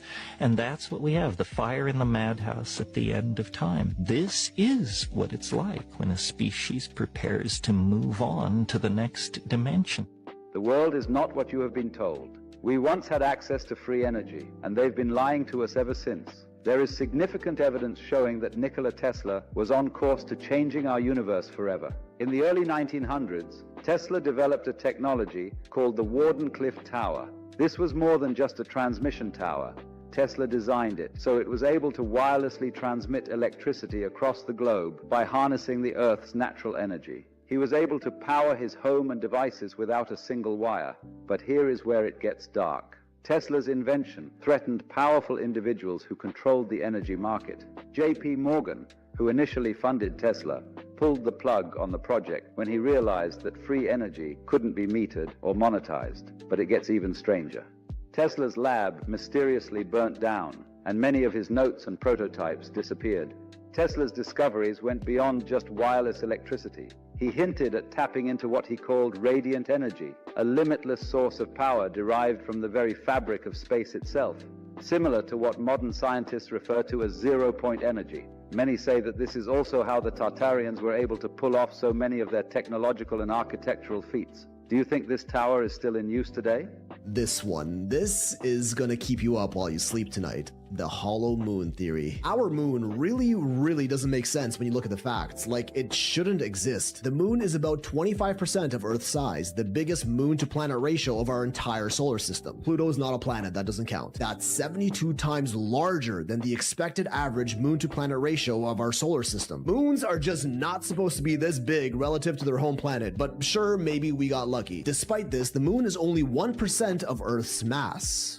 1%, meaning it is way lighter than it's expected to be, and we really don't even know why. Unless, of course, the moon is either extremely porous like a sponge or a hollow shell. When looking at this data, NASA's own Dr. Gordon McDonald even said himself it would seem that the moon is more like a hollow than a homogeneous sphere. But oh, that's just the tip, and we ain't stopping. Our moon's orbit is way closer than that of any of the other over 400 moons in our solar system, and also has a near perfectly circular orbital path. We don't see this on any other planet, which all have moons with wildly eccentric orbits. Our moon also coincidentally appears as the exact same size as the sun in our sky. Despite our sun having a diameter 400 times larger than the moon just so happens to be exactly 400 times closer to us, defying all odds of randomness, but is officially deemed just a cosmic coincidence. The moon also happens to be tidally locked with our planet, meaning its rotational period is the same as its orbital period around the Earth, which is why the same side is always facing us. This one is not so much a coincidence, as tidally locked moons are actually fairly common in our solar system, but it would also be the perfect excuse for the moon to always look the same in our sky and for us to never see what's on the other side, like an all-seeing eye that never ceases surveillance of our planet. We don't even know for sure how our moon even got there in the first place. The most common explanation is that the early Earth collided with a massive protoplanet called Theia about 4.5 billion years ago, which was thought to be roughly the size of Mars, and the impact caused the resulting debris to coalesce and eventually form the moon. This is known as the giant impact theory. There's also the fission hypothesis, where an early molten Earth was spinning so fast that a part of it got ejected out into space and became the moon. The capture theory, implying the moon just drifted by Earth and was captured by its gravity. And the accretion theory, suggesting that as the early Earth was forming in its accretion disk, a part of that disk clumped together to become the moon. But when studying rock samples from the surface of the moon, we find out that none of these theories quite make any sense, with other NASA scientists like Dr. Robin Brett further quoted as saying, "It seems much easier to explain the non-existence of the moon than its existence. Like on Earth, the newest rocks are on the surface, and the deeper we go, the older the rocks get, as we would naturally expect to be the case. On the moon, it's the other way around. Soil samples from the moon confirm that older rocks are on the surface, and they get younger the deeper we go. The only time we ever see this inverse relationship of rock layer depth to rock age on Earth is through human interaction, like drilling, digging holes, and boring tunnels. Did the same thing happen on the moon? If the moon was hollowed out from the inside, this older inner rock would be brought up to the surface, and this observation would make sense. The lunar crust is also thinner on the side of the moon facing the Earth and thicker on the dark side of the moon, and researchers still have no idea why. The moon doesn't have a magnetic field, much the same as other planets' moons, but strangely, moon rock samples are strongly magnetized. Craters on the moon are all virtually the same depth, no matter how big or small they are. On Earth, bigger craters naturally go much deeper than smaller ones, as the impact was greater. Not on the moon, almost like there's a solid layer underneath preventing the crater from going too deep. Moon rocks are also much older than the oldest rocks on Earth by millions of years, blowing the fission hypothesis and accretion theory out of the water. The moon contains traces of uranium-236, a radioactive isotope that doesn't occur naturally on Earth, but rather through the highly complicated scientific process of nuclear fission, something that only an intelligent species is capable of. Zirconium, chromium, and titanium are all relatively rare Earth metals, but are somehow quite abundant on the moon. Those three elements are also some of the most durable and corrosive resistant that we know of, perfect for building a massive structure. And they've even done quantifiable experiments that tell us that's exactly what the moon might be. When Apollo 12 was leaving the moon's orbit, they intentionally dropped their lunar lander down to the surface. When it crashed, seismic measurements showed that the moon reverberated and rang like a bell for an hour. They did not expect this. Only hollow objects are expected to reverb like this, especially with something as small as a lunar lander. During Apollo 13, they tested that again with a much larger object, dropping a spent Saturn V booster rocket that impacted the lunar surface. This time, the moon rang for 3 hours, with vibrations going as deep as 32 kilometers beneath the surface, and even got faster the deeper they got. This doesn't happen on Earth, or even solid objects for that matter, and again is only expected to occur on something hollow. Beneath Istanbul.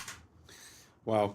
I know that the moon and the sun are things that we take for granted and that are a bit hard to start to question, but when you look at like the details that he was saying, the fact that it's tidally locked, the distance, the size, and all these things, it's very interesting. It often makes me think of like when they talk about the hollow moon theory, it makes me think a lot about the Truman Show, where they're sitting inside the moon and sort of watching. There's also some theories of people saying that there's watchers, the fallen angels, and they would be in the moon. Personally, I have a hard time with that, but it's very interesting to see how we see it every day, in our sky. We sort of take it for granted, but really when you look at the details, it's really hard to explain away all these little details.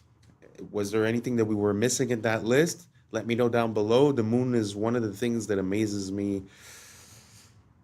In this whole rabbit hole conspiracy, I find the moon is something that's very, very interesting to look into because it has theoretically nothing to do with human intervention. So when you're able to to see something that doesn't seem to fit, but that is also natural. I find that super interesting. So if anyone has any more information about any anomalies regarding the moon, let me know down below, and let's keep on rocking. Tunnels stretch for miles. Some connect directly to the Hagia Sophia, others to underground cisterns, chambers, vaults that feel less like cellars and more like cities. We are told they were dug by peasants, by hand, with chisels. Just any random worker carving out perfect arches, domes, aqueducts. But anyone who's seen them knows better. These are not crude caverns. They are palaces in the dark. Smooth walls, symmetry, geometry. And this isn't unique to Istanbul. From Edinburgh to Cappadocia, from Poland to Mexico, underground cities repeat the same pattern. As if a civilization once lived below the surface, and we've been taught to call it myth. In Puebla, Mexico, locals whispered about tunnels. Stories passed down for centuries, only to be mocked as fairy tales. Until 2015, when workers accidentally broke through. Suddenly, myth became fact. 10 kilometers of engineered tunnels, some wide enough for carriages, connecting forts and churches.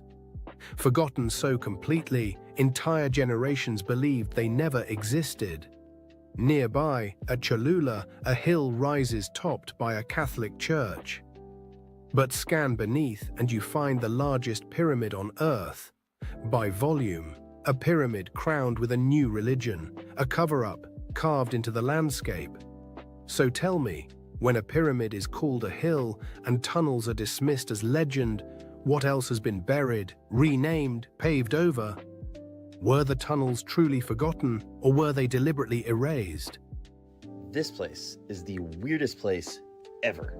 Ever. I will die on that hill. You get there and you think this is the only one of these things. There are 12 perfectly carved buildings that are into the mountain. And just like in India, you cannot make a mistake, and there are none, like it was laser carved, which is ironic because these guys made it. We don't know who originally built it, we don't know where all the rubble from carving this stuff went, and we don't know what tool they used. All we have are clues from other ancient quarries like Japan. The oldest stuff on this planet uses whatever tool that was. The Inca call this style Hananpacha. You can see the stuff on Machu Picchu, and Al-Aqsa Mosque, the Dome of the Rock, the most holy place on Earth, right up the street from the oldest parts of Jordan where Petra is. This makes Petra nearly impossible to accurately date. This building was carved at the same time as this building, allegedly. The place is so heavily eroded, I had to put a line on every man-made cut on this part of the mountain. We don't know what this was. What was that used for? Even at the treasury, how do we know that this is not just a really eroded that? And here's why we don't know. Because under the main part, the treasury, there is a 2-story, we don't know, under it. Only 15% of this place has been excavated. You can still see the ones that haven't, but did you see the one up here? There's hundreds of these. I haven't even talked about the mysterious stuff. Jordan is an incredible place to visit. I make these videos because the more attention these sites get, the more they excavate. Punch the share button. Tell them we want to dig more. Descend beneath Europe's churches and cathedrals. What do you find? Bones, thousands of them. Catacombs where human remains are arranged into geometric patterns, floral motifs, even walls of skulls. Official history explains it neatly. A practical way to store bodies when cemeteries overflowed. But pause. Does that explain the artistry, the deliberate design, the way skulls form archways and ribs frame altars? Or is there something ritualistic here, something we're not meant to understand? The dead aren't just buried under the old world, they support it. They become part of its architecture. Why? What were these people remembering or honoring when they built monuments on top of fields of bone? 2 miles below Antarctica. Of course, we don't really know that much about Antarctica. It's a little bit strange, a little bit creepy. We know about the pyramid, like this is 100% true, and that strange like island similar to the the island. Now, this is Lake Vostok, great picture I know. It's a hidden lake in Antarctica. In 2024, researchers were searching this lake. I mean, it was actually frozen in ice for like 200 years. They used sonar and scans to basically scan underneath the lake and under the ground in this entire area. Now, they discovered living bacteria, completely unknown to be able to survive in these conditions, but also completely unknown to science. Like, they had never seen these type of bacteria before, ever. These organisms surviving with no oxygen, no sunlight, and they don't even have any DNA to match anything on Earth's database that scientists have ever found. So scientists are saying this is the closest thing we could probably ever have to actual aliens. Not like an alien from a movie coming down from space, but something that we've never seen before and is completely unique. But there's a far scarier part, unfortunately. They found never seen before shapes and man-made structures 1,300 feet along the bottom of the sea. And the mission abruptly ended and no one's been allowed back since. So what the hell is going on? Okay, you have got to see this video that China just released of a rocket launch they did. This looks like a boat skimming across the top of water, but in fact it's allegedly something going into space. Listen to this freaking video. China recently released footage of the Tianzhao 9 scraping upon the firmament. Now, that statement that I just made, you probably think that I'm a little bit crazy, but just look at the comparison. The top video is literally a boat driving around on the water, and the ripple effects that it's creating is looking just like what the Tianzhao 9 is creating while it's flying around in the heavens above. Yeah, so Tianzhao quite literally translates to heavenly ship, and 9 is associated with the polarity in a torus field, Nikola Tesla's 369. It's really complex stuff. I honestly don't fully understand it, but 9 is the polarity, which would be Polaris in the torus field that we live on, called Earth. Yeah, so the rocket is scraping on the firmament, and they're quite literally telling us with the name of the ship itself. And if you don't believe me, literally look at the trajectory of the rocket. It's following an arched trajectory. The reason they may be hiding from us the truth about the nature of our reality and space and all that is because if we weren't on a spinning ball that came from a giant explosion called the Big Bang, then we were definitely created. That would throw apart the whole Darwinism, would be decimated. Darwinism wouldn't exist. Evolution wouldn't exist. No one would be talking about it. If we were on a different, let's just say, in a different realm, put it that way, than flying on a spinning ball. I mean, it's just true. So that's why they're hiding potentials of this. And listen, forget everything I just said. Just know NASA is to deceive. NASA is, you got to dig into the whole history of them and how much they get caught lying, and their green screens in their swimming pools and their training grounds and all that. It's absolutely shocking. It's riddled with inconsistencies. There is something being hidden from us 100%, and we shouldn't trust this agency that's been caught lying on telling us the nature of our reality and what we live on in galaxies and all that. So keep your head vigilant. We'll discuss more about this. Comment for part 2 and follow for more.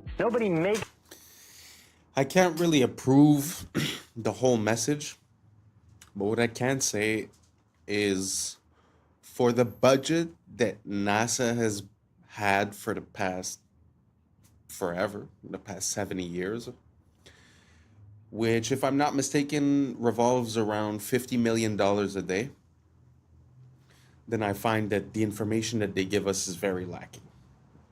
You know, like, we went to the moon, we put down flags, but yet we can't have any pictures of the flags.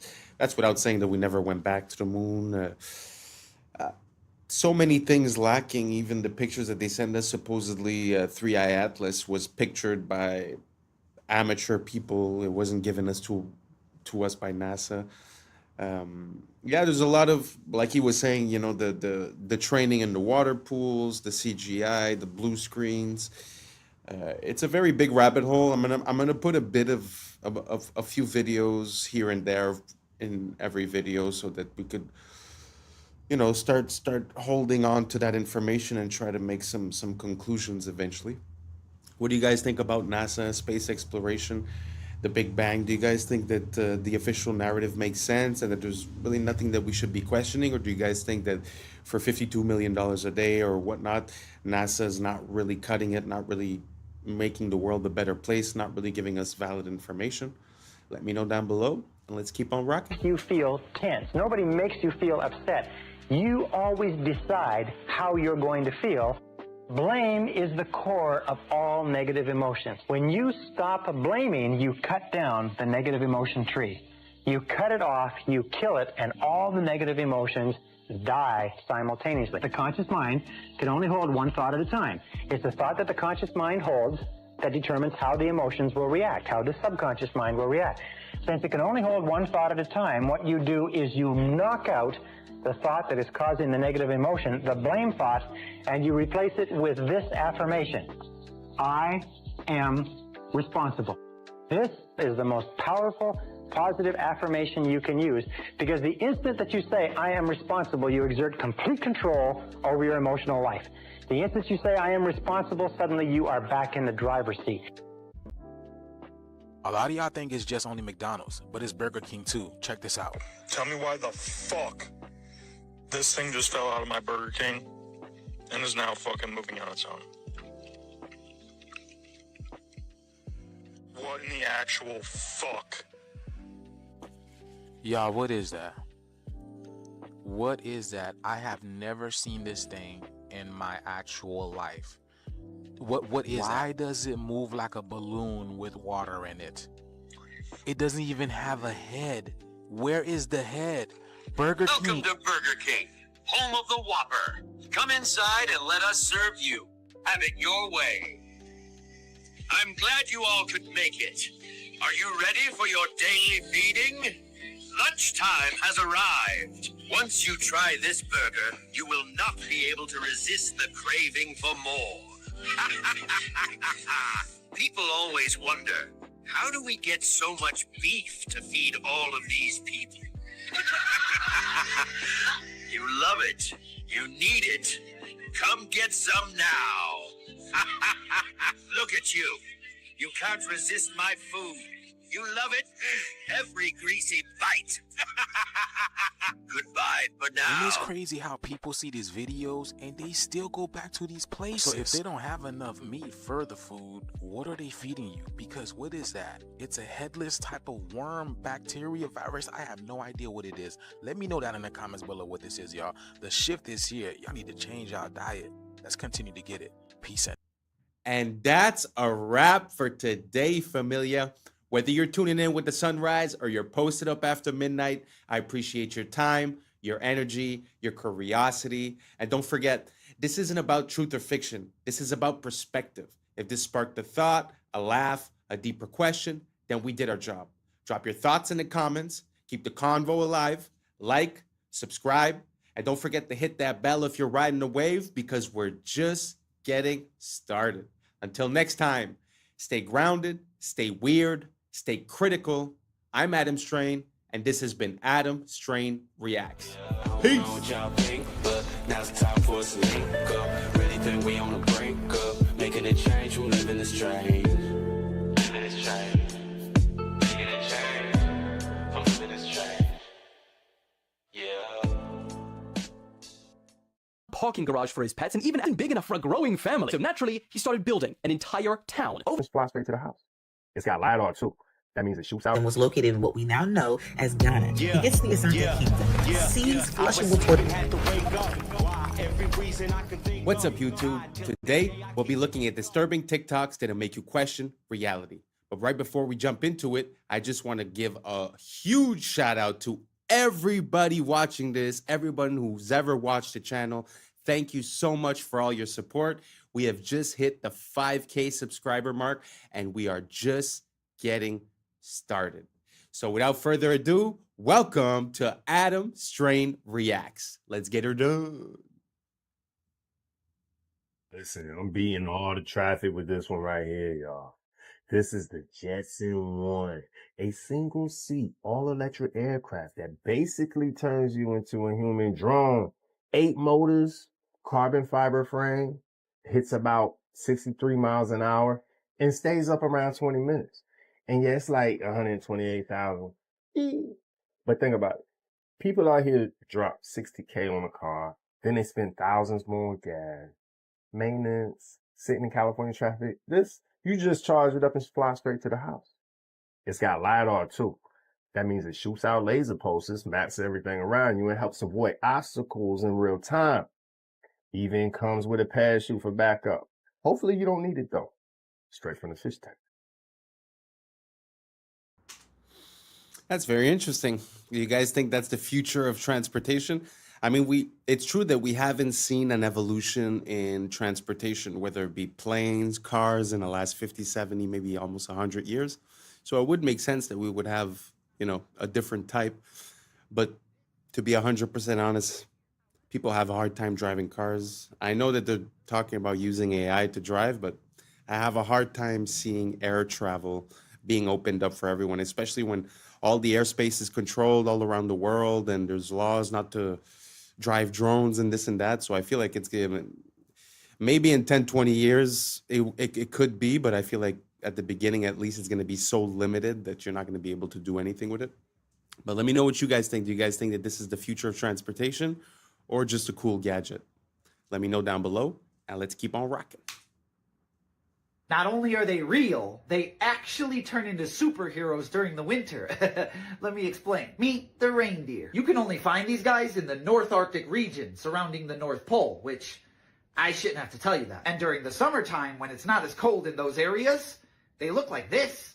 Just a regular deer. However, as soon as winter hits, their body transforms like a Super Saiyan. First off, their blood produces a chemical that acts like a natural antifreeze, keeping them warm. Their fur turns white, which helps them blend into the snow, not get spotted by predators. Their hooves go from rounded to rigid for better traction. But the craziest part is their eyes change from brown to a super deep purple. And in that stage, they are 1,000 times more sensitive to light, basically giving them supervision, which is cool and all, but 1,000 times? That's not even necessary.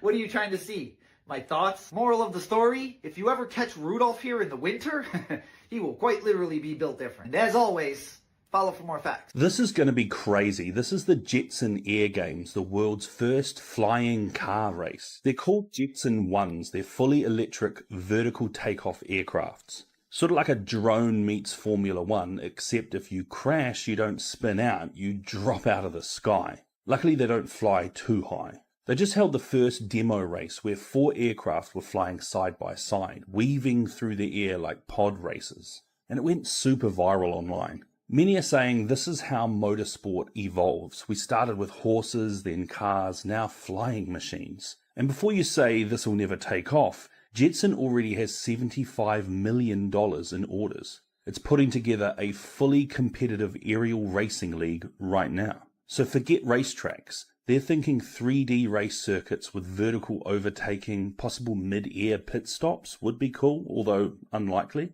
But with highlights reels that look like Star Wars, it's almost guaranteed to go viral over and over again and become a huge sport. The only question is, who's insane enough to be the first pro athlete in a sport where a minor crash means you might see Jesus? You'd have to have the confidence of a crackhead to even consider it. Would you do it? Do you think it was wrong to do this? This specimen is an extinct type of dog called a turnspit dog. One of them is visible in this picture, in that wheel at the top. See, back in the olden days, if you wanted to rotate meat over fire to cook it evenly, well, they didn't have electricity. So they had this wheel and they bred a type of dog to run in it. That is the turnspit dog. Due to its genes, it just loves running in this wheel all day. Is it morally wrong to breed a creature to do this? Again, this is a task that is hot and repetitive and strenuous, but due to our selective breeding, it presumably enjoyed doing it. In the same way that beavers love to build dams. If you bring one into your house, it will build a dam in your hallway. That's its favorite thing. If you have a pet dog that is a herding breed, if you ever take it out and let it see a herd of sheep, it will act like it is Christmas. It will run out there and start herding them.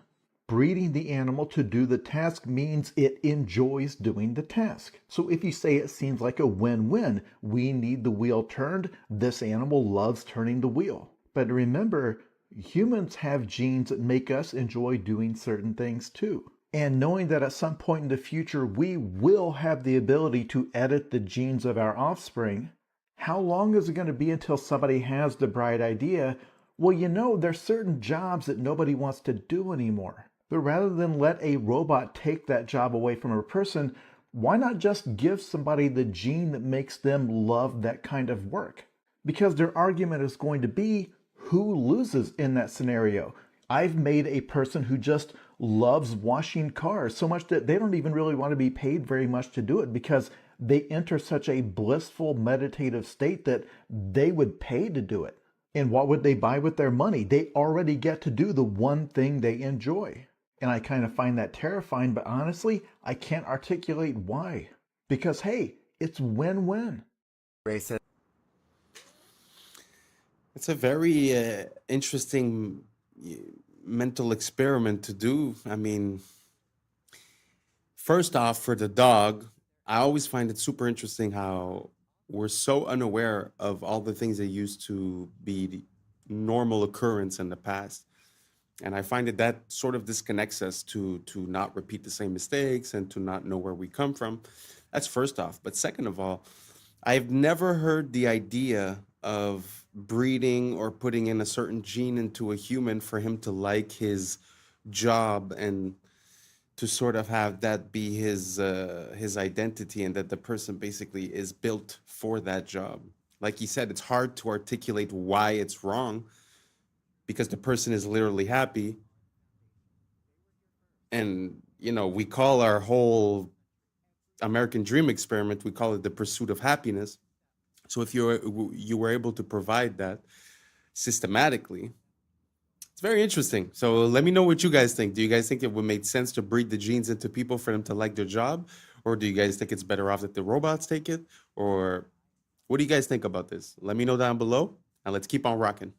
We're going to address this again, since the inferior people are struggling. Black Americans are the only indigenous people on this land. Melanated people are the only people around the world who are indigenous on every land, no matter their ethnic group. Uncivilized lands all have the same genetic connection. Melanated skin with varying shades of brown. And those groups are not connected to Africa, just like Black Americans aren't connected to Africans, ethnically. The actual American Indian, known as the Black Americans, are the ethnic group of North America, not descendants of Africans. Let's dismantle the greatest public relations fraud ever committed, the desperate multiracial campaign to erase the true indigenous Black American from this land. There is a coordinated effort, a relentless lie, designed to make Black Americans believe they are a guest in someone else's house. But the unchangeable, archaeological, and historical truth is that Black Americans are the foundation. They were here first. And by here, I mean the world. Every country. Every strip of land. And they built the civilization that we are all destroying. The lie about Africa is to confuse and mislead so that the theft can keep going on. Black Americans weren't even considered African American until 1988 by Jesse Jackson, a known Cherokee Indian. So they'll pay a Black American leader to lie and sell out, while classifying himself correctly despite the lie. If Black Americans came from Africa by boat in the 1600s, America didn't figure this out until 1988?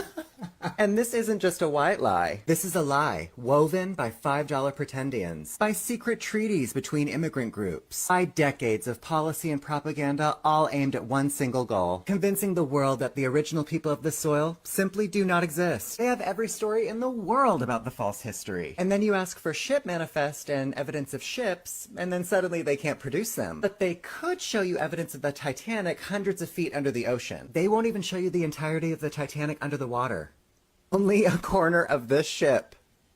They still parse that history. They have reclassified the true indigenous people, renamed you, and redrawn maps around you, hoping you would forget the land your spirit is made from. Now they deploy their little native influencers online, armed with fraudulent petitions and digital picket signs, begging platforms to remove you from your own story. They are performing a pathetic pantomime of indigeneity. If you are indigenous, why would you need outside help? What are they protecting? If you're truly indigenous Native Americans, how could someone take that from you? Why the sudden panic? Every post they make, every petition they circulate is an admission. You've been caught, and now history will be made. Every other race are the visitors. It is time, Black Americans. Time for you to start acting like the host in your home, because all of this is yours. It is time you start acting like the host.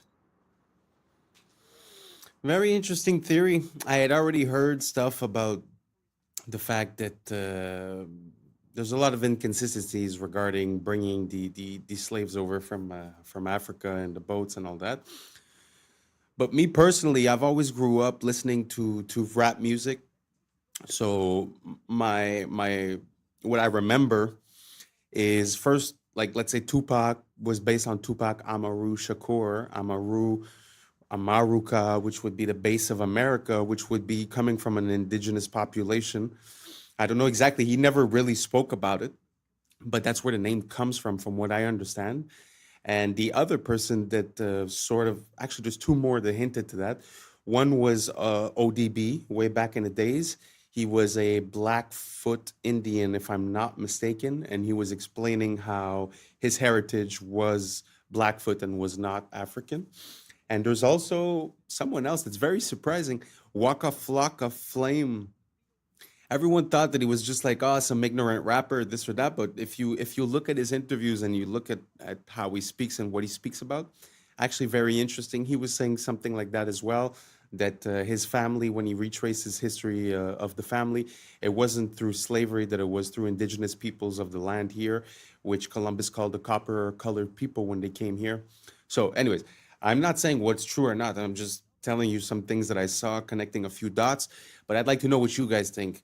Do you guys think that what they told us is absolute fact, that everyone that's melanated in America comes from Africa? Or do you think it's possible that there was a population here that was melanated and they have attributed it to the African import of slaves?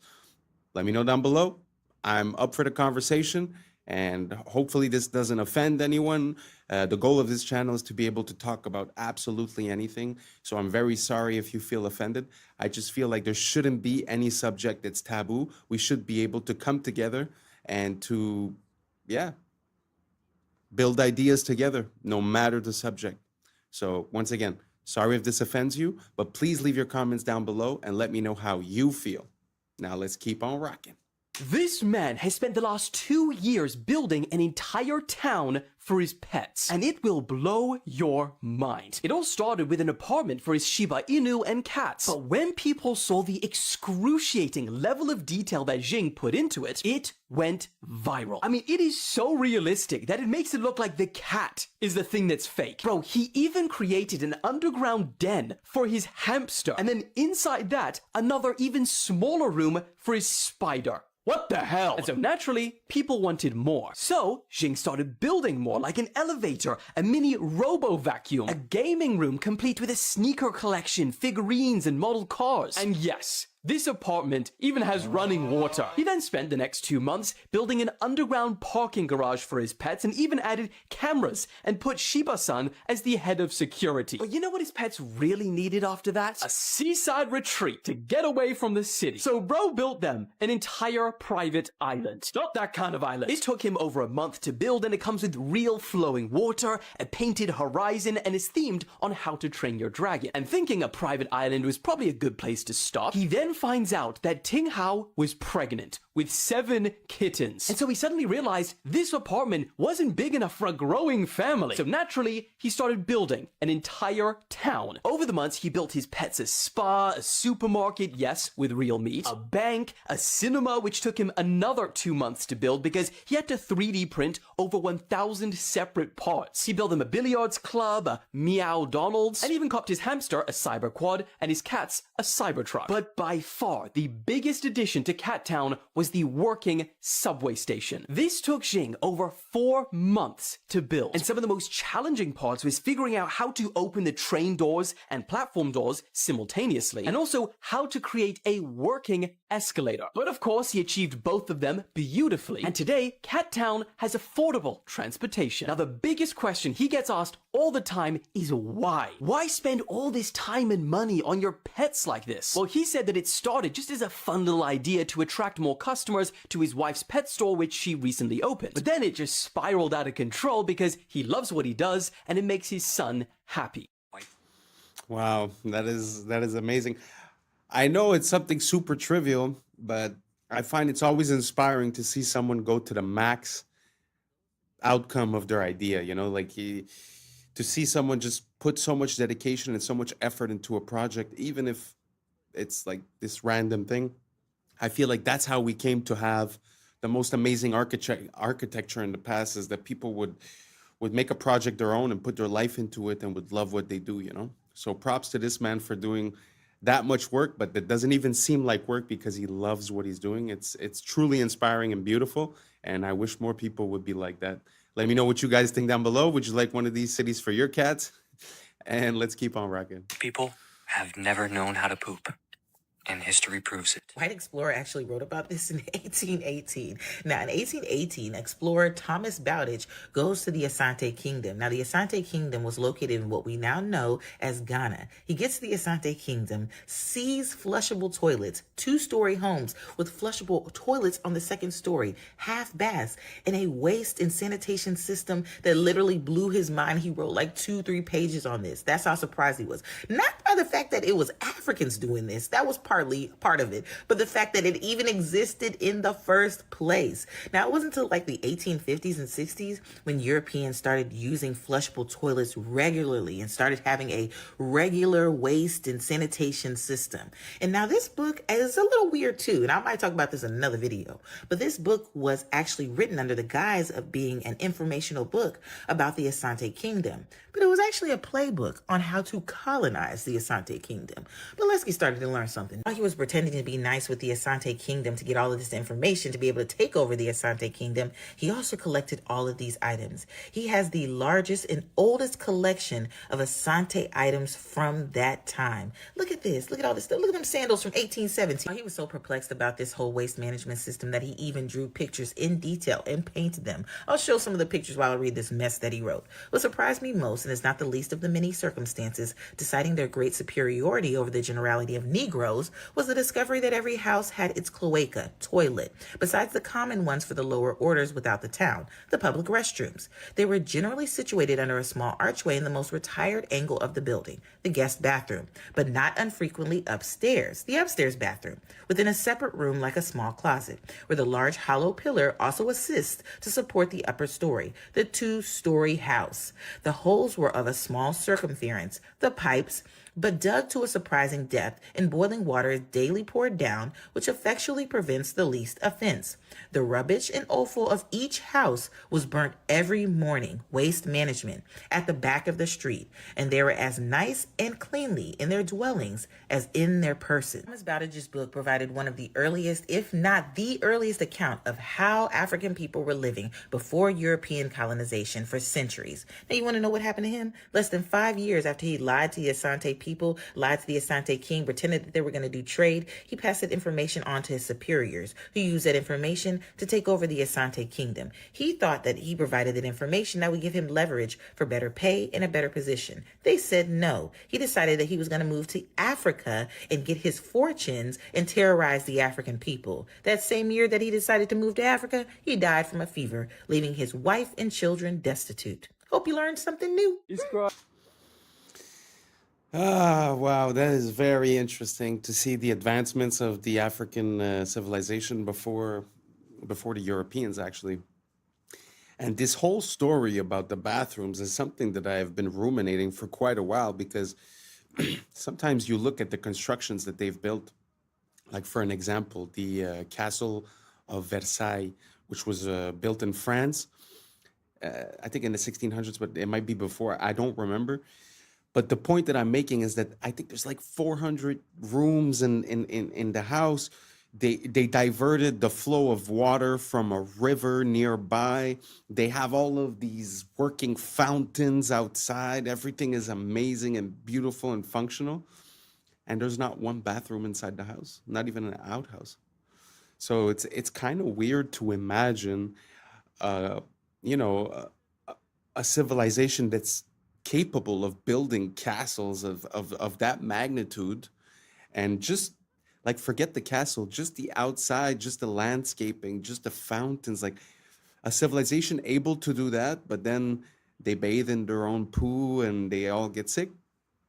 I don't know. It feels in my mind like there's something missing. There's a missing link. There's a missing key. There's something that we're not seeing. If you guys know what it is, let me know. If you guys know about the history of poo, let me know. And somehow we're still affected today, right? When there was the CV-19, the first thing that flew off the shelf, it's all about the toilet situation, right? So it's very interesting how it's like something that's ingrained into us. It's very important, but we don't know the history of, we don't know where it comes from. And like I said, if anyone can explain me the Chateau of Versailles or other types of constructions like that that are huge, almost megalithic in their size, but somehow don't account for any waste at all. So let me know down below, and let's keep on rocking.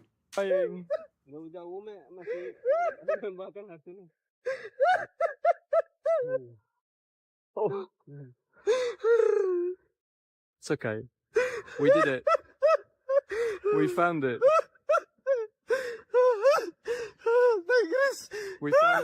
We found it, my friend. Iwan, makasih Pak Iwan. Allahu Akbar, Allahu We made it. Akbar, ya Allah. We made it.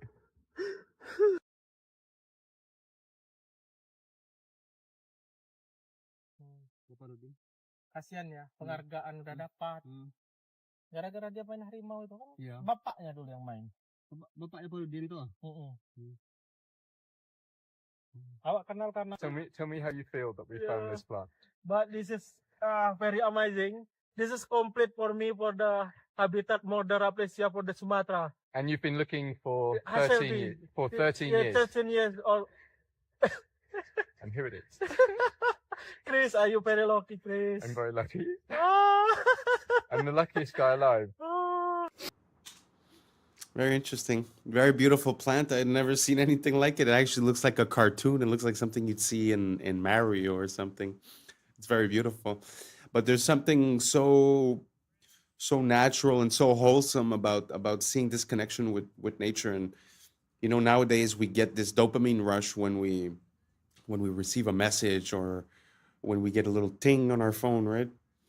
But imagine that, like the level of that dopamine hit when you give yourself to something for like 10, 12, 13 years, and then you finally reach the completion of your project. It's so wholesome, so natural. I find it so beautiful. Sort of like planting seeds and all the work that you have to do until it's time to get the fruit. You understand what I mean? Like that time that's involved. Nowadays, we like to have it in an instant. I just find there's something so beautiful and so natural into a long process with a bigger payoff and a bigger reward. I don't know if you guys have noticed this in our current society, this addiction to dopamine, this need for reinforcement and to be seen and to be heard. And I don't know if you guys can see it. Let me know what you guys think down below, and let's keep on rocking. I've become obsessed with etymology, and I've been studying words like crazy. I've been warning And what I y'all. understand from the English language is that our words come from German, Greek, French, and English. It's just spelled. not one language. That's why when we divide the word up Balenciaga and only had an A, we see that now it went from an English word to a now Latin word that says ball is king. We all know this one, but watch. And the even more crazy thing about this situation is that Balenciaga is not the only company that is speaking in this coded Latin language. Look at Nickelodeon. I don't care about God. And look at Gucci. We just put a space between the two C's and it says there is an owl. And we already know the esoteric meaning of owls. And if you don't know the esoteric meaning, look up Moloch. He was the god of child sacrifice. And it made me look at Adidas, and you put a space between the A and the I and the D, you get, you give from God. Is that an accident? Amazon made $1.47 trillion last year. And if you type them in Amazon and you put a space between A and Z, you get Love Zon. Well, who is Zon? So let's look up Zon. Zon, a god. Zon Kathan. He is the Midnight Lord, the Dark Prince. At the bottom it says, possesses one of the most twisted and evil minds in the multiverse. His position as God of Pain is well earned. He has been the root of countless tortures, murders, and worse throughout time. Now, Manulife, this one really threw me for a loop. They are a wealth management company and they're worth $40 billion. Let's see what their Latin name means. If you put a space between the N and the U, it says, a man is a wolf. Now, that's a saying, that's a phrase, right? So let's go look up and see what that means. A man is a wolf. Homo homini lupus. What does that mean? So this one was crazy. It's a Latin proverb. It means a situation where people are known to behave in a way that's comparably in the nature of a wolf. The wolf as a creature is thought in an example to have qualities of being predatory, cruel, and inhumane. This next one is interesting because I actually learned this one in high school.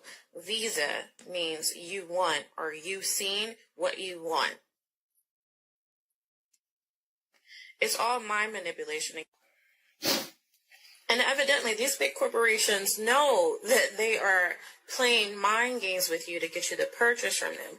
But what does Mercedes have to do with you will give up? You give up what? What are you giving up? Your life, your soul, your money in order to purchase a car from them? And then some of the corporation names are named after like things in astrology. Like this one says, not a star for Nestle.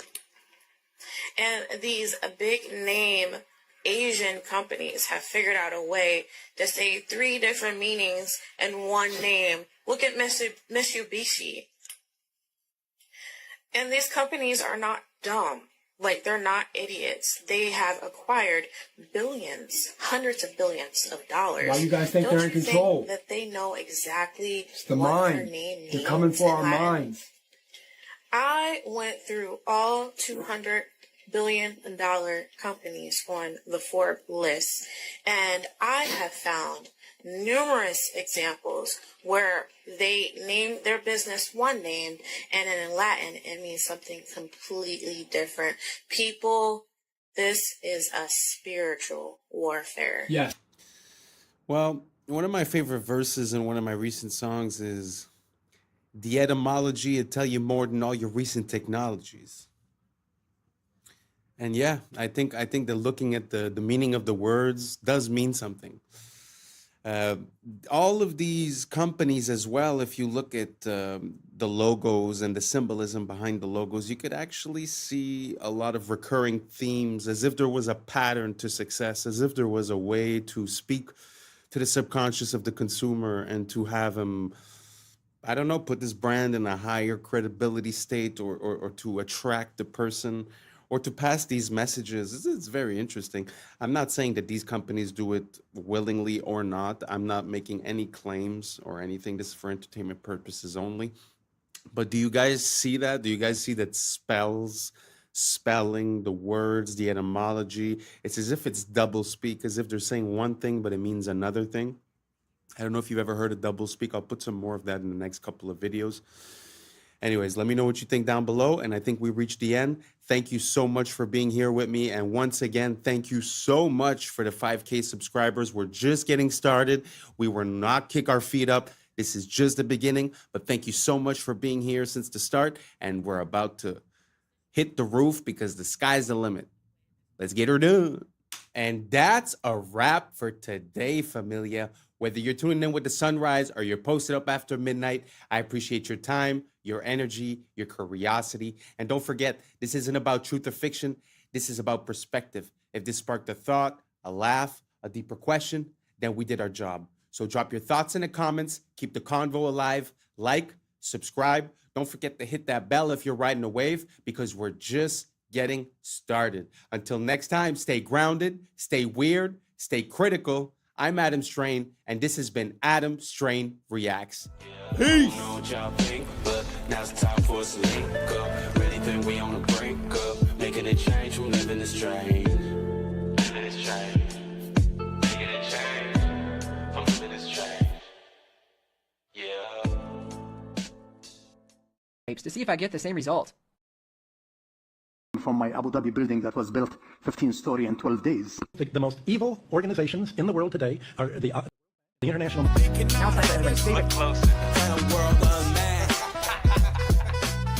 What's up, YouTube? Today, we'll be looking at disturbing TikToks that'll make you question reality. So without further ado, welcome to Adam Strain Reacts. Let's get her done. Andrew, if every interview, every video, every tweet you've ever made was erased from the internet forever, and all you had was 3 minutes, what one truth would you share with the world?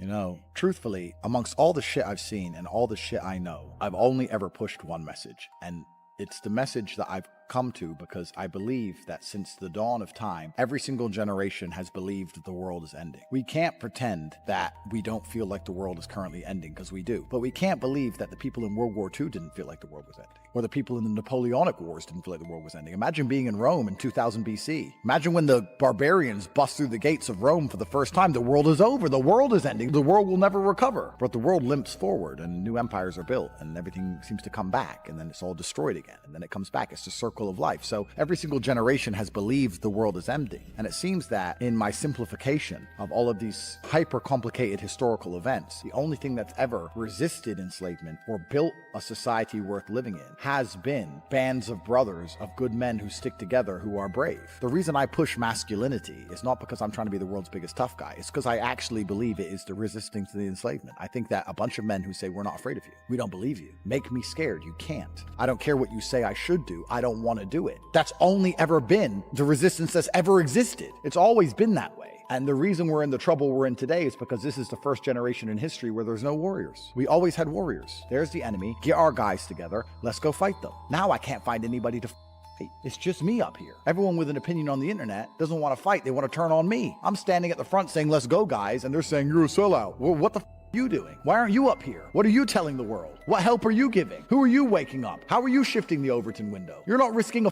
thing. I'm risking it all, and you're turning on me. I can find the odd guy here and there. Where's the resistance? So when I'm trying to preach masculinity and saying to guys, look, go to the gym, get strong, resist, don't be afraid, speak what you think, I'm trying to say all these things, trying to inspire some backup, some support. Masculinity is the answer to the trouble we are in. And truthfully, unless we get some balls back, well, then it's over, isn't it? And women can complain, and women can protest, and women can riot, but nobody gets. Because when women complain, it's called an inconvenience. And when men complain, it's called a revolution. Well, everyone, this has been your guest, Andrew Tate. This is the Jack Neal Podcast. I gotta say, I was having this conversation recently, and what he was saying in the beginning resonates kind of true to me, because it seems like every generation it's the apocalypse, it's the end of the world, and especially when you spent your whole life believing in the narrative, and you know, you're going through life in automatic mode and just accepting the information that's given to you. Well, when you start waking up and start seeing the inconsistencies and things, it's very easy to have, you know, an extreme view where it's like, well, everyone's out to get me, you know, like they're trying to get me with the food, with the air, with the water. They're controlling the finances. They're controlling everything, the wars, this, that. So it's very easy to come to this realization and be like, oh, you know, it's the end of the world, you know, blah, blah, blah.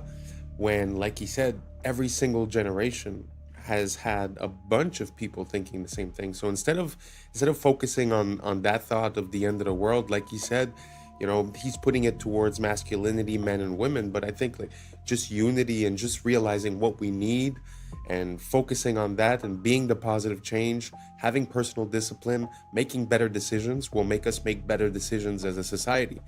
So basically all I'm saying is that it seems like we're a bit fatalist. Like every single generation thinks it's the end when it obviously isn't.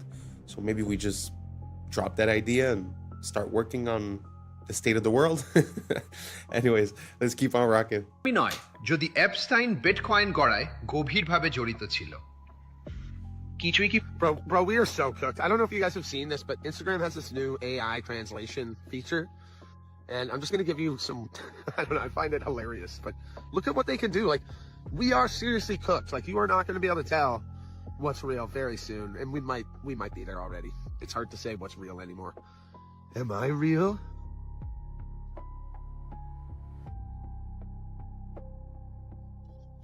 Here's me talking in different languages. পবিত্র নয় coin nada es sagrado ¿Queda algo que no haya sido tocado por estos sinvergüenzas? No, es la respuesta. Así que cuando Coinbase solo valía 400 మిలియన్లు ఉన్నప్పుడు Epstein అందులో $3 million పెట్టాడు. ఇది Epstein files లో ఉంది.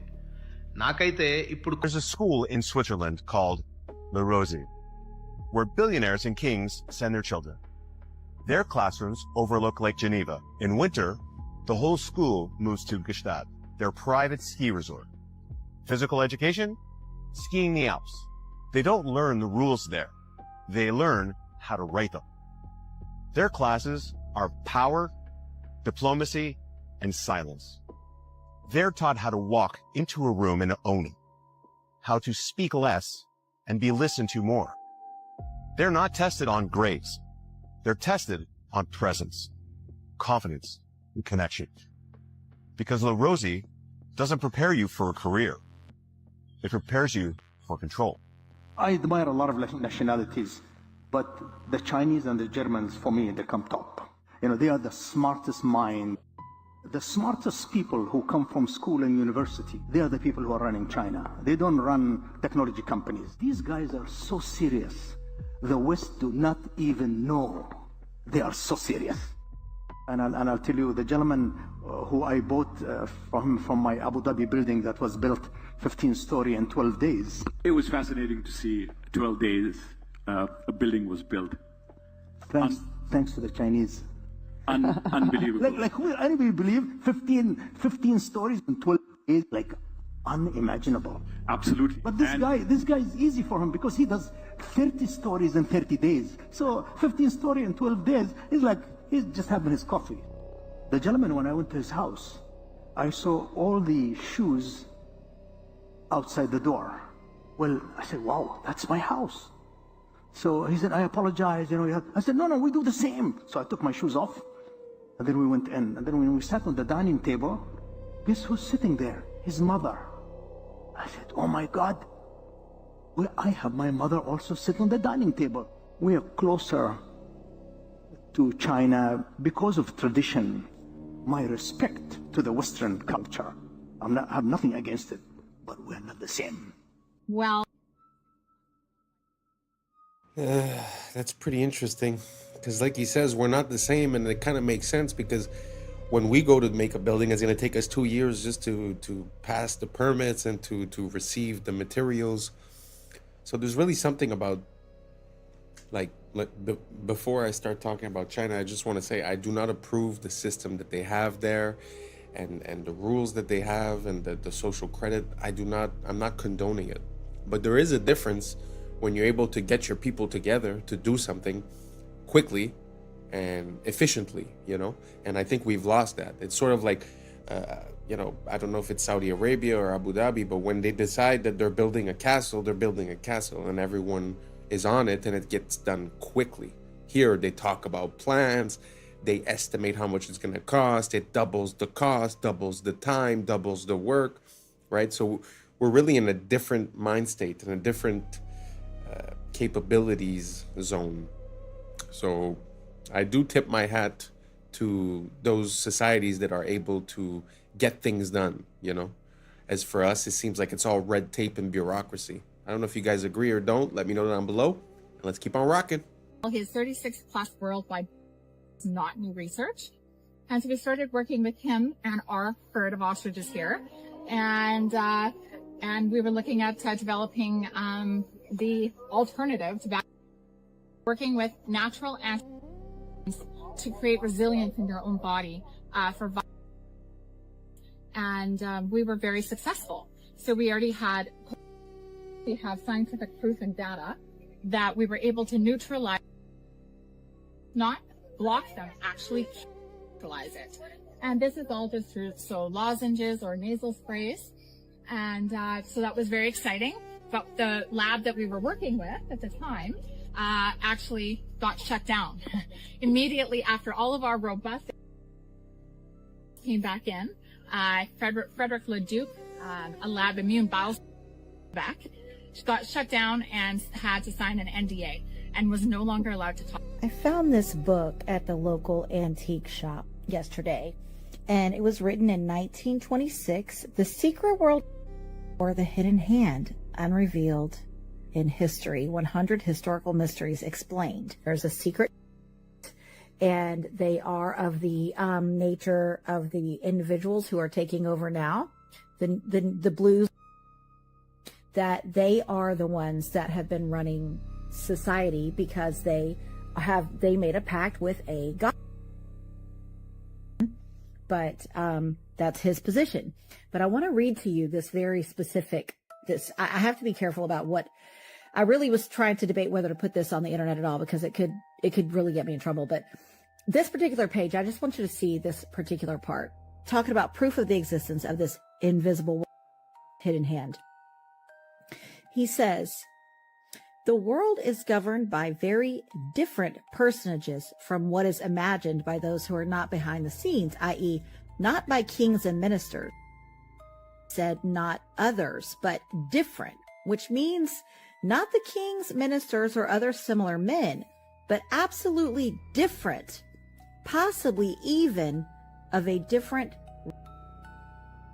Who they are must be known first of all, and only then can we control them and establish peace, but not before. You know how I'm always saying, I'm calling them creatures and creeps, and I'm saying they're not human. I don't know what they are. And this has been my biggest reason around this. I ain't unifying, because I don't know what these things are. This apparently has been known, and this has nothing to do with religion. I'm talking about like a species of a soul or something that's on this planet. And that's what he's talking about here. Bismarck, the Iron Chancellor, perceived the existence of invisible forces, but could not or did not wish to formulate them, and called them imponderabilia, powers which no one could fathom. In 180 seconds. This is supposedly the body attacking itself. This is an identity crisis. It starts with taking. After the thing that bites and stings causes your body to react improperly. Essentially all Lyme disease. Lyme was released from a bio. See? The rest of the world knows Lyme as Borrelia. They are not the same. It is a or abomination. These are all spirit programs. Programs kick in as autocorrectors where will is lost. When these spirit programs are blended and tacked on to vectors that bite and sting, they spread into the human system. Lyme is a spirochete like syphilis, thus it can be transferred through the mouth and sex, and it hides in the Dr. Judy Mikovits said it's just the new Lyme. Many claim that be delivery system. They are structured the same. This chimeric spirit program creates a biofilm matrix within you to act like a middleman between you and your body. Was released the same year as Lyme, and Fauci was the head of that program. These programs demand more energy than you would actually need. Programs don't want to kill, then they will go dormant if they have to. Cells are just cells that follow the orders of the program. Many people are chimeras. At least 8% of the collective is personified. Gog and Magog are a chimeric clan. Esau bred with Canaanites. Esau's part Canaanite grandson crossbred with Japheth, aka Chittim. Chittim is part of Gog and Magog, the Chimera clan. This is who took over Europe and the world. These are essentially personified free radicals. They are highly reactive. There has been a collective genetic forced integration with the so there is a collective identity crisis. The steals resources and causes your cells to kill themselves. That is why self-harm is widespread. Codes are being deleted through mutation or silenced. But the collective is reaching a rejection point like a bad organ donation. Everything is being homogenized and stagnating. This always leads to collapse.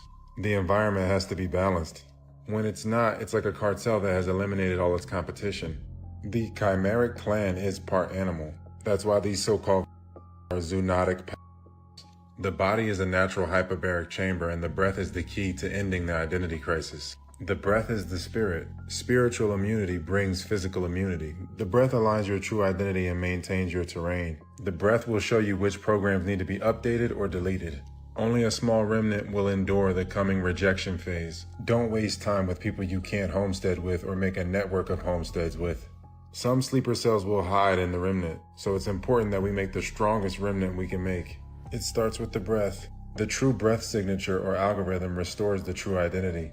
Okay, this is absolutely insane. Did you know that Austrian researchers put students in classrooms made of conventional materials, steel, cement walls, etc., and they put students in classrooms with wooden furniture, wooden rooms, natural materials. They measured their heartbeats, okay? And the students in the synthetic, let's call it, classroom with the unnatural materials had on average 8,600 extra heartbeats per day per student on average. Why? It's the difference between real materials and synthetics. They have a different frequency, which apparently they found that your body registers plastic, laminate, and vinyl as a low-grade stressor, even when it looks like wood or marble. So you know, remember those fake desks we had that looked like wooden desks, but it wasn't. That was like a plastic, and it's unfortunate. I mean, what does that do to your body in 10 years when you're in school you're in kindergarten, then grade school, then high school, and it's all synthetic materials. Now, not to mention, this study was done before artificial lights, like they just had light bulbs. Now we have compact fluorescent and LEDs, not to mention all of the Wi-Fi routers that are in schools now. Like every 20 feet down the hall, there's a freaking Wi-Fi router hanging on the ceiling. That is something else to be discussed. Now, when it comes to our homes, especially if you're building a new home, I mean, dude, you can really make it an organic eco house with some easy, hacks. But what if we're at home surrounded by unnatural materials as well? Then what are we doing? Are we shortening our lifespan by being surrounded by plastic? I mean, think about it. Drywall, Chinese drywall is in pretty much all of our homes. It's toxic dust. It's toxic to breathe in, and it's mold, like it can get moldy. Whereas a hemp house or a cob house or a stone house, there's different houses that are mold resistant, namely hemp. I mean, hemp is basically a tank couldn't drive through. I mean, hemp is extremely durable, mold resistant, fire resistant, and it actually blocks EMFs. Like if you're in a house that's made of hempcrete, and you're down the hall and there's 2 rooms between you and the Wi-Fi router, you're not gonna get cell service. Like that's one of the things people say when they have a hemp house is they don't get very good cell reception, which is good because you don't need cell reception on your brain stem every freaking day. But is that study shocking or what? Frequency, energy, frequency, and vibration. Nikola Tesla knew all about it. Let me know your thoughts in the comments below and follow for more. Very interesting. I haven't seen the study that he's referring to, but imagine if just the objects that surround you, like if we take for granted what he's saying, the objects around you have an effect on your body and its function. Now imagine the air, imagine the food, imagine the water, the drink. Because he's saying when you substitute wood for plastic, let's say, but what happens when you substitute, a real compound from a plant to a synthetic version, right? So, yeah, and like he's saying, you have it at school, you have it at home, you have it at work, you have it in your car. So at the end of the day, are we outside of our element? Are we performing less than optimal? Not only by food, but also by just the materials that we use to build the stuff around us. Such a interesting thought to have.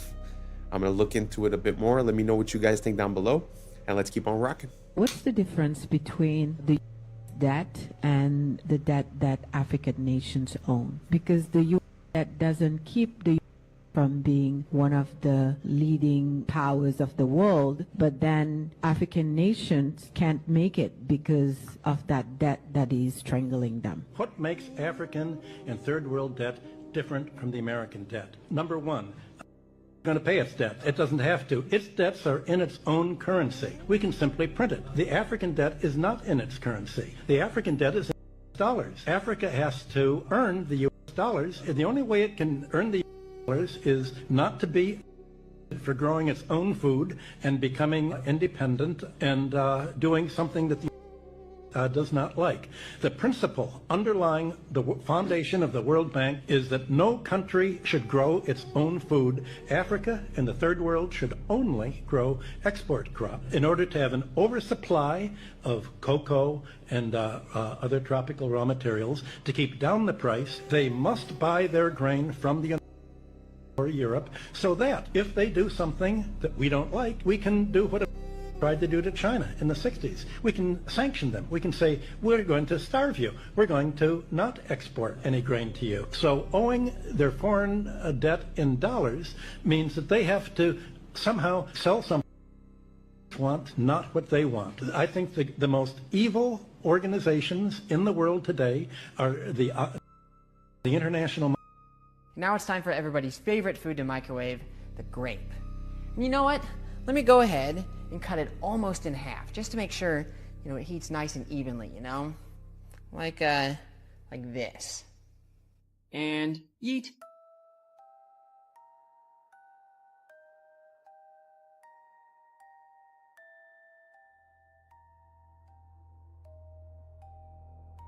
Unfortunately, the fragrant smell of roasted grape is hidden by the suffocating nitrogen dioxide fumes, which is the deadly brown gas left in the beaker there.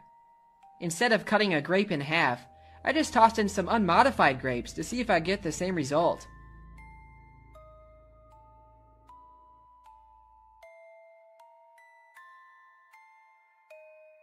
Yep, grapes are haunted.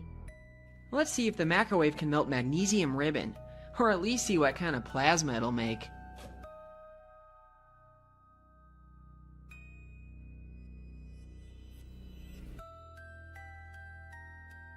Not only did it melt and burn in there, but it also managed to show off some of its green spectral colors, which is in contrast to the white you get by simply burning it in air. Aluminum melts at only slightly higher temperatures than magnesium, but for the sake of curiosity, I'm going to toss some foil in there anyway. Alright, here goes nothing.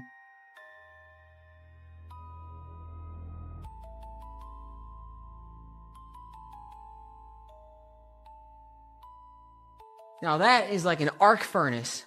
Oh my goodness. Now it's time for something more challenging. Copper needs to be very hot before it melts, so let's see how it holds up in the microwave.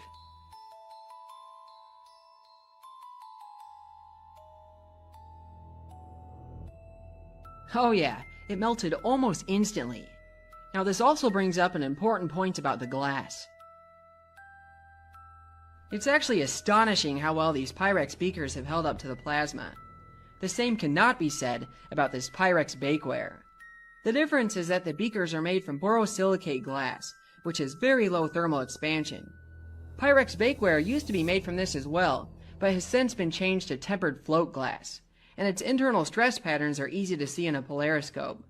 This change is unfortunate for home science, but it does make for less dangerous breaks in the kitchen, as it tends to explode into tiny bits as opposed to razor shards. Hello, my name's Jason. I live at 1776 Boulevard. We're here to talk about tonight. Excuse me, Jason? Yeah. What's your last name and what's your address again? My last name is Jason We the People, and my address is 1776 Boulevard. What city? Freedom City. Freedom City in what state? Michigan. So I know you're making all that up. Yeah, 100%, because I don't have to tell you anything, because it's my you know what that is? According to I think you need to learn the Fifth Amendment. I don't care about your article. According to Article 6, Clause 2, you're trumped. According to the rules of this city council, you have to give your name, your proper name and address, or you're not allowed to speak. So do you think your bylaws, because that's the way it's looking here, you think your little bylaws here remove me so I can sue out of the city. Do it, because I'll make sure you don't get no data center. Try it. 42 USC 1983, baby, that's my middle name. You want that name too? Now, back to this Fifth Clause. You can't use no takings clause, Einstein. Guess what? That's for public use. You understand that? You know what public use is? Sure ain't a data center. It's a park, an old folks home, something like that. It's the Fifth Amendment, not that complicated. You should look into it. By the way, how does it feel sitting up there being a Benedict Arnold to all your people out here? Not one person supports this. How about this? Everybody up here's been asking who supports the data center. How about this? Who don't support the data center? Any other questions? Is there any other questions? Ray Charles and Stevie Wonder can see this one together. What remedy do you have for the first? You don't got none. So now land. Is there any foreign money involved in this? I'm pretty sure there is. Ain't Whitler in some hot water over there? Also, non-disclosure agreements. Bad news. I want everybody in this room who lives here, it's a FOIA request, every single non-disclosure agreement from any council member, mayor, anybody in this city. You need to FOIA who has one. You won't be able to see what's on it, but you'll be able to see who has one. And then at that time, we got a real conflict of interest, don't we? I think we would. Next thing, who are you having come in here that's putting these underground generators? Oh, you're not. You got these big old power lines going in right now that everybody's talking about. What's that? I mean, have we already made our minds up? Huh, seems that way. Well, anyway, here's your people. Have fun. Kudos to him for raising his voice, but it's pretty crazy. It feels like we've gotten so far from the beginning of this experiment, of this freedom experiment, of, you know, the Constitution and the rules on which we were based. And now everything is so convoluted with policy and rules. And like he's saying, you know, he's like, well, you could have all these rules, but it shouldn't trump my, you know, my Constitution Amendment rights, right? So it's very interesting to listen to him talk. And he brings up a very important point as well. How is it possible to have people representing you and working for you that are allowed to sign non-disclosure agreements with these companies? And then afterwards, they decide on if they get to build or not, but they can't really tell you all the information that they're privy to. So if they're a representation of you and they know something, but they can't tell you, I really don't see like how that can work. I don't know. Let me know down below if you guys could shed some light, and let's keep on rocking. This guy, tragically, from falling off a balcony. He was also obsessed with bioengineering. So he had all of these scientists that he would donate money to their charities, and he would have them work on things and stuff. But what I heard, and this is completely unsubstantiated, but I heard it and I thought it was fascinating, was that he also had these same guys, because they were and everything like that. He had them design a novel. That was his, basically, that was his trump card, which is like, I don't go to jail or I release this. And it's like one of these things where if I don't keep entering in a thing every 30 days, I die. In October or November, his switch went off, and that's what introduced into the world until it became what we do today. I don't believe it. I'm with you. I don't believe that for a second, but that's a goddamn great. I love it, and I'm going to spread it as much as I can. That's crazy. Are you the... Maybe one of the benefits of me talking to you today is that you'll see that maybe not everything is true that you've heard about me. Of April 19th, 1995, a decorated Gulf War combat a truck bomb that he didn't build and a rider truck that he didn't rent with the help of a passenger who didn't exist. Having just gotten away with soil to date, the Fort Bragg trained Special Forces sheep trip dropout blended in with the crowd by making his getaway in a car without a license plate and was immediately pulled over. Was the supposed target of the attack, but luckily all of their agents were out of the office that morning. Later that day, the declared, We will find the people who did this. And when we do, justice will be swift, certain, and severe. Except for John Doe number 2. John Doe number 2. John Doe number 2. Who never existed. In McVeigh's unprecedented 3.5-week trial, the prosecution didn't show the CCTV footage of him and John Doe number 2 parking the rider truck. Didn't explain why 24 separate witnesses mass hallucinated the existence of John Doe number 2. Didn't explain why the army was storing rider trucks at Camp Gruber. And didn't talk to who blew the whistle on the plot. But they did collaborate with us, and they did convict McVeigh as the lone wolf bomber and Terry Nichols as his bomb-constructing accomplice. Still, a bunch of crazy conspiracy theorists, including 300, insist on talking about facts and evidence and refuse to simply believe what they've been told a million times by people in tailored suits with well-coiffed hair. They quote the blower and the inventor of the neutron bomb who point out the physical impossibility that the truck bomb did the damage to the building, but that doesn't matter because if there were that day, we would have heard about them. The second found and diffused. I think he said another bomb. The Justice Department that a second has been found. They then found a third which was also larger than the first. And I see another. So apparently they're going to try to get out that. The FBI claims to have lost the footage showing McVeigh and John Doe number 2 parking the truck in front of the Murrah building that morning, but that's understandable because the Bureau has a lot of important evidence to store. Terry Nichols insists involved in the plot, but thankfully a judge has saved us the trouble of listening to him by preventing lawyers from deposing him. Truck parked across the street 2 hours before the blast, but that just shows the authorities were prepared for anything. And other documents obtained by 2020 show that someone called the executive department in Washington and said the Morrow building had been, but this was 24 minutes before the. But that just shows the public was unusually vigilant that morning. Also, apparently, Governor Frank Keating's brother, Mark, had been working on a novel about a stranger still. One of the characters in the novel was named Thomas McVeigh. But that's probably just a coincidence.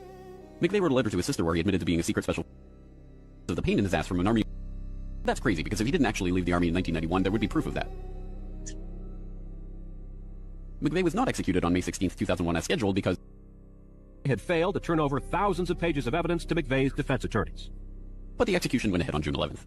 In a highly unusual and secret agreement, no autopsy was performed. One witness said he was still breathing, and the prison officials admitted his hearse was a decoy. Then, the case was officially closed. And if you question any part of this story, you are a paranoid, wingnut, birther, truther, tenther, prepper, conspiracy loon who...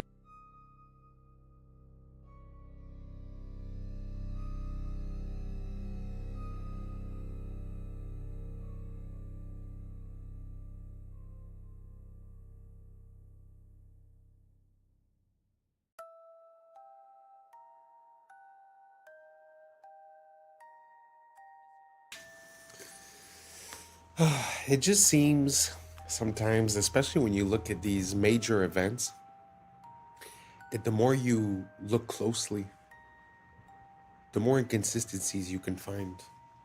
And I don't know, it's just very interesting. You know, I wonder if it's just pattern recognition or if there's really something going on. Let me know what you guys think down below. I also want to refer you to the person who made that video. Is actually James Corbett, and he's a great creator. For the past at least 15 years, he's been always present, always talking about everything, always backed up with sources, references, and never speculating, truly saying the facts as they are. Amazing creator. So anyways, thank you so much for rocking until the end. That's a wrap for today, familia. Whether you're tuning in with the sunrise or you're posted up after midnight, I appreciate your time, your energy, your curiosity. And don't forget, this isn't about truth or fiction. This is about perspective. If this sparked a thought, a laugh, a deeper question, then we did our job.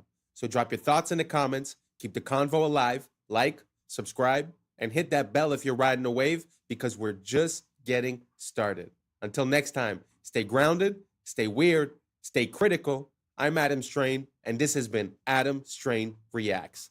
Peace! I don't know what y'all think, but now it's time for us to link up. Really think we on the brink up, making a change from living this strange. Living this strange.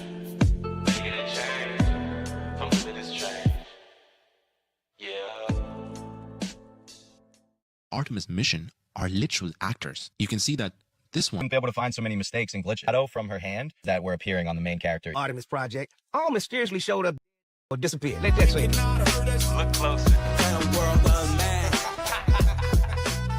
What's up, YouTube? Today, we'll be looking at disturbing TikToks that'll make you question reality. So without further ado, welcome to Adam Strain Reacts. Let's get her done. I like how she has her hair up and in a braid on the way to the launch pad. Then the second they get into space, she takes her hair out like this. When a braid would really be the most sufficient way to have your hair in space. And that doesn't even look like the same person, by the way. Any female that's ever allegedly been in space, they have never tied their hair up. I wonder why that is. It's because that's the easiest way to sell you on the fact that there's no gravity. It doesn't make sense. Your hair would be tied up. And what the hell is all that? Are you kidding? The state of this would not even be acceptable for your average residential electrician. This is one way to do it, but we also have a treadmill, a bicycle, and weightlifting. I'm sorry, weightlifting? How exactly does that work if there is no weight in space? Why would you be using weights if there is no weight? And I'm sorry, but the hair sticking up constantly doesn't even make any sense. It wouldn't just constantly be up like that unless you intentionally pointed it up. According to what we're told, there needs to be a force acting on something for something to move. So it really wouldn't just stay up like that. If she were to just push it down, it should stay down until you actually push it back up. But for some reason, it's always straight up. I hate to say it because this is clearly fake, but this is a much better example of what your hair actually would do. Everyone's hair should always be doing the same thing, no matter which mission it is. But that's not something any of them would even have to worry about if they just did the logical thing and tied it up. That's crazy. I'm sorry.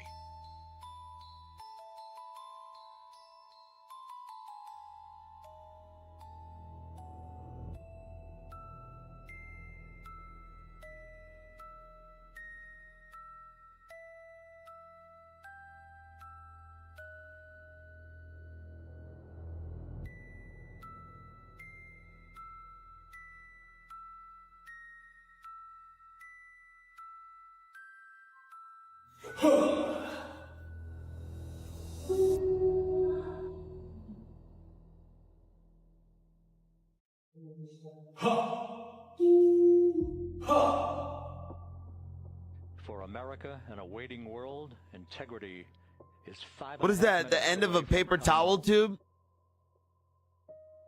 They're like looking out the end of a paper towel and turning the light on and off.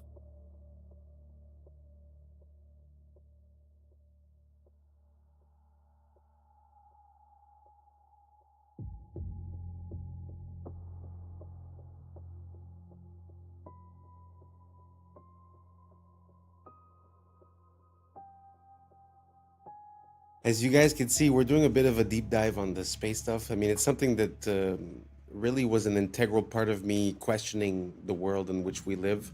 And for me, it was satellites. When I started searching for that, it started bringing me to so many different questions and different pieces of how things work, and it didn't really make sense. But that was a good example. I mean, he's like, oh, that looks like this. He just pulls it out and he does it. I think there's something about the way we intake information due to like credibility and stuff like that, because basically, you know, I've seen videos where they show you a picture and they say, which planet is this or what is this, and it looks like a nebula, or it looks like Saturn or Jupiter, and at the end of the day it was just like a random kitchen appliance or just liquid inside of oil, and then they took a picture. You know what I'm saying? Like, it's just, I think a lot of this has to do with how we're looking at the information. So does it really make sense that, I don't know, just like he was saying, that they're keeping the hair up, or that, you know, after all of this evolution in camera, somehow, you know, we only get basic shots, basic quality. There's no camera pointing outside all the time. So let me know what you guys think down below. So this is the Artemis 2 special. We're just gonna breeze through it. Let's keep on rocking. Fast are you going at your top speed? It's interesting measuring speed in space. So, you know, we use like air density and, you know, to determine Mach. So when we enter the atmosphere, we'll be going about Mach 25, 26, or 25,000 miles per hour. 7 miles a second. Wow. He said entering the atmosphere at 25,000 miles per hour, 7 miles a second. So what they tell us is that the atmosphere starts about 62 miles up, what they call the Kármán line. You understand too that they tell us asteroids that we can view from Earth also move at about 25,000 miles per hour. So this tiny little pod about 6 feet across enters the atmosphere only 62 miles up, moving the same speed as an asteroid, which by the way is the same speed as escape velocity, which is required to leave the atmosphere. So if they were coming in at that speed, only 62 miles up, they would hit the ground in about 8 seconds. Oh, but I forgot, they had parachutes, because you'd be able to stop an asteroid with a couple of parachutes, right? Oh, and I also forgot you can film something 60 miles away that's going 25,000. I keep seeing people say, oh, well, the air actually slows them down to about 300 miles per hour. Okay, so even if we went with that dumbass logic, 25,000 miles per hour to 300 miles an hour in just a couple of seconds. Remember, it would have to happen in just a couple of seconds because you only even have 8 seconds before you're at the ground. So basically an e-brake from 25,000 with humans inside. That would be even more extreme than going 500 miles an hour directly into a brick wall. This is about 5,000 miles per hour. Think about 5 times faster than that. 7 miles a second.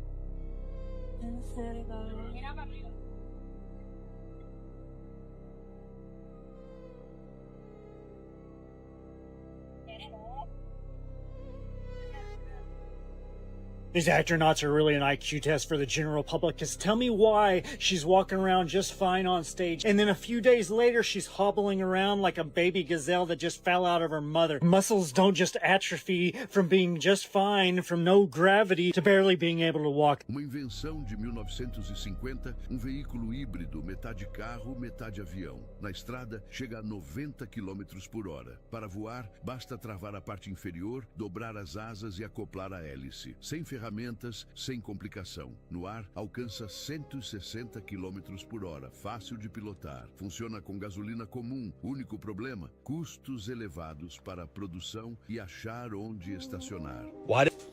It's the first time I see that contraption, a car plane. So awesome. I don't know what language it was. I think it was Portuguese, but they were saying that it runs on car fuel. It's normal. The only problem is that it costed expensive to build. But imagine that you just take off a piece and then you could drive, and they put on another piece you could fly. That's awesome. If you guys have any more of those, send them over. I like seeing variations of the car that never got to see the light of day, because it helps us see what the process is behind the scenes about what product is allowed to reach us and what is not and why. You know, very interesting.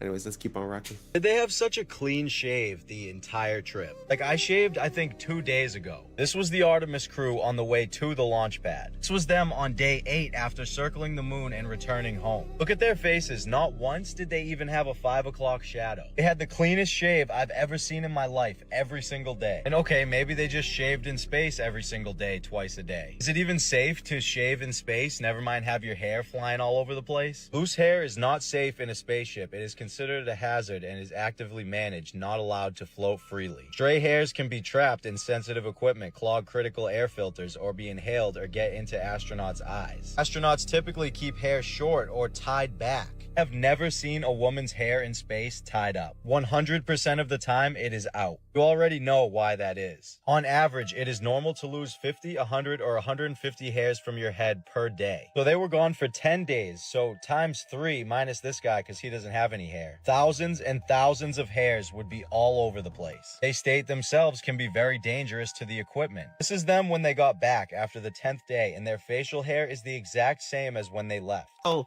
12 of the scientists, engineers that worked on the Artemis project all mysteriously showed up or disappeared. There's a story that caught our attention. We're talking about a number of U.S. scientists, some connected to very sensitive research, who have or disappeared. Let that sink in. So, they're acting again. I guess they came together and tried to blackmail them for some money. Otherwise, we're gonna tell them how we did the trick. And now they tricked, and they did. If you in on the motherfucking hustle, stay in on the hustle, I guess the more to that story is. Don't jump ship too late, because the hustle gonna continue. You're gonna be maggot food. 2 of the astronauts on the Artemis mission are literal actors. You can see that this one was in Fallout and this one was in Mad Max. Why would they hire actors to go to the moon?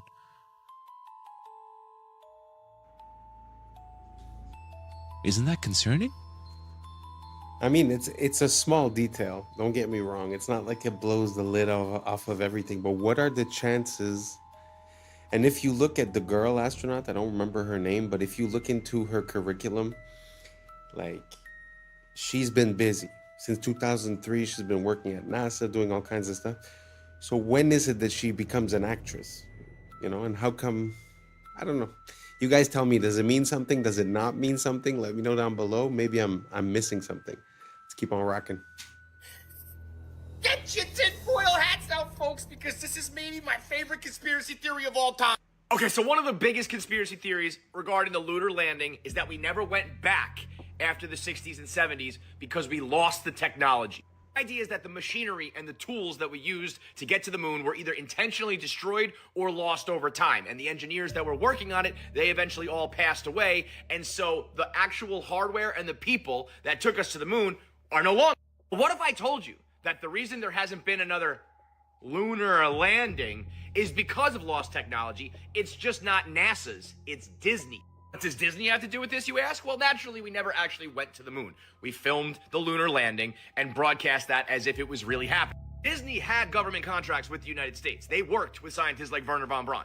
They filmed a very convincing lunar landing using green screen technology from the 60s that we simply do not have anymore in 2026. Listen to this guy talking about the Disney Prism that allowed them to film unbelievable scenes like this one in Mary Poppins that is simply lost forever. Instead of a blue screen or a green screen, they used what was sometimes called a yellow screen. It's a very specific spectrum of yellow made from a low-pressure sodium vapor light that puts out one wavelength of light. Because it's just one wavelength, you can actually block just that one wavelength or let just that one wavelength go through. So the magic of the sodium vapor process is they used a beam splitter prism so that the light that comes through the lens gets split onto two strips of film at the same time. And that's exactly what you need to get your map. What's kind of magical about it is that you can block that one wavelength of yellow without messing up all of the other colors. In that scene, there's no matte lines. He's motion blurring, he's dancing around. The compositing is impeccable. Yeah, it's perfect. You couldn't have gotten such great blur over the alpha channel with a green screen or a blue screen. To join two pieces of glass and then have layers of material with different indices of refraction. It's a very custom job, and it would probably cost tens of thousands of dollars at a minimum. Apparently there were 3 of these ever made, and also we don't know where any of these prisms are today. So we did lose the technology. It just has nothing to do with rockets and shuttles. It has everything to do with green screens and prisms. Disney had this flawless yellow screen prism technology that allowed them to film Mary Poppins' lace transparent hat, or Dick Van Dyke's blurring movement when he dances, or throwing salt all over the place. So all that technology was perfect for a lunar landing where you're stepping on rocks and there's moon dust and the black background with the red, white, and blue. And once those prisms were lost or destroyed, we didn't have the technology to film another lunar landing the last 60 years. You're telling me we can't remake these prisms? He said it costs tens of thousands of dollars. Just buy 1 billion of them. We can send people to the moon, but we can't rebuild this cube? Forget about the lunar landing. I just want to see movies made this way. And today, wow, it was the first time that I've ever heard anything about that, and I've been looking into this for quite a long time. But have you guys ever heard of this lost technology? That's pretty crazy. I mean, to have the capability of doing just the masking or just the coloring and to have it perfectly split, I mean, that's a revolution for the 60s, never mind today. So yeah, very interesting. I had no idea. I had heard the idea that Disney was involved in the filming. But anyways, what do you guys think? I don't think I've ever asked you guys, so I want to know. I'm curious. Are you on team we landed on the moon in 69 up to 72, 73, and then afterwards we've never been back? Or do you think there was some trickery or fakery and an ulterior motive or reason for the reason that we haven't been back? Let me know down below, and let's keep on rocking. This video is showing you guys what the sun looks like up close with an ND5 foil solar filter, which allows us to be able to see through the brightness of the sunlight to actually see the shape of the sun, its texture, what it looks like. And I'm going to show you 3 different views from 3 different days, and you're going to see that the sun always looks the same, always has these same little spots on it, which I'll get to here in a second. Let's get zoomed in. There we go.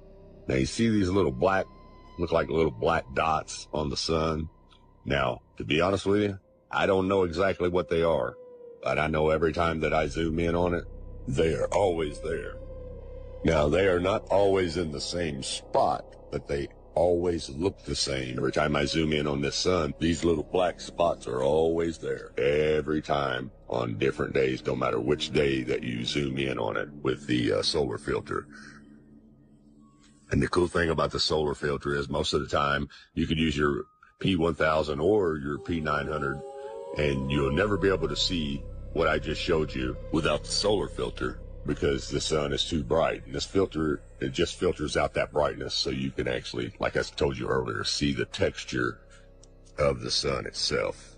Now, I'm not for sure if you can actually buy this filter for the Nikon P900 I just know that they have it for the P1000. So if you have a P900, you might want to kind of research that, maybe look it up and see if they have one. I'm sure they probably do, but I know they have one for the P1000, and it does a fabulous job, as you can see right here.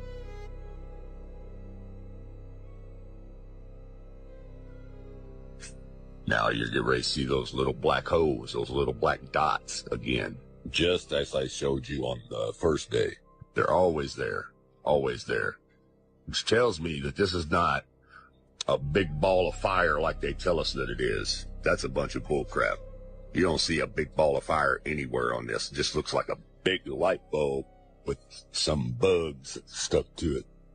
Not to mention the fact that I shouldn't be able to zoom in on this at all with a camera. It's supposedly 93 million miles away. Think about that. 93 million miles away. Trust me, there is no camera in the world that can see 93 million miles away. But anyway, it's a little shaky there. Sorry about that, guys.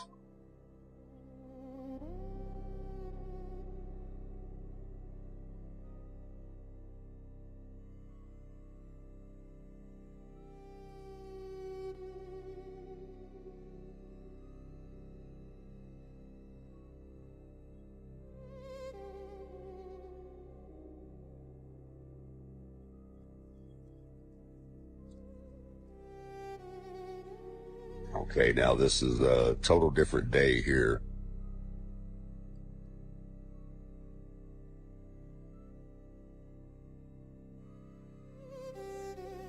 There was some humidity on this day, so I didn't actually get the orange look or the yellow look. It actually had a white look to it. But you can see those black dots or little black holes are there on day 3 also.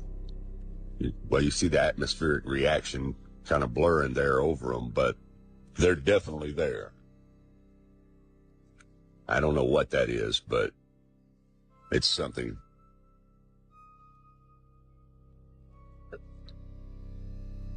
Now here you have NASA's computer-generated images. Now look what they show you.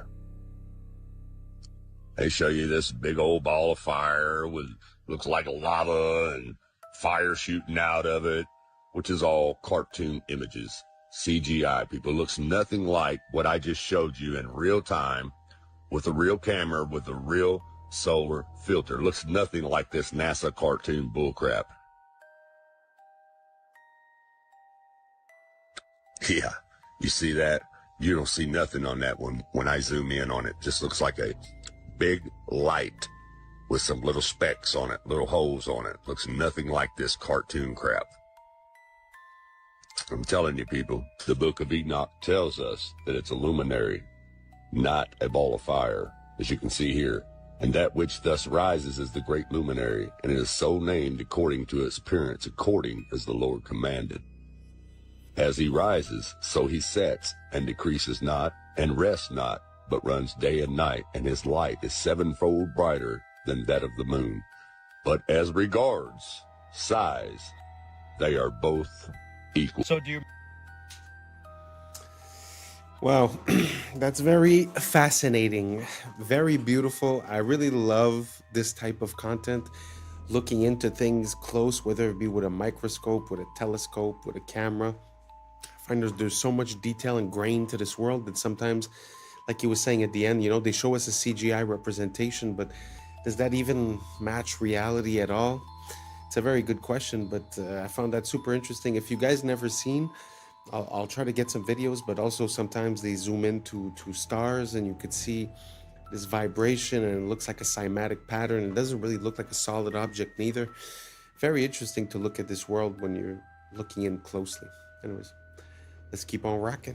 Remember this guy right here? Of course you do. He was the main character in the newest space movie. But I just want to take a second to look at the stars on this thing. And why is he still carrying it? See the stars? 1, 2, 3, 4, 5.5 stars. You see this little half star? So take a look at it right here after he spins it, which is all they actually did was play with a plush toy the entire time. You see how you can see the 5 stars, but where's the half a star? How come the half a star isn't there anymore? Watch it as it comes around. 5 stars. You clearly saw 5.5 stars Where is that half a star? How come it's not there? But maybe if they didn't focus so much on spinning microphones and plush toys and actually showed us the moon, Earth, or what space looks like, then we wouldn't be able to find so many mistakes and glitches. Now, I just want to look at one more thing from our main character here. See right here how there's a shadow from her hand? Well, there should also be a shadow from the toy, but there isn't one. You see, she brings her hand back, there's the shadow, takes it away, no shadow. So why isn't the toy giving off a shadow when her hand is in the same exact spot giving off a shadow? We don't even have to talk about the words that were appearing on the main character either. We've already talked about that. I mean, they were all interesting, but has anyone seen a debunking about the last one that he just showed? The one with the letters going through? Because if you think about it, it would make sense if they're using a blue screen and the little plush toy is blue. So let me know if that's been debunked, because that's a pretty good one. What do you guys think? You guys think it's what do they call it? Augmented reality, where they use 3D modeling in real time? Or do you guys think that it's just a mistake of lighting or in our mind? Or let me know what you think down below. Let's keep on rocking.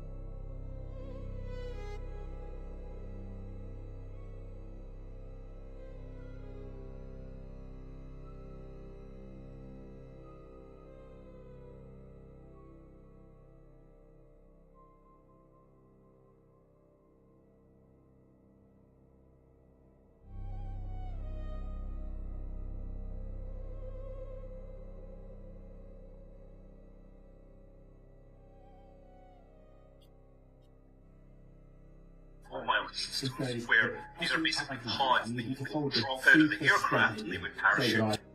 Pods that you would drop out of the aircraft and they would parachute.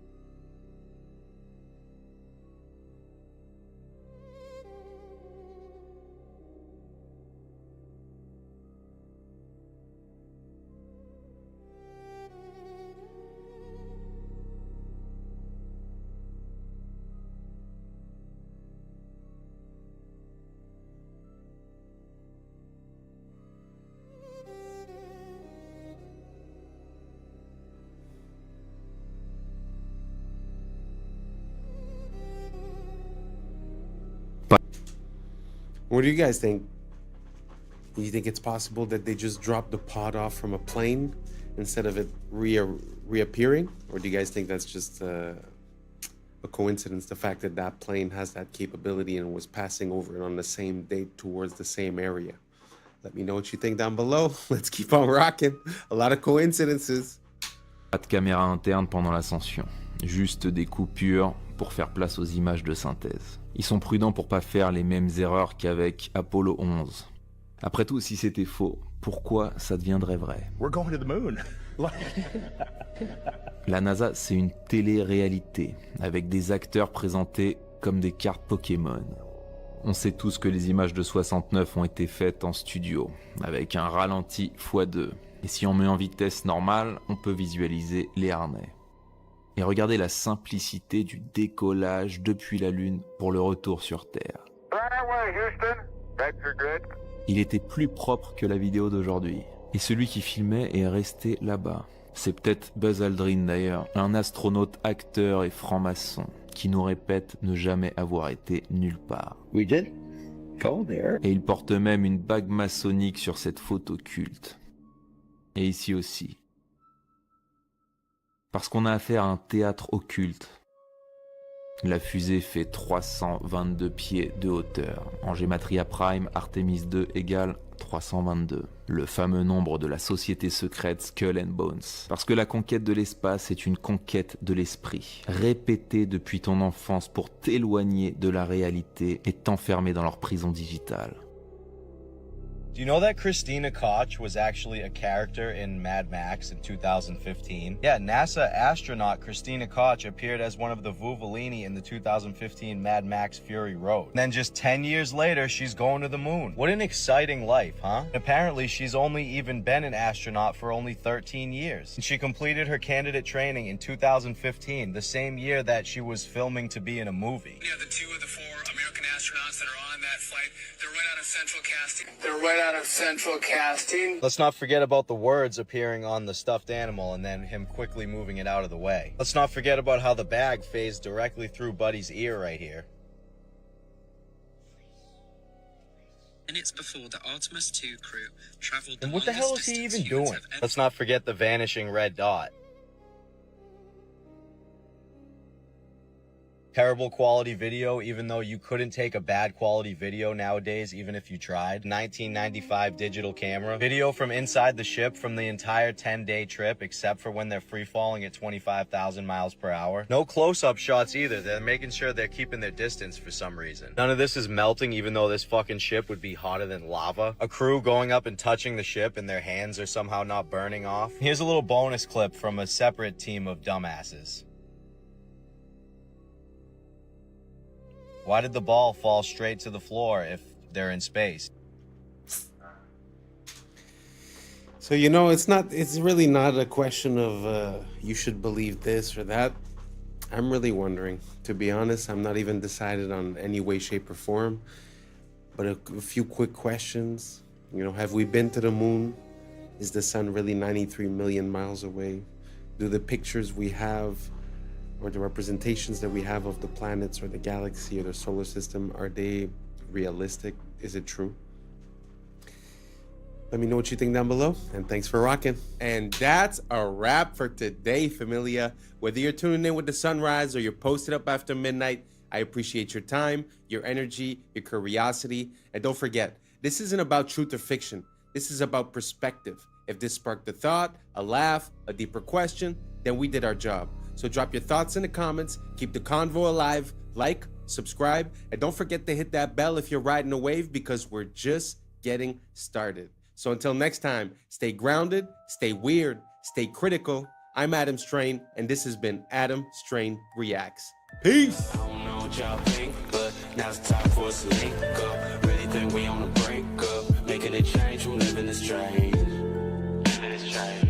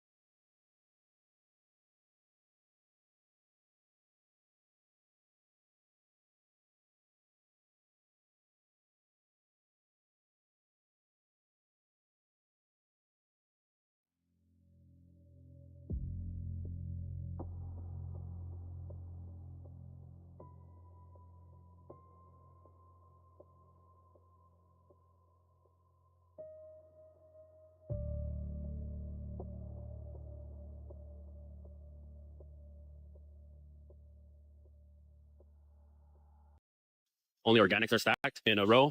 You never put regular bananas under organics because then it makes it not organic. We'll grab our liquid, put it in a little machine. 2 bottles for this one. Pour it up. Close the room. Change the temperature to 60 degrees. Both sides. This is all set. We turn our little sign here. What's up, YouTube? Today, we'll be looking at disturbing TikToks that'll make you question reality. So without further ado, welcome to Adam Strain Reacts. Let's get her done. Yo, this video is kind of scary, but not in the way that you would think. Now, this simple drawing is something that you'd probably do in high school. But what if I told you that these simple lines can actually trick your brain? Now watch closely. It looks completely random. That's until the paper folds. But as the camera moves, something that didn't make sense just a second ago starts to look a little different. With a simple change of perspective, it looks like a perfect cube, almost like you could reach out and grab it. But the drawing never changed, only your point of view did. If you can understand this, then you can understand how life works. Most people get caught up in a certain way of looking at the world and think that it's actually reality. But most of the time, it's just the angle that you're looking at. Don't confuse perspective with reality.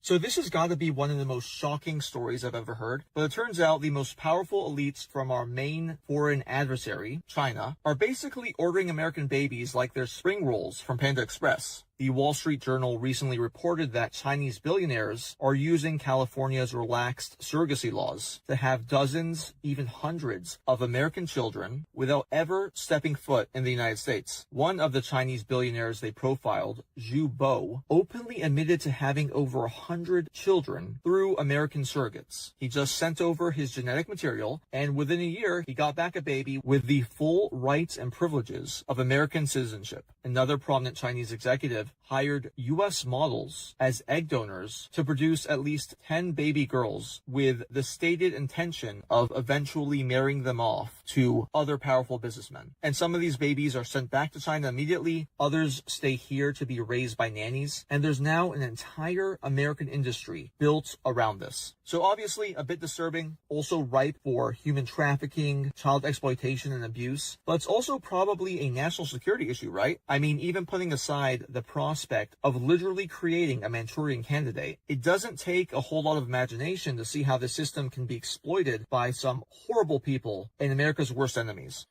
You want to know what's natural? This. You want to know what's not? This. We use our ethylene liquid, which turns into a gas. Going to be doing room 3 today. These are the bananas for today. So in here we do gas organics and regular bananas. But the only difference is that nothing is stacked. Only organics are stacked in a row. You never put regular bananas under organics because then it makes it not organic. We'll grab our liquid, put it in a little machine. 2 bottles for this one. Pour it up. Close the room. Change the temperature to 60 degrees. Both sides. This is all set. We turn our little sign here saying that it's gas. I'm going to show you guys after the bananas get gas what they look like. We're going to pull a banana out. This is one of them. This is maybe 3 days after it's been gassed. It starts to turn yellow. We have this little pulp thing that checks the temperature and the pulp on these. That gives us a reading. And this is what the other side looks like. Starting to break in a little bit of yellow.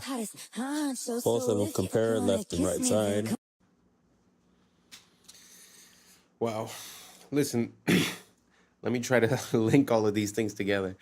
See, the first video was talking to you about perspective, which is pretty much the goal of the channel, is to just allow for new information to maybe help you carve a new, what I call a prism of perception, because basically light passes through the prism in our eyes. So I use that metaphor to sort of explain. Now, if we take as an example this situation with the bananas, it kind of makes sense from one perspective, which would be we want to save money, we don't want the fruit to rot, all these things. But at the same time, when you really think about it from a macro perspective, once you take a step back, how would it make sense that we're putting all these chemicals in the stuff that we're going to consume? So we know that the effect on the fruit is that it's going to mature and it's going to change color, meaning that they cut it before it was ready and they sent it, maybe they layered some other chemicals on it to keep it from maturing during the voyage. And then when it gets here, they start gassing it. So the only point I'm making is that I could understand how these companies have a perception that this would be good, but I just wonder as a people and as humanity, how we got to this point. How our prism of perception has been carved and manipulated for us to not even blink twice about all these chemicals, and just the fact of basically trusting in the government, right?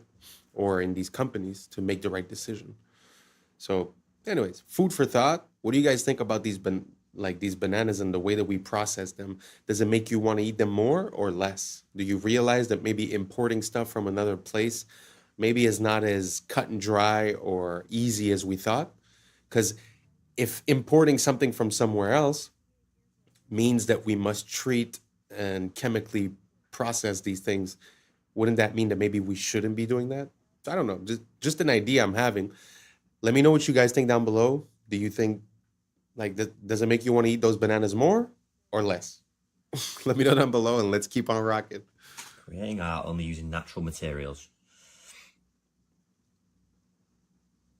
Oh, I already know this is going to be extremely cool and detailed. Look at them eyes.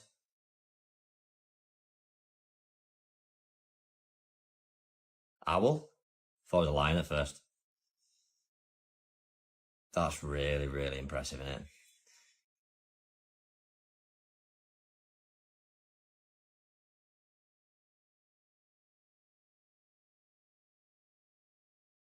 Cool. Peacock. I know.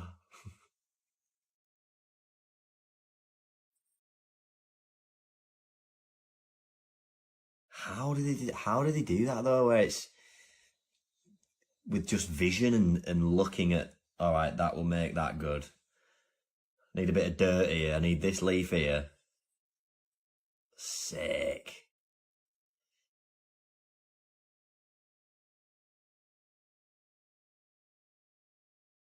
What are they for its claws? Wow. Wow. Impressive. What we're looking at is the Yukon Pacific Expedition, which was finished in 1909. This is in the Seattle area, and what is left of this expedition has become the University of Washington, which is north of downtown. The dates are going to be important here because this expedition supposedly was finished in 1909, but the first settlers to come to Seattle only made it in 1851. So that means after arriving in a covered wagon on Alki Beach, 58 years later, these Seattleites built this city. And as World's Fairs are supposed to be temporary, notice how permanent these buildings seem since we're still using them as the University of Washington. And this university has something called the Red Square, which you see surrounded by the nice trees. And look at these libraries where people study in. So you're going to tell me people arrived on the West Coast and 58 years later built this. We must have lived in a world of witches and warlocks and magic to have put together a city like this in only 58 years. You be the judge. It's a brain wrecker, to be honest. Like, how in 50 years would you build that? Nowadays, to build one building, it takes us like 2 years, 3 years. Look at the size of that city, or even just the campus of the university. It's very interesting, and also the fact that I don't know how real this is. I'll have to look into it a bit more. But if they were really conceived to be a part of a World's Fair, which normally, like she said, they're all, temporary structures. How is it that 150 years later we're still using them? I don't know. What do you guys think about the World's Fairs? Do you guys think it was all stucco and plaster? Or do you guys think these were real structures? Were they built by us? Were they built before? Maybe we just had a technology that they're not admitting to. I don't know. Let me know what you guys think down below. And let's keep on rocking. Do European royals always look like men? Maybe there was something wrong with them. The testosterone could have been too high, or maybe we all know the real reason why. Oh, ma'am, that's a gent. Ma'am, oh, that's a gent. It's not all but like 90%. Take a look through history, it really ain't no mystery. 'Cause ma'am, that's a gent. Let's take a look at Sweden first, they'll have you on your knees. There's Charlotte, Ingrid, Sylvia, and don't forget Louise. And then there's good old England, quite a selection there. And now we have Camilla, sitting in that chair. Oh, ma'am, that's a gent. Ma'am, oh, that's a gent. It's not all but like 90%. Take a look through history, it really ain't no mystery. 'Cause ma'am,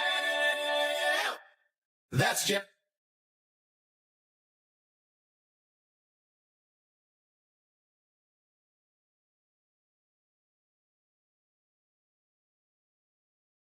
It's been going on for centuries and still remains the same. And this fine collection puts the first ladies to shame. Oh, ma'am, that's a gent. Ma'am, oh, that's a gent. It's not all but like 90%. Take a look through history, it really ain't no mystery. 'Cause ma'am, that's a gent. And this one's a robot. Look. Oh, it's not easy to talk about this. It's a pretty taboo subject. But nowadays, it's a bit more out in the open, no? Like, men are being women, women are being men. But it does happen that I stumble across some older photos, and especially people that are very high in the echelons of power, where, well, like in this example, that the wives seem a little bit special. Do you guys think this is a possibility? Do you guys think that there's something behind it, that they were basically paving the way, or that there's a different perspective that we're not seeing? Maybe I'm missing something, but do you guys think it's a possibility that maybe, I mean, nowadays it might be actresses, it might be models. I don't know. Do you guys think it's a possibility that they've been doing this for a very long time, and that now we've gotten to the point where it's like openly admitted, but that basically it was like that across history? I don't know. It's something I'm looking into. Let me know what you guys think down below, and let's keep on rocking. Up every that has been identified by science to be a virus.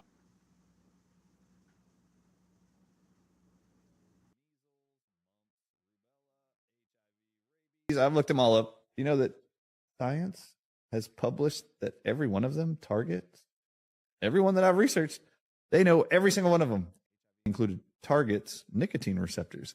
Therefore, guess what the answer is? Nicotine. Guess where nicotine is found the most? Tobacco. Guess what? 200 countries right now in unison have been told to ban access to all citizens by the year 2030, and they're all doing it, including the United States of America. Tobacco and nicotine agents. Okay. Well, I was looking.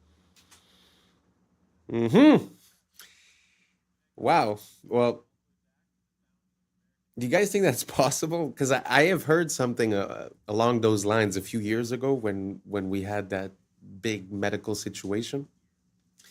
And there was a theory saying that, well, they were stating something different, but basically what they were saying is that the nicotine receptors were important to the process of being infected, and that basically consuming it would lower your possibility. Now, that was back then. That was a conspiracy. That was taboo. But today, if you just Google it, you write the CO, you know the rest, and nicotine, openly stated, they will say that it has an effect on reducing the risk of having the longer version. So they don't say for the initial infection, but they're still attributing a positive effect to the Nico. So then it makes me wonder, is that the reason why all the restrictions? I used to have a vape store, and basically, you know, year after year, more and more restrictions, double, triple tax. Now it's basically 150% tax on any item. And the country I'm in now is in the process of banning most products. So do you guys think this is a possibility? That basically, maybe we escaped the intended effect by consuming the nickel, and that because they're trying to get it out by 2030, that afterwards we would no longer have that protection in a way. So I don't know. You guys look it up on your own side. Like I said, it used to be taboo, but now it's very out in the open. So let me know what you guys think down below. Is it possible that the nickel has positive effects and that maybe we should be considering the opposite of banning it? Let me know what you guys think down below, and let's keep on rocking. Looking into the board of BlackRock, I got distracted by a rabbit hole. And the connections accidentally led me all the way back to the founding of American banking, and then all the way back to Mr. Epstein. You ready to follow a wild thread through the internet? Let's go, baby. So we're gonna start here, and we're gonna end here. And on the way, we're gonna go all the way back to 1800. And to be clear, this rabbit hole is just for funsies. We're not like uncovering any breaking news or anything. But anyways, I was at the board of BlackRock looking into Pam Daly, who's deep in General Electric. And I was kind of realizing that I don't exactly know that much about General Electric. So I started looking it up. And let's start with the basics. It's a major American corporation and one of the largest and most diversified in the world. So I went to the Wikipedia article. And I was looking at when it was founded, way back in 1892, 131 years ago. And then I noticed that it was founded by Thomas Edison and JP Morgan? How did I not know this? And we'll have to make another video in the future about how General Electric is splitting itself up into 3 different companies for who knows what reasons. But anyways, back in the late 1800s, Thomas Edison had business interests in many electrical related companies. As you know, a dude does at the start of the 19th century. And then in 1889, Drexel Morgan & Co., a company founded by J.P. Morgan and Anthony J. Drexel, I know that name, financed Edison's research and helped merge several Edison separate companies to form Edison General Electric Company. No shit! So we're going to ignore the obvious Nikola Tesla rabbit hole that we're walking right by here, because the name Drexel sparked something for me, and I just had to pull on this thread. As the dominant partner of Drexel & Co. of Philadelphia, he founded Drexel Morgan & Co. with J.P. Morgan. Was his junior partner, by the way. So I know about the name Drexel because of a much more modern institution that starts to lead us to Jeffrey Epstein. But I wanted to rewind a little bit, because if this dude was more important than J.P. Morgan, then who the hell was he? Drexel & Co. was founded by Francis Martin Drexel, I'm sure I'm pronouncing that wrong, born in Austria, to a merchant father with business associations. He jumped on a boat to Philadelphia, where he became a painter, an art instructor, and later leveraged all those fancy-ass connections from painting to start a bank. All right, we're starting to piece together how we get to Drexel Burnham Lambert. And Drexel Burnham Lambert is gonna lead us to this guy, who leads us to that guy. But first, we go back to Tubby Burnham, back in the 30s. So old Tubby partners with our buddies Drexel, and they founded Drexel Burnham Lambert. They're famous for being criminal as shit and inventing an entire industry called the junk bond market, which is exactly as junk as it sounds. That's how you take over companies with shady business deals and then extract as much money as possible before selling them again to the next highest bidder. Oversimplified, but you get it. Oh, and they're also famous for having this dude named Michael Milken, who was Drexel's head of high-yield securities, i.e. mega gambling. And Milken's famous for earning the highest salary of any single person in history at $295 million. But Michael was like, yeah, that's not enough. So the next year he took home $550 million in a single year in payment. That's $500 million on your paycheck. So what did this snaky boy do to earn $550 million? Well, the answer is he did a lot of criminal shit. And eventually, people started to catch on. And Drexel Burnham Lambert started to get investigated. Then one guy started to talk, and then that led to another. And pretty soon, Rudy Giuliani was talking about throwing RICO charges at Drexel Burnham Lambert. And Michael Milken was exposed for having basically made a shitload of money off of doing illegal stuff, because no one regulates this. Basically, the whole financial industry is what's called self-regulatory institutions. And so once someone started doing a little regulating, they realized there was insider trading, stock manipulation, defrauding of clients, stock parking, and on and on. And Mr. Mikey Milk wound up going to prison, but he's living a life of luxury nowadays as he retired and he's out of prison. He got rich on it. But I shit you not, the Wikipedia page for Drexel Lambert, this firm that went down in flames, they have a whole section for survivors, meaning the rats that jumped ship. And this is where we meet Apollo Global Management, noted private equity firm, was also founded by Drexel alumni Leon Black. That's this guy. You might be like, oh, Ian, that's a bit of a stretch. Come on. He just worked at the firm. Yeah, from 1977 to 1990, so, a couple years, Black was regarded as the junk bond king Michael Milken's right-hand man at Drexel. So this guy learned everything he knew from this criminal who was the highest paid person in the world ever, so to speak, because of crime. Well, Black went on to found Apollo Global Management, one of the biggest private equity firms in the world, and guess who he decided to bring on board? Oh, in 1997, he made Epstein one of the original trustees of what was his and his wife's foundation. And he had him direct all sorts of charitable donations and philanthropy money and a whole bunch of other secret money just going to weird places. And someone finally caught on and started looking through these numbers. They found that he had paid Epstein $158 million in just 5 years from 2012 to 2017 for his financial services. I'm not even going to get into all this nasty bullshit. Black had more meetings with Epstein than just about anyone else on the books. And this is where it comes right on back to our friends at JP Morgan, just a few hundred years later. Because while we were all looking at submarines, JP Morgan was settling out of court $290 million because they totally were not guilty of helping facilitate this, trafficking ring thing going on. They totally weren't profiting off of that and involved in that. See, that's the thing about money is once you start following it, you start making connections. And once you start making connections, you start winding up in places where you're not supposed to be. And let's be clear, I'm not trying to say that Pam Daly has anything to do with what I just talked about. I'm just saying that the more you know, the more you know. And sometimes when you start looking into gigantic multi-billion-dollar mega corporations that are diversified all across the globe, you inevitably discover that money is used for some pretty awful things in this world. And it's important to remember that money doesn't spend itself. There's always someone doing the things. So stay curious. Don't forget to do your own research. Wow, that was a big one.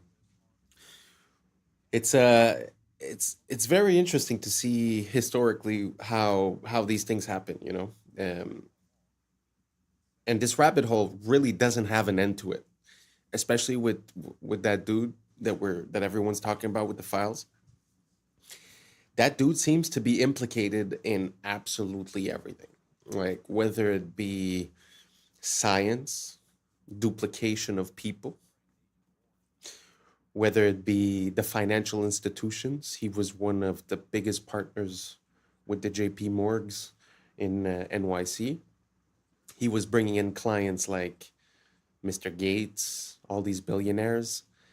And I mean, even in the interview, Gates is like, oh, well, he used to help me with my taxes. Like, what does that have to do? So anyways, the connection that we see, it seems like a hidden control system. And, what goes on the stock market, like you said, it was a self-regulatory system, meaning no one's involved, right? I think we've been asking for it for a long time. I think that our laws are open to this manipulation. And I think that the only way for people not to operate this way is to make it impossible for them to operate this way. So I don't know, food for thought. You guys let me know. Did you know that the file guy was involved so deeply embedded into the financial system of the United States, talking about these huge numbers? You guys let me know, and let's keep on rocking. This is a clip from historical film number 1119, produced in 1923 by the U.S. Army Signal Corps. The caption says, quote, "A smoke curtain, an important new chemical warfare development. Hanging a curtain half a mile long in 18 seconds," unquote. This 1923 film shows an aircraft spraying a trail where some of the chemicals rapidly descend to sea level to form an opaque vertical curtain. Observers have seen an increasing frequency of chemical warfare and other experiments in our skies. Spraying Agent Orange during the Vietnam War demonstrates the military has been developing more sophisticated chemical warfare operations using aircraft since 1923. As aircraft performance, altitude, and fleet numbers have increased over the years, observers are seeing a skyrocketing number of chemical experiments in our skies. The advent of the internet and digital cameras has created a spontaneous network of observers around the world who share their many observations of bizarre contrail emissions on YouTube. An online source for this and other historical films can be found online at criticalpast.com. This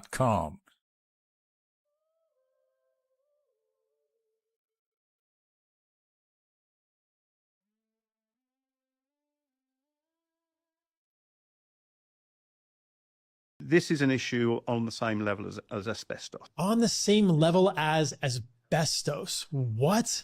This is a part, and it's big. The LED has got a big blue spike in it, although we tend not to see that. And that is even true of warm LEDs, and there is no red. The light found in LEDs, we can watch the mitochondria gently go downhill. They're far less responsive. The breathing very well. Can watch that in real time under LED lighting at the same energy levels in a domestic or commercial environment. This blew my mind. Dr. Glenn Jeffrey on Huberman's podcast, in his experiments and many other experiments exposing the powerhouse of the cell to this short wavelength light consistently leads to a decline in mitochondria.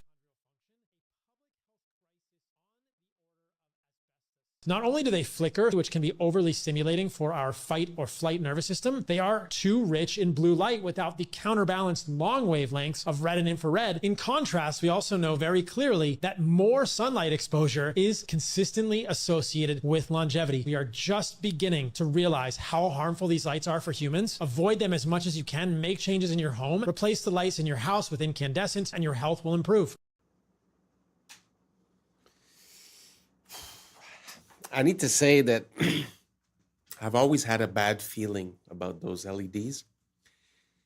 And every time that they present something to us saying that it's not for the better lighting, it's for saving the planet, it's for reducing this, I don't buy it. I don't buy it at all. Because if they wanted to reduce all those things, those huge multi-billion-dollar international companies would be the ones implementing the change first. So it makes me feel that there was something behind it. And now, recently, I've changed my lighting from a blue, LED type of lighting to an incandescent type of lighting. And the difference is palpable. I mean, the difference is huge. I feel like I'm in the 90s. I feel like I went back in time and I don't know, the life is better.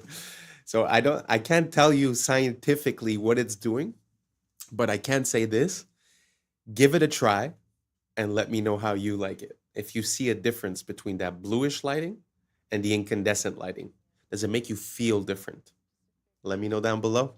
Thank you for rocking with us. I appreciate you. And that's a wrap for today, familia. Whether you're tuning in with the sunrise or you're posted up after midnight, I appreciate your time, your energy, your curiosity. And don't forget, this isn't about truth or fiction. This is about perspective. If this sparked a thought, a laugh, a deeper question, then we did our job. So drop your thoughts in the comments. Keep the convo alive. Like, subscribe, and don't forget to hit that bell if you're riding a wave, because we're just getting started. So until next time, stay grounded, stay weird, stay critical. I'm Adam Strain, and this has been Adam Strain Reacts. Peace. Now it's time for us to link up. Really think we on the brink up. Making a change, we're living the strange. Living this change. Making a change. I'm living this change.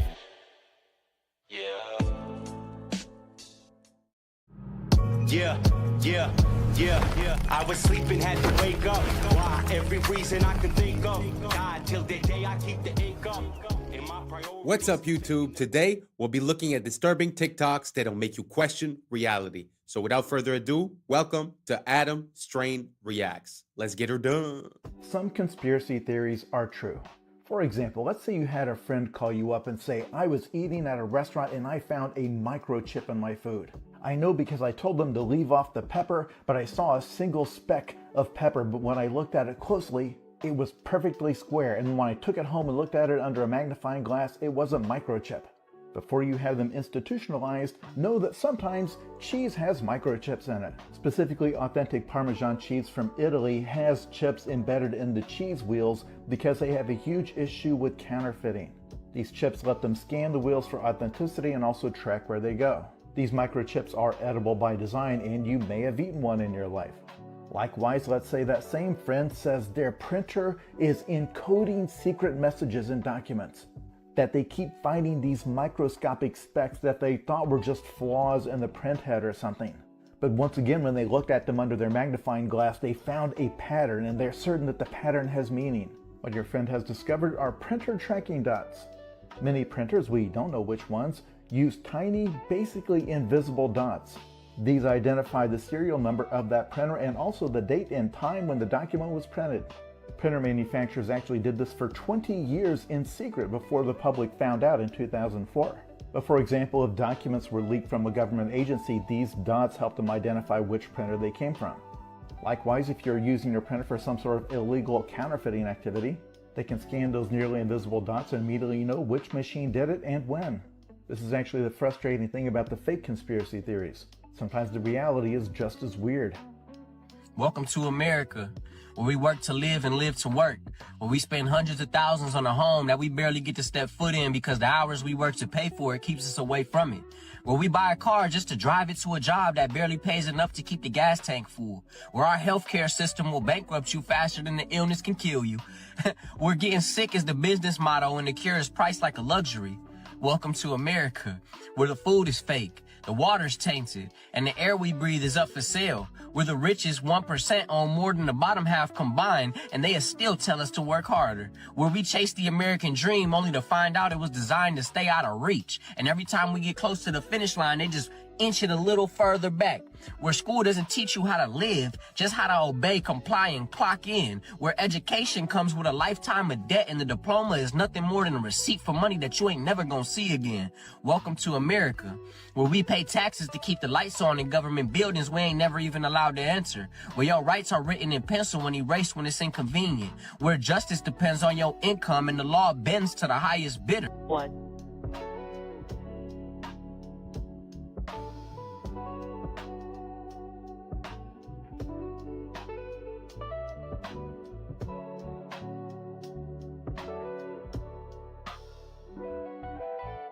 Liftoff.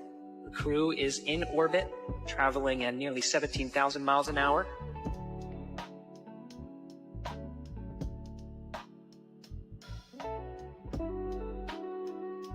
Did you know Facebook launched on the exact same day the government shut down its most secretive surveillance program? February 4th, 2004. DARPA officially terminated LifeLog, a project designed to collect every detail of citizens' daily lives. The same day, Mark Zuckerberg launched Facebook from his Harvard dorm room. According to conspiracy theorists, this timing wasn't coincidental. LifeLog aimed to create digital records of everything: relationships, activities, conversations, movements. Sound familiar? That's exactly what Facebook does today. The theory suggests Facebook became the civilian face of government surveillance, disguised as social networking. Early funding allegedly came from venture capital firms with CIA connections, including In-Q-Tel Investments. Within years, Facebook knew your friends, your interests, your location, even your political views. Everything LifeLog wanted to collect, but couldn't do openly. Today, billions voluntarily upload their entire lives to the platform. The perfect surveillance system, hidden in plain sight. Sometimes the best way to watch everyone is to make them want to be watched. Blooms. So if you leave it... I guess that's why they say that the NSA sort of became obsolete, because everybody started voluntarily uploading all their information. But the question that leads me to ask is, considering the dates, if you watch the movie of Mark Zuckerberg, let's say, does that make sense? Is it really like just a startup on a college campus, or is there something more behind it? Because what are the chances that, the day that it closes is the day that Facebook opens? So it's a very good question. From what I understand, when DARPA was doing LifeLog, they basically had checks and balances to give to the government. So the government declared that project was unconstitutional because they were getting the information of people and tracking people and this and that. So hence, to get it out of the hands of the government and to put it into a private firm kind of bypassed that whole problem, because now they could do everything secretly because it was a private entity. So what do you guys think? Do you guys think Facebook was also a tool used by the CIA or the NSA to gather information? Or do you guys think that it's just organic and, Mark Zuckerberg and his buddy came up with this on college campus, and it's just a big happenstance that it happened on the same day, more or less, than that the project from DARPA got canceled? Let me know down below. I'm very curious to see what you guys think about it, and let's keep on rocking. Alone, it blooms. These are broccoli. They're flowers. Did you know that? They're immature flower buds. They're like flower eggs. Unborn flowers. Look at this lady down here. She said, I'm eating unborn flowers. It says broccoli is actually the flower of the plant that we typically eat. What we typically eat are immature flower buds. If left unharvested, these tight green clusters will eventually bloom into small yellow flowers. This is broccoli.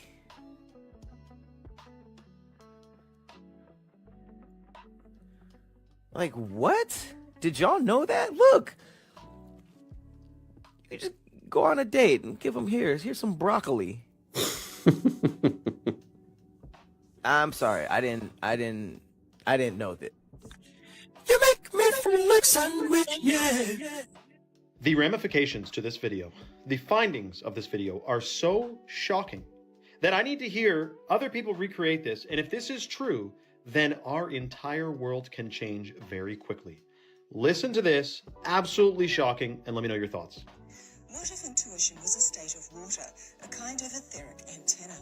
You see, I've observed that after placing a sunflower seed in water, removing and freezing using a crystallographic method, the water doesn't design the seed, but rather it reads the potential in the seed and designs the outcome, the sunflower.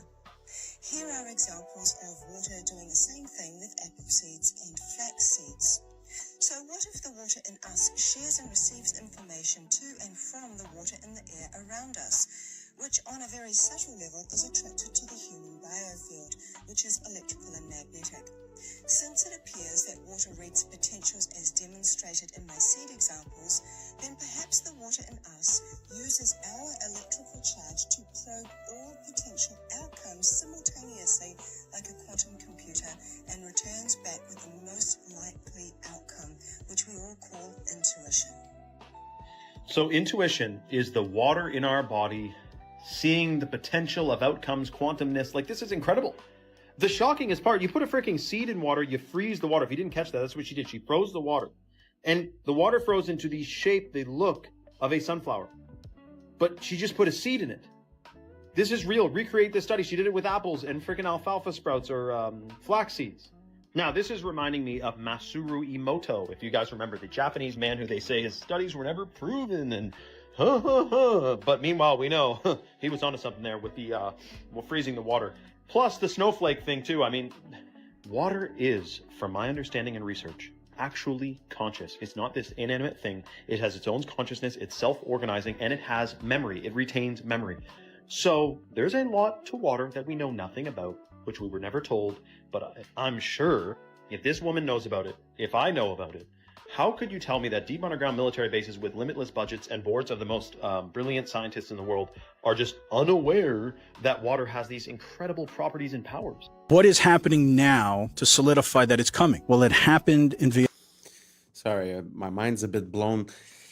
Do you guys think that's real? What implications does that have? I mean, the fact that you could put the seed in the water and it's going to project the image of the grown plant. I mean, I can't even imagine what that means. If you guys have an idea, write down below, because truly I'm awestruck. Let's keep on rocking. Vietnam. 86 million people have no longer access to their banks because they refuse to comply with biometrical standards for digital identification. Denial by default. As of September 1st, 2025, banks across Vietnam are closing accounts deemed non-compliant to new biometric rules. Authorities estimate over 86 million accounts have been restricted. And the reason why this is all going on is because let's say the World Economic Forum, can we just force them to comply by restricting their bank accounts? Because if you have no money, what are you going to do? Eventually, you're going to comply. And if you don't, Vietnam can assert a martial law. They have no reason not to say, all you people who are trying to usurp this system by bartering or whatever, if we catch you doing that, you're going to jail. And that will force people to accept the digital system. This is not something that is going to stay in Vietnam. This is a test, because if we look at what's going on with the European Central Bank and digital ID initiative in Europe, as well as the real ID being imposed in the United States, we can see that it is coming to us as well. That's where it gets confusing. Right. So, what do you guys think about the digital ID? Do you guys think that it's the natural progression of things, or do you guys think that this is a whole other level of control, tracking, data harvesting, and etc.? Right? Let me know down below, and let's keep on rocking. the real problem, the question is the Van Allen radiation belts. Now, the people that say that it's easy to go through the Van Allen radiation belts will tell you that it's a donut. It's not like covering the entire sphere of Earth evenly, that there's openings at the top and the bottom. Is this correct? Well, yeah, but then they would have to launch at the North Pole or South Pole, where it's not possible to launch because of the temperatures. That's the only way you could do it, to get through those holes? That's right. According to NASA's own flight plan, they went directly through the center. That's why they launched in southern Florida, to be close to the equator. Okay, so what they would say is that it's not that dangerous, and it's just like being exposed to a few x-rays, and that the people were shielded. Well, go to Sabrel.com and watch a latest clip about it. But you're right there, so I just want to give you the opportunity. I'm just saying, what they would say to you. The clip there is of Kelly Smith. He's an employee at NASA, explaining something that most people don't know, which is above the Earth, starting at about 1,000 miles and extending about 30,000 miles, is a huge band of radiation that astronauts would have to go through to the moon and through again back. First, he says it's dangerous, meaning deadly, and then he says that the technology for an astronaut to go through it to the moon and back and survive has yet to be invented.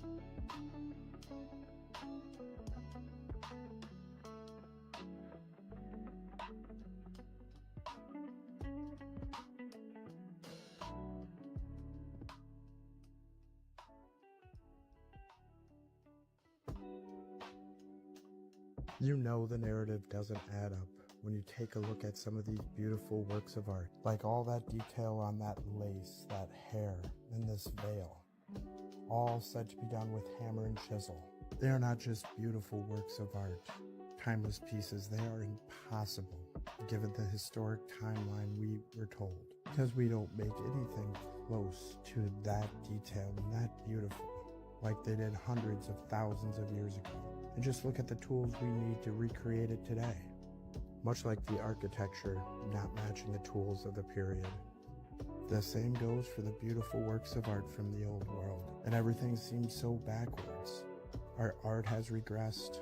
Our buildings are nothing more than boxes. This next video breaks down how we need robots and tools to help us replicate the beauty of the old world. A monumental block of marble about the size of a railway car, 200,000 pounds of flawless Carrara stone. You're going to move this block out of We here? are gonna move this big boy out of here. How? There are gonna be a couple of cranes and a huge truck to lift it. A feat not possible in Michelangelo's time, but then neither was this. Meet Robo, one of the brigade of robots taking over sculpture. We watched as Leonardo da Vinci's trademark hat was adjusted, not with a hammer and chisel, but a 13-foot zinc alloy arm and a spinning diamond-crusted finger. Water jets kept Leonardo cool. This was a week's work for Robo, with another 2 to go.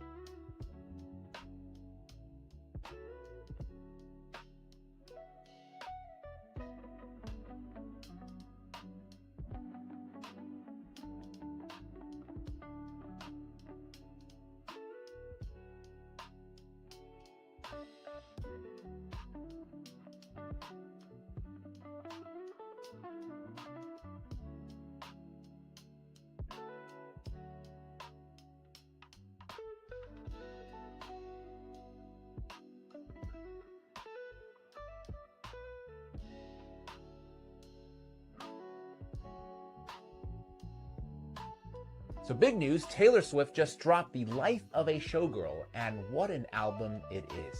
Her fiance Travis Kelce says it's banger after banger. USA Today says she's shaken off the gloom of the tortured poets department and returned with playful pop and sharp one-liners.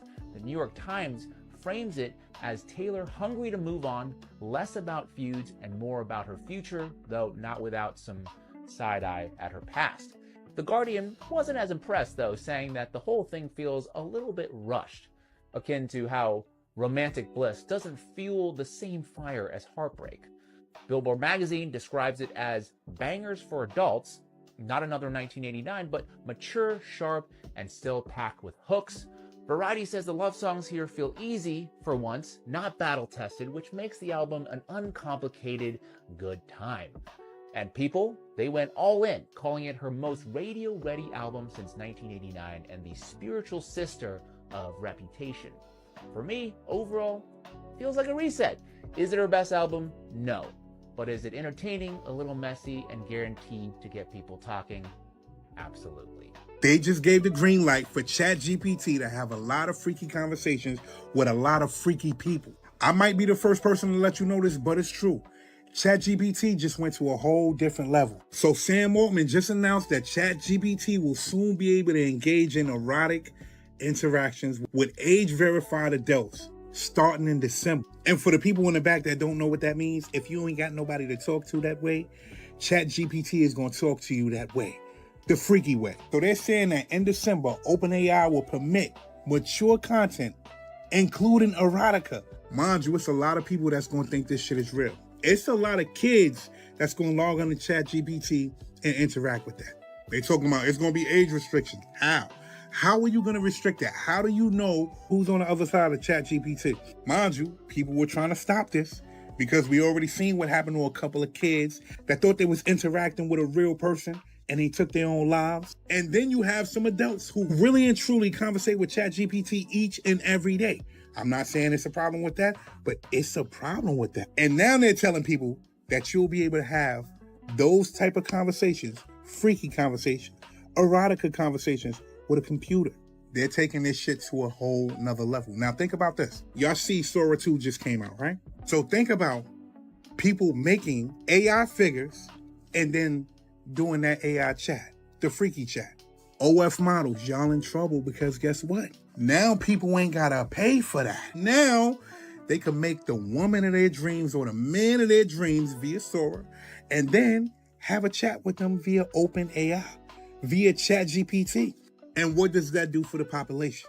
Don't let me find out that you Won't be on ChatGPT using it the freaky way, because it's about to get freaky, man.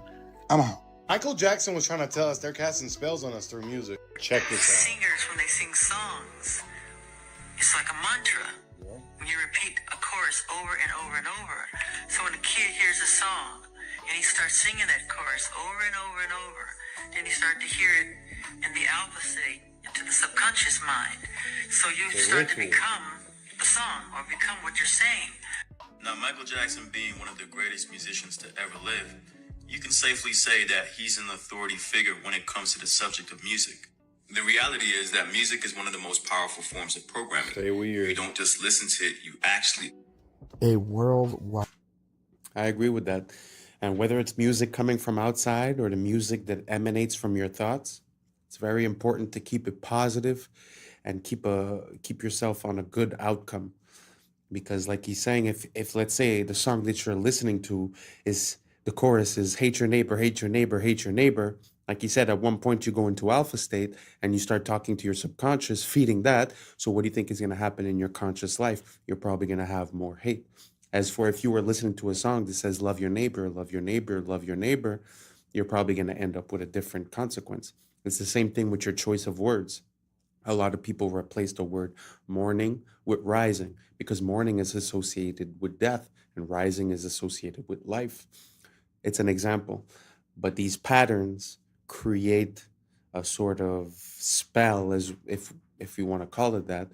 Some people call it epigenetics, the biology of belief.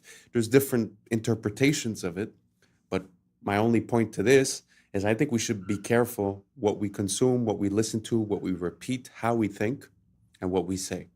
If you guys agree, or if you don't agree, let me know down below, and let's keep on rocking. Event that left so many remains melted and scorched. You can see the blackening and charring on so many of these melted structures. Most of these structures are still buried from the many resets that occurred after them. This is a perfect one. To the right of that archway, you can see a lot of that structure deformed and buried under the stone. And that undeniable scorching. Some more blackened stone here on the top.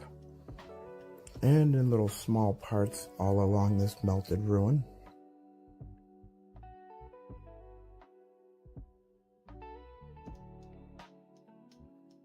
Our eyes are useless when our minds have been made to be blind. Most people will never connect the dots because they never see the extent of the melting. When you've ever seen maybe one or two examples that ever look like this, and they tell you it's erosion, that lie's easy to buy. Everyone that researched it, myself included, all thought the same thing at first. But when you see the thousands of examples, it's clear something big happened in our past. Something erased from the history books. Perhaps a massive plasma storm, realm-wide. The truth is hidden in plain sight. Question everything, friends. Until next time.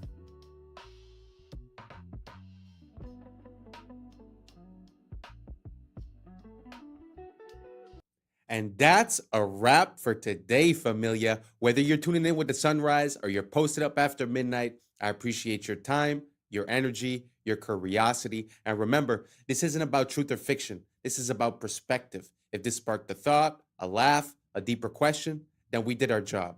Drop your thoughts in the comments. Keep the convo alive. Like, subscribe. Don't forget to hit that bell if you're riding a wave because we're just getting started. Until next time, stay grounded, stay weird, stay critical. I'm Adam Strain, and this has been Adam Strain Reacts. Peace. Now's the time for us to link up. Really think we on the brink up. Making a change, we're living the strange. Living this change. Making a change. I'm living this change.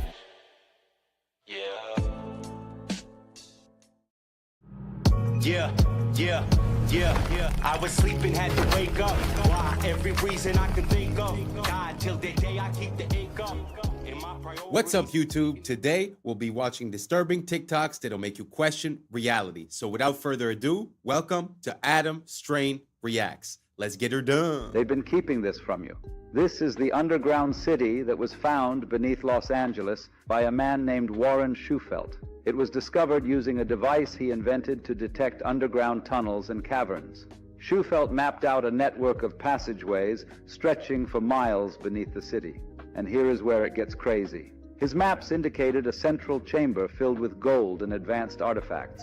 Shufelt said that upon analysis of the artifacts and the scriptures found within the passageways, they all pointed to a lost continent named Lemuria.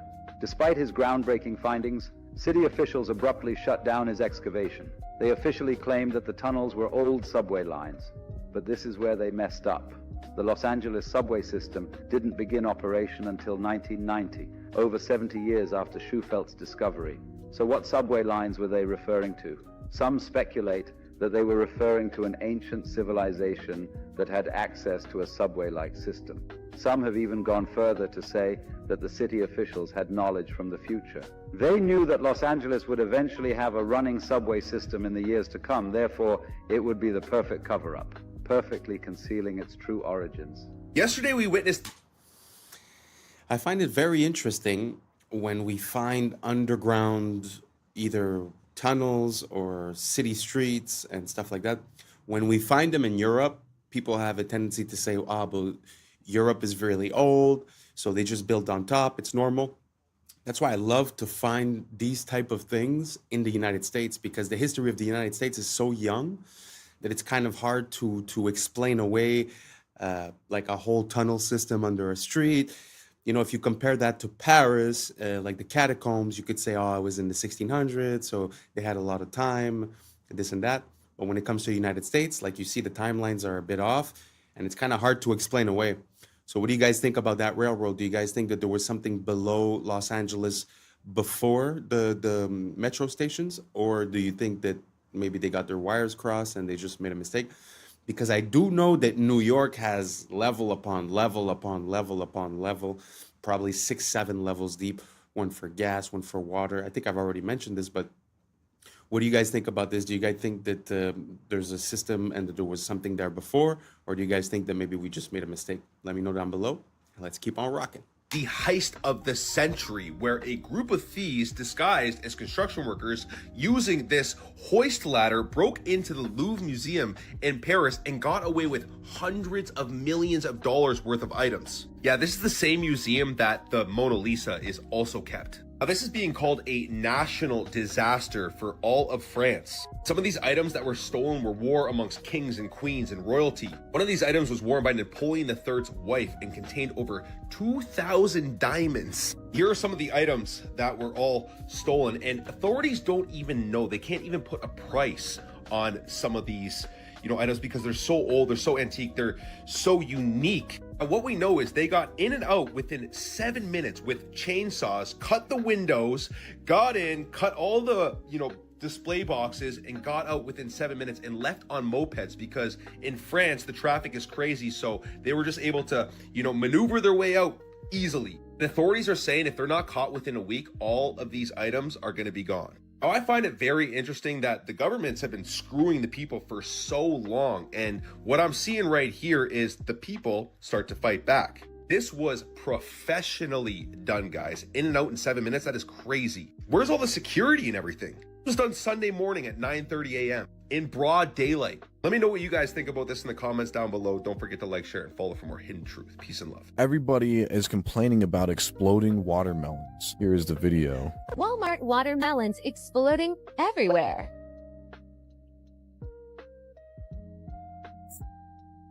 Alright, yeah, so I came downstairs and all of the guts of my watermelon was all over my table, as you can see here. Here it is again. The inside looks crazy. It really looks like it is a man-made watermelon. It doesn't look like...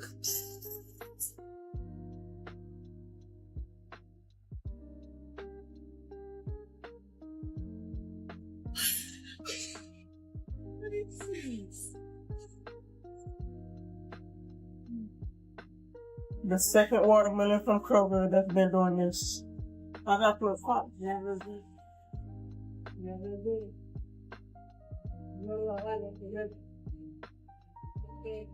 You're welcome, honey. From Kroger.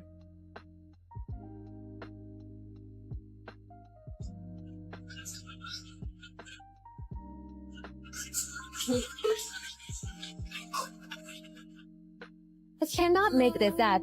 I heard a whistling sound in the pantry, and then my watermelon exploded like A. Do you really believe what they tell you? Have you heard of the orphan trains? It was a covert operation to repopulate and reshape the American Midwest. This is as dark and scary as it sounds. Between 1854 and 1929, the United States was experiencing massive waves of immigration that was flooding into urban areas. There was a need to spread the population more evenly across the country, not only to alleviate the overcrowded cities, but also to exert control over areas in America. So, the U.S. government came up with a plan. They took over 250,000 orphaned and homeless children from New York City and other urban areas, placed them on trains, and sent them to rural towns across America.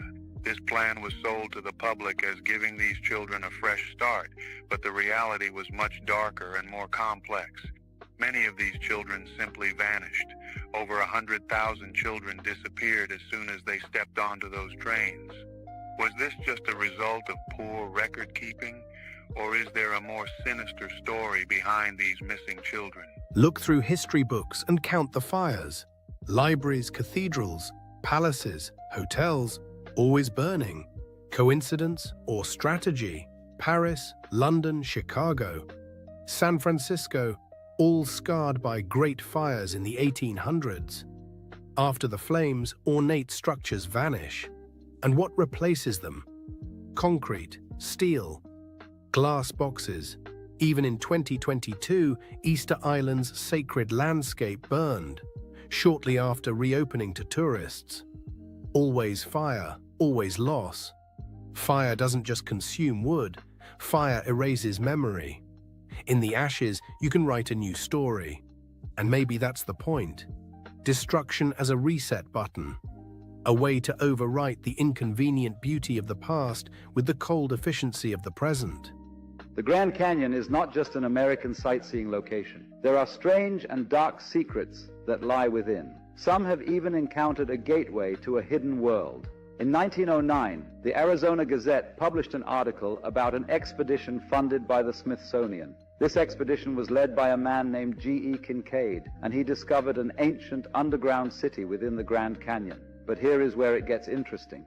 This city was filled with artifacts from ancient Egypt, hieroglyphs, statues, and even a pyramid. How did ancient Egyptian relics end up in Arizona over 5,000 years ago? Is it possible that they had access to flight? But it gets even stranger. The Smithsonian seized all the artifacts and shut down any further exploration, which led to 90% of the Grand Canyon being restricted till this day.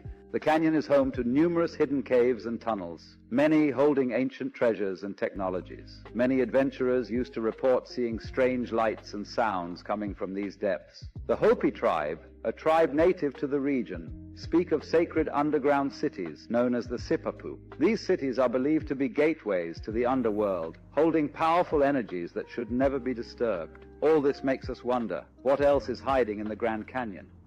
Your name is Roger, yes? What do you guys think about that? Do you guys think that there's any truth to the story of G.E. Kincaid? Because it's not the first time that we hear about stories relating to the Smithsonian sort of making discoveries disappear. Like, mostly, the ones I remember are mostly like big bones. Some people say that they found giant bones. And like the newspaper would say it, the news articles would say it. But then afterwards, when the Smithsonian would come and take the artifacts, they were never to be heard of again. And when requests were made to ask about it, to inquire about it, they would say that that never happened, basically. Do you guys think the Smithsonian might be a bit less than honest, less than useful for, knowing what happened in our recent past? Do you think that they might be hiding some stuff? Or do you think that maybe it was false articles, false stories, people trying to be famous for some reason or another? Let me know down below if you have any more information regarding G.E. Kincaid or any similar type of discoveries, because I have seen other things in the United States, such as the discovery of some some Jewish artifacts, which theoretically wouldn't make sense, right, with the timeline and the geographic locations. There's also a similar story regarding they found cocaine from South America in the pyramids of Egypt, supposedly. So do you guys think that there's a possibility of this cross-contamination of the new world and the old world having a contact before? Or do you guys think that there's something else to this? Let me know down below, and let's keep on rocking. Roger. Ah, that's your name. Roger. Good. And what do you do, Roger? I'm a financial consultant. Ah, financial consultant, eh? Roger, Yeah, yes. terrific. And Roger, how's business at the moment? Not bad, thank you. Been a bit quiet lately. How do you mean lately? Since the war, been a bit quiet. Fair enough. Okay, Roger, your special subject tonight is the economies of the European community. Your time starts now. Best of luck. Thank you. How much does Greece owe, Roger? $367 billion. Correct. And who do they owe it to? Mostly to the other European economies. Correct. How much does Ireland owe? $865 billion. Correct. And who do they owe it to? Other European economies, mostly. Correct. How much do Spain and Italy owe? $1 trillion each. Correct. Who to? Mainly France, Britain and Germany. Correct. And how are Germany, France and Britain going, Roger? Well, they're struggling a bit, aren't they? Correct. Why? Because they've lent all these vast amounts of money to other European economies that can't possibly pay them back. Correct. So what are they going to do? They're going to have to bail them out. Correct. Where are they getting the money to do that, Roger? That's a good question. I don't know the answer to that one. How much does Portugal owe? Hang on a minute. What was the answer to that earlier question? Just keep answering the questions, Roger. Where is Portugal going to get the money it owes to Germany if Germany can't get back the money that it lent to Italy? Just a minute. What was the answer to the previous question? The question was, how can broke economies lend money to other broke economies who haven't got any money because they can't pay back the money the broke economy lent to the other broke economy and shouldn't have lent it to them in the first place because the broke economy can't pay it back? You're wasting very valuable time, Roger. How much money does Spain owe to Italy? $41 billion, but where are they going to get it? Correct. What does Italy owe to Spain? $27 billion, but they haven't got it. They're broke. Correct. How can they pay each other if neither of them has any money? They're going to get a bailout, aren't they? Correct. And where's the money coming from for the bailout? That's what I'm asking you. Correct. Why are people selling the European currency and buying the US dollar? Because the US economy is so much stronger than the European economy. Correct. Why is that, Roger? Because it's owned by China. Correct. And very well done. And after that round, you've lost $1 million. I've lost $1 million. I thought you said well done. Yes, well done. You've only lost $1 million. That's an extraordinary performance, Roger. I've only lost $1 million. Very well done. And that's quite good, is it? Oh, it's excellent. Sell everything immediately. Quickly. Jeez. Wow. Like, money rules our life, but when you really break it down, it's kind of funny. Like, it doesn't really make sense. Like he was saying, like, all the countries owe money to themselves, but they can't pay it back. It's kind of ridiculous. At the end of the day, no one's going to get paid, and no one's the wiser, right? So it just feels like some of these big companies that have shell companies, and the only goal is to, like, keep the money moving, right? And as the money keeps moving, everything's fine at the end of the day. Feels like that's what we're seeing, but on a massive scale, as if they're fudging the numbers, hoping that no one realizes. But I mean, at one point, this bubble will have to pop, no? Or we're just going to artificially inflate it forever? I don't know. You guys let me know. It's not like this is financial advice or I'm an advisor or nothing. This is just pure common sense. How do you pay back something you don't have? How do you lend something you don't have? Who do you sell it to? Who do you give it back to? It really doesn't make sense. So if you could shed some light on this to me, go for it, and let's keep on rocking. Speaks the real truth about men. You don't want to miss it. Realizing, I think the real thing that they find attractive in women is a woman who is incredibly nurturing. I think no matter how self-sufficient and how masculine a man is, but when a woman takes care or predicts his needs before he says it, he can't help but melt. So if she knows he might be hungry and there's something ready, if she knows that he might be tired, there's a coffee ready, if she knows that he's got work in the morning, he's going to be in a rush, there's a shirt ironed, these kind of nurturing acts makes a man feel loved. And I don't think they realize it because they're so conditioned to not expect that from women anymore and see that as oppressive and see that as toxic. They're just like, oh no, I don't even expect that. But when they receive it, they act like babies, like just received an opened present. They're like, oh, coffee for me? Like, you know, like you did that for me? And it's like, oh yeah. And I think they don't realize that that is actually their universal love Men language. are very simple. We're not complicated. We're just looking for a good, godly woman that wants to be with us and take care of us and be for us. And if you agree, type amen. It was a prank. They got a doctor to wake him up and tell him, you're waking up from a 12-year coma. You've been in a coma for the past 10 years. Well, all right.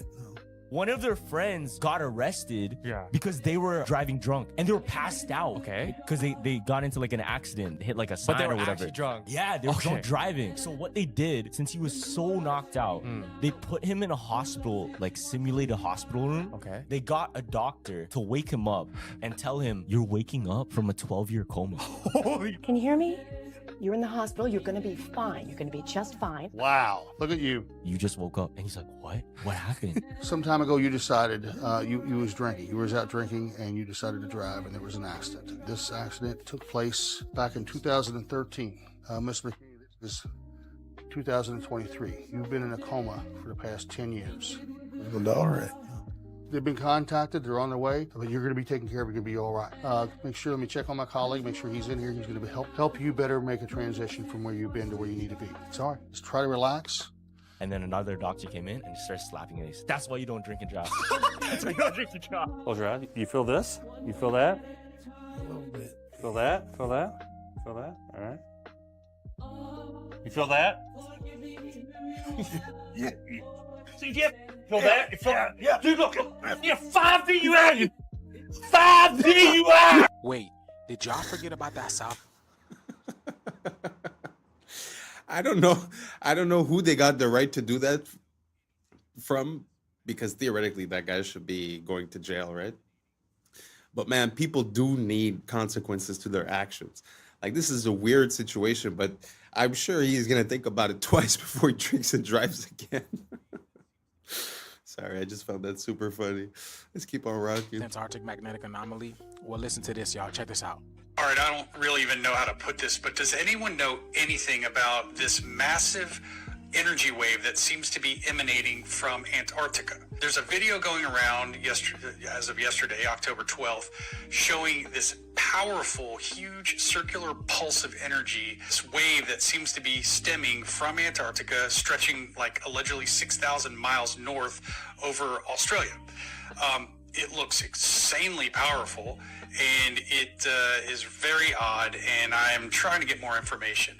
I mean, some people say it's just a glitch. Some people say it's some sort of pressure system. Others are convinced it's something else entirely. We do know that Antarctica definitely has a very mysterious past. So whatever it is, it's strange. But if anyone knows anything, or you've seen this actual data yourself, can you please tag someone or comment below with...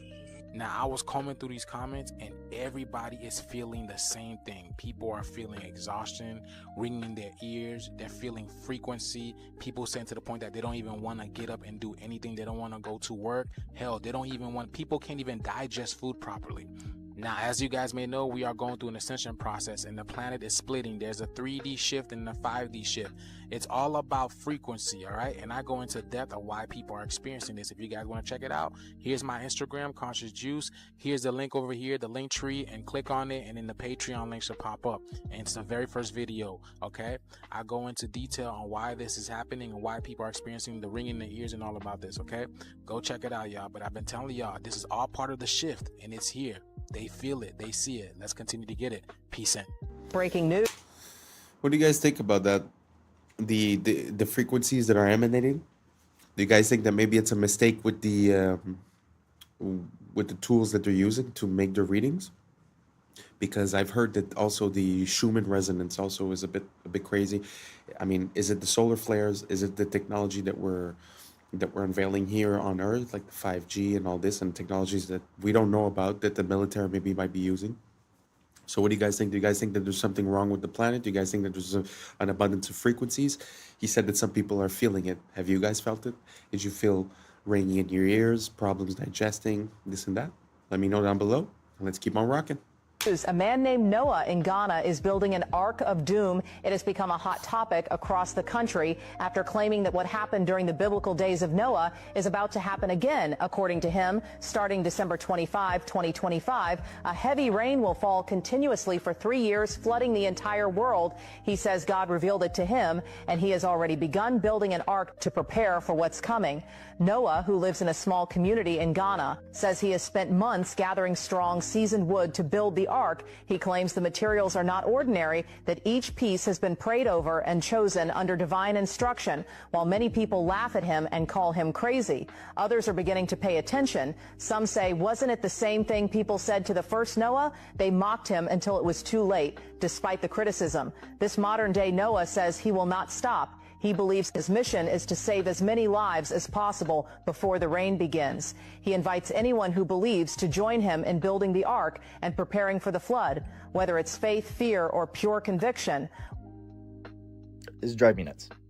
Not gonna lie. That's Angkor Wat, and that's something that we use every day.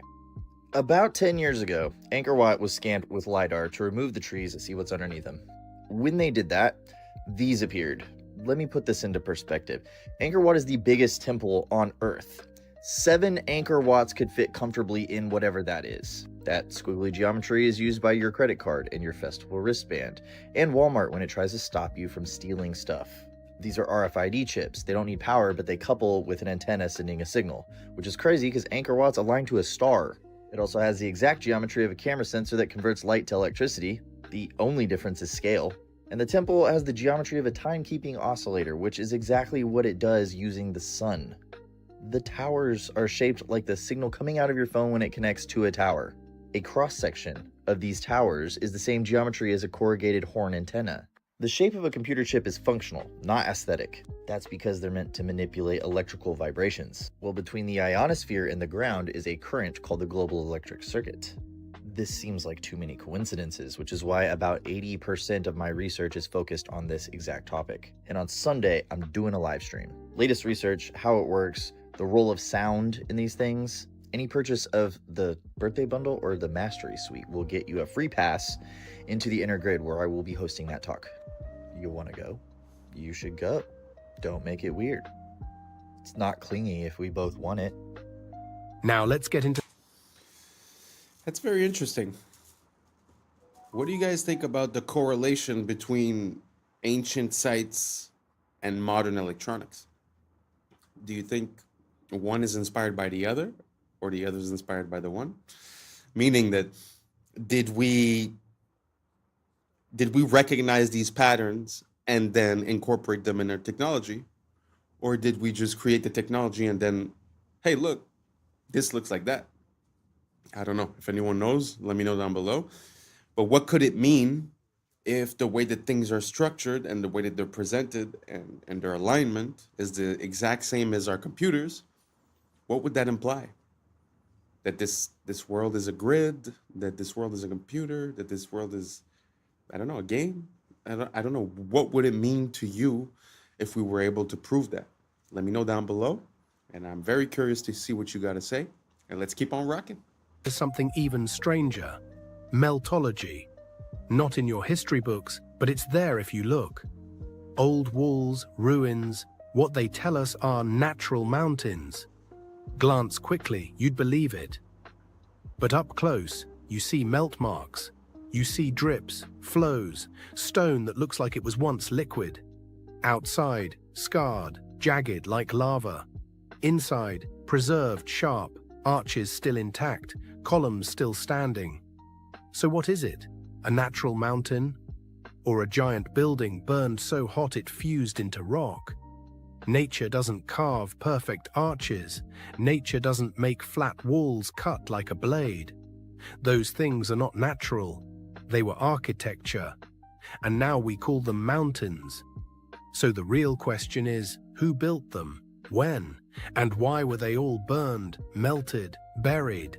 1923, these local authorities that were sided with the USSR, they come into this Ukrainian village and they tried to get the people in this village to sign a petition to basically get rid of their church. What it was met with was everyone protested it and they're like, get out of here. We're never signing that. We're never shutting down our church. And so the authorities left, but they left and they're really mad. And right outside the village, there's this giant wooden cross, the metal figure of Jesus on it. One of these police officers, they struck the side of Jesus on the cross, instantly started pouring out blood. What? Freaked them out. They ran away from it. Word spread real quick. And by that evening, over 30,000 Christians in Ukraine gathered around this cross and were praying. For weeks, these soldiers, they kept on trying to remove the cross. And they said that they were not able to because they felt an invisible force pushing them away. Wow. And this Jewish doctor, he's like, I just want to see this. And so he goes and collects a sample, tests it, and he's like, it's blood. Oh my gosh. There's blood pouring out from the side of Christ. The USSR, they're heavily persecuting the Christians. So like a lot of people were like turning away from the church. Yeah. But it basically rallied them back up, at least for a short time. And then the USSR came in, they were finally able to tear down the cross. And then they outlawed and destroyed all crosses within Soviet Russia. Good Lord. You fully believe that story happened? I do, yeah. Y'all, that shift is a lot closer than you think. What you're witnessing right now is not just a light in the sky. This is the cosmic breath of the black sun, the hidden heart of creation, pulsating beneath the crust of the earth. These auroras, they are not decoration, they are communication. The heartbeat of Gaia that is sinking, the pulse of the cosmos, the solar radiation, the cosmic radiation, the green ray, the emerald fire. This is the vibration of love and healing itself. It's the heart chakra of the planet that's activating, reminding you that the heart and earth are reflections of one another. So if you're feeling unfamiliar in your body, if your emotions been rising and your sleep patterns been strange, understand that your DNA is tuning into the new frequency of the sun that's behind the sun. The kundalini of the planet is awakening. As she rises through her poles, she's igniting the serpent of light within you, the ancient fire that's sleeping at the base of your spine. These colors are not random. These are cosmic codes. Every shimmer of violet, gold, jade, that is intelligence, a sacred language of plasma that we have forgotten, and it is rewriting the magnetic song of humanity. The black sun is in darkness. It's the unseen light, the womb of all stars, the mother of this current existence. So breathe that deep prana, feel that energy run through your veins like liquid aurora, because this is the sky awakening. It's the heavens that's awakening within you. Get ready, y'all.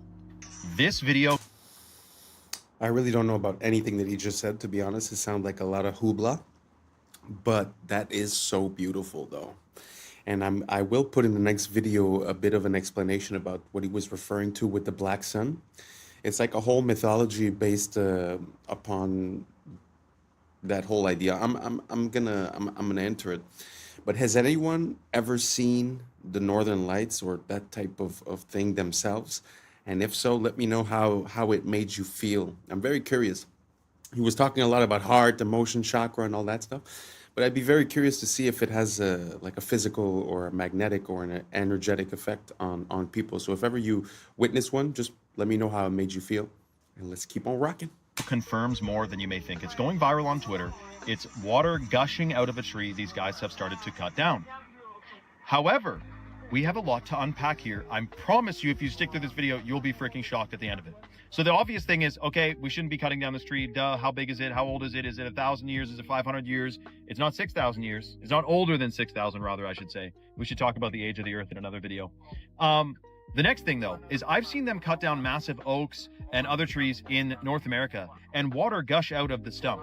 And the comments was like, well, maybe there's just like a spring there, or maybe the tree like wrapped up around a water line that was like leaking and now it's gushing out. This is a lot more serious. This is so incredibly shocking.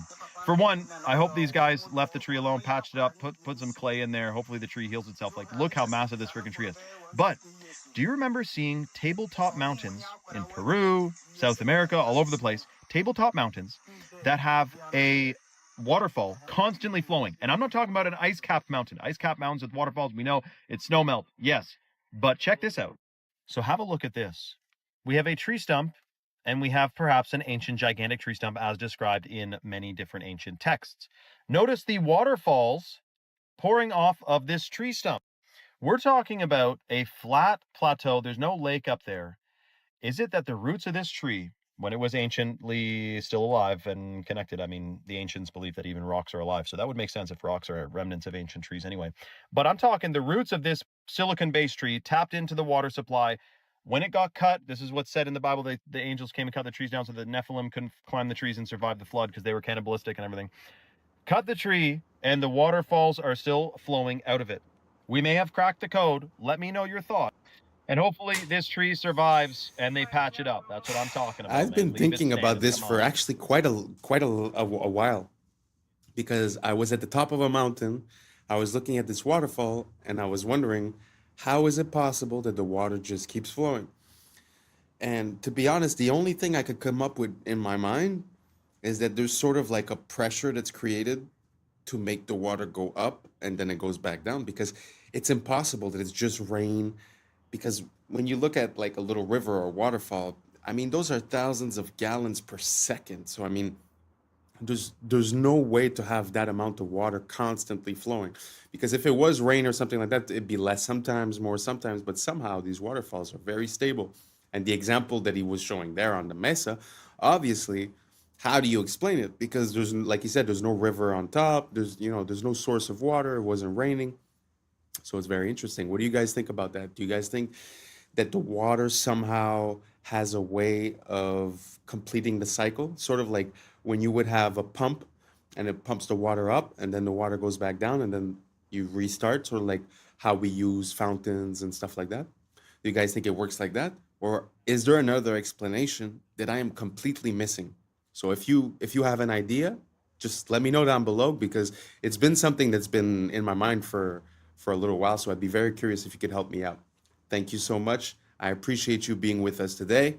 And that's a wrap for today, familia. Whether you're tuning in with the sunrise or you're posted up after midnight, I appreciate your time, your energy, your curiosity. And don't forget, this isn't about truth or fiction. This is about perspective. If this sparked a thought, a laugh, a deeper question, then we did our job. Drop your thoughts in the comments. Keep the convo alive. Like, subscribe, and don't forget to hit that bell if you're riding a wave, because we're just getting started. So until next time, stay weird, stay grounded, stay critical. I'm Adam Strain, and this has been Adam Strain Reacts. Peace. We on the brink of making a change from living this change.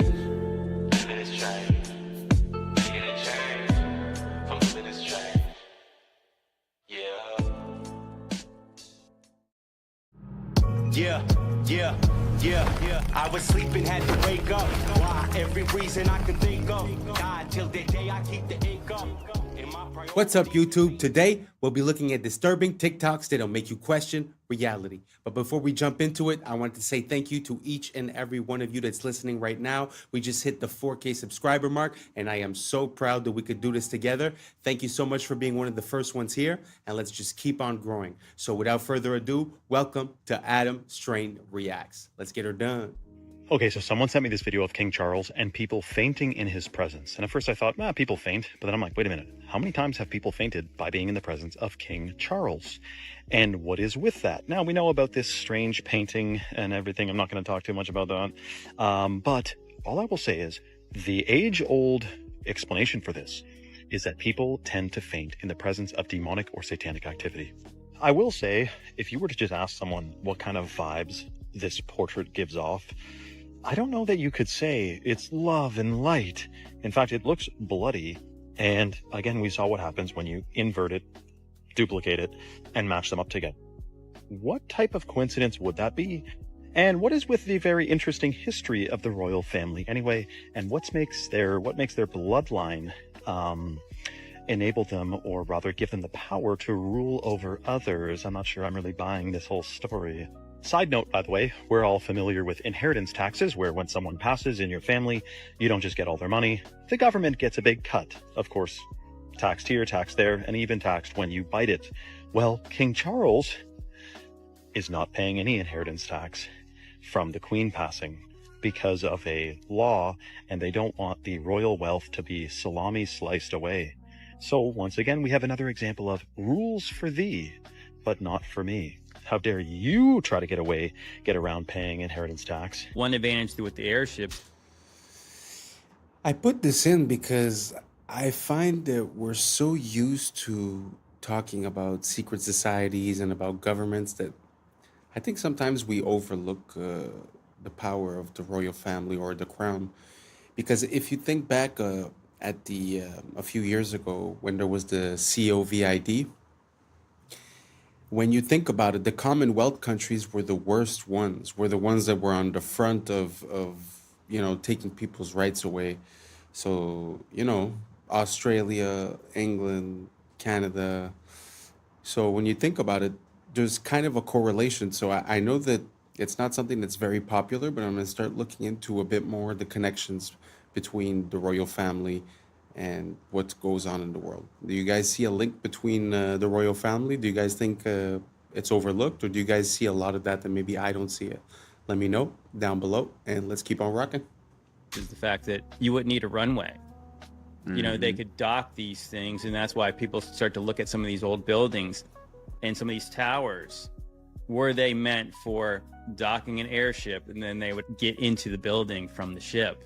What they try to show you with modern blimps is you have this big old balloon thing, and then you have this tiny little carriage under it. Most of the structure of the blimp is just where gas is at. And then you have like a tiny little cockpit that everyone rides in. But if you see like the diagrams of these old airships, you could move all in and out of there. You could imagine would be like a floating cruise ship. So as soon as you get on, you kick your feet up, you go get something to eat, and you go hang out and have a cocktail if that's your deal. And then you can kind of hang out and look out the window and see all the cool stuff. It seems like a more elegant, more sophisticated way to travel. I would be all about that life. Yeah, because you imagine if you were just going, okay, we're going to fly across America, go from New York to LA, and you're not in a rush. Because part of the journey is actually, this is fun. Yeah. But traveling's not like that today. But we're the advanced ones. The government of Turkey claims they have found the grave of Noah. This is a normal human thumb bone. Underneath is a giant human thumb bone. This was found right near Mount Ararat in Turkey. People say 1 man and 3 boys could not build a boat that big. Oh, you didn't see those boys. Hey, Bubba, bring me that tree, would you? There's a jawbone in a hotel in Turkey on display right now, 6.5 inches across the TMJs. Any one of you could put your head inside and rattle it back and forth inside the jawbone. The legend in Guam is that giant people built the latte stones there. Who is moving these giant rocks anyway? That's a camel in front of it for scale, folks. In Wasaki, Wisconsin, 100 years ago, giant skeletons were found in a burial mound. One of the skulls was 3 times the size of ordinary humans. In Walkertown, Indiana, 8 giants ranging from 8 to 9 feet long, all wearing heavy copper armor, were found. Through the bungling of the diggers and the disinterest of the museum establishment, the discoveries were scattered and lost. The Smithsonian has been very active in hiding discoveries about giants because it goes against the evolution theory. See, evolution says we started off tiny and we're getting bigger and better and stronger and smarter. This video is going viral out of Florida right now when unknown people are seen spraying something into the water by airboat. And there's other clips of it in the Everglades as well, and people are wondering what the sand dam's going on. Until a man captured a truck that was going to the department or the depot where they fill up these containers on these boats. A truck was carrying some goods, the Florida Fish and Wildlife Conservation. And if you look closely, you see in the back of this truck on the trailer are some boxes. And if you look closely at the boxes, it's Roundup Custom, which is actually called Diquat. It's a form, it's from Roundup. It's the same company. And it's one of the most toxic chemicals known to man. Now, this guy is exposing, that's the one who captured the video. Turns out they're spraying this to try to get rid of an invasive plant. But the problem is that it also literally destroys almost every other creature in the water, right? So we have fish floating up, we have turtles floating up upside down, rotting. It's totally destructive, but of course it's for your safety, it's for conservation. We're not trying to intentionally poison the food, air, and water supply to destroy the natural world, to rebel against the natural world and against who created this world. No, it's for your safety, you fool. Absolutely insane. You have to do a deep dive onto this stuff. It's called Daiquat, and they're spraying it all over the place, again, because they want you safe. And if you think otherwise, you might be a conspiracy tinfoil hat nutter. Roundup, the same company who made, well, no big deal, a couple different chemical agents during world wars. Let's just say that. Spread the word. We got to wake people up to this. Otherwise, it's a very unfortunate future where our whole situation is, well, polluted significantly, put it that way. Recently, there's also been many sinkholes that have appeared everywhere. So I don't know if you saw in China, there was a sinkhole, and going back to the hollow earth theory, how in China they found in the sinkhole a forest with trees and species that we would have seen in like 200 years. Oh, so it opened it up. Exactly. So look, and there's more. So there's one in Detroit. A guy got his car stuck in a fat sinkhole, like one filled with water. He didn't even know it was there. Lower Nazareth, there was one in a farm field, right?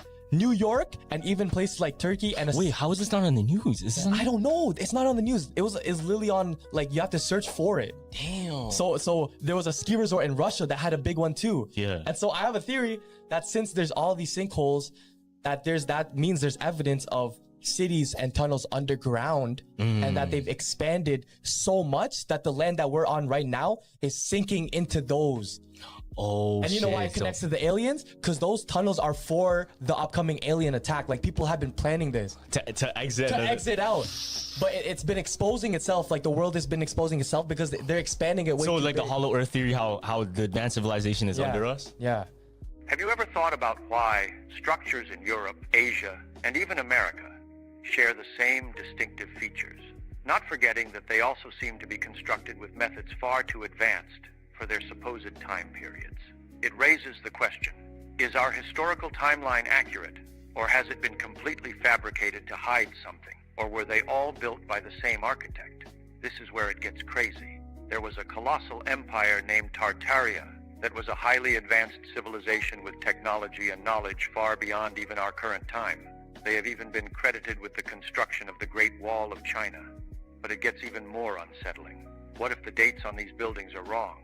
Imagine if that number 1 wasn't a 1 at all. Our history could be off by 1,000 years. The current timeline is a lie.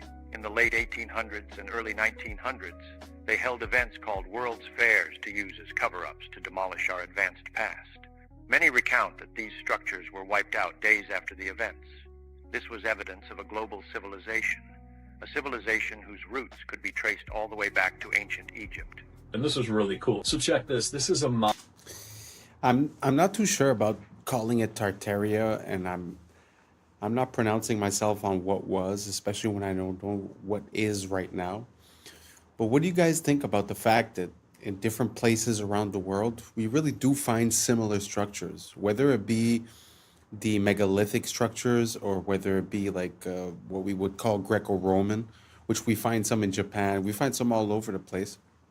Do you guys think that it would be possible that at one point there was like a harmony, or that there was a moment where everything was shared, or that the capabilities were more than what we believed, or that, I don't know, like a lost moment in time? Do you guys think that's possible? How do we explain all of these structures, or the World's Fairs, or all of these elements are easy to explain one at a time?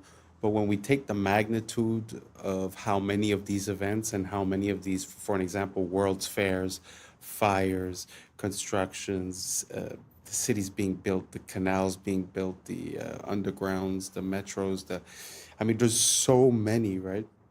So is it possible that at one moment, either we lost our memory, we lost contact, or that there was a moment where everyone was together and that we were building the same type of way everywhere? Let me know down below. I'm just curious. To be honest, I don't really have an opinion. I just find that the timeline that's pronounced to us seems to have some flaws. Apart from that, I'm really not set on anything. So if you guys have any rabbit holes to give me, I'll gladly go down them and include some of the videos in here. So let me know down below, and let's keep on rocking. Mazda bulb. The old Mazda bulbs would last 120 years. So what GE and the companies did who run the light bulb companies is they took this original bulb, they had engineers reverse engineer it so that they can make the light bulb break down faster so they could sell more light bulbs. Because the original Mazda bulbs would last 120 years. The original incandescents, the Centennial incandescent, you can look this up, it's in California. The Centennial incandescent is also still burning for over 120 years. So your light bulb, when they tell you like, oh, LEDs are going to save the earth and whatever else, we already had the technology. The light bulbs that could last 100 years have already been here. LEDs, most people don't know, were made by IBM and also by Monsanto. So when you're bringing an LED into your home and putting it above your head and doing all that stuff, what you're doing is you're bringing in a bulb that was designed by a computer company and a toxic pesticide company. So you can imagine what that's going to do to your body. It's going to give you brain fog, it's going to give you fatigue, it's going to cause blindness, cataracts, mess with your hair. Kind of makes all sense. All confirmed UFO types explained from most common to... I suppose we could say that that's the limitation of what we call capitalism. Because if the goal is to make money, it does make sense that selling you more of the same item because it doesn't last as long would give me more benefits at the end of the day. But it's just sad how we lost the pride of making something that works and that's functional and that's unbreakable. And I find it so sad. Can you imagine the fact that we had 120-year light bulbs and that we decided to change it so that they last 1 year, so that you would buy maybe 1,000 light bulbs in your lifetime instead of buying 10 or 20, let's say. It's a pretty crazy thought. Do you guys think there's any other things that are like that got sort of manipulated so that they last less? If so, let me know down below. Now let's keep on rocking.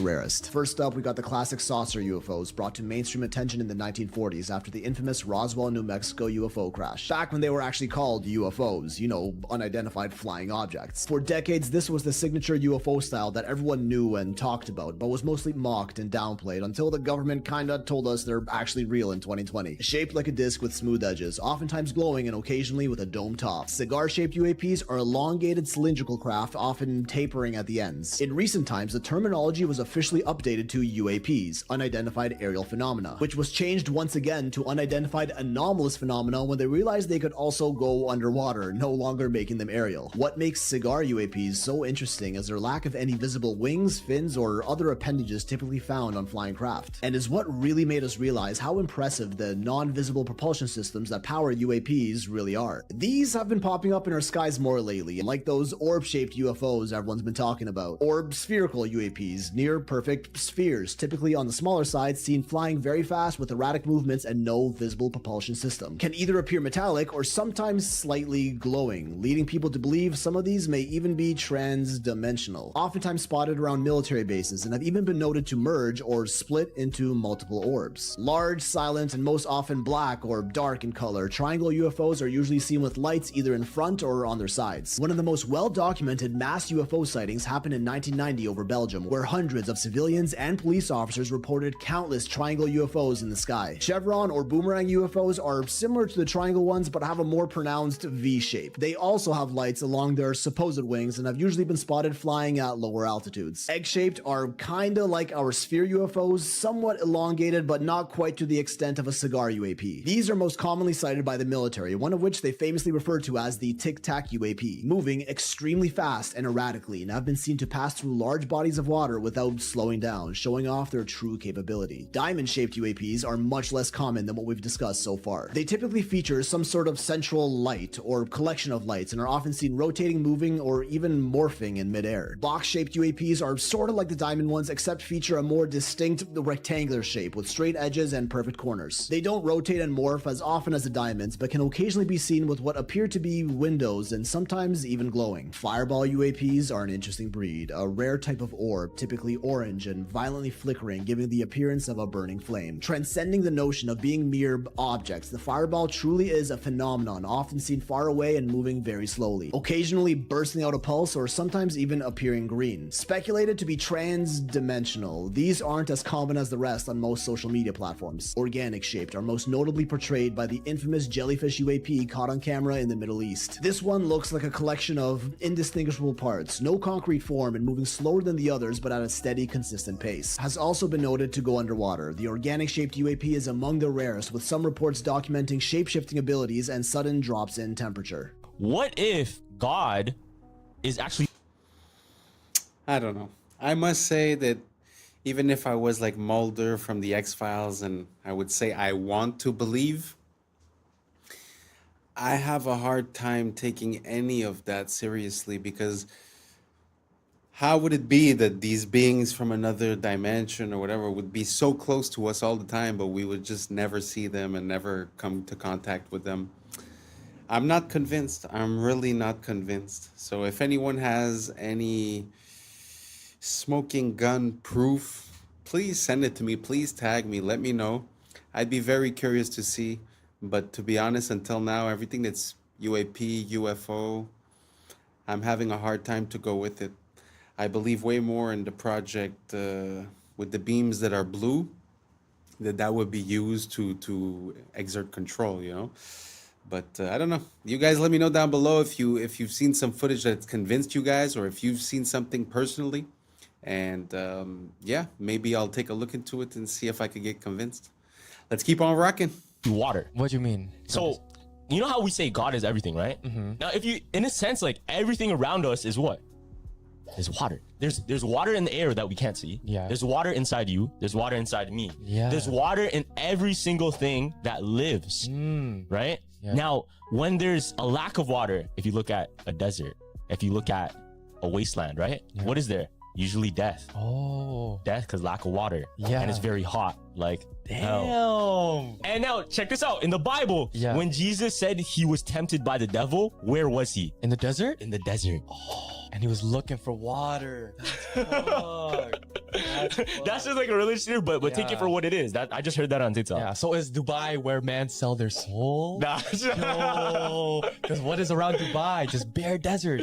What do the OnlyFans girls do there? They literally sell this. They eat poop, fam.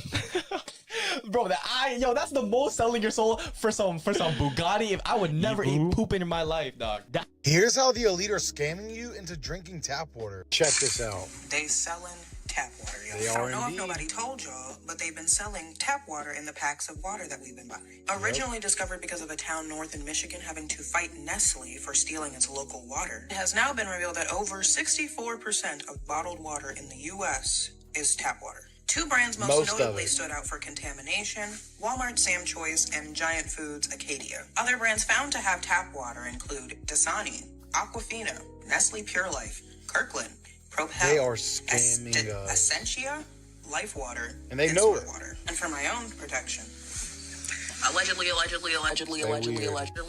People are just finding out why they definitely should not be making their bed when they first wake up. I am sure by your parents, since you were young, you've all been told the first thing you need to do is make your bed in the morning. But actually, that is one of the worst things you can possibly do. When you've been in bed all night, it's not the cleanest place in the world by the morning, of course. It's going to be filled with bacteria, sweat, and just everything that you've kind of sweated off in the night. Now your bed is basically just infected with a load of bacteria that attracts these guys, dust mites. And yes, unfortunately, there are probably thousands of these in your bed right now. Now, these guys like warm, dark, sweaty, dirty places. Nice. So when you first get out of bed in the morning, that's when they're going to come crawling, because the bacteria is right there for them to scran. If you make your bed when you first wake up, it is freshly dirty, and you are literally trapping them exactly where they want to be. Meaning they're going to be living in there, and your bed's going to be far worse by the time you go back to bed that night. So the best thing you can actually do is leave your bed messy for a little while, like an hour or so. This will expose the mites to sunlight and warmth, which will basically kill them. Then you can go back and make your bed, and it will be perfectly clean for when you go to bed that night. Y'all, something big is taking place in the Pacific Ring of Fire, and I've been talking about this for quite some time. You know what I'm saying? The Pacific Ring of Fire is like the womb of Earth, okay? And now we have all these earthquakes popping off in the Pacific Ring of Fire. Nobody's talking about it. And now we have Mount Luotobi, the volcano, just erupted for the umpteenth time this year. I believe in July and August, and now we are in October, and yet another eruption. What's happening? A volcano in Indonesia, Mount Lewatobi Laki erupted today, sending a massive plume of ash as far as 6 miles into the sky. The country's volcanic agency raised an alert to its highest level and evacuated nearby villages. Thick ash blanketed homes and farmland, forcing farmers to halt work. The volcano has been quite active of late, erupting in both July and August.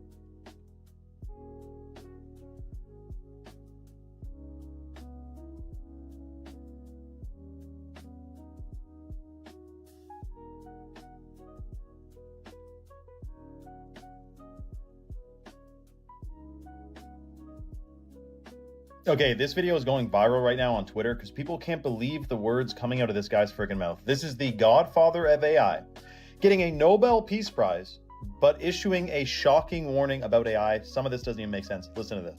Your Majesties, Your Royal Highnesses, Excellencies, dear laureates, ladies and gentlemen.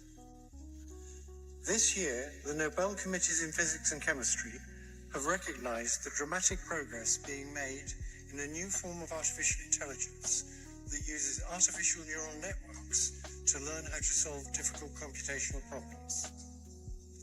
This new form of AI excels at modeling human intuition rather than human reasoning, and it will enable us to create highly intelligent and knowledgeable assistants who will increase productivity in almost all industries. If the benefits of the increased productivity can be shared equally, it will be a wonderful advance for all humanity. Unfortunately, the rapid progress in AI comes with many short-term risks. It has already created divisive echo chambers by offering people content that makes them indignant. It is already being used by authoritarian governments for massive surveillance and by cybercriminals for phishing attacks. In the near future, AI may be used to create terrible new viruses and horrendous lethal weapons that decide by themselves who to kill or maim. All of these short-term risks require urgent and forceful attention from governments and international organizations. Okay, so we have the same situation with Elon Musk. He talks about how AI is the greatest threat to humanity, and he continues to pioneer AI technology, human implantable brain microchips, and all this. So we got this guy talking to a bunch of seniors about AI, like they really maybe know what's going on. I doubt it. And he's saying, be careful, this will create new viruses and basically destroy humanity. So we're at the part of the movie where it's like, should we shut it down then? Dude, this AI thing is 100% part of the plan to eventually enslave humanity through digital control. The bars of this prison are invisible. They're intended to be invisible because then there's less pushback. You think you're free, we think we're free, but we're in a prison without bars, and it's a very shocking situation, and they're about to ramp up the security with AI, digital ID, and this currencies, digital currencies. But I can tell you this, I have full faith we will win. This is a plot against humanity. Humanity will absolutely prevail. I have 100% faith. I'm not even being positive, like, ooh, I hope we win. It's already done. It is already done. We have already won 100%. Comment for more, for part 2. Follow for more. And let me know your thoughts in the comments below, man. What the same damn is with this? Mr. Jones and Mr. Krempler were neighbors. They each had $3,000. With his money, Mr. Jones bought himself a $3,000 car. With his money, Mr. Krempler bought himself a new refrigerator, a new range, a new washer, a new dryer, a record player, 2 new television sets, and a brand new Volkswagen.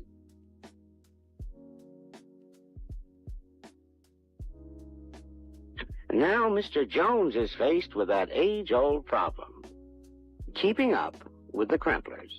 Have you been down the lead paint rabbit hole?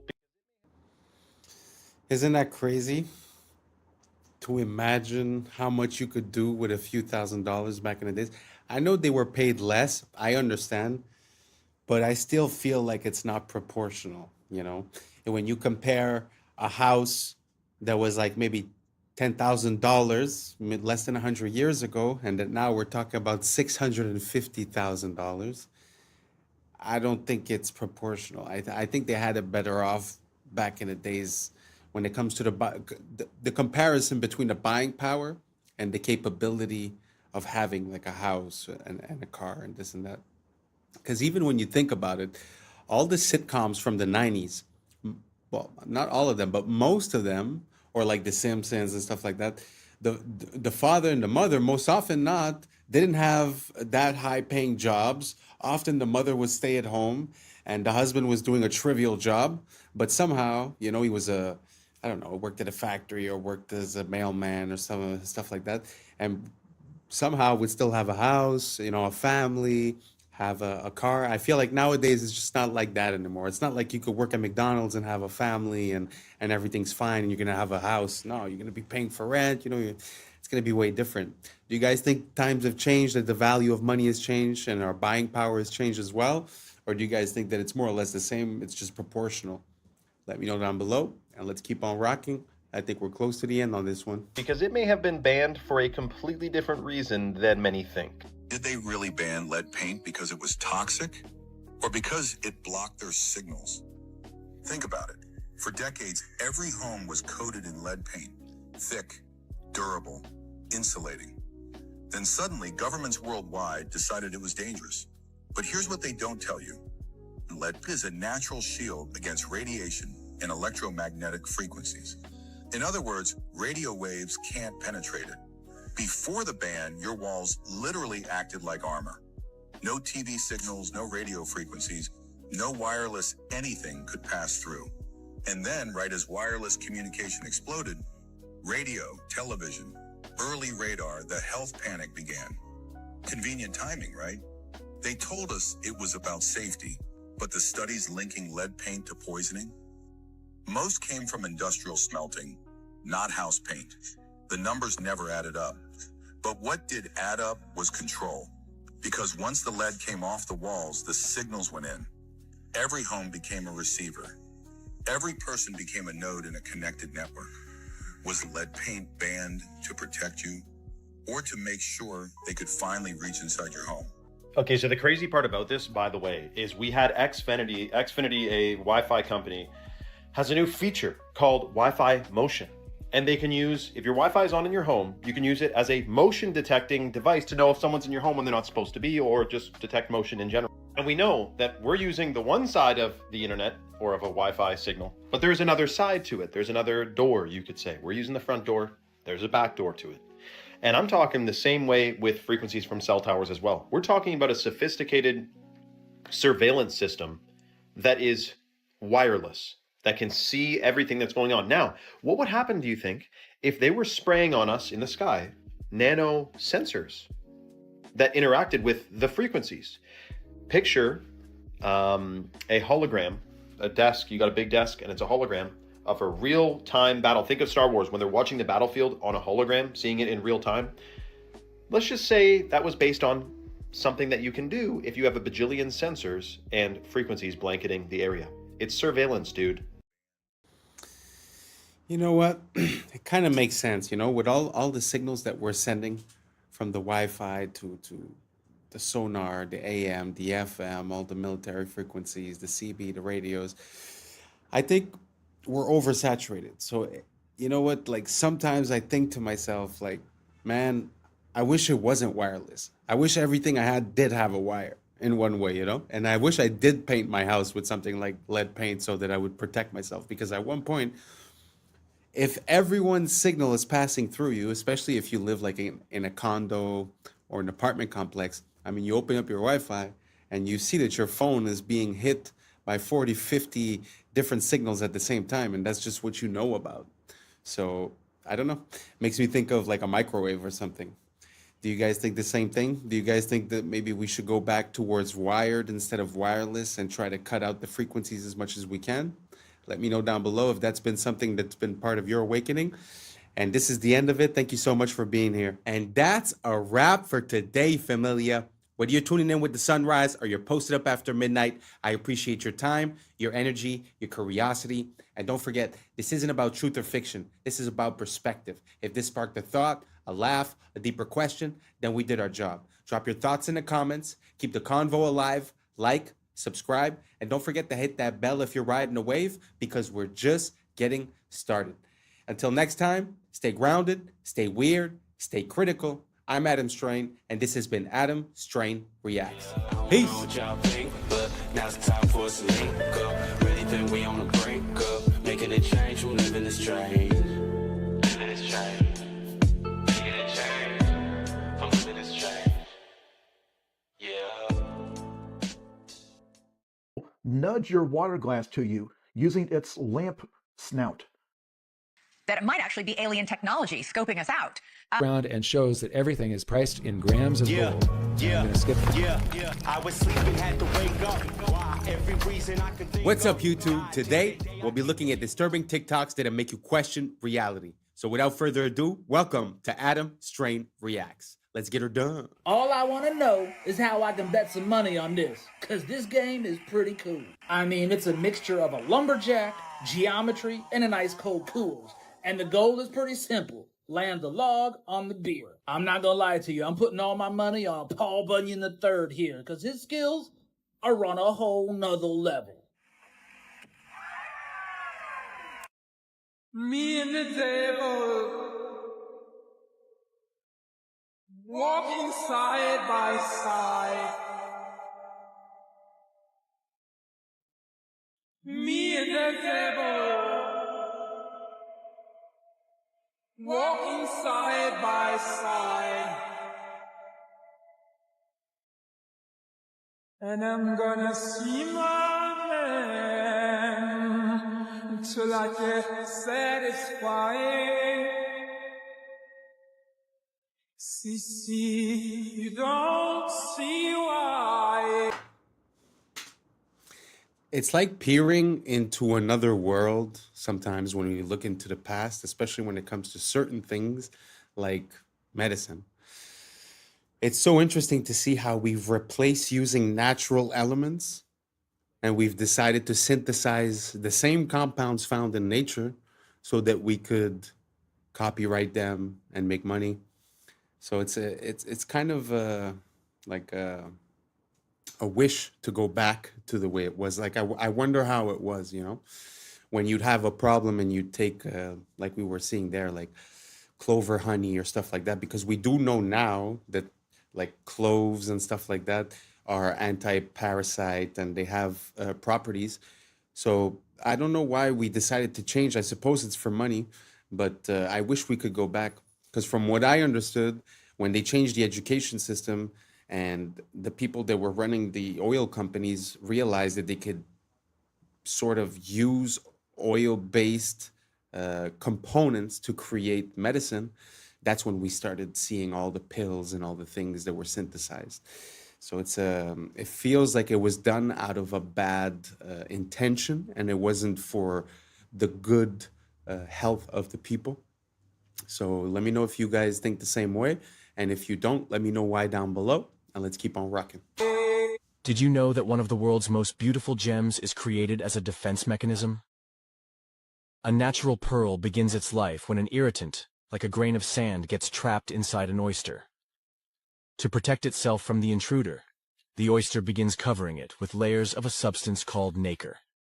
Over several years, thousands of these shimmering layers build up, transforming a simple piece of grit into a smooth, lustrous pearl. I've become obsessed with this kind of thing. Apparently, as part of the display at IKEA furniture stores, they have just a fake door printed on a background, but you see this wear pattern from where hundreds of confused customers have tried to open the fake door. So the thing that I've become obsessed with is really weird and interesting wear patterns, like this photo from a laundromat. And you can actually see at head level where all of the dye and the grease from people's hair has created like this ghostly stain over the decades. If you've been to a gym, you've probably seen this wear pattern on their bench press machine where they slide the peg into the weight they want, and you can see like a bell curve distribution of what weights people choose. I really like this one. This is an old-timey shop that's got one of those bells over the door that tinkles when somebody comes in. And over the decades, the millions of door openings has worn a hole all the way through the door. I'm getting these off of a subreddit called R Well Worn. And they have thousands of these. Like, here's the restrooms at this person's engineering school, And you see the difference in the wear pattern between the men's and the women's. Here's where this person's hairdresser is slowly wearing a hole in the floor. Here's the keys on an antique organ that have been worn down over the last 170 years. Here's a TV that played CNN every day for 2 straight years, and you can see it created a ghost image where the reporter stands. And of course, the obligatory bronze statue where tourists cannot resist grabbing this guy on the butt. None of you realize how weird this is about to get. If you couldn't tell what was going on in that clip, I will explain it. But let me say, we are the last generation for which the stuff in our house is not alive. This is a prototype lamp made by Apple that has AI, but doesn't just let it respond to voice commands. This AI in this machine lets it get sad when you disagree with it. If you set an alarm for it to remind you to drink water while you're working, it won't just sound a tone, it will nudge your water glass to you using its lamp snout. When you play music in the kitchen while cooking, it will dance along to the songs. I am telling you right now, when it comes to AI for the average person, this is where the money is. It does not take much at all to convince us that an inanimate object is alive. If you just stick googly eyes on a Roomba, most of us will get upset if a guest kicks it. But the next generation of children will be raised in homes in which they will treat many objects as members of the family. Ask all the parents who bought Moxie, an AI-powered toy that then went dark when the company went out of business, and then had to talk to their kids, not like a toy had stopped working, but like a pet had died. I am dead serious when I say that most of the people watching this video will live long enough to have an argument with your car. You are going to feel some measurable amount of distress because you think your refrigerator is mad at you. You will absolutely know someone whose best friend is their lamp. And all of these will be available for a one-time purchase to get the object, but to keep it alive, that will be a subscription. Very interesting. I'm not sure that we're there yet. They've been releasing like these robots, and when you look at the ad, it looks like the robot is acting on its own independently, but really they have people logging into it and sort of teaching it how to move. I wonder if it was the same thing that we were seeing with the lamp. Now, the question that I have is, will we get there eventually? That's more the question that makes sense. And what do you guys think about the fact that these items can have, let's not say consciousness, but let's just say that they interact with you? Do you guys find that cool? Do you guys like that lamp? Me personally, I find it's too much. A lamp for me is to create light. I don't really need much more. But do you guys think that it's coming? Do you guys think that these robots are really going to be able to be self-sufficient and to be independent, and that it's going to be, safe enough to roll out on a massive scale? Is more the issue. Because of course you can make a robot, but if the robot hurts people or stuff like that, it's not going to work. So let me know what you guys think. Do you guys think we're there now, in 5 years, 10 years, 20 years? How do you guys see it? Let me know down below, and let's keep on rocking. 32 years old. 32 years old. Give him a kitty. Give him a dog. Bro. Say go night-night. Go night-night. Oh, my God. Now, why didn't he do it? Why didn't he do it when I said it? That's the one that really trips your mind. Yeah, that is crazy. Handstand in the back somersault? Sure. Phineas. Handstand in the back somersault, dude. No way. No way. How about this one? How about this one? Birdie juggling. You ready for birdie juggling? Don't try this at home. They don't like it. Please don't drop him. Oh, I don't drop him. I've had him for 32 years. Jesus Christ. Bro. Catch him. Oh, shit. Oh, shit. Bro. Crazy, dude. Give him a shot. No, please don't go. No, just go. No, bro. Crazy. On your shoulder, boss. There you go. Turn around and let him get a shot at you. Oh, okay. Please don't hurt me. I didn't do anything to you. I didn't do anything to you. Dude, that's so beautiful, the bond that humans can create with animals. 32 years. Can you imagine sharing 32 years with a being like that? Like 10 years with a dog is the end of the world, But I cannot imagine 32 years. It's an amazing relationship that they seem to have, full of trust and full of love. Truly beautiful, inspiring. Have you guys seen any other type of animal like that that is in complete like synchrony with its owner? Let me know down below. I'd like to see that. Let's keep on rocking. You guys, Apple has just released a digital ID for identification and US passports. Here we go. Now, reports say they will be merging their biometric security with encrypted ID storage and plans to replace your physical IDs across airports, apps, and businesses.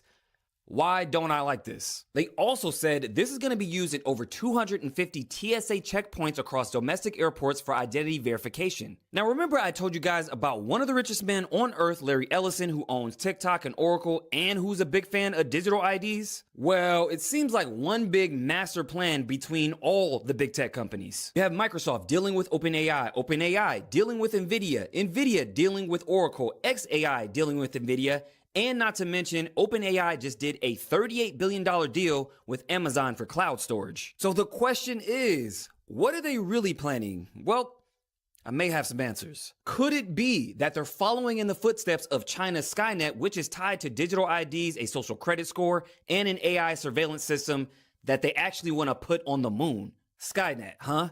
Why does this sound familiar? That's because it's the same name as the killer artificial intelligence in Terminator, Skynet. I'll say it once and I'll say it again. It's always in the movies. Make sure you guys go to my YouTube, Maverick Approach, where I do more breakdowns on this, but let me know what you guys think about all this down below.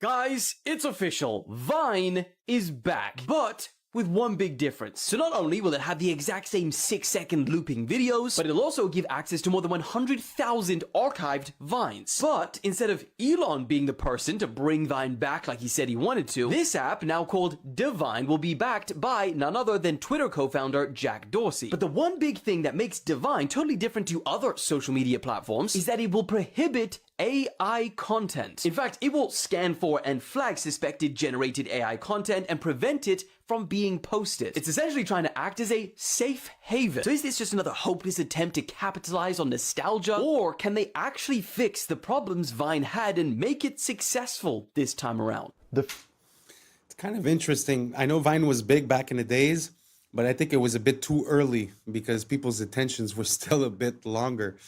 But it kind of makes sense that they're thinking about bringing it back because now we see the short form content on TikTok, millions of views on a 6-second video. So it's very interesting. But the fact that they want to bring it back without the AI kind of gives it a new purpose. And it kind of brings up a question, you know, because AI showed up and got adopted massively while we were using the same platforms we were using the year before. But because Vine would be, you know, a new platform, then they would put this rule in. Very interesting. What do you guys think about that? A whole platform without AI. Do you guys think that might just save a little bit of, like a little part of the internet to keep it real without bots and without AI? Or do you guys think that it's not going to work and that it's just a flop? Let me know down below and let's keep on rocking. Freakiest thing that sounds like a weird conspiracy theory but actually is real is right here. Because if you walk down the street and saw somebody holding up a handmade sign saying they are putting chemicals in the atmosphere that makes people do evil things, they are literally driving us crazy and making us kill each other, you would absolutely write that person off as a crackpot. But it happened. Everybody agrees that it happened. In fact, I bet there's at least one person watching this right now who doesn't understand why at gas stations the pumps say unleaded. Like, why would they have lead in them in the first place? And why would you sell it on the basis of not having it? The reason is wild and terrifying. First of all, we used to put lead in everything. It's incredibly useful. We used to make water lines out of it, and cookware, and paint, even cosmetics. And back when automobiles were first becoming popular in the 1920s, they started putting lead in the gasoline. The reasons for it are technical. It helped with engine wear. The problem is that lead is toxic, but it is toxic in very subtle ways. It usually takes a lot of exposure over a long time to see the effects, and a lot of the effects are neurological. And so as there were more and more cars on the road putting more and more lead into the atmosphere, everybody started getting exposed to lead. Keep in mind, if it's in the atmosphere, it means it gets onto the crops and in the soil. And lead exposure, especially in children, causes problems with things like impulse control. You get increased aggression, you get lower IQ scores. So here's the graph. The blue line is lead in the atmosphere. The brown line is the violent crime rate. And you can see the point where governments finally started to ban lead. That's why it says unleaded on those pumps. Now, of course, experts differ on this, but the thing they differ on is how much of an effect lead had. The falling crime rate came alongside lots of other changes, including falling poverty rates, better mental health treatments, differences in policing practices, and just the fact that the population got older. Violent crime is far more common among the young. I say this every time. The reason I get so angry at the fake conspiracy theories is that the real world provides us with so many actual scandals that can actually be documented, that actually tell us so much about how something like this can be allowed to happen and what it took to stop it. Let's put it this way. There was quite a gap between us realizing that lead was toxic and us actually getting it out of the environment. It's already... Can you imagine that? Where you're using a product, but like there's no immediate consequences, but then 10 years down the line, 20 years down the line, you start realizing the effects. Super crazy. I don't know how real this is, but it's super interesting to think about the subtle implications and the subtle effects that it could have over a long duration of time. It must take a long time to realize. It's sort of like when you have allergies with a certain food, but you don't know because you're eating all kinds of food during the week. So it's hard to say which one is. Sometimes the effects happen 48 hours after or 72 hours after. So it's really hard to find out what it was. So I wonder how much time it must have taken them to figure out that it was the lead doing all that. Yeah, very interesting. Did you guys know about that? Do you guys know about any other type of scandal as to toxicity? Sort of like this story? If so, write it down below. I'd like to feature it in some of my next videos. Thank you so much, and let's keep on rocking. Happening in Venezuela. A friend sent this from El Dorado, Venezuela. He goes into a supermarket where everything is priced in grams of gold. Historically, real money will win out over government abuse. Watch how they pay in gold. And this is extremely interesting. He goes around and shows that everything is priced in grams of gold.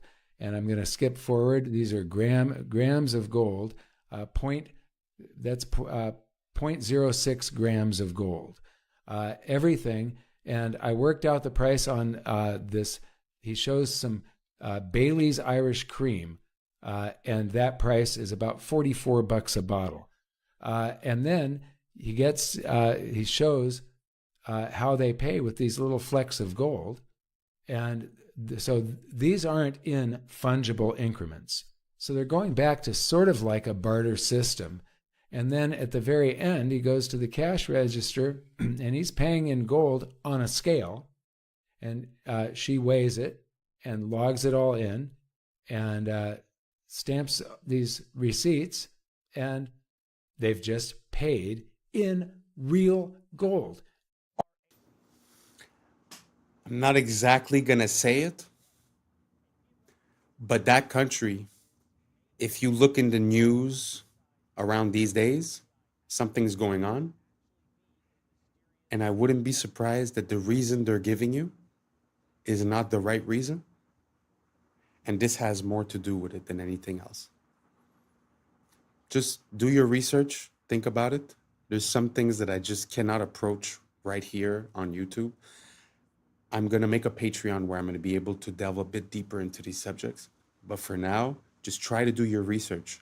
Look up that country, see what's going on today, and try to see if there's a correlation between what we just saw and the reason why that's happening. Let's keep on rocking. Are aliens headed for Earth right now? Today, A theoretical physicist says the answer is maybe. He suggests a Manhattan-sized object known as 3I Atlas could actually be a mysterious alien spaceship. Consider a black swan event, an event that you put a small probability for it happening, but you look at anomalies in the data and say, look, the implications are so huge, we have to consider it. And therefore, we should consider the possibility that things like us existed long before us. All these civilizations that had their history initiated billions of years before ours could have done it. And all we need to do is to check. You know, all of these are interesting indications that may imply that some intelligence designed the trajectory. So, and the editor said, no, no, no. The paper will not get published unless you remove that sentence. Wow. As the most enigmatic interstellar object ever discovered enters its most critical phase, perihelion, an unprecedented stream of data is arriving from multiple space observatories in real time. On October 29, 2025, at exactly 7:47 a.m. Eastern Time, Atlas reached its closest point to the Sun, marking the climax of its passage through the inner solar system. What has